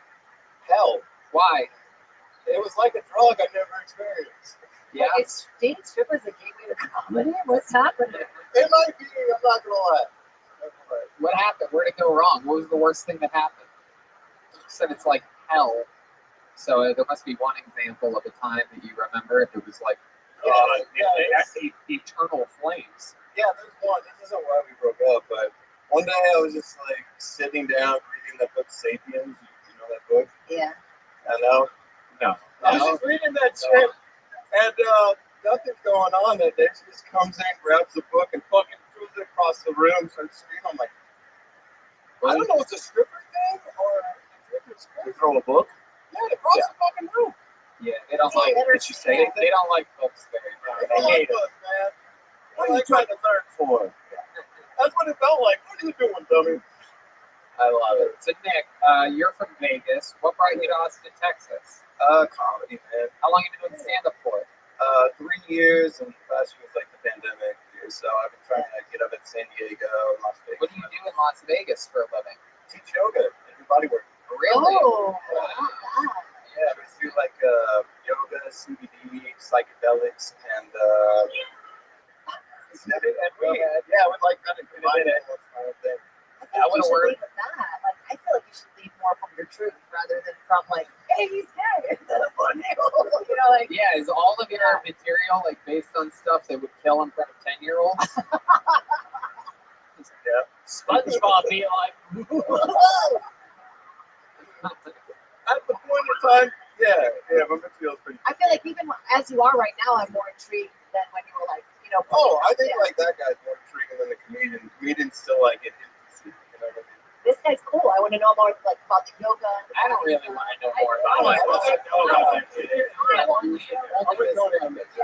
This one's ovulating over here. I want to know more about your fucking yoga poses. I want to know about your breathing technique. You look like you saw fleshlights out of you. Which is the bad thing. So Nick, tell us the truth. You got fucking spiked hair. You got a good tan. You have that dirty facial hair. You're teaching yoga to fucking innocent girls that ate too much that week, right? They're trying to fucking shed some pounds. How often do you get laid? When I was teaching yoga, pretty decent amount. Right. What's a pretty decent amount? Are we talking about fucking 60% guys, 40% girls? Like, I had like 3 girlfriends at one point. Wow. you're doing like almost 90% guys. Look at that. Downward facing doggy style. Yeah, pretty much. How many of them know you can do accents? That's a callback to the SpongeBob Japanese butt fuck joke. No, that's just how I fuck. I'm like, oh, me That's it. We already are. Sorry. I'm sorry I brought that up again. All right. What do you like to do for fun? You seem like a guy that has some weird hobbies. You into axe throwing or something like that? No. I'm actually really into Muay Thai. That was like my Really? my thing. Yeah. Can you show us some of your Muay Thai? Come on, put the mic in the mic stand. Move it over to John over there. Show us some of this Muay Thai. Here we go. Here he is, Nick the Pudger. Oh shit!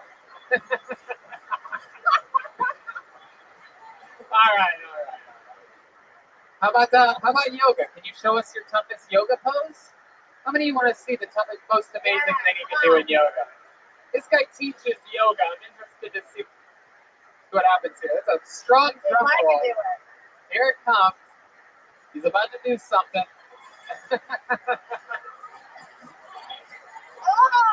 Oh, come on. I could do that. Oh. I could do that. I think I could do that. I've been drinking. You could do it. All right. That's fine. So, Nick, how long have you been in Austin? 3 months. 3 months. What do you love about it? What's your favorite thing about Austin so far? Tacos. Yeah. Crazy, right? What else? What else other than tacos? Oh man, it's just such an active community. Like, I can actually go to the park, everybody's doing yoga and running and shit. Adderall is what he's saying. Everybody's in Adderall. Everybody's on uppers out here in Austin for some reason. Yeah, it's very, very bizarre. Do you have any other side? What was our man with the 6 side hustles name again? Yeah, you have any side hustles? You have any side hustles like our friend Andy Harder? No, not really. I mean, like, that was a suspicious answer. Yeah. I don't know if I should get into it. Yeah, you should. That's what's good. That's what's going to be interesting to the interview, or else you just come across as every other yoga instructor we've had on. It's not really It's like, so my side hustle was I would take groups of people, I would chop up psychedelics, and I would put them into chocolates, and I would guide them through like a whole yoga thing, and I would just break down their body. That was like kind of my thing. So I would not sell. Wait, you would drug your clients? I feel like that's the kind of experience I'm looking for. I was hired for it. They wanted me to. Where would you do this at? Las Vegas. In your apartment? No, just wherever they wanted me to. They kind of knew on the underground I did that, so I would do it. That's a Groupon activity. I've never heard one. Yeah, it's a Groupon. For those of you keeping track, 50% of the comedians sell drugs. And all used to date strippers. Yeah, and they're all white dudes. Yeah. Well, Nick, fun times, man. Thanks for coming on the show. Thank you so much. Yeah, Stick to what you know. Stick to what you know. There he goes. Taking a putt, everybody. On to the next one. You guys having fun out there? Good crowd. I knew it. Right from the get. Riley Gilmore is going to be next on Kill Tony. Pull it out. The great Haley. Again, you can find her at the Red Rose. Redrose.com, yellowrose.com. The band. She's going to get wet if she. What? Nothing. She has the spray bottle. You really don't have to be Spraying it disgusting down. every time. Whoa, look at that. Haley's getting into it. Slower. Oh, wow. Red Band just came and farted at the same time. Riley Gilmore! Here he is. It's Riley Gilmore. Thank you so much. So I've been dating online. You guys dating online? Makes sense. No, I just met my girlfriend on 23andMe. And we have a lot in common, actually. So I think it's gone well. Thank you. Speaking of family, I just got into a fight with my aunt. You know, she keeps eating my food, but I keep stepping on her friends. She's an aunt. And a great woman, too. I got these jokes online.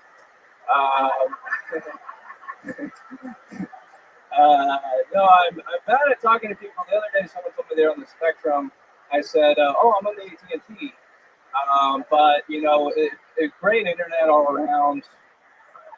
I'm starting a Christian R&B group. It's called Men Into Boys. Check us out on Spotify and various porn sites. Thank you. Wow, Riley Gilmore, what a performance. Incredible. Everybody's bringing the heat today. Thank you. Hi, Riley. How long have you been doing stand-up? 2.5 years. 2.5 years. All the way here in Austin, Texas? No, I just moved here like a week and a half ago. Sweet. From where? Anyone wants to be my friend. North Carolina. Awesome. Yeah. Raleigh? Yeah, that area. Okay. Probably Durham. Durham? Yeah. Thank you. Absolutely. You had great recovery. How North Carolina are you? Like, what do your parents do? They are, well, I'm a child of divorce. They're both therapists. Oh, wow. That's got to be super fucking annoying. Riley, why don't you sit down and talk with me about your feelings? That sucks. Jeez. Comedy is dead. They wanted me to go into business, but just this. Wow. My God. So you came here with no buds, you said? No, well, I have some friends. You guys are my friends. So, Wow, this is getting really I'm like sad. That's a therapy move right there. Yeah, I'm deflecting. I'm just. When you walk off the stage, they're staying here. You know that, right? Like, I'll be outside. come on, let's go, everybody. Let's get out of here. Oh, me and all my new friends. Oh, it's just me now, walking alone. Yeah, no, it's great. So, Riley, you drive here or you fly from North Carolina? Drove here. So, I drove the Kia Optima. Okay. Okay. You came solo in the Optima? Solo in the Optima. I got room for one more, though. Oh, still looking for a friend. This guy will never give up. Always swinging. He will never give up. Just him and his blow up doll, all the way. A lot of guys do stand up to try to get laid. Not this guy. Just looking for a true friend. That's it. Yeah, no. This guy's looking for someone to just fucking go ride a bird scooter with or something like that. Hey, buddy, want to go all the way down Congress, ride around the Capitol? 50-50. I love it. How many, a week and a half, what have you done that's fun? I went for a bike ride the other day. That was cool. I don't know. I've just been doing like stand-up. So. You've got like Steel and Owl vibes. Owl? Yeah. Do you have pets? No. Hey, you said he has the energies of an owl? Like Steel and Owl. You know what I'm saying? Like you can steal it? Yeah. I feel like it's hard to steal an owl. Well, I feel like that's what you say before you do it. You gotta take risks, so. That's what I'm saying. Yeah. What kind of risk? You want an owl? What's that? You want an owl? You want to be best friends?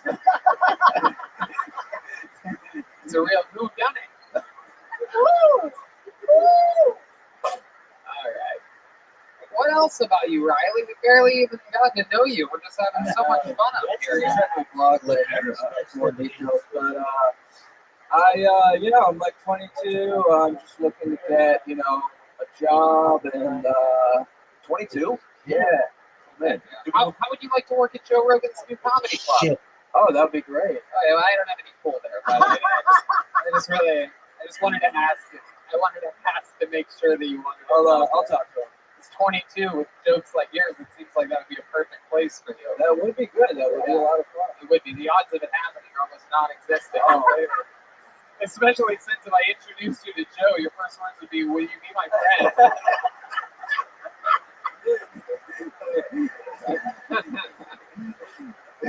Let's actually ask him. We're gonna get Joe on the line here. Yeah, we're good friends with Joe Rogan. And Joe, do you think we can maybe hire this guy at your new club? Okay, well there you go. That's good news. I don't know. That's good news. Is there you saw it? You saw his set. What do you think about his set?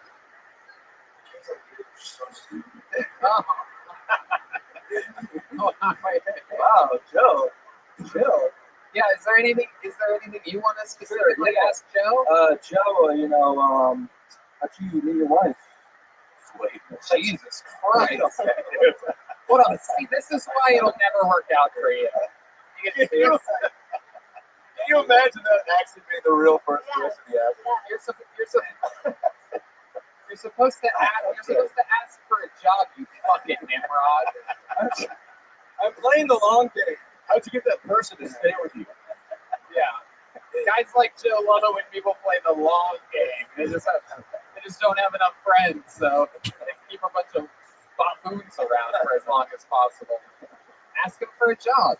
Hey Joe, can I get a job? Why don't you take? Okay, yeah, I'll do it good.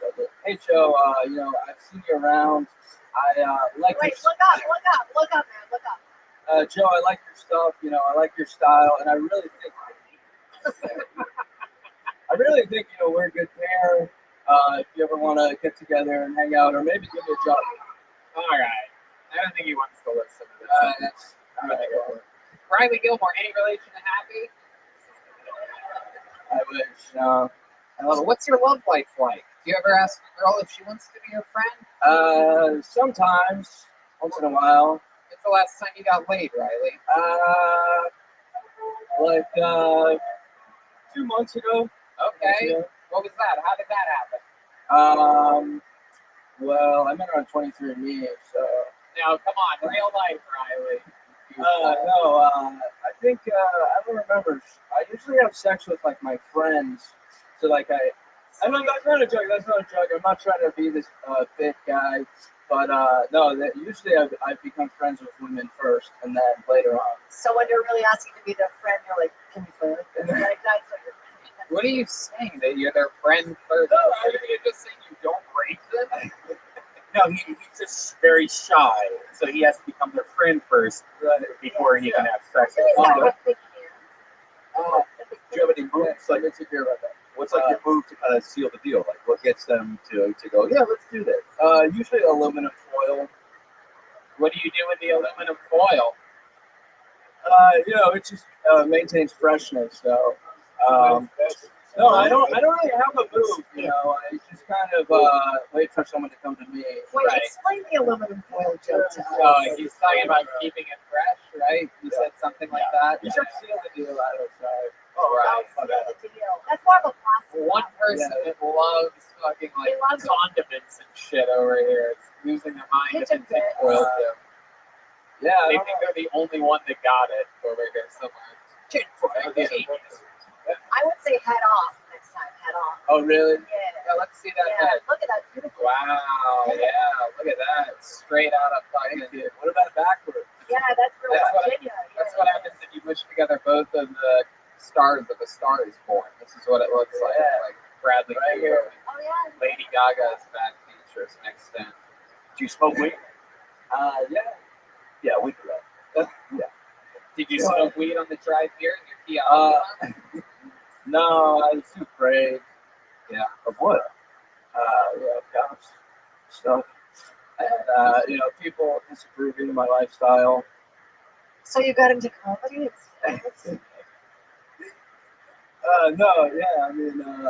I'm looking for someone to sell me weed. I know you mentioned you found good weed, so. Ask the other comics. Wait, I think you just asked me to go on a pot adventure with him after the show. Yeah, I don't know if you've seen today's show, but we could give you weed, heroin, and mushrooms. And a dad. I booked on that guy's shroom floor after this. I love it. Cool. Riley, such an unbelievably great set. You absolutely have to come back and sign up again. Show us a minute. Thank you, guys. Welcome to Austin, buddy. A week and a half in Austin. That's what's happening. Freaks are moving here. Only the best are going to move here. That's the interesting thing to keep an eye on. That's Riley_Gilmore. The next comedian will be Yoni. It's going to be Yoni himself. His second ever set.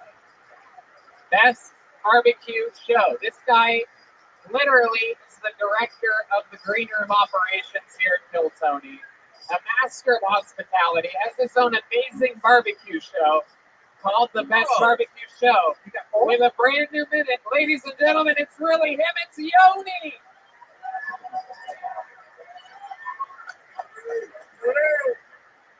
I was hitting on a girl the other day, and she said I look like I use barbecue sauce as lube. And I was like, well, if you're into that. I got a million views on TikTok last week, which means I'm popular with 10 to 18-year-olds. And with this mustache, I really shouldn't be popular with 10 to 18-year-olds. But there's a lot of crazy stuff happening. SpaceX has more money than NASA, which I feel bad. NASA's like the poor space program. I had an idea for him. I was writing an email. I said, hey, all these famous people are doing merch, they're making candles.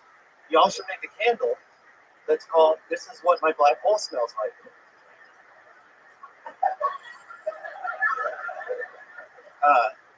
The pandemic just gives me too much time to think. I've been real disappointed in myself. I'm almost 40, and I'm not married. I don't have kids. I drive the same truck I've driven since 2005. And I keep going to take a dump, and I just end up peeing sitting down. Thank you. Is there more to that? Is that it? No, I just end up peeing sitting down. I love it. I love it. Feels like there's space for more. How about one more time for Yoni? One more time for Yoni. There's space for more. Your second time ever on Kill Tony. You've been doing open mics for a few months now, right? Yeah, got a couple dozen under my belt. I love it. It's awesome. You're going a little bit, you're going a little bit fast. That'll probably naturally, you're nervous. You're trying to squeeze the classic mistake, trying to squeeze a minute 15 into a minute. You know what I mean? There's some fat to be trimmed on the setup for the peeing sitting down thing for sure. The pandemic's happening. I've been really disappointed in myself. At 40, I don't have kids. Like, the reason why I didn't get it is because there's so much setup. And then in the end, you're like, I pee sitting down. You know what I mean? Accidentally. Right. So, Yoni's one of the few comedians that look like both Mario and Luigi. And Mario. Ooh, John Deese has that shit on lockdown. The hard left hand. Yoni, have you ever done any plumbing? A little bit, not much. Wait, is that what happens? Wait, jump again.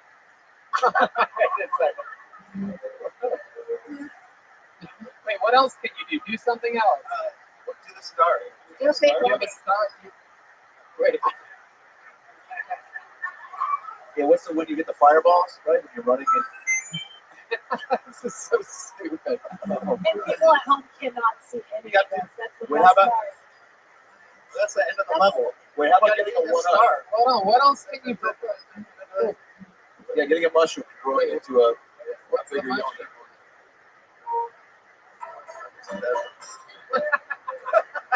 That was good. That was worth it. That was awesome. So Yoni, an interesting thing about Yoni is this guy, and a big part of the reason how we started working so closely together is this fucking guy loves food. I mean, this guy is a rolling show on the Food Network that just lives life like that 24 hours a day. Who's the lady that you cook with in the morning sometimes? You go to her? Oh, I go to Snow's.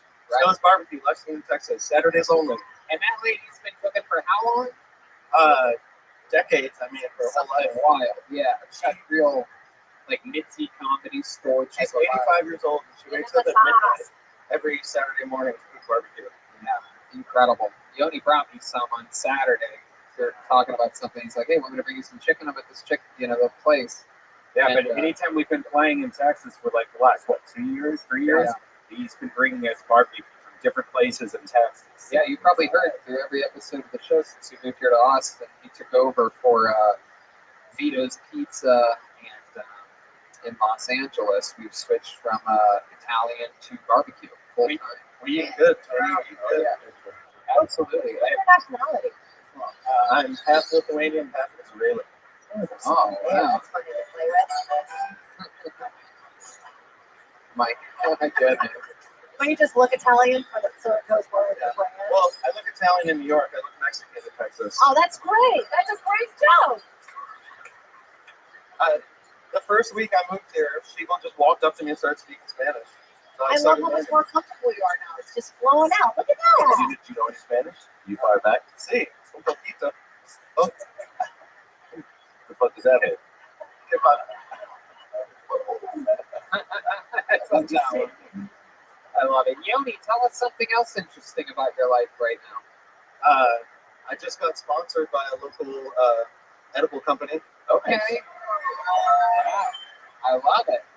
It's called Early Bird CBD. They're the first edibles to have like actual THC in them, legally sold in Texas. Wow. I'm not sure how legal that actually is, but I got samples. Come find me. I love it, man. That's so cool. You eat edibles a lot? Yeah, I like these because they're light. You know, you can take one and just chill. Do you have any crazy edible stories that Well, you just saw something right there. Please elaborate. I went to the creek in the cave. We were hanging out there before it's open. Some of the guys were nice enough to let us party there. Here in Austin. Upcoming, and yep. And there was a big bag of Sour Patch Kids on the table. And I was like, I love fucking Sour Patch Kids. Of course you do. And so I was eating a bunch of them, and then someone was like, whoa, how many of those did you eat? I was like, I don't know, like a couple of handfuls. So, oh, those are all dosed. Oh, shit. Oh, shit. What happened next? We were they had like a microphone set up. I think I did some stand-up. Whoa. There was like this girl that gave me a spot, and I was so thankful that she probably won't give me another spot, but talked her ear off for like 20 minutes. Right. Come to find out what's the girl, which is a lamp. Well, you know, Tony, that's one thing we've known him for a while. But have you ever had a female in your life? And when was the last girl that you? Yeah, you ever pick up a little fucking piggy at one of those barbecue pits? Everyone groaned at Piggy. I didn't get to finish the barbecue joke. This make me seem like a real asshole up here. There's a joke about how much barbecue he gets. I'm not calling women pigs. Again. Right. I only do that in my stand-up, not on my podcast that has sponsors. Go ahead, Yoni. You ever pick up a real slob? Yeah.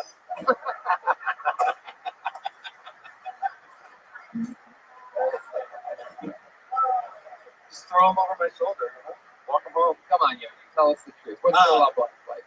I was dating some single moms. I had some. Oh, hell yeah. You seem like the single mom fucking dragon slayer, right? Oh, yeah. That's real fair.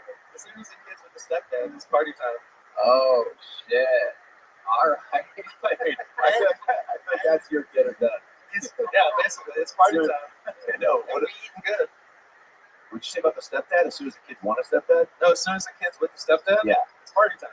What's the longest you ever spent going down on a woman? Probably at least 20 minutes. Whoa, that's it? All right, that's pretty low, actually. I was expecting a 3-hour fucking tour. I thought you do a whole elegant island. You gotta build it slow, and then I thought you said you loved me. Tony, do you have any special tricks in the bedroom, though? Any special barbecue things? You ever put the fucking Just the Mario Bros? You ever put the old fucking pit in the shit? You ever do the old fucking turkey leg? You ever do the old potato salad pussy? Yeah. You ever? Pasta potato salad? How did it go? Good. You ever give me the old cream corn? Very funny. Writing it down. Yeah. I'll give you $50 if you actually try that potato salad. Oh, for real, no? Any special moves? You keep the suspenders on the whole time? Yeah. You just switch those over to your underwear? Mustache on or off? So I wear the pants come off, suspenders reattached to the underwear, penis through the dick hole. Very rare. I could see Yoni being one of these guys. Very rarely does a guy pull the penis through the dick hole to fuck with, but Yoni, anybody that wears suspenders, you have to be suspicious. Most chaste nipples ever. He's got plenty of nipples, right? I got question at a time, I think is good. I got these pants, but I got fat over COVID and then lost the weight. So now I just dropped the straps. Everything goes down. Costco lets you return. Yeah, exactly. Actually, I go to the feed stores and buy Wranglers. Wow, look at that. All right. And that's what's up. Yeah. That's How about a hand for the stat here? Put your hands together for this guy. I think are those for us? That's Tommy. A little bit shy, I guess. Yeah, I do have a move. What? I do the standing up. Oh, I like that move. That's my move. Okay. Yo, you standing? Yeah, What what do you? lift them right up? Oh, you hold them the whole time. And then do you bounce with your knees or? No, the trick is they put their feet on your calves so you can get a little squat going, and then you're good. Yeah. Where do It's your up to you to hands lift go? them. Where do your hands go? Do you spread the cheeks open as you do it? Oh, that's playing with the suspenders. A lot of girls. No, the suspenders are gone, bro. Yeah. Suspenders are gone. First thing to go. Tan ones. That's why you kept them on. You ever take your shirt off and rock the suspenders only? Yeah. Like if you're Oh, yeah. around the house and stuff, like if it's hot. That's a thing guys like you do, right? You're like a real man. By the way, I was at a this is true. I was at a thrift store the other day and I was looking at overalls. But when you're at a thrift store, you have to find your size. So I went to the rack where it was small overalls and there was nothing. And I asked the guy that works there, I'm like, hey, do you have any small overalls? He just handed me a woman's kitchen apron. Oh, you gotta go to the Oshkosh store, man. Wow, thank you for that actual overalls recommendation, Red Dan, after that very clear joke that I tried to squeeze in. Oh, no, dude. Overalls, Oshkosh store. Everyone knows that. You gotta go to Bay City Bend for that, man. Yeah. Oshkosh kid. Yeah, I'm going to be wearing overalls next week. I don't even have hairs on my chest. Anyway, Yoni, so much fun. I'm glad you got pulled out tonight. He signs up all the time. Follow my best barbecue. A million views on TikTok. Yeah, we haven't. Let's do a special treat. Martin Phillips is going to be next. If Martin Phillips is in the house, let's get him towards the stage. Come on over here. And then wait 1 second when you get over there. I'm going to bring you up again. Over there. Get over there. Kaylee doing the magic. Again, red rose, yellow rose. When you guys come to visit Austin in this big comedy tourism boom that's about to happen, make sure you go visit the red rose or the yellow rose. Don't do cocaine in the bathroom. Anyway, ladies and gentlemen, your next comedian is a legend in the history of the show. We have no regulars here tonight, unfortunately. The coronavirus has indeed struck some of the parts of Kill Tony. But we do have one big special treat for you. This young man, we discovered him on an episode of Kill Tony in Washington, D.C. a couple of years ago. This guy came on, became an instant legend. Just so happens he's in Austin, Texas tonight. Ladies and gentlemen, I present to you the comedy stylings of a cold-blooded assassin, Martin Phillips, everybody. Here he is, Martin Phillips.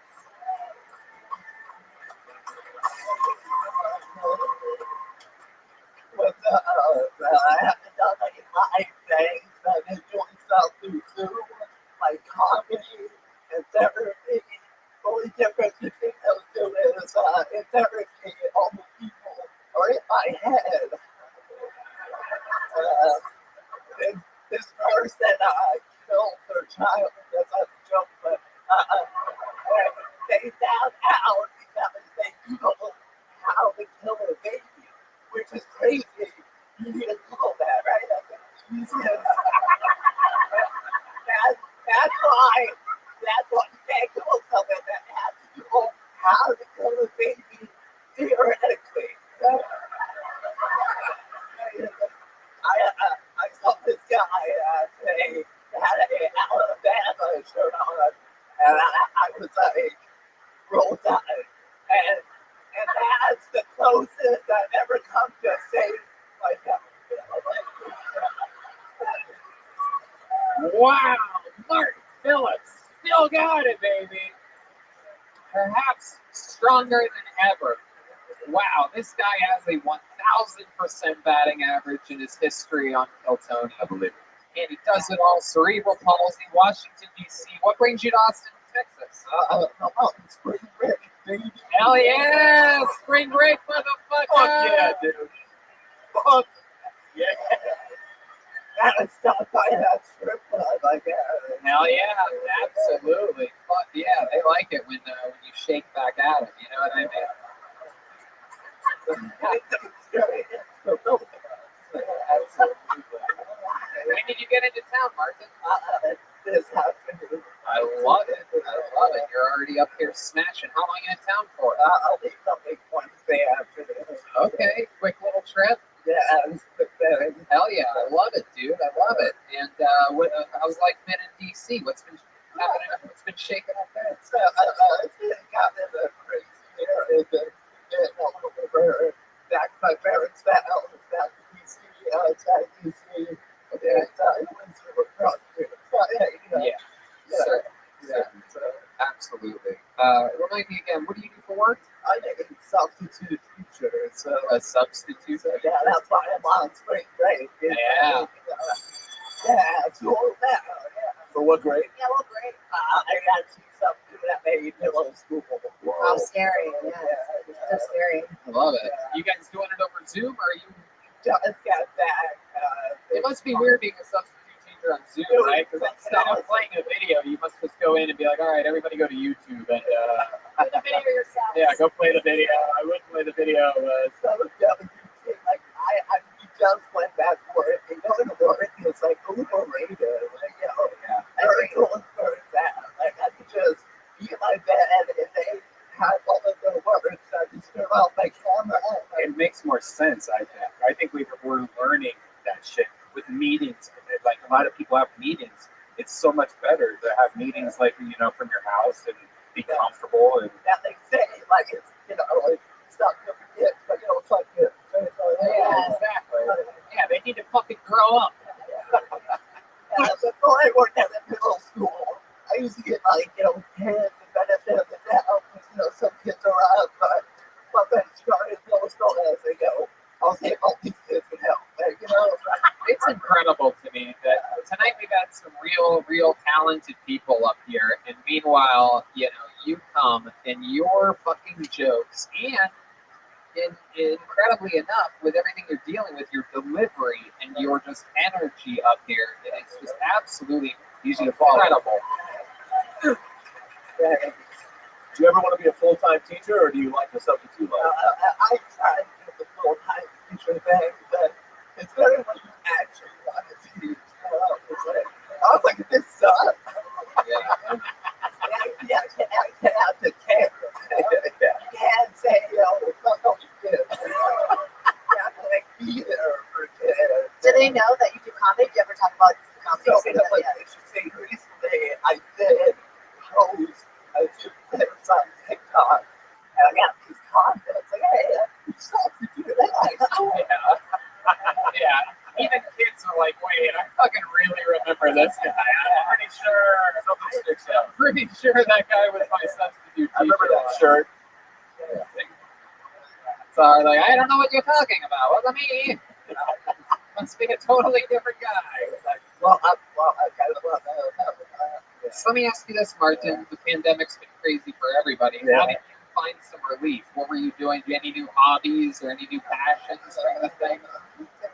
I started playing golf. I'd imagine you didn't do that. I went to the driving range last week. You did? And I mean, I wasn't good about my friend. My friend said my friend will let me play 9 holes with her.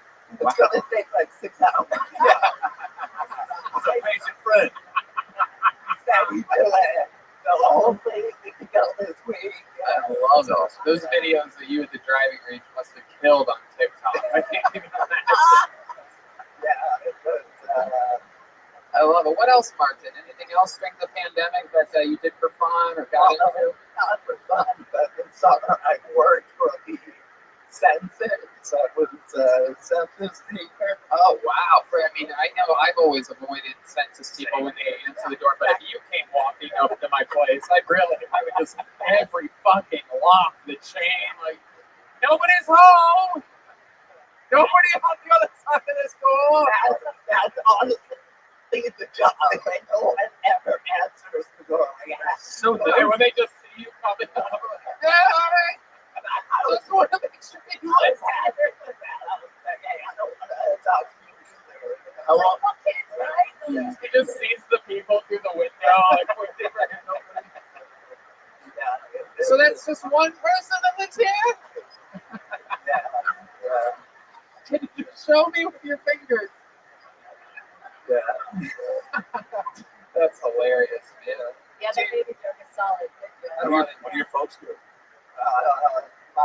dad was in the Air Force. He's retired. Yeah, like that guy. That's my dad. No, he's like a contractor. My mom's actually a history professor. So, Okay. Super cool, man. so they're pretty pumped. How old are you, Martin? Actually, this summer I turned 30. 30 years old. 30. You got off an airplane today in Austin, Texas. Yes, actually for my 30th birthday, I jumped out of there. Really? Shut up. You did? Oh my goodness. So that's how you got the cerebral palsy, huh? It was a rough landing. Rough landing. Rough landing indeed. My God. That parachute must have been like, you gotta be fucking kidding me, bro. You're on your own. Did you say anything when you jumped out of the plane? Because that's like a scary moment, right? Yeah, I don't think any quick trouble scared my head off the side. Did you pay for the video of yourself? I got the video. That's pretty cool. Oh, spender. Nice. It was my birthday. Oh, go for it. Oh, you probably had someone connected to you, right? I didn't have it. Yeah. That fucking guy earned his money that day. Can you imagine that? Shit all over. Oh, that's The funny thing is, the guy, they go in, it's like flight jumps too. It said like autism speech. So I was like, okay, I understand why we were in Paris together. It's fucking perfect. That's I love it. I'm gonna die with a daughter in the back. That's how that happens. I love it. Well, man, I mean, like I said, it's so fucking cool. I love that you're in Austin, Texas. Come back anytime. Let us know when you're coming, and we'll throw you out and move here.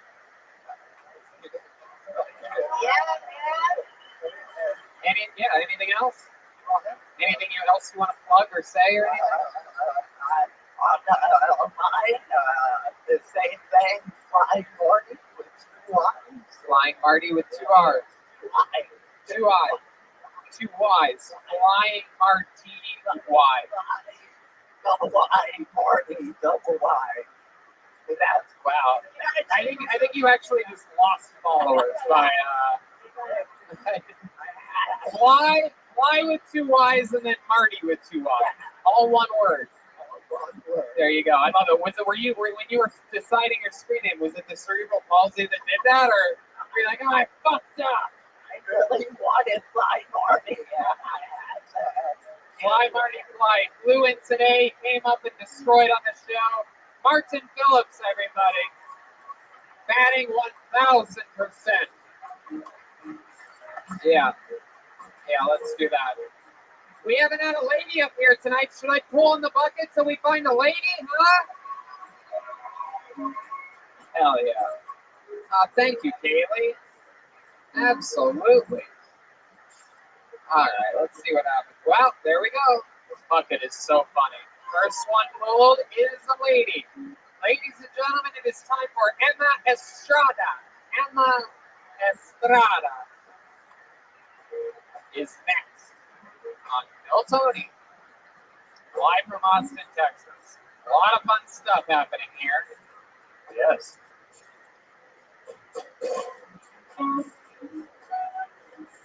Hey, remember how I talked about the night sweats last week? Yeah. This isn't a paid ad, but I tried a new mattress called Beat Sleep. You know about this? It's like a Tesla for mattresses. All right, here she is, Emma Estrada, everybody. Emma Estrada. One more time for Emma, everybody. Come on.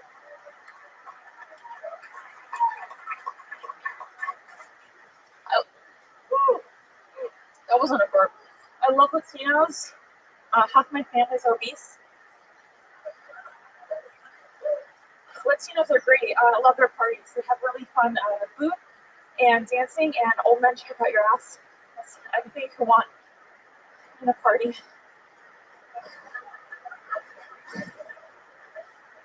I ran here. I was a mile away. I love Latinos. The woman, they say to me, do you have any kids? Do you have a husband? And I say, no, I don't make mistakes. And then they show me their young man of the group, and they say, and I say, oh, you're my cousin. And then we had sex. Who wants to be a firefighter? Wow. Another very, very strong performance. Emma Estrada, welcome to the show. How long have you been with stand-up comedy? I've been doing comedy since high school. It's in my blood, but I started doing stand-up last year. Okay. When you say it's in your blood, what do you mean exactly? Well, I'm Jewish, and we're very neurotic, and Yeah, you have the look on your face like you just found out you were going to be strapped to Marty jumping out of the plane. Yeah. 9/11, yeah. Yeah, you're actually the first person who's made eye contact with me here up here, so that's cool. A little bit too much eye contact. Let's square up in the audience. So Emma, that's so fun. So you've been doing stand-up for a year. What do you do for a living?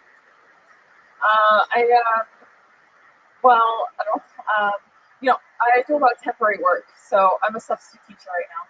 Oh, really? Yeah. Wow. Look at this. The market for substitute teaching is wild right now. Yeah. Do you have any, what's your move? Like, you play videos too? Is that your thing?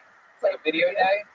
Like play TV shows for the kids? Yeah. Educational videos? Oh, I don't do shit. I just stand outside the room. Okay. Yeah. How'd you get the job? I showed my boobs. No, I applied for this education, and it's like a temp agency for substitute teachers. Oh, that's a very, very honest answer you just gave. Are we talking about like kinder care or like an elementary school or? These kids were 10 to 12th grade. Okay, so grown-ups. Yeah. Yes. High school. Like not Okay. legal, but What else are you into, Emma? They're hot. What else are you into? What do you do for fun? I'm a dancer. I love to dance. Really? What kind of dancing? Contemporary hip hop, jazz. Okay. What kind of contemporary? You guys have any contemporary hip hop that you could muster up real quick? I don't even know what that means. And I think that's what Jewish people call rap music. It is. I can confirm it. I'm into contemporary hip hop. Play some of that Macklemore. Ooh! Oh.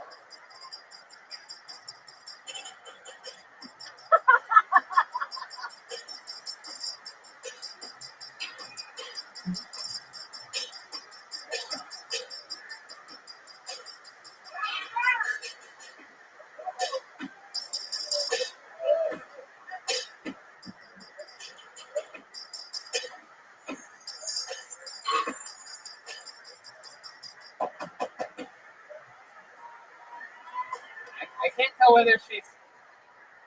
whether she's dancing or doing her impression of Martin Phillips, but very jolty and jittery. A lot of abrupt movements. Are you there. suggesting a dance battle? Between her and Martin Phillips? Or you? What are you suggesting? Her part. Yeah, no, me and her. What's in the backpack? You have to have a backpack when you're a female comic. An empty water bottle. Okay, definitely Jewish. She's refilling that thing for sure. Now what? Mixed media book, yeah. Mixed media, definitely Jewish. There you go. Really shoehorned that one in there. Got a gun, Red Band wanted me to say. Okay, and a cassette tape? What is that last thing there? It's gum. Oh, gum. That's a lot of gum. Oh, that's like it's like a blockbuster video. Yeah, very The last blockbuster of gum. She just pulls out a roll of paper towel. Red Band gave me this in case. Oh, whole cashew. I know. Absolutely. So wait, what's it? So you're Jewish and Spanish. That's the mix. The mix. Ooh, that's a Yeah, Guatemalan and Okay. Palestinian. And like, how good was your cousin in bed? I was better. you have a very active sex life, would you say, Emma? Yeah, Why is that? What are you into? What's your favorite? just like sex. What's your favorite type of guy? Like, what are you into? You more like Just like hot and like funny and like just nice and not rapey would be great. And, Well, good luck in Texas. that's fun. 1 year she's been doing stand-up. And you live here in Austin, is that right? I live in Los Angeles. Okay. What brings you out here? Austin's open. How long have you been here? I've been here a couple days. How long are you staying for?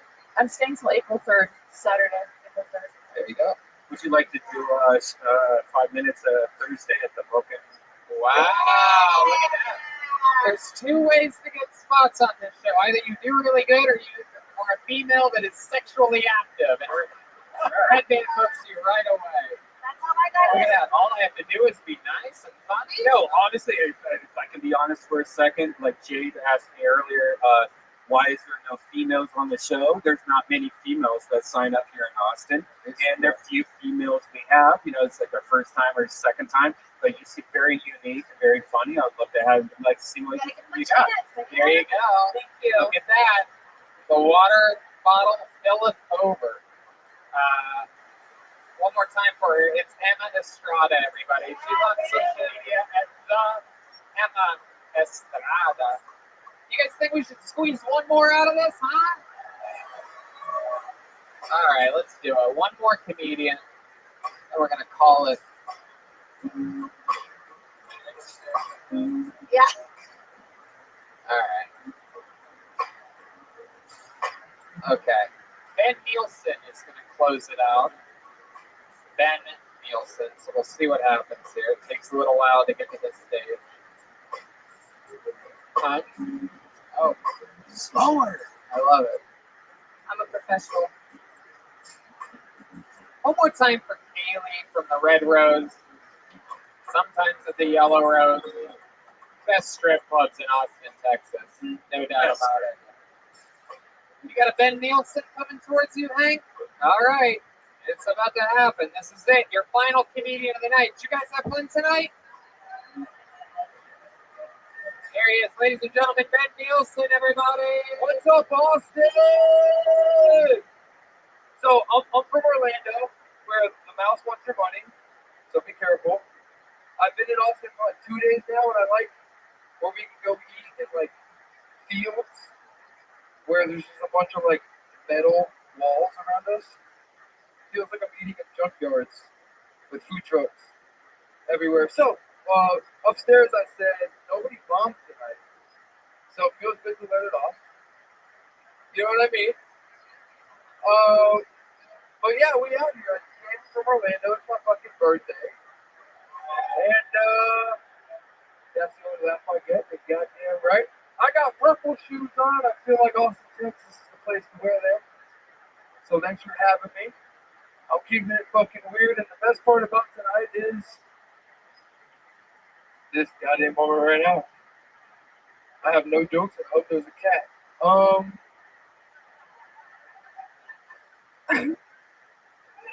Hey, goddamn right. Thank you. I'm Ben Nielsen. There he is, Ben Nielsen, everybody. I think we finally found a friend for Leo Kanalka. Leo! What's up, bro? How are you, man? How are Good. you? I'm really good. What are you on right now? Well, I took some mushrooms earlier. Okay. Yeah. Well, that's a good I took some mushrooms. I bought them from the second comedian. Okay, there you go. We have now just witnessed a felony, everybody. That's exciting. It's a misdemeanor in Texas. I looked it up. Most people rat out the dealer after they get arrested, not this guy. Not even the second guy. He made me mild. He told me I had to. I love it. So welcome. It's your birthday. You flew all the way from Gilligan's Island to Gilligan's Island. Thank you. I made that joke last night. I love it. How old are you? I'm 30. Happy 30th birthday. Thank you. Is this your first time attempting some form of stand-up comedy? Yes. I get a performer vibe from I'm you. a rapper / poet. Really? Can we hear a little bit of can we get a You're a rapper? Can I go acapella? You want to go straight acapella? I do. Okay. Fine. Spontaneous, to hit an angel dust, you're outrageous. this, but you can't outright Justin from the thing that bust. And I met that girl on a party bus. Didn't tell her my name because she heard of us. Smoking blunts is a must if you don't touch the bus. To notice I said you because I don't fuck with sluts. I'm a gentleman, telling lies again. A motherfucking hypocrite for no time to mend. Yep, that's just bad. I got some fucks for friends, but I know I got my back into the very end. Now let me begin where you fell off, because that girl's on my dick, even though it's soft the way for my ranch. Put your salad toss. Jesus, Ben. Wow. Well, And should have asked for the yeah, band. You should have asked for the band, man. It's always good. I should have asked for the band. Hey, let's do it again. Oh, it's over, it's over, it's over, it's over. I think that shit kills in Orlando, though. Always next to the mouse, bro. That's Florida shit. It is Florida shit. The crocodiles go crazy for them. Goddamn right. You got a question mark. No gators. Guys in their 60s love you, yeah? Yeah. Yeah. And their wives. Oh, shit. There we go. Go Yeah, on. some swinger shit going on over there. Really? I was at a club once, and the guy next to me, his wife had huge fake titties, and some other guy like my age was next to her. And I said, "What's up?" And she goes, "This is my husband, and this is my boyfriend." And then the husband looked at me. He goes, "You want to see your titties?" And this lady in the middle of the club showed me her tits. Wow. Show me the face you made. And did the boyfriend punch you after that for looking at his girlfriend? No, they invited me over. And Oh, you were part of the thing. no, I went home and smoked weed. No, come on. What really happened? What really happened is I went home and smoked Come on, weed. you punk that man. I Oh, wish. come on. Fuck, man. You do wish. Yeah, why not? For those things, are you a risk taker? Yes. I'm here. Yeah. This is a fucking risk tonight. I'm not funny. I have no jokes, and I came on stage, signed up anyway. Like, I wrote so many jokes too, and then I got to Austin. I'm like, these are not gonna work. I don't think signing up for this show is really a risk. We were just talking with a guy that jumped out of a plane that has cerebral palsy, so that's where the bar has been set for the night. The bar is super high. So you got to, you said you thought the jokes were not good enough. You were like, okay. Yeah, but I just get on here and talk about what I saw in Austin. And it was a bunch of. Thanks, Rabbi. Absolutely. I love it. So, what do you do for work in Orlando? I'm a logistics manager at a warehouse. Oh, shit. Okay. Yeah. Amazon? No, I work for a cabinet company, but I'm doing the cabinets. Okay. Yeah. What? Modern thing? Yeah, sure. We install cabinets and cabinets. Okay. Or windows, or it's a lot of home improvement shit. Okay. Yeah. All right. How about for fun? What are some other things other than contemporary hip hop and poetry? I started a live podcast at a nightclub in Orlando. They do house music every Wednesday. We just sit in the back of the club and do a live podcast, talk to the patrons. Wait, you do a live podcast while there's an actual nightclub happening? Yes. Yeah, but the people I love it. People were playing about our audio. Can you imagine what that was? It's not. I don't post it live. I edit it in 2 days and then post it later. So it's a lie. So I'm allowed to, but it's live to where people come and sit down. You know, I interview the patrons of the club and just hang out. That's a good idea. I mean, other than that, I'm fucking chilling, man. I rap, I work. I'm trying to. What stresses you out? I feel like you're very even keeled. Like, Yeah, I'm chilling. Yeah. if you found out some bad news tonight, I feel like you'd be like, that's cool, man. I'll just live some titties. Yeah, nothing really bothers me too much. What kind of car do you drive? I drive a Mazda 3. Oh, okay. Yeah. Hey, fuck you and your O.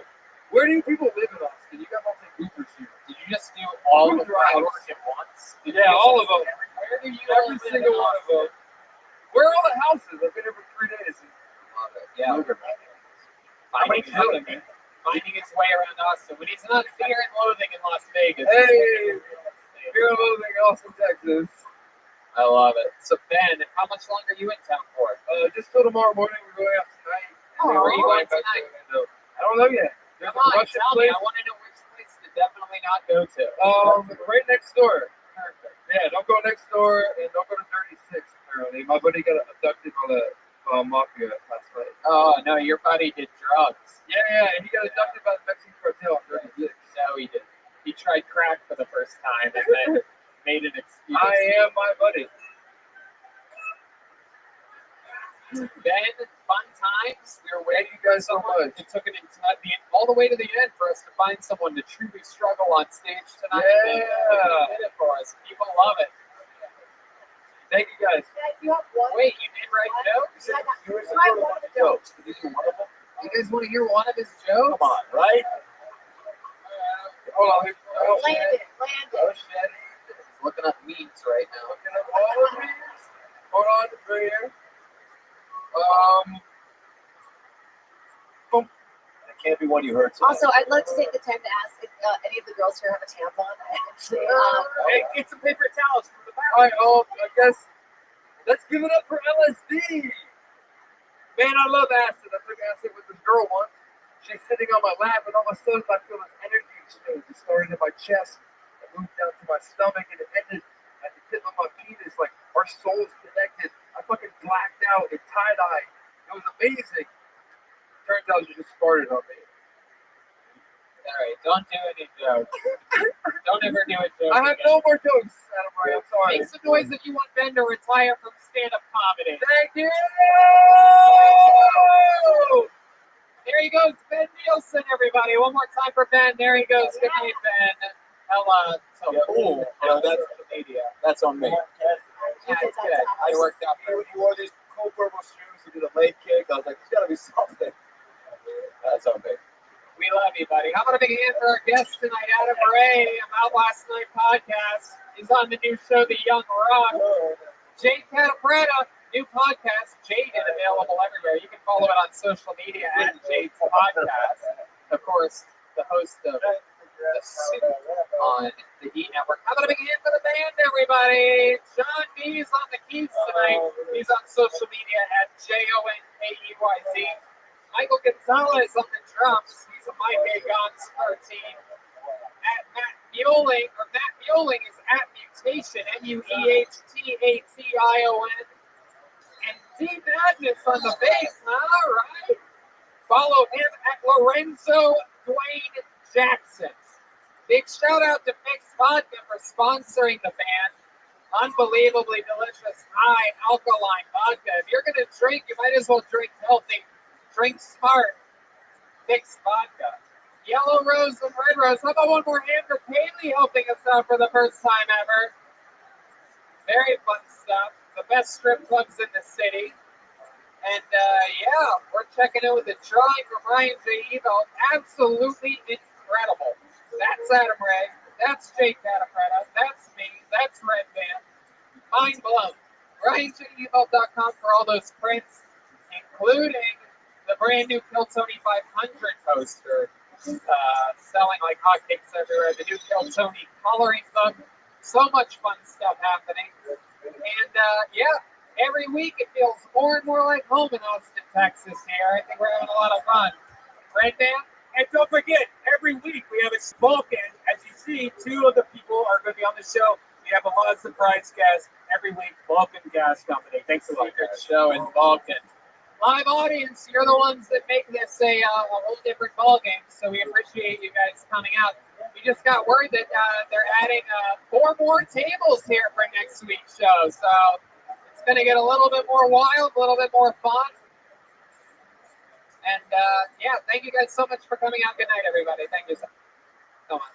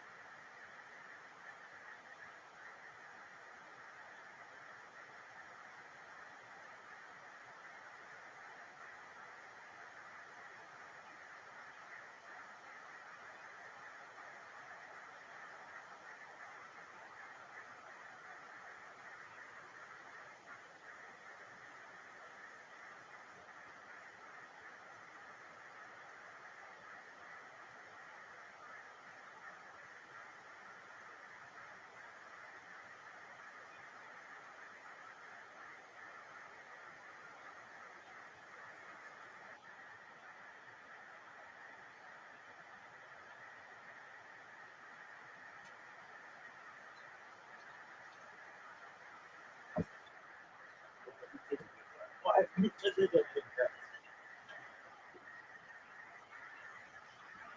If you just like that. You take away something. Why? Because I did it in France.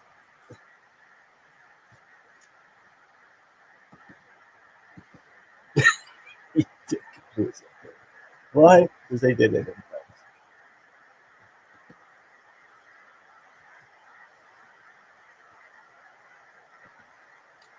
Dude, this thing sucks so much.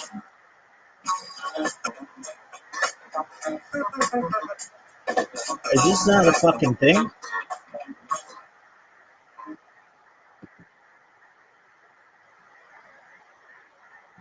So much cock, dude.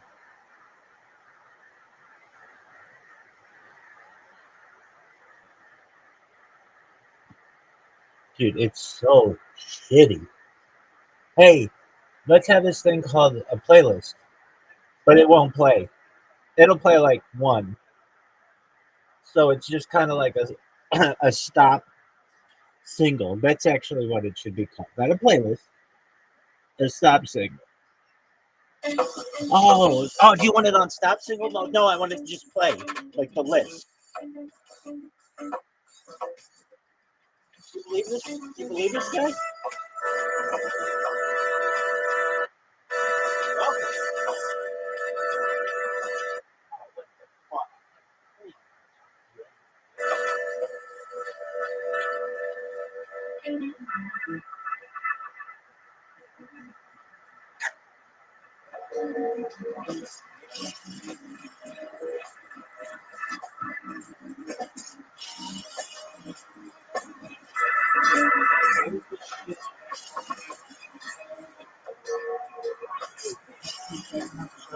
What is this bullshit?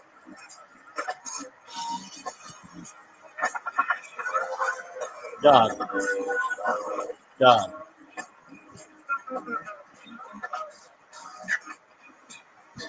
Stop.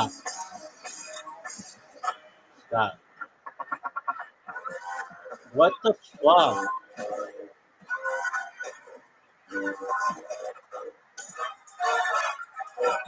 Stop. Hey, this is Rick. This is the worst.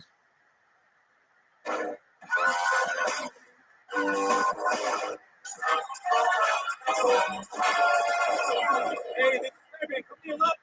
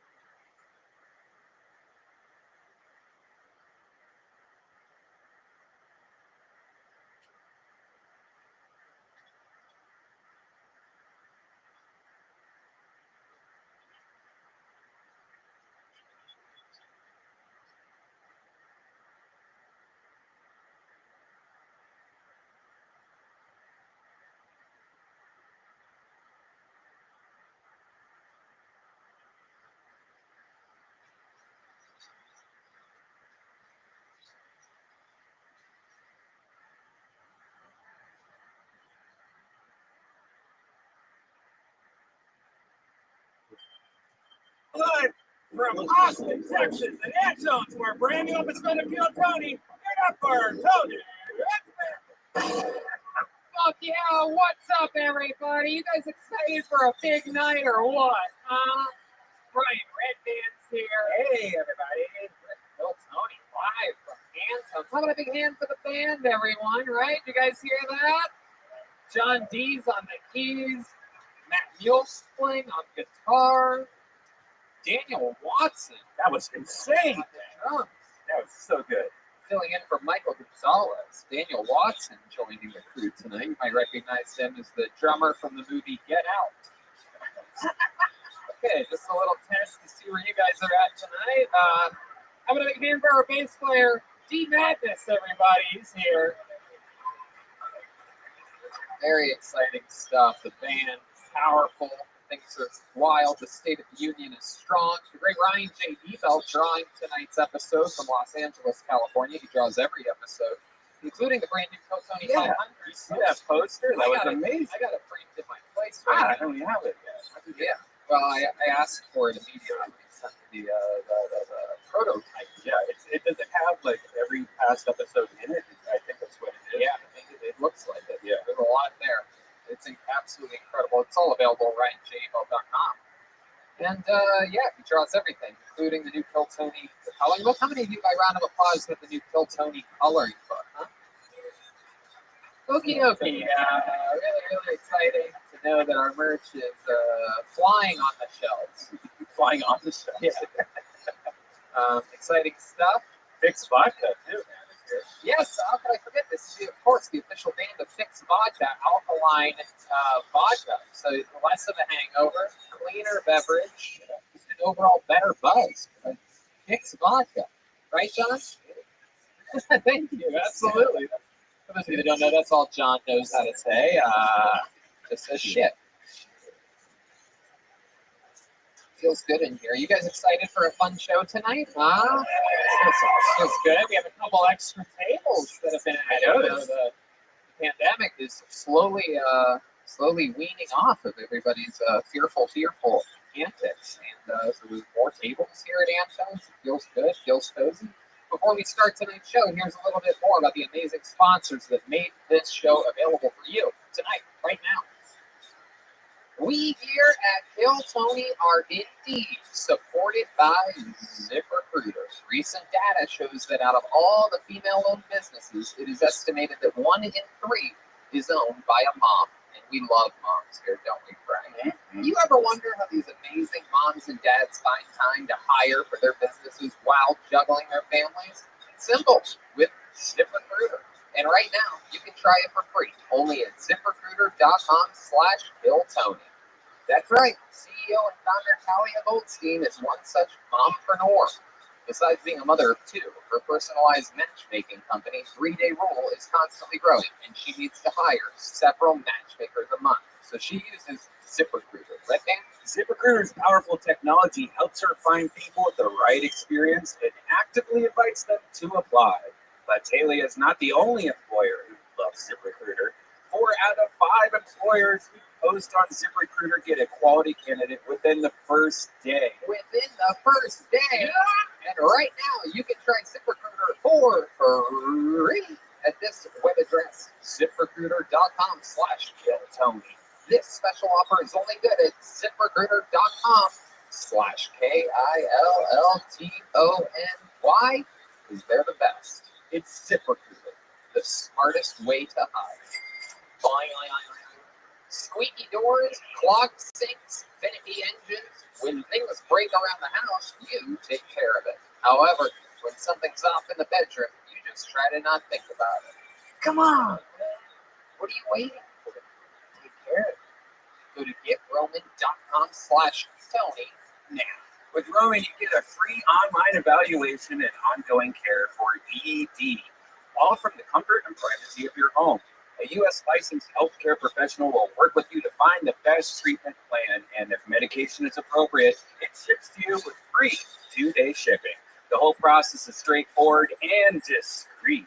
Getting started is simple. Just go to GetRoman.com/Tony and complete an online visit. Take care of your ED without leaving your home. Complete an online visit today to connect to a healthcare professional and take care of it. That's right. If you love Tony, take care of your bony. Go to GetRoman.com/Tony now and you'll get $15 off your first month. It is time to take care of your ED. And remember, get started today and you'll save $15 on your first order of ED treatment. You love stand-up comedy. The only thing that should be harder than stand-up comedy is your boner. Go to GetRoman.com/Tony now. And we're back. Are you guys ready to start tonight's show? Fuck yeah. It's an exciting one tonight. You know, sometimes on this show, I pride myself on not only booking, you know, people that have been famous for decades and this and that, but also here on Kill Tony, I like to think that we famously introduce you to monster comedians as guests on the show, not just out of the bucket, but as guests. You get to see the future always get promoted here. I feel like we were one of the first podcasts to have like Tim Dillon on and Preacher Lawson. right. He was on here all the time. Monsters come from here. And this is one of the guys that has been rising through the ranks. This is his first time as a guest on Kill Tony. But years ago, he was working the door at the Comedy Store watching it. Got all the way up to paid regular at the Comedy Store. This guy's a monster. He's been absolutely shredding on shows here in Austin, Texas. He just moved here. Ladies and gentlemen, make some noise for tonight's guest, Derek Poston, everybody. Here we go. This is the future. Hey. Derek Poston. Yes. This is a crystal ball episode because you're looking at the future right now. Derek, how are you? I'm good, bro. You're too good to me, dog. He's so likable, isn't he? Just Oh, adorable. so likable. You're just crushing it. You've been crushing it lately on those local shows. It's amazing. Thanks, man. I love it out here. This oh my God, you do 2 spots in the night. I'm loving it out here. What's your favorite thing about Austin, other than the fact that you can do live shows here? Oh, food. No questions asked. Food. Bro. Everything's good. Every single flavor, dog. Mexican, Thai, barbecue, all that shit. It's like LA, except, less game. A lot more cheese and butter. I love it, Derek. We're going to have so much fun tonight. I'm excited to pull names out of a bucket and meet new people. You guys might know how the show works. If I pull your name out of the bucket, if you signed up, a lot of comedians out on the sidewalk, and a holding tank upstairs signed up. And if I pull their name out, Excellent. Are you ready to do some golf?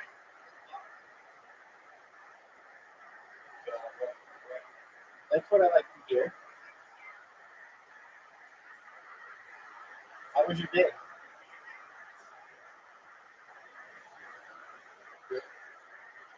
Okay, so here's the thing.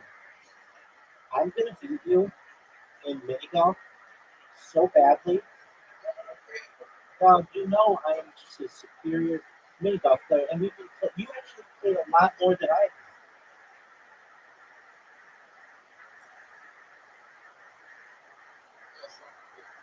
That's what I like to hear.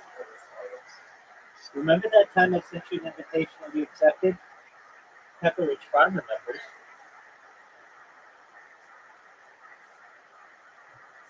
out of the bucket. That means they get 60 seconds uninterrupted on this show. You know your time is up and you hear the sound of a kitten. That means wrap it up then, or else you're going to bring out the angry fashion. By population or by square miles? So, probably.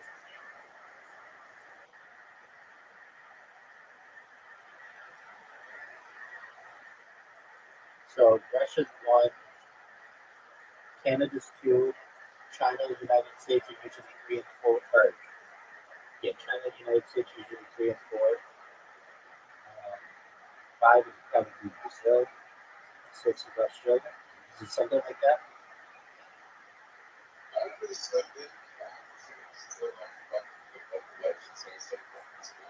Yeah, because 90% of all the population is within 100 miles of the United States border.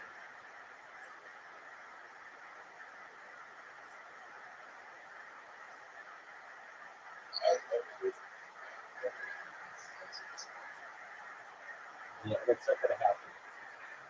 Their ties to the United Kingdom are too close. I don't like this whole.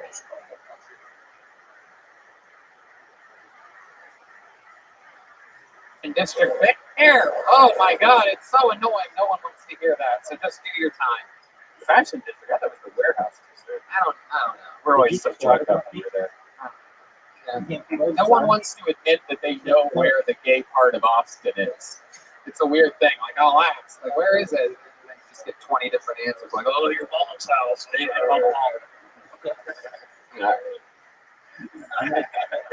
Deep Madness, you know where the gay bars are. Come on. Where else do you get a pair of rainbow sunglasses like that? You know that was a great shot. You know that was the greatest shot I've ever seen. Oh, shit. You know it, dude. At least he thinks it was a wedding, folks. It really could have been just a shot. Okay. Oh, shit. I can't wait I till left the it short, D too. Madness signs up one day. You think you'll ever sign up for the show, D? All right. Keeping us waiting. You guys ready to start tonight's show? Yes. Anything can happen. One week we pulled out a very legitimately homeless guy. I mean, truly homeless. It was actually incredible. Like, somehow he just signed up. I guess he signs up for random things that have like sign-up sheets. He had no idea what was happening. It was pretty crazy. My shot, too. So anything can happen. Isn't that a fun thing to hear right before the show starts? Like, hey, homeless people could be performing for you tonight. Good thing you bought a ticket and came into a venue. I don't even know. All right, here we go. Tonight's show will start with the comedy stylings of Hans Kim. Hans Kim is the next. First, on Kill Tony. Oh, here we go. Hans is moving fast. This could be one of those cases where the comedian is out of breath immediately upon the start of their set. He decided to sprint through the room. Here we go. Here's Hans Kim, everyone. Hey, what's up, guys? My name is Hans Kim. A lot of the ladies that I date like to call me a premature ejaculator, which is ridiculous because premature to who? Okay. I came right at the perfect time when I felt amazing. All right. Takes maturity to not please yourself. I'm an Asian man. A lot of Asian women, they act like they're better than Asian men because they're sexier than us. But we look exactly the same, okay? Why are you bragging? I could throw on a wig and be a 7, relax. Bragging that you can plug white dudes. I can plug white dudes. Half man, half drunk, half the club. Bad boy, that's what's up. A lot of people make fun of Asians because we like to eat dogs. Which I understand is very shocking for American dogs who treat like family members, but in Asia we treat our family members like family members. Don't think because of my stuff. Who else but me? And if you can't trust Wow, me, what a great set. Great start to the night. Hans Kim. Think that on my stuff. Hell yeah, he even bows like an Asian man. Look at that. That is incredible. Right? Fuck yeah.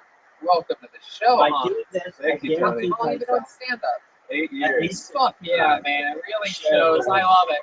I love it when people with real comedy experience that are really good at this show sign up because look what happens. People get to fucking find you and you kill and it feels good, right? Yeah, it feels amazing.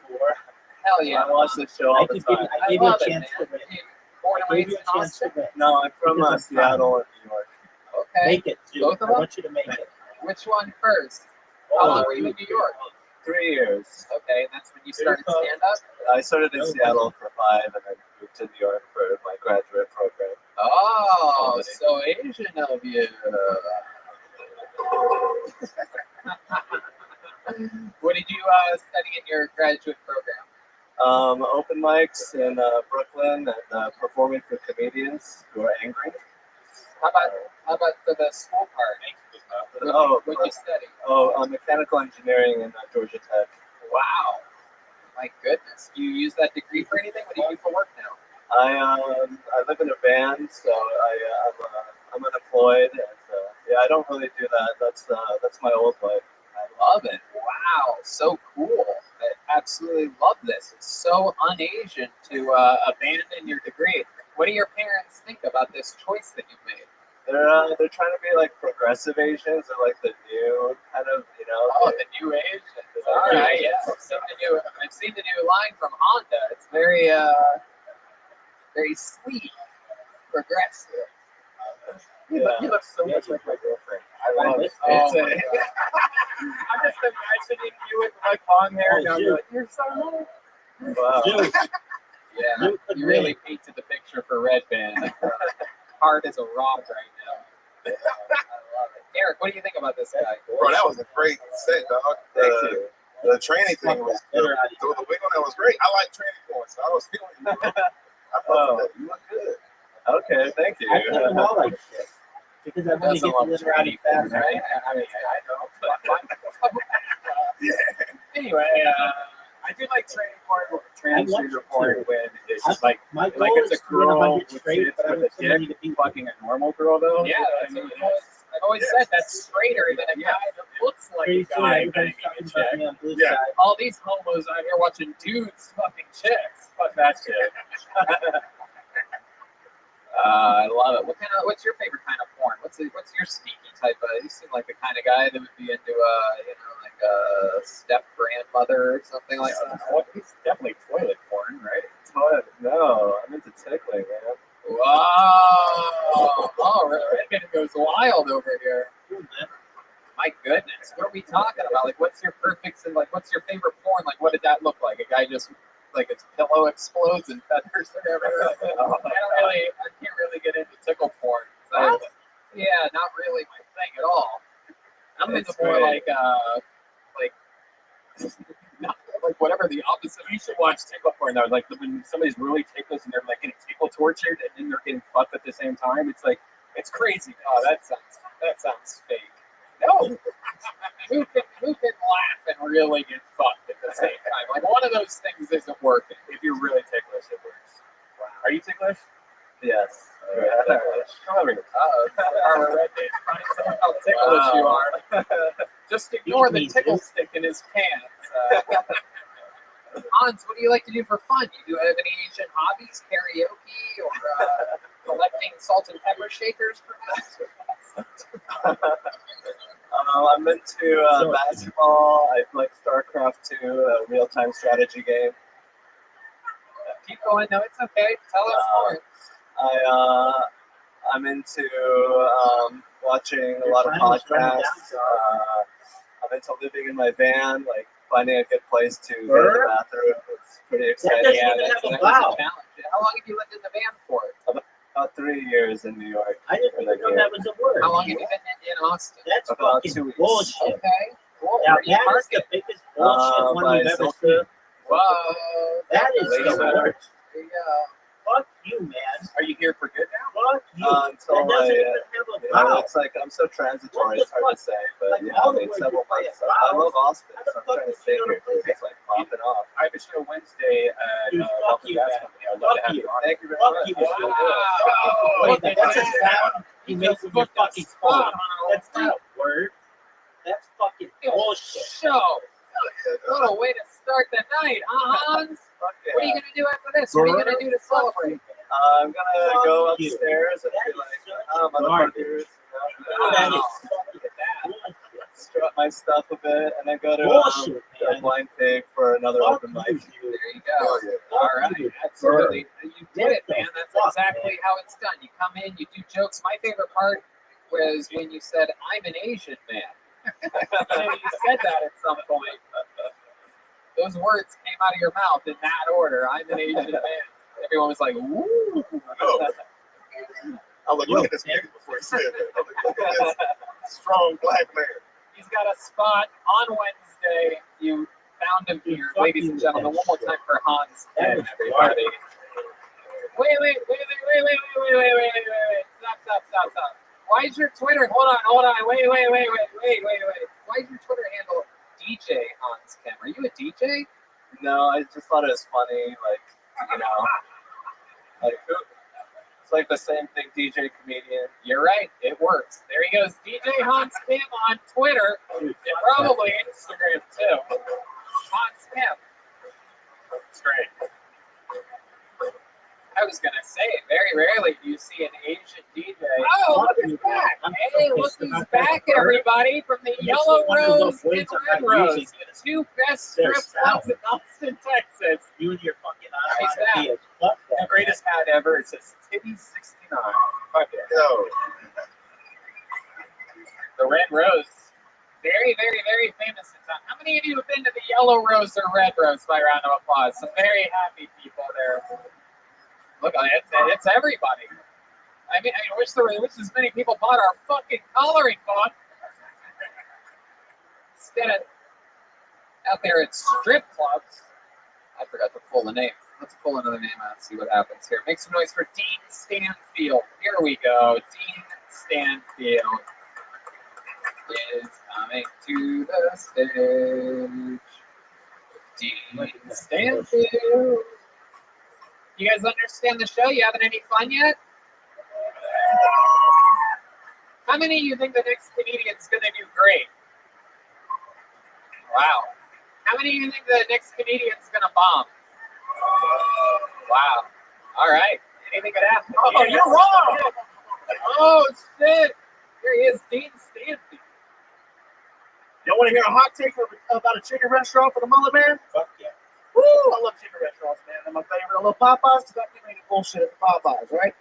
You get in, you get your shit, you get out, right? That's what I love about it. If I want a good Christian conversation, I go down there and put the pickle juice on the chicken down there at the Chick-fil-A, right? But this is Popeyes, right? So you yell at me through the microphone and put the butter on the chicken. That's how I feel about that. Love Church's chicken. It's the best place to go if you want to have a black lady call you baby.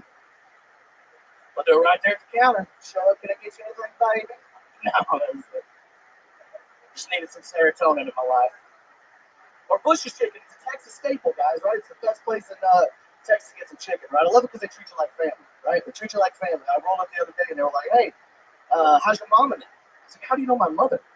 They're like, we make sure we know all the Bushes in the area, if you know what I'm talking about, huh? They're like, you motherfucker, you better put an extra chicken wing in that basket for that comment about my mother. Yo, man. Absolutely, there it is, Dean Stanfield. I try my best at chicken restaurants. Got an extra 5 seconds there. You've been on this show before, right? No. Wow. We've done a couple shows together. We did. You came to my New Year's Eve show. Yeah, the New Year's Eve show. Right. And we did Shakespeare's together. Okay, absolutely. It's all coming back to me now. Look at you. Shaved it off. I used to have a mustache. That's right. I love it. Absolutely. Look at you now. Like if Theo Vaughn was at cross with Bert Kreischer. He's a Fred Reichert. Absolutely. You have the body of a retired pro wrestler. I'll take it. A lot of steroids in their pants. You were on steroids? No, I said they have a lot of steroids in their pants. Okay. I guess they were real. Okay. What's your story, Dean? You look like you could be anywhere between the age of 17 and 75. Keep guessing, baby. Keep guessing. 27 years old. 27 years old. You're a real Texas boy, right? Yes, sir. Born in Alpine, Texas, and moved to Florence, Texas, 3, and then South Texas when I was sophomore in high school. I finished up high school there and moved back here 6 years ago. All of those places sound like they're at least an hour away from here. Texas is pretty big, man. They're all like 8-9 hour drives from each other. Yeah, so what have you been doing your whole life? You drive like a lawnmower or something? So I built power lines for 9 years, and then started doing stand-up comedy 3 years ago, and then just quit my job in January to do stand-up comedy. Okay, you quit your job, absolutely. Hell yeah. Chase some dream, baby. You living in a van next to an Asian guy yet? Not yet. I got a little money saved up. I think give me 2 years in, and then we'll figure out where it goes from there. Heck yeah, that's awesome. You live by yourself? No, I got roommates. We got a house in Georgetown. Okay. Right up there next to the show. How many roommates you got? One roommate and his girlfriend. She's living there now, so that sucks. Yeah. You ever try to step her toilet when she goes to the bathroom? Jesus. Oh, man. Forcing a toilet step. Is it just you and the girl in the house? No, it's me and my roommate and his girlfriend. Oh, God, yeah. You, your roommate, and his girlfriend. Is there a lovely lady in the life of Dean Stanfield? You get yourself someone to talk to somebody for like 2 months. Not official. You guys hang out, brush each other's hair or something like that? Yeah. It's very sexual. Oh, have you always had that hair, or is that something new? I'm not Did you been hair in Okay, you had it for a year and a half. What made you want to do that? I don't know, man. Growing up, I always, my dad never let me grow my hair out. Texas, very straightforward. You got to keep it cut hair. So it seems like that's the one wild haircut that a Texas father in the suburbs would allow. Yeah, right. So we didn't grow up in a suburb. Surprisingly, grew up in a trailer park. You can only grow your hair out if you fucking trim the front and the top. Old Marine style. No, he didn't. I think he didn't want like the staple, like, oh, look at that redneck head, right? White trash. So when I grew up, I did exactly what I did. You do exactly what your parents tell you to do. So, right? Wow, I just pictured him without the mullet, and he does. He seems like a whole different guy. Yeah, seriously, like Alex Jones or Fred Reichert. Yeah. Crazy. Look at that. It's like some type of magic mic or something like that. He puts that I went from old WWE wrestler to Magic Mike. Yeah. About 6 inches of hair. Yes, you did. You son of a bitch. You're wearing a what does that shirt say? Wrangler. Yeah, that is interesting. A real Wrangler brand shirt that is, what are the jeans Wrangler as well? Jeans are cinch. Okay. I don't Cinch really white know. labels if anybody wants to see them. And a real authentic Native American belt. Did you see that? Did you take that? Texas, so I mean, yeah. I go with the Texas vibe. Wow, look at that chewing tobacco in the back pocket. Absolutely. What's your incredible. flavor? What's your flavor? They're like a Texas Build-A-Bear or something. Do you have any? You said you worked in power lines for a long time. Like, any crazy stories like a friend get electrocuted or you? Oh yeah, I watched a guy blow up like 5 feet from me. He went to reach in the junction box where the 7200 to 1400 power lines come in and out, and he reached in there without his glove to grab something and blew himself like 15 feet back. They called the ambulance. Messed him up pretty bad. Damn. He's alive. He's still alive. He's still building power lines too. Wow. He's a bad motherfucker. Hell yeah. Or just a real one-trick pony. That's got 9 lines. He got 8 left. Hell yeah. You never had any close calls? I've been electrocuted like with 120 240 before, but I never. Yeah, I know. Wall socket shit. Totally had a dad growing up. But you figured it out. Okay. All right. So that was it. Derek, what are your thoughts on Dean Stanfield? Look at this guy. Can you believe this? I can't. When you came out, Yeah. you were like, chicken like, where is this motherfucker from? Why are you talking like you keep going back from talking normal to be like, oh, it is. Like, I try to like fight it back, and then it keeps coming out. What is it? Well, Is it Cajun? I mean, most of my family's from Louisiana. And, I'm like, I hear that Cajun. I'm like, yeah. what's And then most of it's West Texas, South Texas. I mean, it's my accent. It's my vibe. I like it. Theo is also from Louisiana. This might be like, you might actually literally be related. That's pretty good chances. You're like Theo Bonbon. Theo Bonbon. Is that a food? Bonbons. Yeah, it is. You're a little chubby. Bon rhymes with Bon. Yeah. And you just say it twice. Okie dokie. Is there anything crazy about your life that we should know about? You seem like a guy that has some real fun facts about it. You have like a sister that's missing an arm or something? I'm missing a pinky. I got my pinky chopped off when I was 18. Oh, yeah. Nails? Still. Oh my God. Jesus Christ. Look at that fucking dinosaur claw you have there. Right around here. This guy's. It got chopped off in the offshore oil rig. This guy's got a fucking talon over here. Oh, so the nail. It still has a nail on it too. Like, Yeah, I saw that. can you imagine that? You guys. I saw D Magnus throw up in his mouth a little bit at that. That's impressive. That's how disgusting that pinky is. Other than that, I was I rode bulls right outside of high school, and then right outside of high school, and then that's about it. I mean, I like guns. You've ridden a lot of bulls. Yeah. So that's cool. Anything crazy ever happened out there riding? I mean, I got some bad wrecks. I think one was like sticks out of my mind. Right outside the chute, it turned like 2 times, and then threw me over the front of it, and then tore my vest open. And I was standing on the front of him. He was like waiting to get me off, and then he threw me like 20 feet against the bit. And then the clowns got him. You ever done any clowning? We would clown for like practices and stuff for guys, but nothing in big rodeos. I was more focused on not getting hurt. Right. And those dudes live on like cocaine and Red Bull, so. Is that true? Which is fun. Yeah, I don't know why. Yeah, no, those guys are crazy. Cheers. Oh, Yeah, Red wow. Bull. I thought you were doing bumps of cocaine. Well, Dean, fun times, man. Sign up again, come back again soon, and we'll find out more about you. There goes Dean Stanfield, everybody. He's on Instagram at Dean A. Stanfield. He just fist bumped you with that creepy ass pinky. I know. Disgusting. Ben Bosunga is going to be next.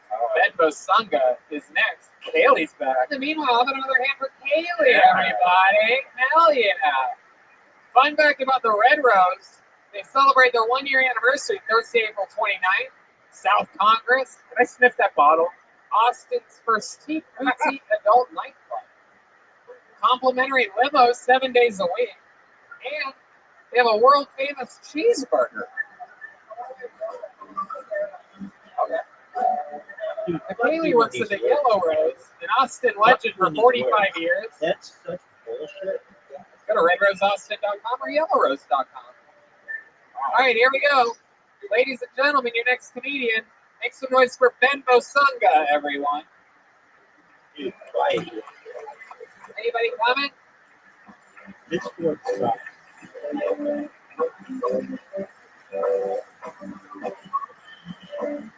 Ben Bosunga. No? Okay, hold on. Hold on 1 second. Hold on. Nobody's coming? Because I called it before and after. Sometimes people are in the bathroom, they miss their spot, but we'll just keep it moving. Ladies and gentlemen, your next comedian, this is a very interesting name. Make some noise for Maximilian Mantecoft. Wow. This is going to be interesting. You don't really get your everyday guy, Maximilian Mantecoft. Dude, you could come back. This guy's definitely going to be here. Maximilians don't miss their opportunity for anything. Here he comes, Maximilian Mantecoft. Here he is. All right, everybody, make some noise for Maximilian. Let's see what happens here. What's up? My name's Maximilian. I grew up popular. Anyone else? Just me, bunch of losers? That's cool. I grew up popular. My sister was obese. She's not anymore, so we can talk about it. She was fat, right? And when we got to high school, I wanted to include her in everything, only a year apart. So we would go to parties, and people were like, hey, Todd, I fucked your sister. Mark, I fucked your sister. And I was like, well, who's fucking mine? Nobody. I was like, I'll do it. I'm a family man. I'm just saying. Just kidding, guys. I was popular. She was fat. I'm not fucking up my reputation.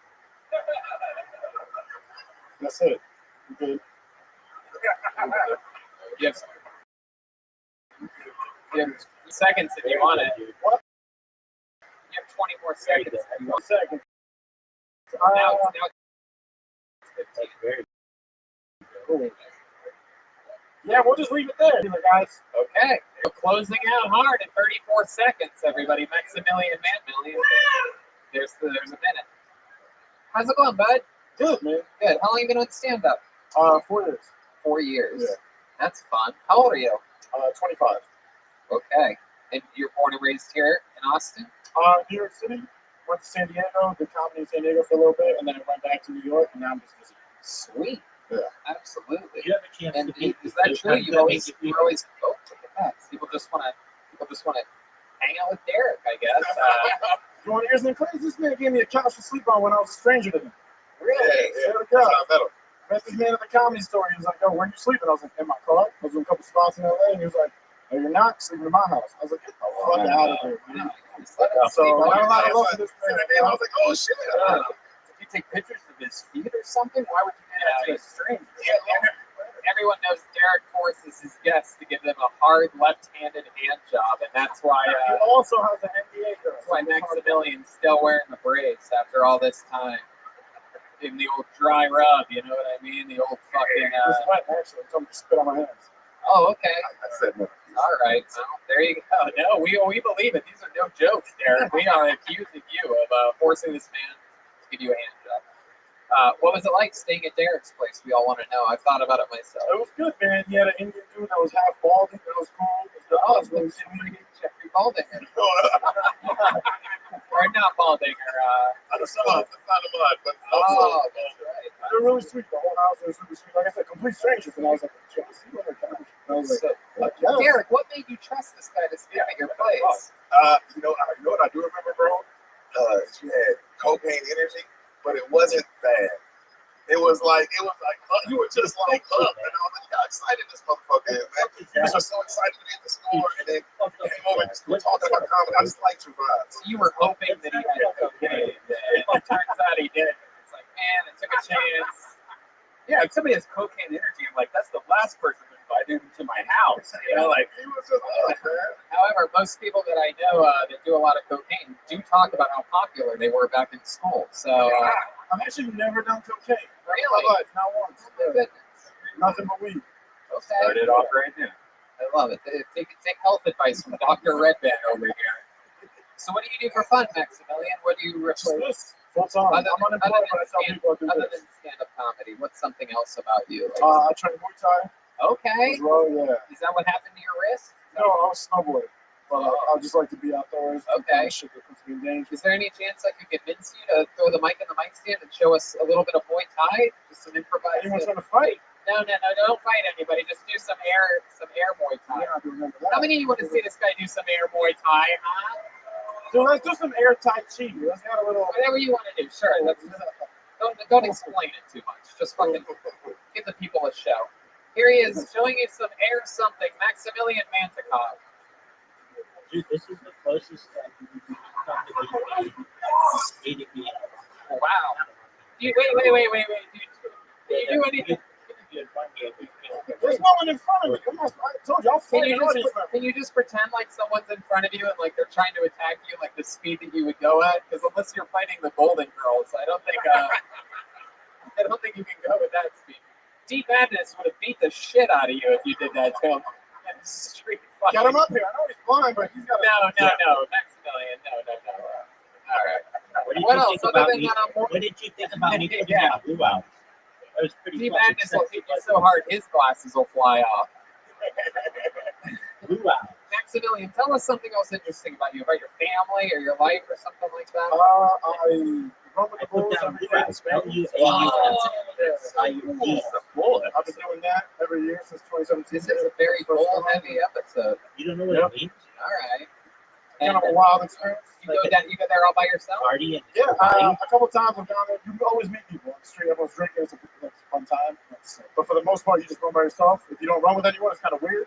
Because once you're alive, you're like just on the street. Like, it's a weird feeling. You're like, I'm alive. Yeah, that's how I felt during all the Black Lives Matter marches. I remember I was okie dokie, not ready to laugh at that yet. All right. Good job, guys. Okie dokie. I was just getting run off the street and I was all by myself and scared, but I guess it's not funny yet.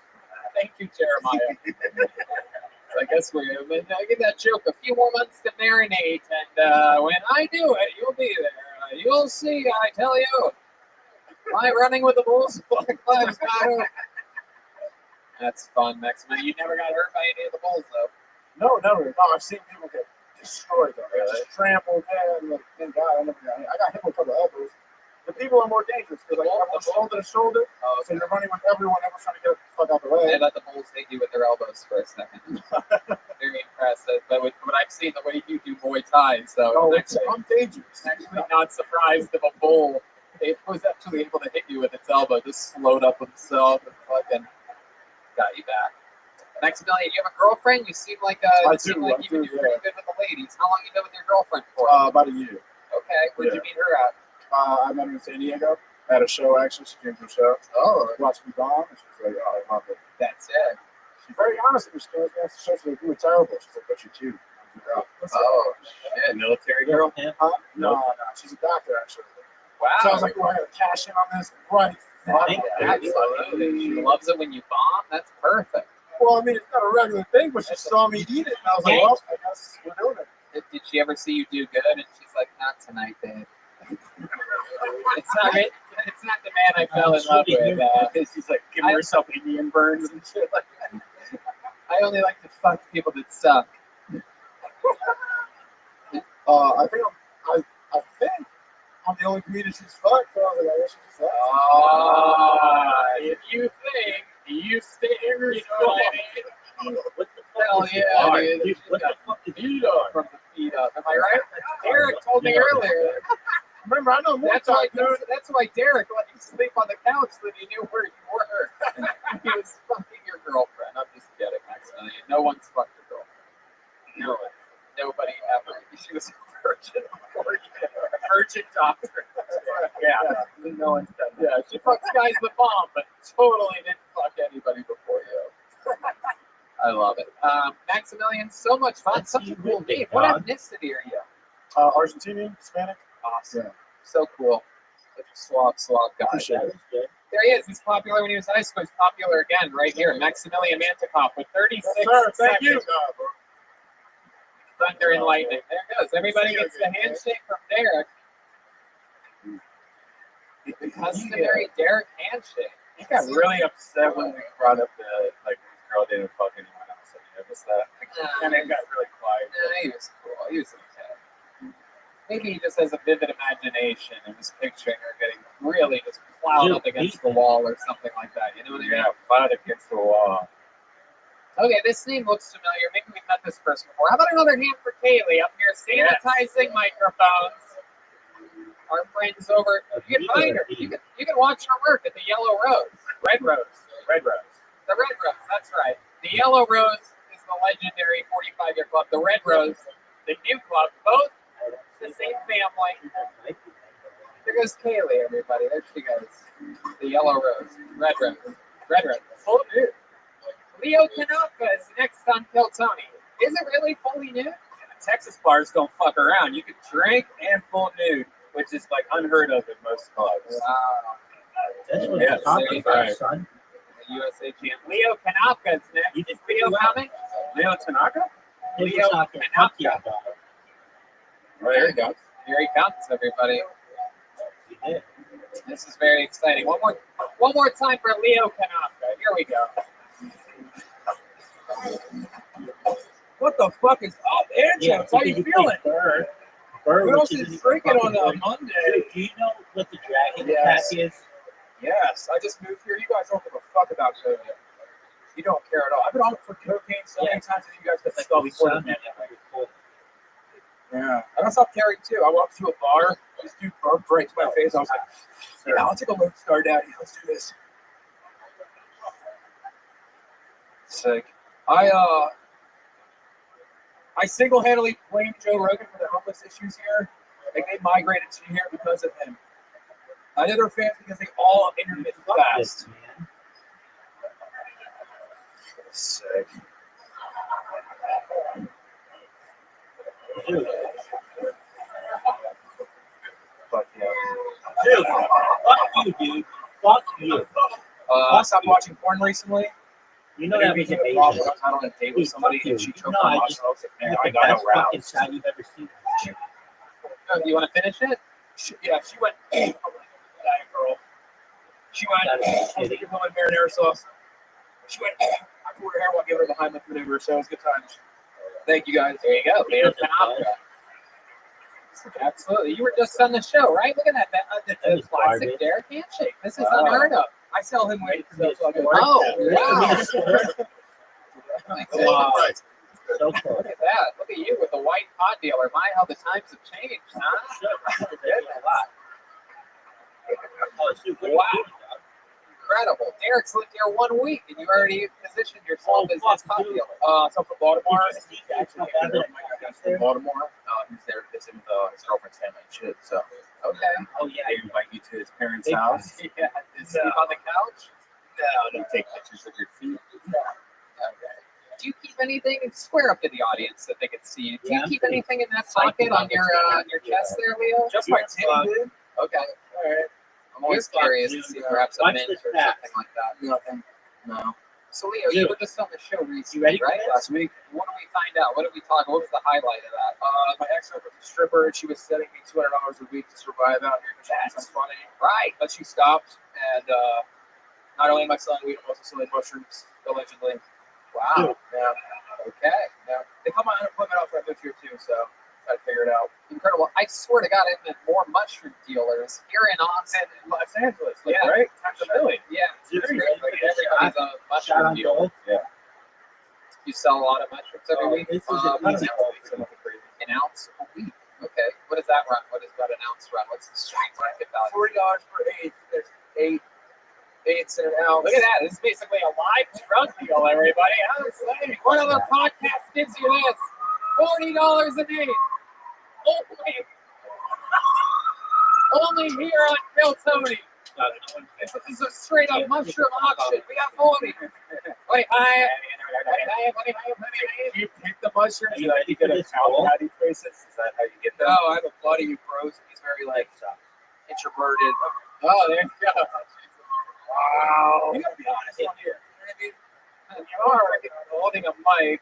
And there's tons of. Hold on, we got John Dees. That is not many people come on the show. Yeah, seriously. Every week. It's you know, there's two two cops that are like off duty right now in the audience right now that are like, hey, you know, I'm a compulsive liar, guys. I'm a compulsive fucking liar. The off-duty cops are doing themselves. Mushrooms are made off-duty anyway, I heard. Anyway, come on now. Where's the owl? The old man owl. That's a joke for your grandfathers. If you want to get them into the show, off-duty. The duty joke. Oh, did I mess up? Dude, did I mess up? Leo, tell us something about you that we didn't find out. Oh, my goodness. I did it again. Just I'll double down. fuck you. I'm also on probation for DUI. Oh my god. Wow. Oh shit. I was drinking with a person from Shane Hill at South Click and the Goobies. Wow. Yeah. My goodness. Did they know you were drunk because of the names you just dropped? St. Gillis? Yeah. That's a big name. Yeah. So how much did you drink? Too much. Yeah, I know. How much? Enough to brown out. What's brown out? It's like any alcoholics here? All right, cool. It's when you like black out a little bit and then come back and you black out again and then you come back again and then one more time and then you end up home. Sometimes. Remember green out? You greened out? Dude, you ready for this? Yeah. Dude, Yeah, are you ready? I greened out at the same place that Doug That's Benson the dragon greened out. effect. So like, hey, you got to be careful here because if you smoke too much in this place, because they had no exhaust fans, this old comedy club in Dude, Toronto, do you know what the dragon attack very is? low ceilings, and then it was a dispensary in the back. But the front was, it's hard to describe, but all the smoke would stay trapped in. So I Dude, do basically you know just what the didn't breathe dragon attack oxygen for a couple hours. It was really just I was smoking and inhaling secondhand smoke. And very unlike Tony, he walked outside and took off What his a shirt shot. and just laid on the side. No, I was didn't a shot. lay down. No, I didn't lay down. I remember very clearly sitting on that Oh, curb, dude, straight you know up, that was bullshit. sweating. I was sweating bullets. That's actually a It was pretty like bad freezing punch. cold. It was fucking You should shitty be able Toronto. to go again. That's a Anyway, pretty bad punch. so you browned out. You blacked Oh, out, look- then you look came at back. this Yeah. I heard once you go black, you never go. All right, anyway. Hey, where's the? Dude, you gonna make it? Are you gonna make I've it? been hit with the poltergeist of a 100-year-old No man way. taking No over my fucking soul. way, dude. So, What Leo, about that? very, very interesting. You have a DUI. What else? What's your love life like? So I'm single and had some friends out here, so it's cool. So May I suggest putting a condom in that sleek front pocket of yours and letting the girls, like the guy had the outline of the chewing tobacco, you could have an outline of a condom, and girls would be like, this guy wants to safe me. safe. No, actually, the girl about most recent girl I said that with her husband leaves like rings in the puss, and like she like Get Herpes. that I hate this. Herpes. That's no, called. no, no. They pulled it out and showed me it, and I put it back in, and it was A neuter ring. You have a removable one? Are they not supposed to do that? No. That chick's a real dirtball. You're right. My God. Make it shit. Pulled it out and showed it to you. Like, look at this. This is what's going to stop me from getting pregnant tonight. You just throws it, just fucking throws it back in there. Look exactly where you belong. And just swallowed it, didn't even put it in there. That's what I just said. I fucked a girl once that had her clit pierced with like hoops, and it was the worst because you always felt like you were hurting her, but it felt good. One time I had a bubble came out. Shut the fuck up. No, I swear. So it's creamy that one. She said, and No. Red Band, you're out of control right now. Wow. My goodness. So, when's this chick with that neuter ring? When's the baby coming? Listen, That's a I wild. love Leo. How long you been doing stand up? It'll be 3 years, April 17th. 3 years. What do you think about Leo, Derek? Any thoughts on this guy? This little bag of biscuits up here? Look at this little fucking tiny little young Babe Ruth. I like Leo. Leo's cool. He gave me a bunch of free lunch. That's it. Look at his I swear to God, Derek has lived here 1 week. And somehow knows everybody from some other city. Once I was in Baltimore, the boy needed a place to stay. Leo, congratulations on getting on so many times in such a short period of time. And we'll see you again soon. There's Leo Canopla. He's on Instagram. Leo.comedian. Fuck yeah, bitch. This is so fun. You guys ready to? You guys want a special treat? How do you like that rinse, dude? Jeez, Shit. Yeah, John. Am I the only one that thought a brownout was like when people get drunk and like shit their pants? Oh, That's what I thought. Like seriously. I didn't know. I didn't know that had a name either. I mean, I'm learning a lot. When you get so drunk that you shit yourself, I would call that fucking time to make a doctor's appointment. That's serious. Yeah, is that a thing that happens? Yeah, like when you die, you shit and piss yourself, and sometimes when you pass out, that same shit happens. Your brain just goes, Have you done it? Yeah, I've never done it. I mean, I've done it sober.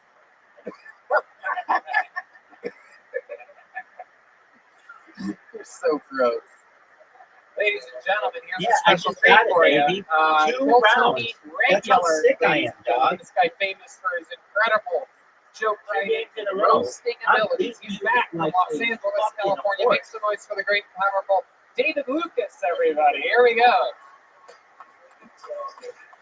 The legend killer, David Lucas. Dude, that one was bullshit.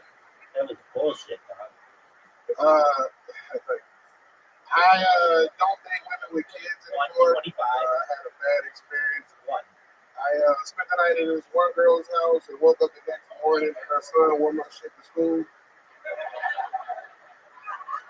That nigga was in the 4th grade. Like, why you wearing these big ass clothes, bro? That shit don't even fit you.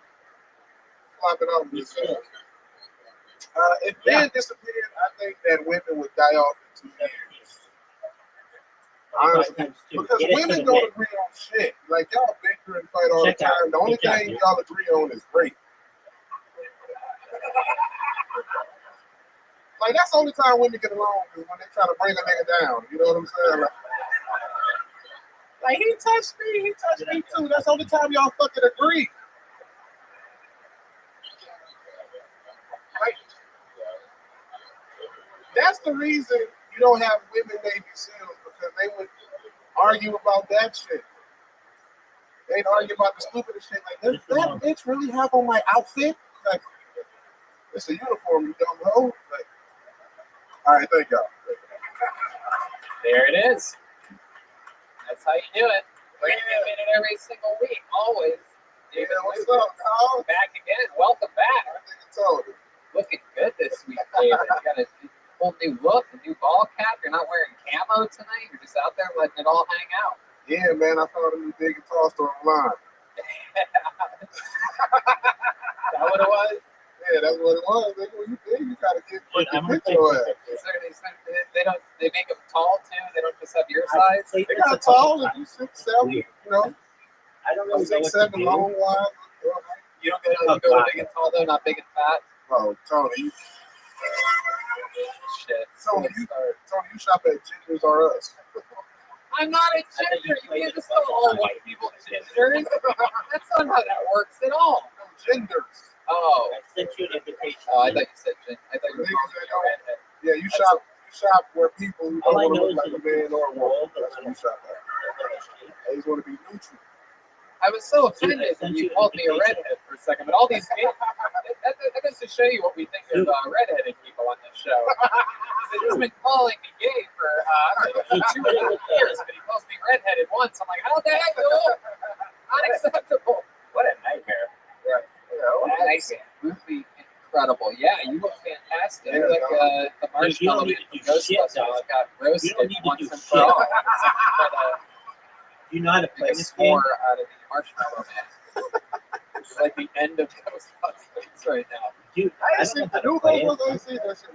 No, nobody's seen the new Ghostbusters. All female women in the Ghostbusters would go fucking. Anyway, Exactly, dog.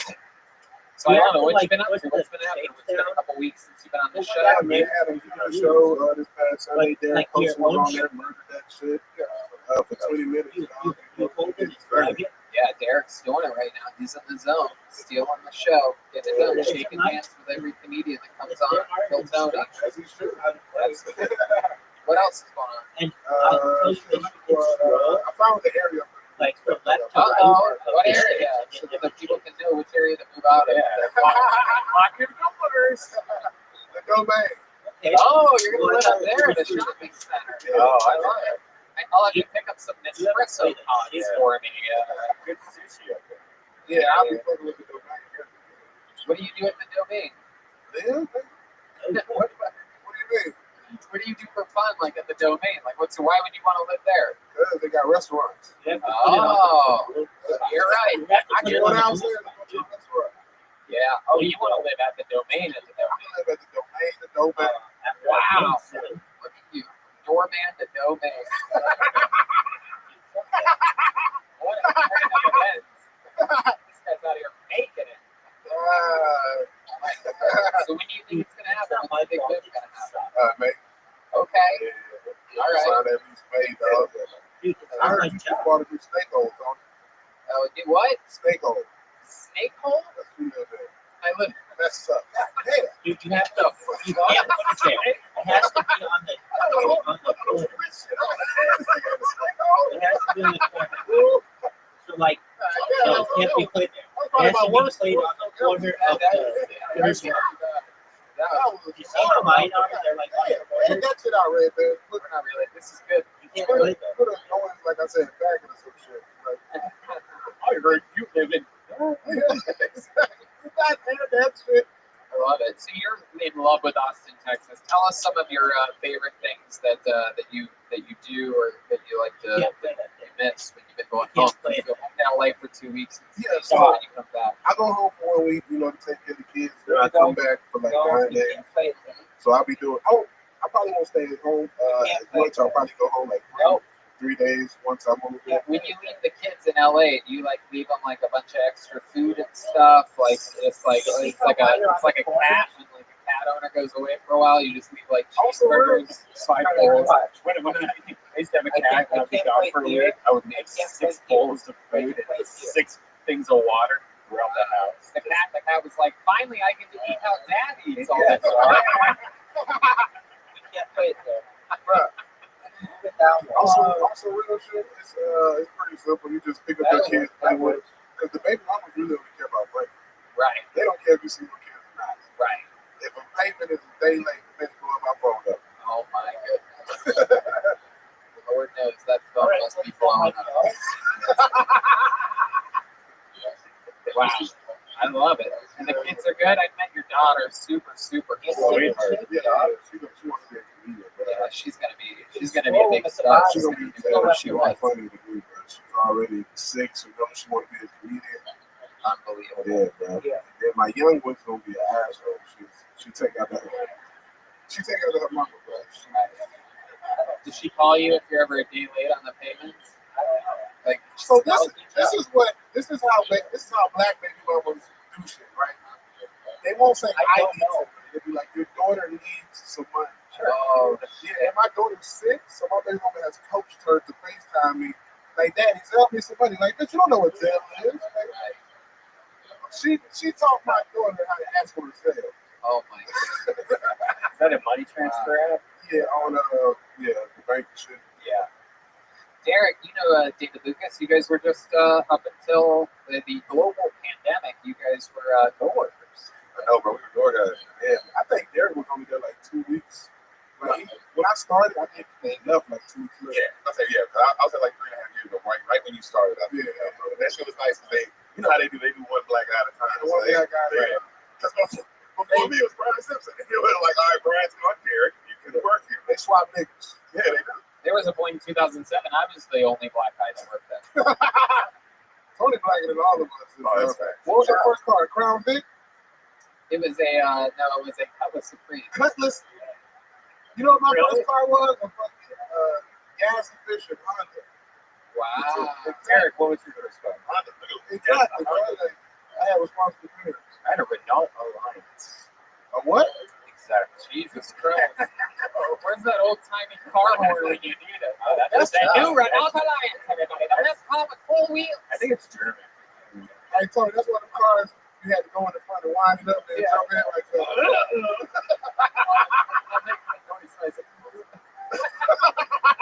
Come on down to the new dealership. Get yourself a Renault Alliance. Enough to fit your whole family or one day with Lucas. Wow, the band is killing it. Oh, yeah. Like when Redman got his car, black people weren't even allowed to drive. That's true. And no one stole any cars. It was a great time.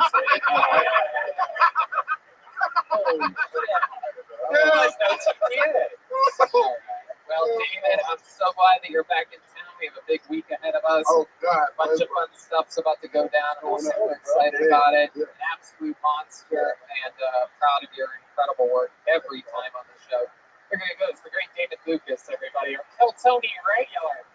Certified regular. It's only 7 or 8 in the history of the show. That's a big one right there. All right. Fun times.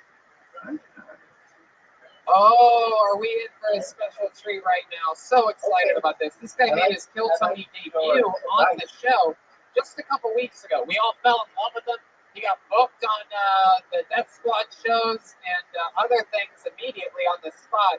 He works the security here every single week at this show here at Anto. Oh, shit. This guy, very, very talented, lots of energy. This is a special time. I'm excited to bring him up. Ladies and gentlemen, make some noise for Antone's own Ben Buck, everybody. He's the guy that let you in. He signs up. Here we go. Ben Buck. Already famous from just one appearance on the show. Everybody loves him. Come on, one more time for Ben Buck, everybody. Check. And so how y'all feeling? Make some noise one time. No. Shout out to Skill Bus. I think something. Yeah.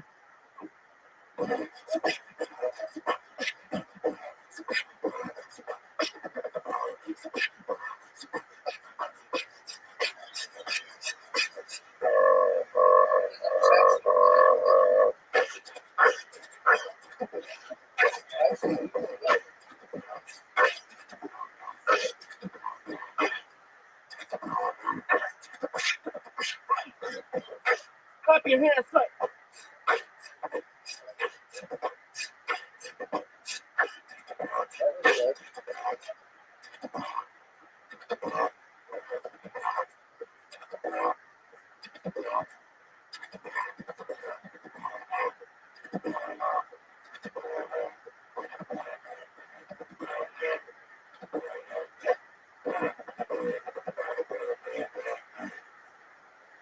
Tight.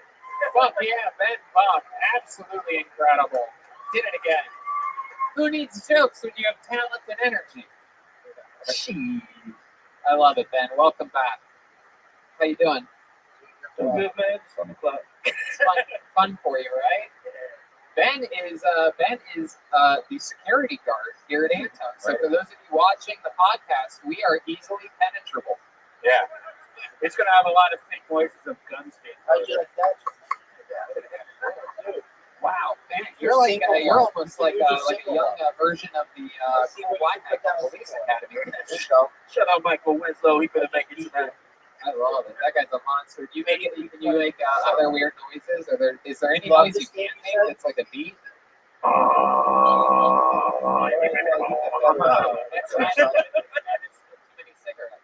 yeah. My name is Ben Buck. I've been smoking 16 cigarettes a day since I started working in it. So wow. They turned me down for Darth Vader.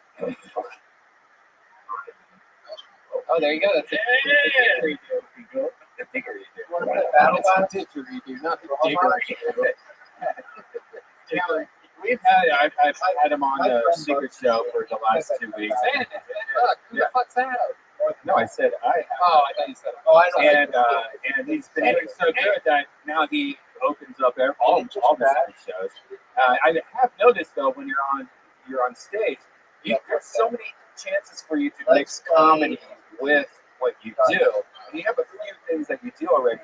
Are you constantly thinking of like comedy ideas for to mix your talents with?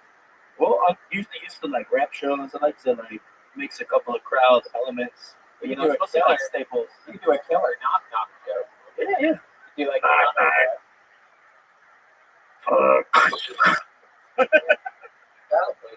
I'm the rap.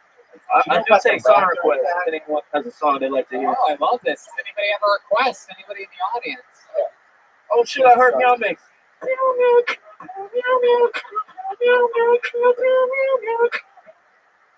Oh shit! I heard Meow Mix. What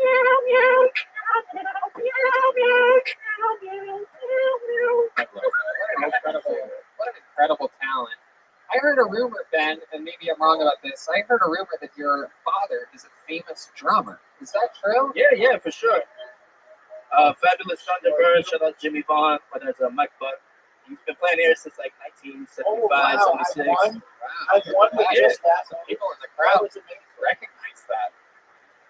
Incredible. Yeah, is beatboxing one of those things that like you're like, Dad, drums are cool, but this is cooler. Like, would you guys like argue about stuff like that? Fuck you, Dad. Let's try to do that. That's like a real man. Come on, I can't do train time anymore, Pops. Let's try to do that. I don't want to play the blues, Dad. Is your father a big supporter of your beatboxing? He is. At first, he's like, oh shit. So yeah, I love it. I was running some errands this week, and I went in for my first time at Anthem's, the record store. Right? Do you know Anthem's as a record store? Absolutely, right there on the left. Right? No, it's a different. There's that one that's cool, but there's another one. What is that? Just Ansel's Record Shop. We're up on West Campus, right around 28th Street, about in sometime. I work door there too. Keep a record store. More people these days. Yeah, that's what I was gonna say. Is I went there, and to my shock, the guy working security there and bum. Wow. I broke right in, stole 10 records, walked right out. No big deal, easy breezy. Oh yeah, that makes you put on hand sanitizer when you walk in and rub it into your hands. Your dad was in the band, the Fabulous Thunderbirds. I did not know that. Yeah, sure. Incredible. Wow. Derek Costa, what do you think about this? I like you. Has it ever, as beatboxing, ever performed you some pussy? Like, well, that's the reason the girl was like, yo. Fuck no, man. But you do have a girlfriend, right? Yes, I do. Have you ever beatboxed or pussy? Like, Don't ask me last time, man. But there might be a thing there, with the vibrations and shit. No one wants that. Girls probably want that. No one wants that. You try it next time. No, I won't do it tonight. Try it on the body pillow. That's actually how Redman eats pussy. Yeah. He makes noises with his lips. Yeah. Makes it wet and then vibrates better than Hitachi. Like, it's great. Disgusting. Absolutely disgusting. You'll try it. Feel free. I love it. Well, Ben, you're so fun. You always bring a little jolt of creative, youthful, fun energy onto the show, and we love it. Keep signing up. There goes Ben Buck, everybody. Hey, thank you so much. Okay.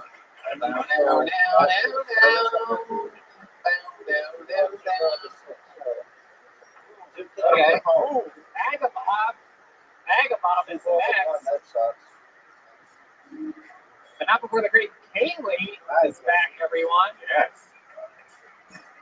I don't know if I mentioned this, but the Yellow Rose is considered a bachelor party headquarters. You know that? If you guys have been looking for the headquarters of bachelor parties, the Yellow Rose, that's a big deal. They have a world famous cheeseburger at the Yellow Rose. Did you know that? Dude, I didn't know that. I've had it before.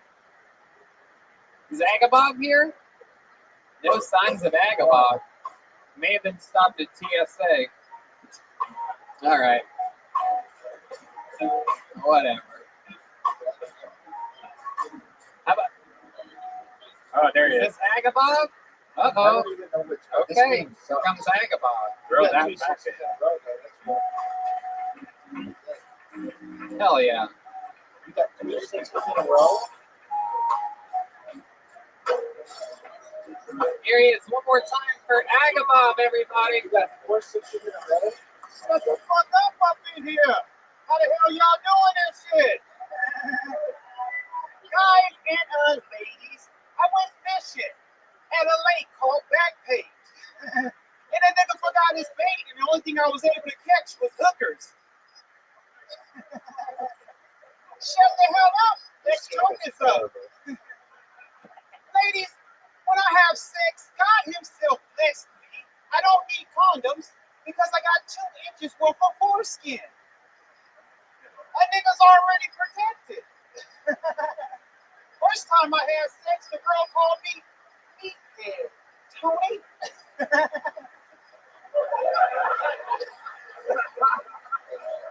Oh, shit. It wouldn't be right if I didn't talk about my daddy and shit. My daddy said that the coronavirus could have been dealt with a long time ago. If the dude that was drinking too many Coronas would have just wore a condom. My daddy snores and jacks off in his sleep at the same motherfucking time. Okay. Agabar, am I saying that right? Agabar. Okay, yeah, that's an R. Absolutely. Welcome back, Agabar. You've been on the show before. Tonight you dress like you're dropping off resumes somewhere. Yeah, I had to come look presentable and shit. My goodness, I remember last time you were not dressed like this at all.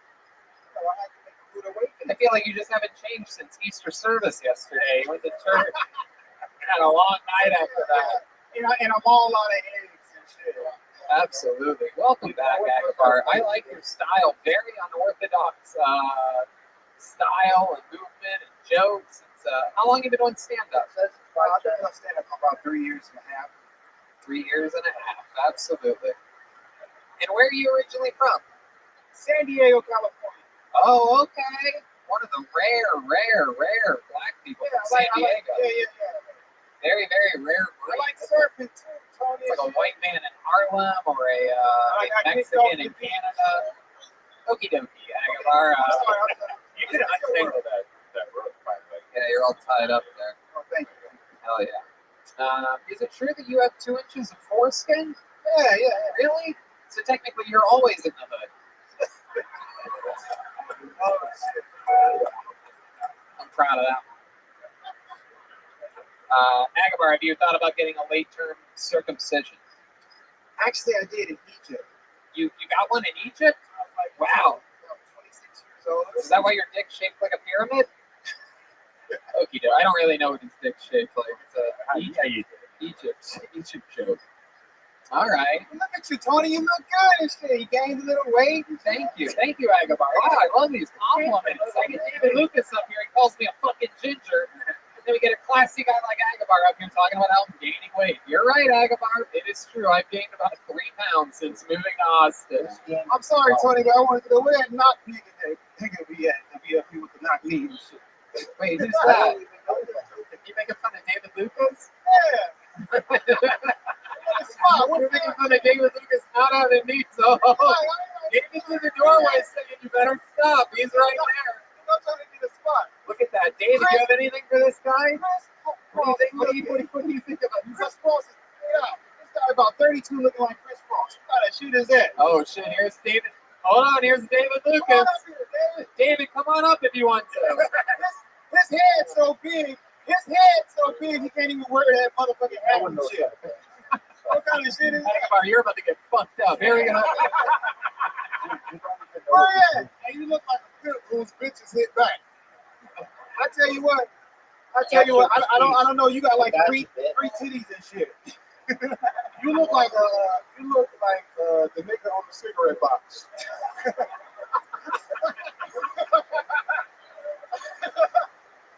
Hey man, you look like a substitute teacher that niggas disrespect. Oh my god. Hey, look, he don't. Look, I don't know if he laughing or not. He don't got no neck. He just head and shoulders. You got the shoes of a nigga that got a monthly bus pass.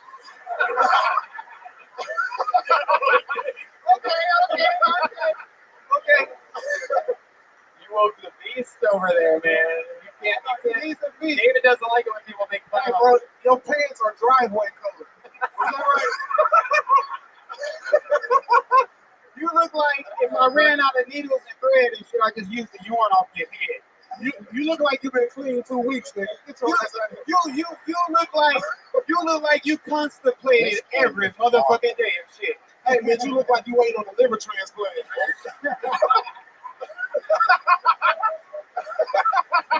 Oh.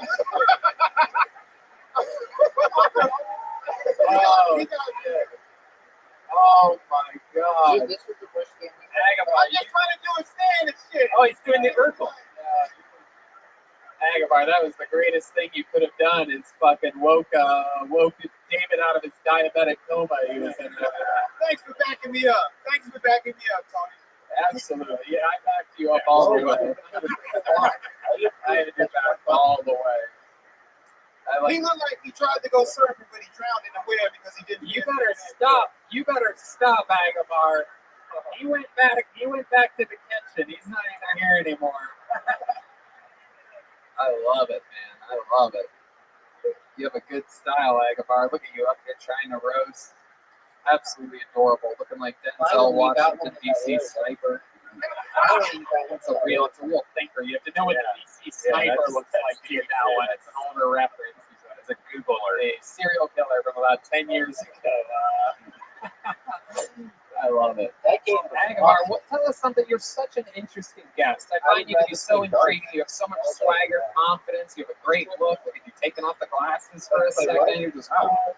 You actually use your front pocket, unlike the dweeb that was up here earlier.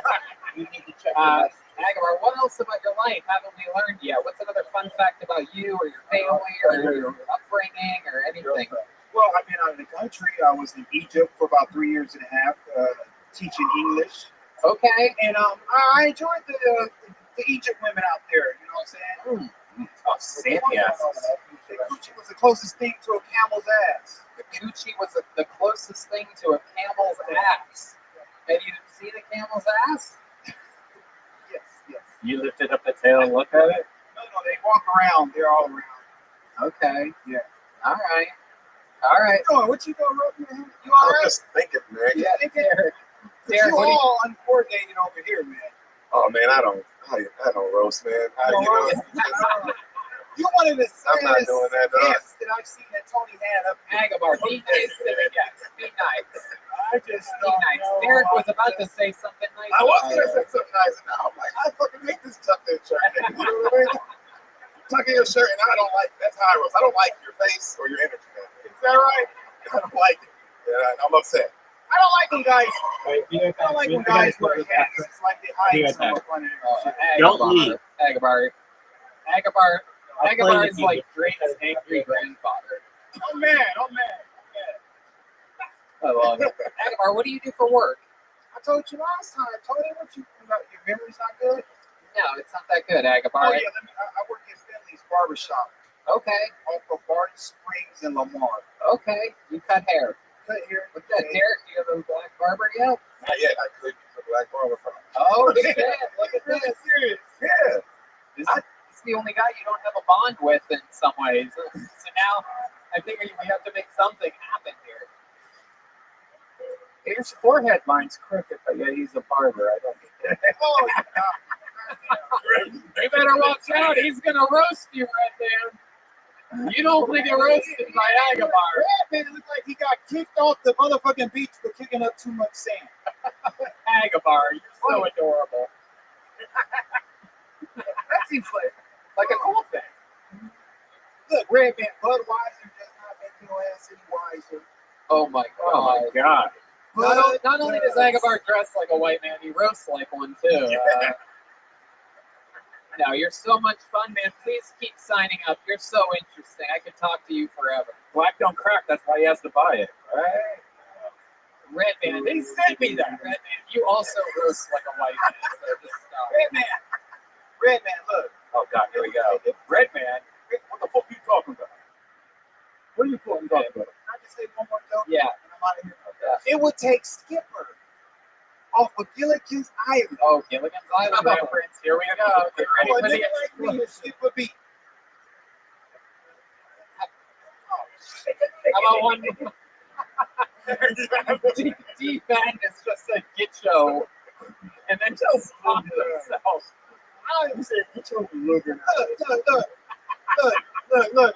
This guy played backup for BB King. If Deep Madness knew what you looked like, he would have roasted the shit out of you. D Madness played backup for BB King. All right, there he goes. Agabar, everybody. There he goes. Agabar. He's ran out of money. social media. At comic_cut. There goes Agabar, everybody. Hell yeah. What did he just say? Team Madness just said I wouldn't even let you cut my hair.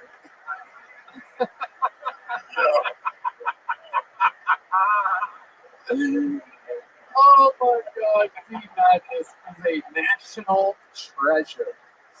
But wiser doesn't make you wiser.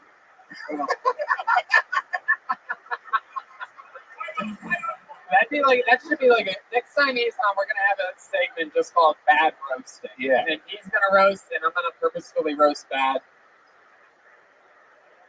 Because Lord knows I don't ever miss a joke. You know what I mean?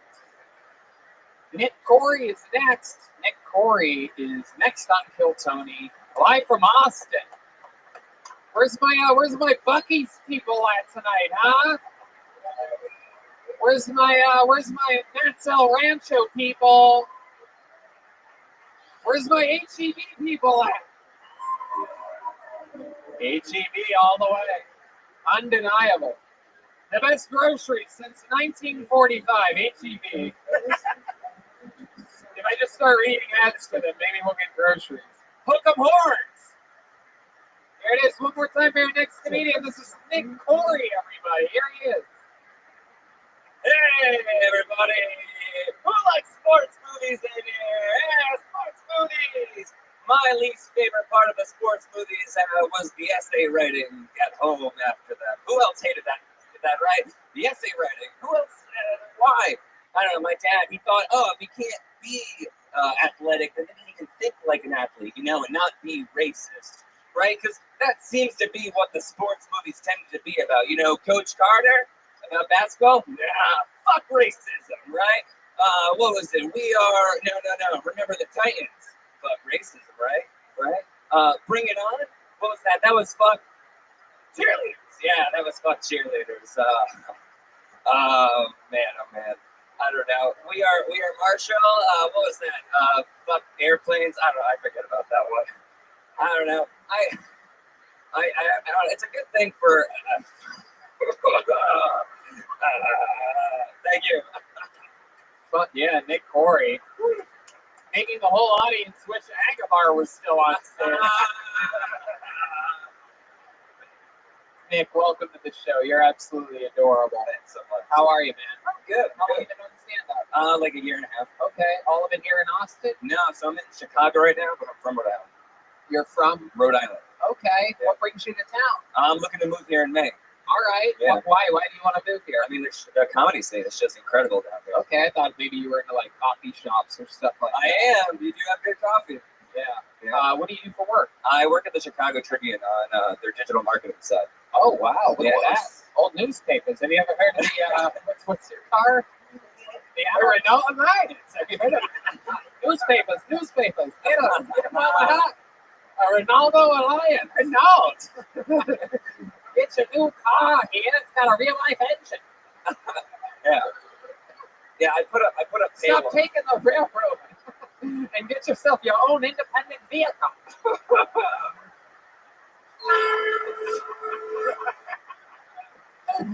The train horn. Okay, so welcome to the show, Nick Corey. Tell us some interesting stuff about you. What makes you different than all the people that have been up here tonight? I really like interviewing people on the street. Just not necessarily a funny way, but just like posting up someplace. You know, that's your specialty. Just like hearing like what was like growing up as you, and then just kind of figure out. I don't know. I'm really big on just on this whole like political side. Just why does someone think this way?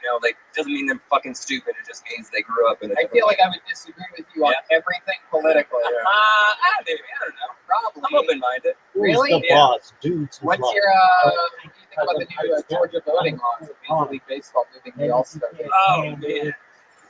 You have to, for those of you that don't know, to catch you up, you have to show your ID to vote in Georgia now. Zero ID. It's a little Jim Crowy. You think that to vote? This is voting. This is baseball, or what is this? Okay, wait, what newspaper do you work for? He's still waiting for the Sunday edition, I think, before he reads about this week's. Somebody's got to draw it for you. Yeah. Okay. All right. Why do you wear khakis and why is your shirt tucked in? And why? What's going on?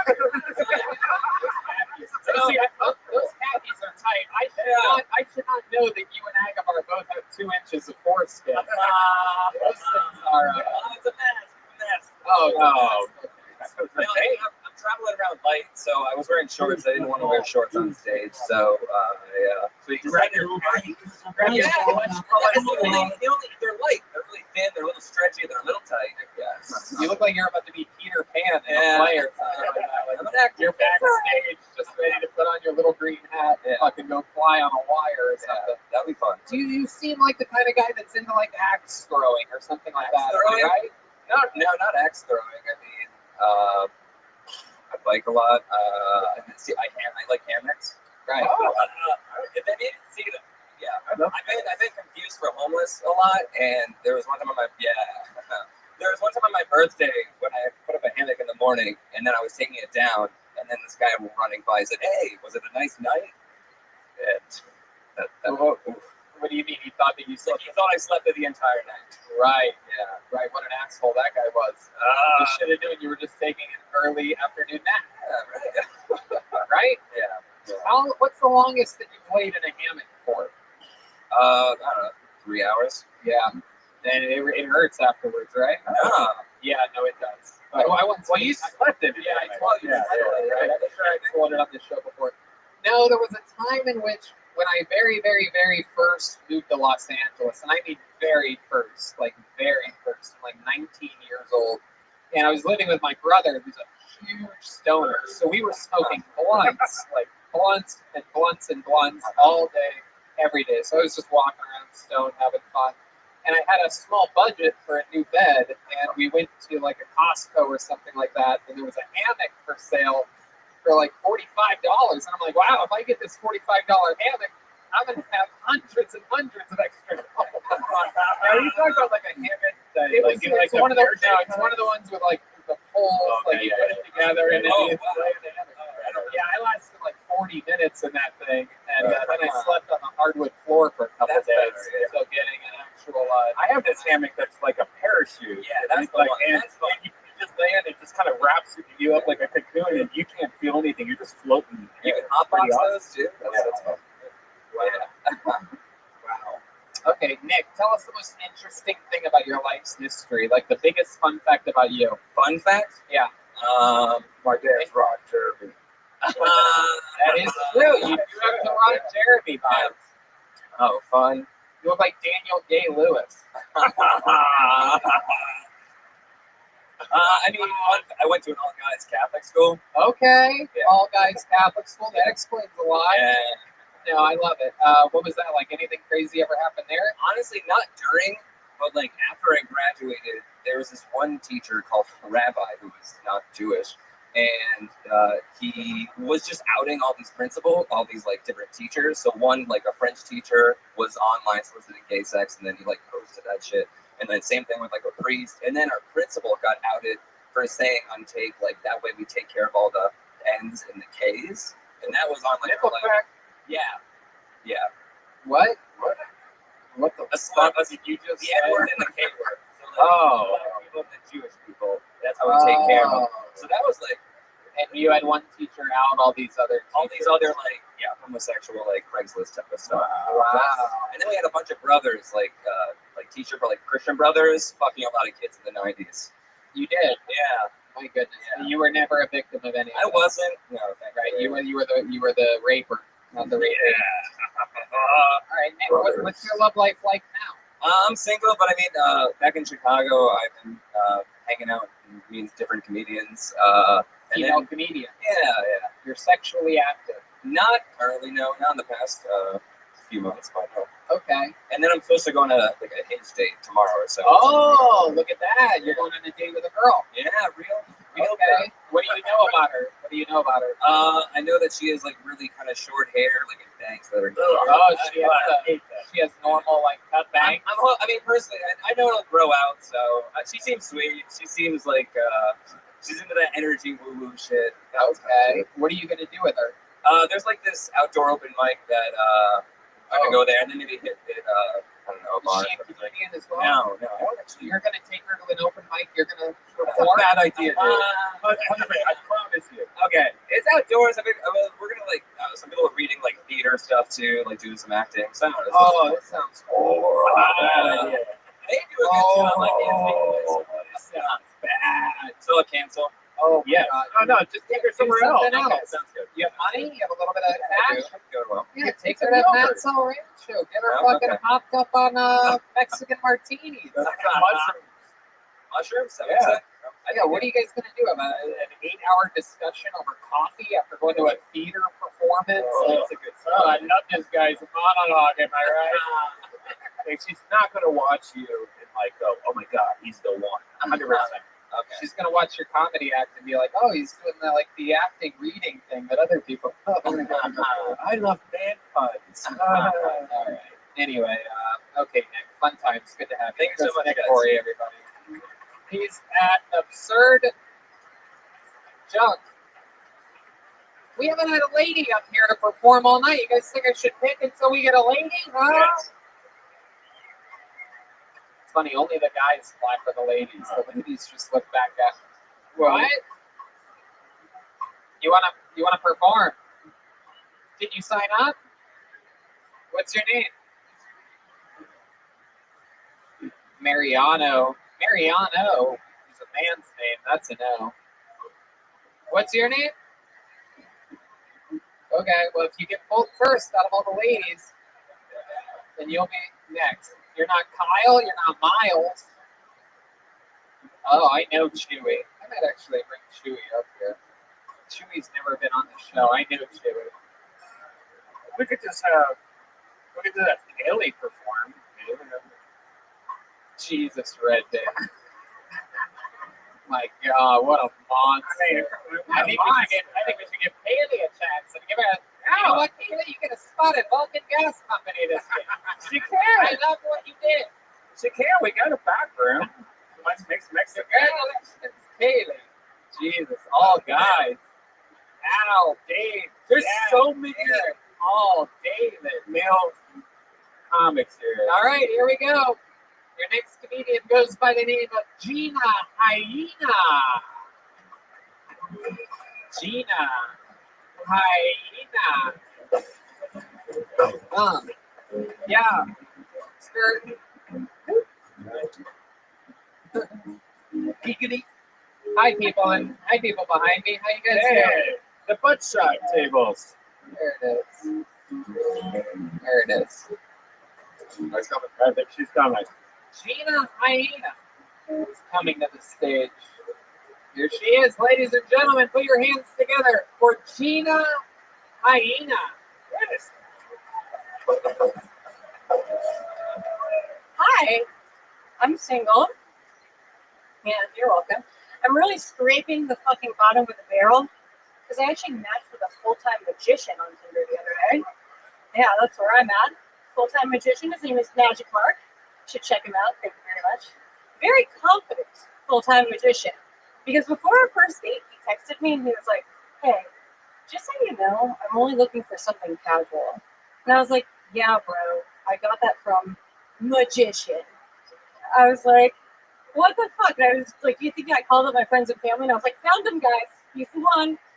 Can't wait for the wedding. There's gonna be fucking doves everywhere." But the way he said it, he was like, "I just wanted to be honest. I didn't want to lead you down a deceptive path." And I was like, "Bro, isn't that your fucking job?"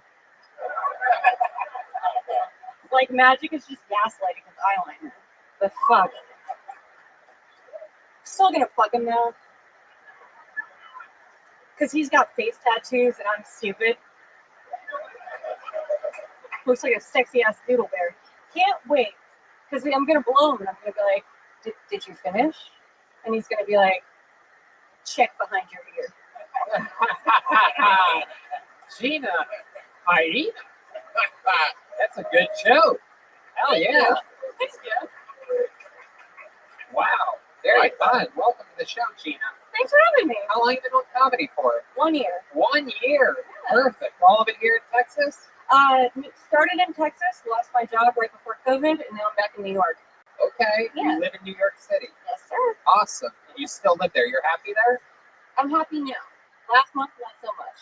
This Right. month, we got comedy clubs back. It's a lot better. Yeah, it's a lot better there. I'm seeing it all over the internet. Everybody's having fun. I heard there's a lot of crime though in New York. I heard it's blowing the fuck up, where it's like kind of out of control more It's than fun. Los Angeles. It's fun. Yeah, I miss it. Where are you originally from, Gina? Originally born outside of Western Mass, a lot of heroin.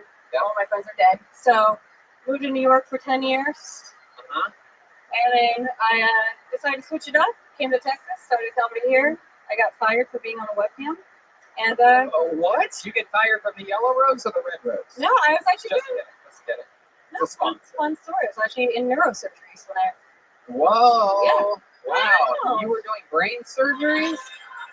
spinal surgery Wow, that's incredible. How Yeah. long did you study that for? forever. I was in school for, until last year, so I stopped taking grad courses. Wow. Yeah, I'm a behavioral degree, neuroscience, biology. Yeah. My goodness, that's incredible. It doesn't really match your look. Yeah, I realized that You're like a good student, and the look says bad baby. yeah. That's what I realized I was spending all this money on grad school, and I was like, nobody fucking cares, so I bought tits. Like, I was like, I could have retired 10 fucking years ago. Oh, okay. How much did that cost? Just out of curiosity. 20. Let's see him. I don't believe it. No, Red Yeah. Band They had to spend $20K at Whataburger to get those tits. It's way cheaper than that, Tony. Yeah. He only had to put 10,000 quarter pounders. No? They're my retirement plan. They're my retirement plan. Wow. Yeah. How small were they before? Is that rude? Very small. Yeah. Wow. Yeah, because you bought what appears to be a small seed. Yeah. Right? Is that my correct? Yeah. Did you buy gummy bears? Did you buy gummy bear tits, or did you go with the classic? I went sailing. I can't believe it. I'm like, I have a neuroscience degree. Let's talk about my tits. But no, I bought sailing because if they break, you don't get like any injuries to like your body. You just Funny. I also imagine that you got C's at med school as well. You know what? I got The report card joke, everybody. For those of you that missed it, a report card joke. I got a C in Orgo, which is actually pretty impressive. Orgo? Is Yeah. that where you make the things with paper, like the birds and stuff? Yes. Absolutely. Absolutely. What's Orgo? Organic chemistry. Okay. Yeah. Yeah. That seems hard. Yeah, That's the chemistry. lead out class for my Chemistry is like a real test of can you pay attention. It's real. Yeah. Then I looked around the room and I was like, nobody in here is funny or hot, so I should Right. just buy chips and have somebody else pay my bills. Yeah. 100%. And has that been working for you? You're single? I'm fucking a magician, so it hasn't worked out that So well. you really are fucking a magician? Is that true? That's a true story. Oh, shit. But I didn't want it. I was like, I'm going to do the joke about him, but I'm not going to make it about him, and here we are. Have you ever seen him like perform at one of his shows? He's like really good. Oh, It's shit. fucking annoying. Does he fuck with you all the time with magic shit? Like, hey, my dick's coming out of your ass right now. 6 times Redman, what the fuck is going on? What the fuck is happening right now? These people at Antone's make these double Jack and Cokes way too strong. No, I'm going to ask, though. I'm going to ask. Because, like, the last time he was like, I really want to see what you're into. So, like, the next time it's going to be really, really interesting. The next what? The next. Oh, okay. Yeah. If he's, it's fucking asshole. I wanted to make this about me. Can we ask me You're something gonna have about a bird come out of your vagina and you'll be pissed off. Okay, Redman, thank you so much. Who's the guy that you banged before the magician? They always Oh my say god, the last person I dated here actually made me call him Delta. His name was Dave. Oh. But yeah, he was like, call me Delta Foxtrot. You can look Wow. that fucking guy up too. Oh And- my god. Oh yeah, and then I found out he had been in the military for 9 years. That's what Wow. Fox Yeah, he's having flashbacks to Yeah, he drove a white Ford Bronco. True story. He drove a white Ford Bronco. really? Yeah. Wow. Yeah. He So was that's, Well, the two guys before that used to hit me, so Delta Fox. That was a good question. John Dees just asked, was it a black dude? Because a white Bronco is a famous black man's car. O.J. Simpson. Yeah, that was the first red flag. Delta didn't get by, you know. Was he black? No. Have you ever been with a black man? No, not yet. Whoa, look at that. Whoa. Jesus Christ. God damn. John, I think she wants you to tickle her ivories. She has a one dove vagina right now. Will you stop with the birds and the pussy jokes, Red Man? Jesus fucking Christ, man. Oh my God. She doesn't have birds in her fucking pussy. It's so crazy. She's like, actually. I mean, like, good night, everybody. Thank you. Sorry to Michael Lair. We ran out of time. Good night, everybody. It's just an eagle. It's coming out like a giraffe baby. It's just a dead owl just falls on the floor. Old Hootie died from suffocation on that day. Wow. You were so funny, Gina Hyena. I'm going to be honest with you. I really was not expecting it. After being in this business for 14 years, when I saw a female wearing makeup, like trying it all, I immediately was like, wow, this is going to be the absolute worst. And it immediately set you up so that when you hit actual punchlines, I was shocked. Yeah. What's the longest set you've ever done before? 25. Really? Oh, wow. I would like to have you Wednesday to do a spot. Whoa! Whoa! Whoa! You can. Yeah. Wow! What a stunning turn! Nobody ever saw that coming.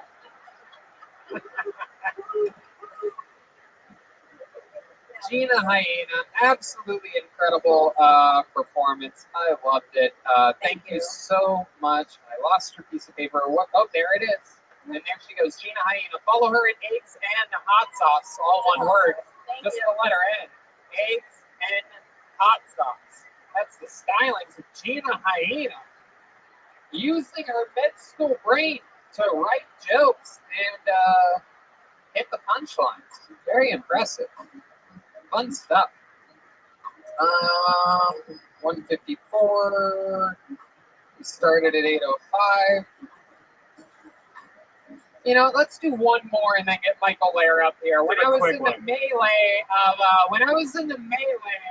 of pulling out names to get a female up here, I pulled out a name of a guy who I actually know, and he is driven, I think, 4 or 5 hours, many Mondays, to come here to sign up for the show. I made friends with him when I did crowd work one night at a stand-up show in San Antonio.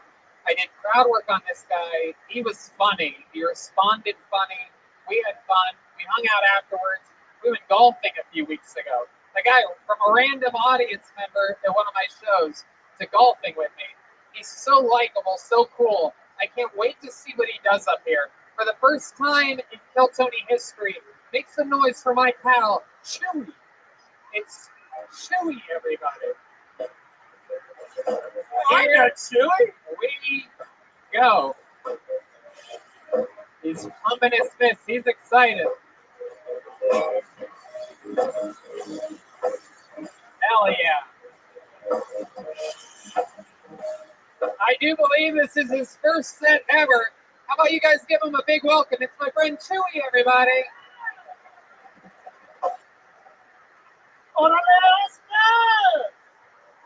I am a dreamer, a daydreamer. And like a lot of daydreamers, I've dreamt about having my own nightclub. And at the front door of my nightclub, I'm going to have a big wooden porch shaped like a wagon. So to get into my nightclub, you got to get on the wagon, stay on the wagon, till you get across. Then to get off the wagon, you got to go down the staircase that has 12 steps to get into my club, the 13th step. That club's going to do so well, I'm going to open up another club on the gangster side of town. I'm going to call that club the Cheese Spot. And that club's going to be so successful that I'm going to open up a totally new club. I'm going to call that the Baby Gap. And I'm not going to forget about my hood rats. I'm going to open up a strip club on the ghetto side of town. And it's pretty ghetto over there. You're not going to see any Porsches, Mercedes. You're going to get coming up to the main stage. Put your hands together for Kia. And on the backstage, give me a hell yeah for Elantra. Yeah, hell yeah. Chewy, fuck yeah, man. Wow, I don't think you're allowed to call them hood rats anymore. That's proof that Chewy drove 4 or 5 hours from the middle of Texas to be here tonight. Wow, for all my hood rat friends out there, Derek, what do you think about them just? What the fuck is the ghetto side and then the gangster side? Oh no, there's stuff. What? Yeah, these hood rats and Porsches and Benzes. Chewy's about to be the first person in the show's history to get murdered by the band up here. Hey. And what happened to Michael? Did he get deported? Oh, come on. Chewy's referencing our Mexican friend, Michael Gonzalez. He's on a vacation in Hawaii. All right. By the way, it's very rare in which someone's more racist on the show than they were at the golf course. But Chewy, I've never seen anyone be completely nice and normal on the golf course and just come here. Wait a minute, where's my hood rats at? Those fucking gangsters, they'll have their own pub too. I love it, Chewy. Tell us about you. This is your first time doing stand-up, right? First time. First time ever. First time ever. Chewy the Dewey. First time ever. I love it. Welcome, Chewy. And how old are you? Tell these people you're 57. 57. Absolutely. Absolutely adorable. And what have you been doing your whole life? What you been doing? Tell us about it. Working. Working. What do you do? At the oil field. West Texas. I love it. The oil fields of West Texas. Way the fuck out. Look at this fucking guy. This is a real man right here. What do you think about electric cars like Tesla and stuff like that? What do you think about that? You think he's gonna not like him? He's into oil. They're gonna make me be homeless. Yeah, exactly. Right. Steve, is that a real thing? Like in your industry, like do people talk about that a lot? Yeah. Well, again, yeah, they'll put us out of business out there. Whatever. Oil's gonna be around forever. That's like saying, that's like saying YouTube stars are gonna close stand-up comedy. Oil will be around forever, but they're gonna regulate and tax us so bad out there that they'll just buy oil from OPEC. So then it's easier to get that kickback from a foreign company than it is an American company. Oh shit, dude. All right. I like how you did that handshake. Like, yeah. Yeah, fucking Chewy's out here. Are you the magician that the other girl is fucking? Yeah, let me. Here's the. Chewy. Oh, what? Hey, you guys are all disgusting. All right, who's in control of the show? He's taking over. You're making the fart noise. You guys plan that? My pigeon's on vacation in Hawaii. Okay. Chewy, tell us something very interesting about your life or your history that we'd be shocked to know about you. I'm divorced. What happened? Dating's been hard. Yeah, has it been? Yep. How do you go on dates? What do you do? Well, Farmer only, or? It's been tough. Really? When's the last time you kissed a girl? Oh shit. Oh shit. What are we talking about over here? A long time. Really? Well, it's you got a big kiss on the lips? Because I've got a handicap. Yeah, what's your handicap? I am a penis challenge. Yeah, what does that mean? It means a couple of years ago I was just that motherfucker with the little dick, but now in this Biden liberal era, penis challenge, and I'm disabled. I want my fucking check. You can't get your dick to work? No, it works. Oh. It works.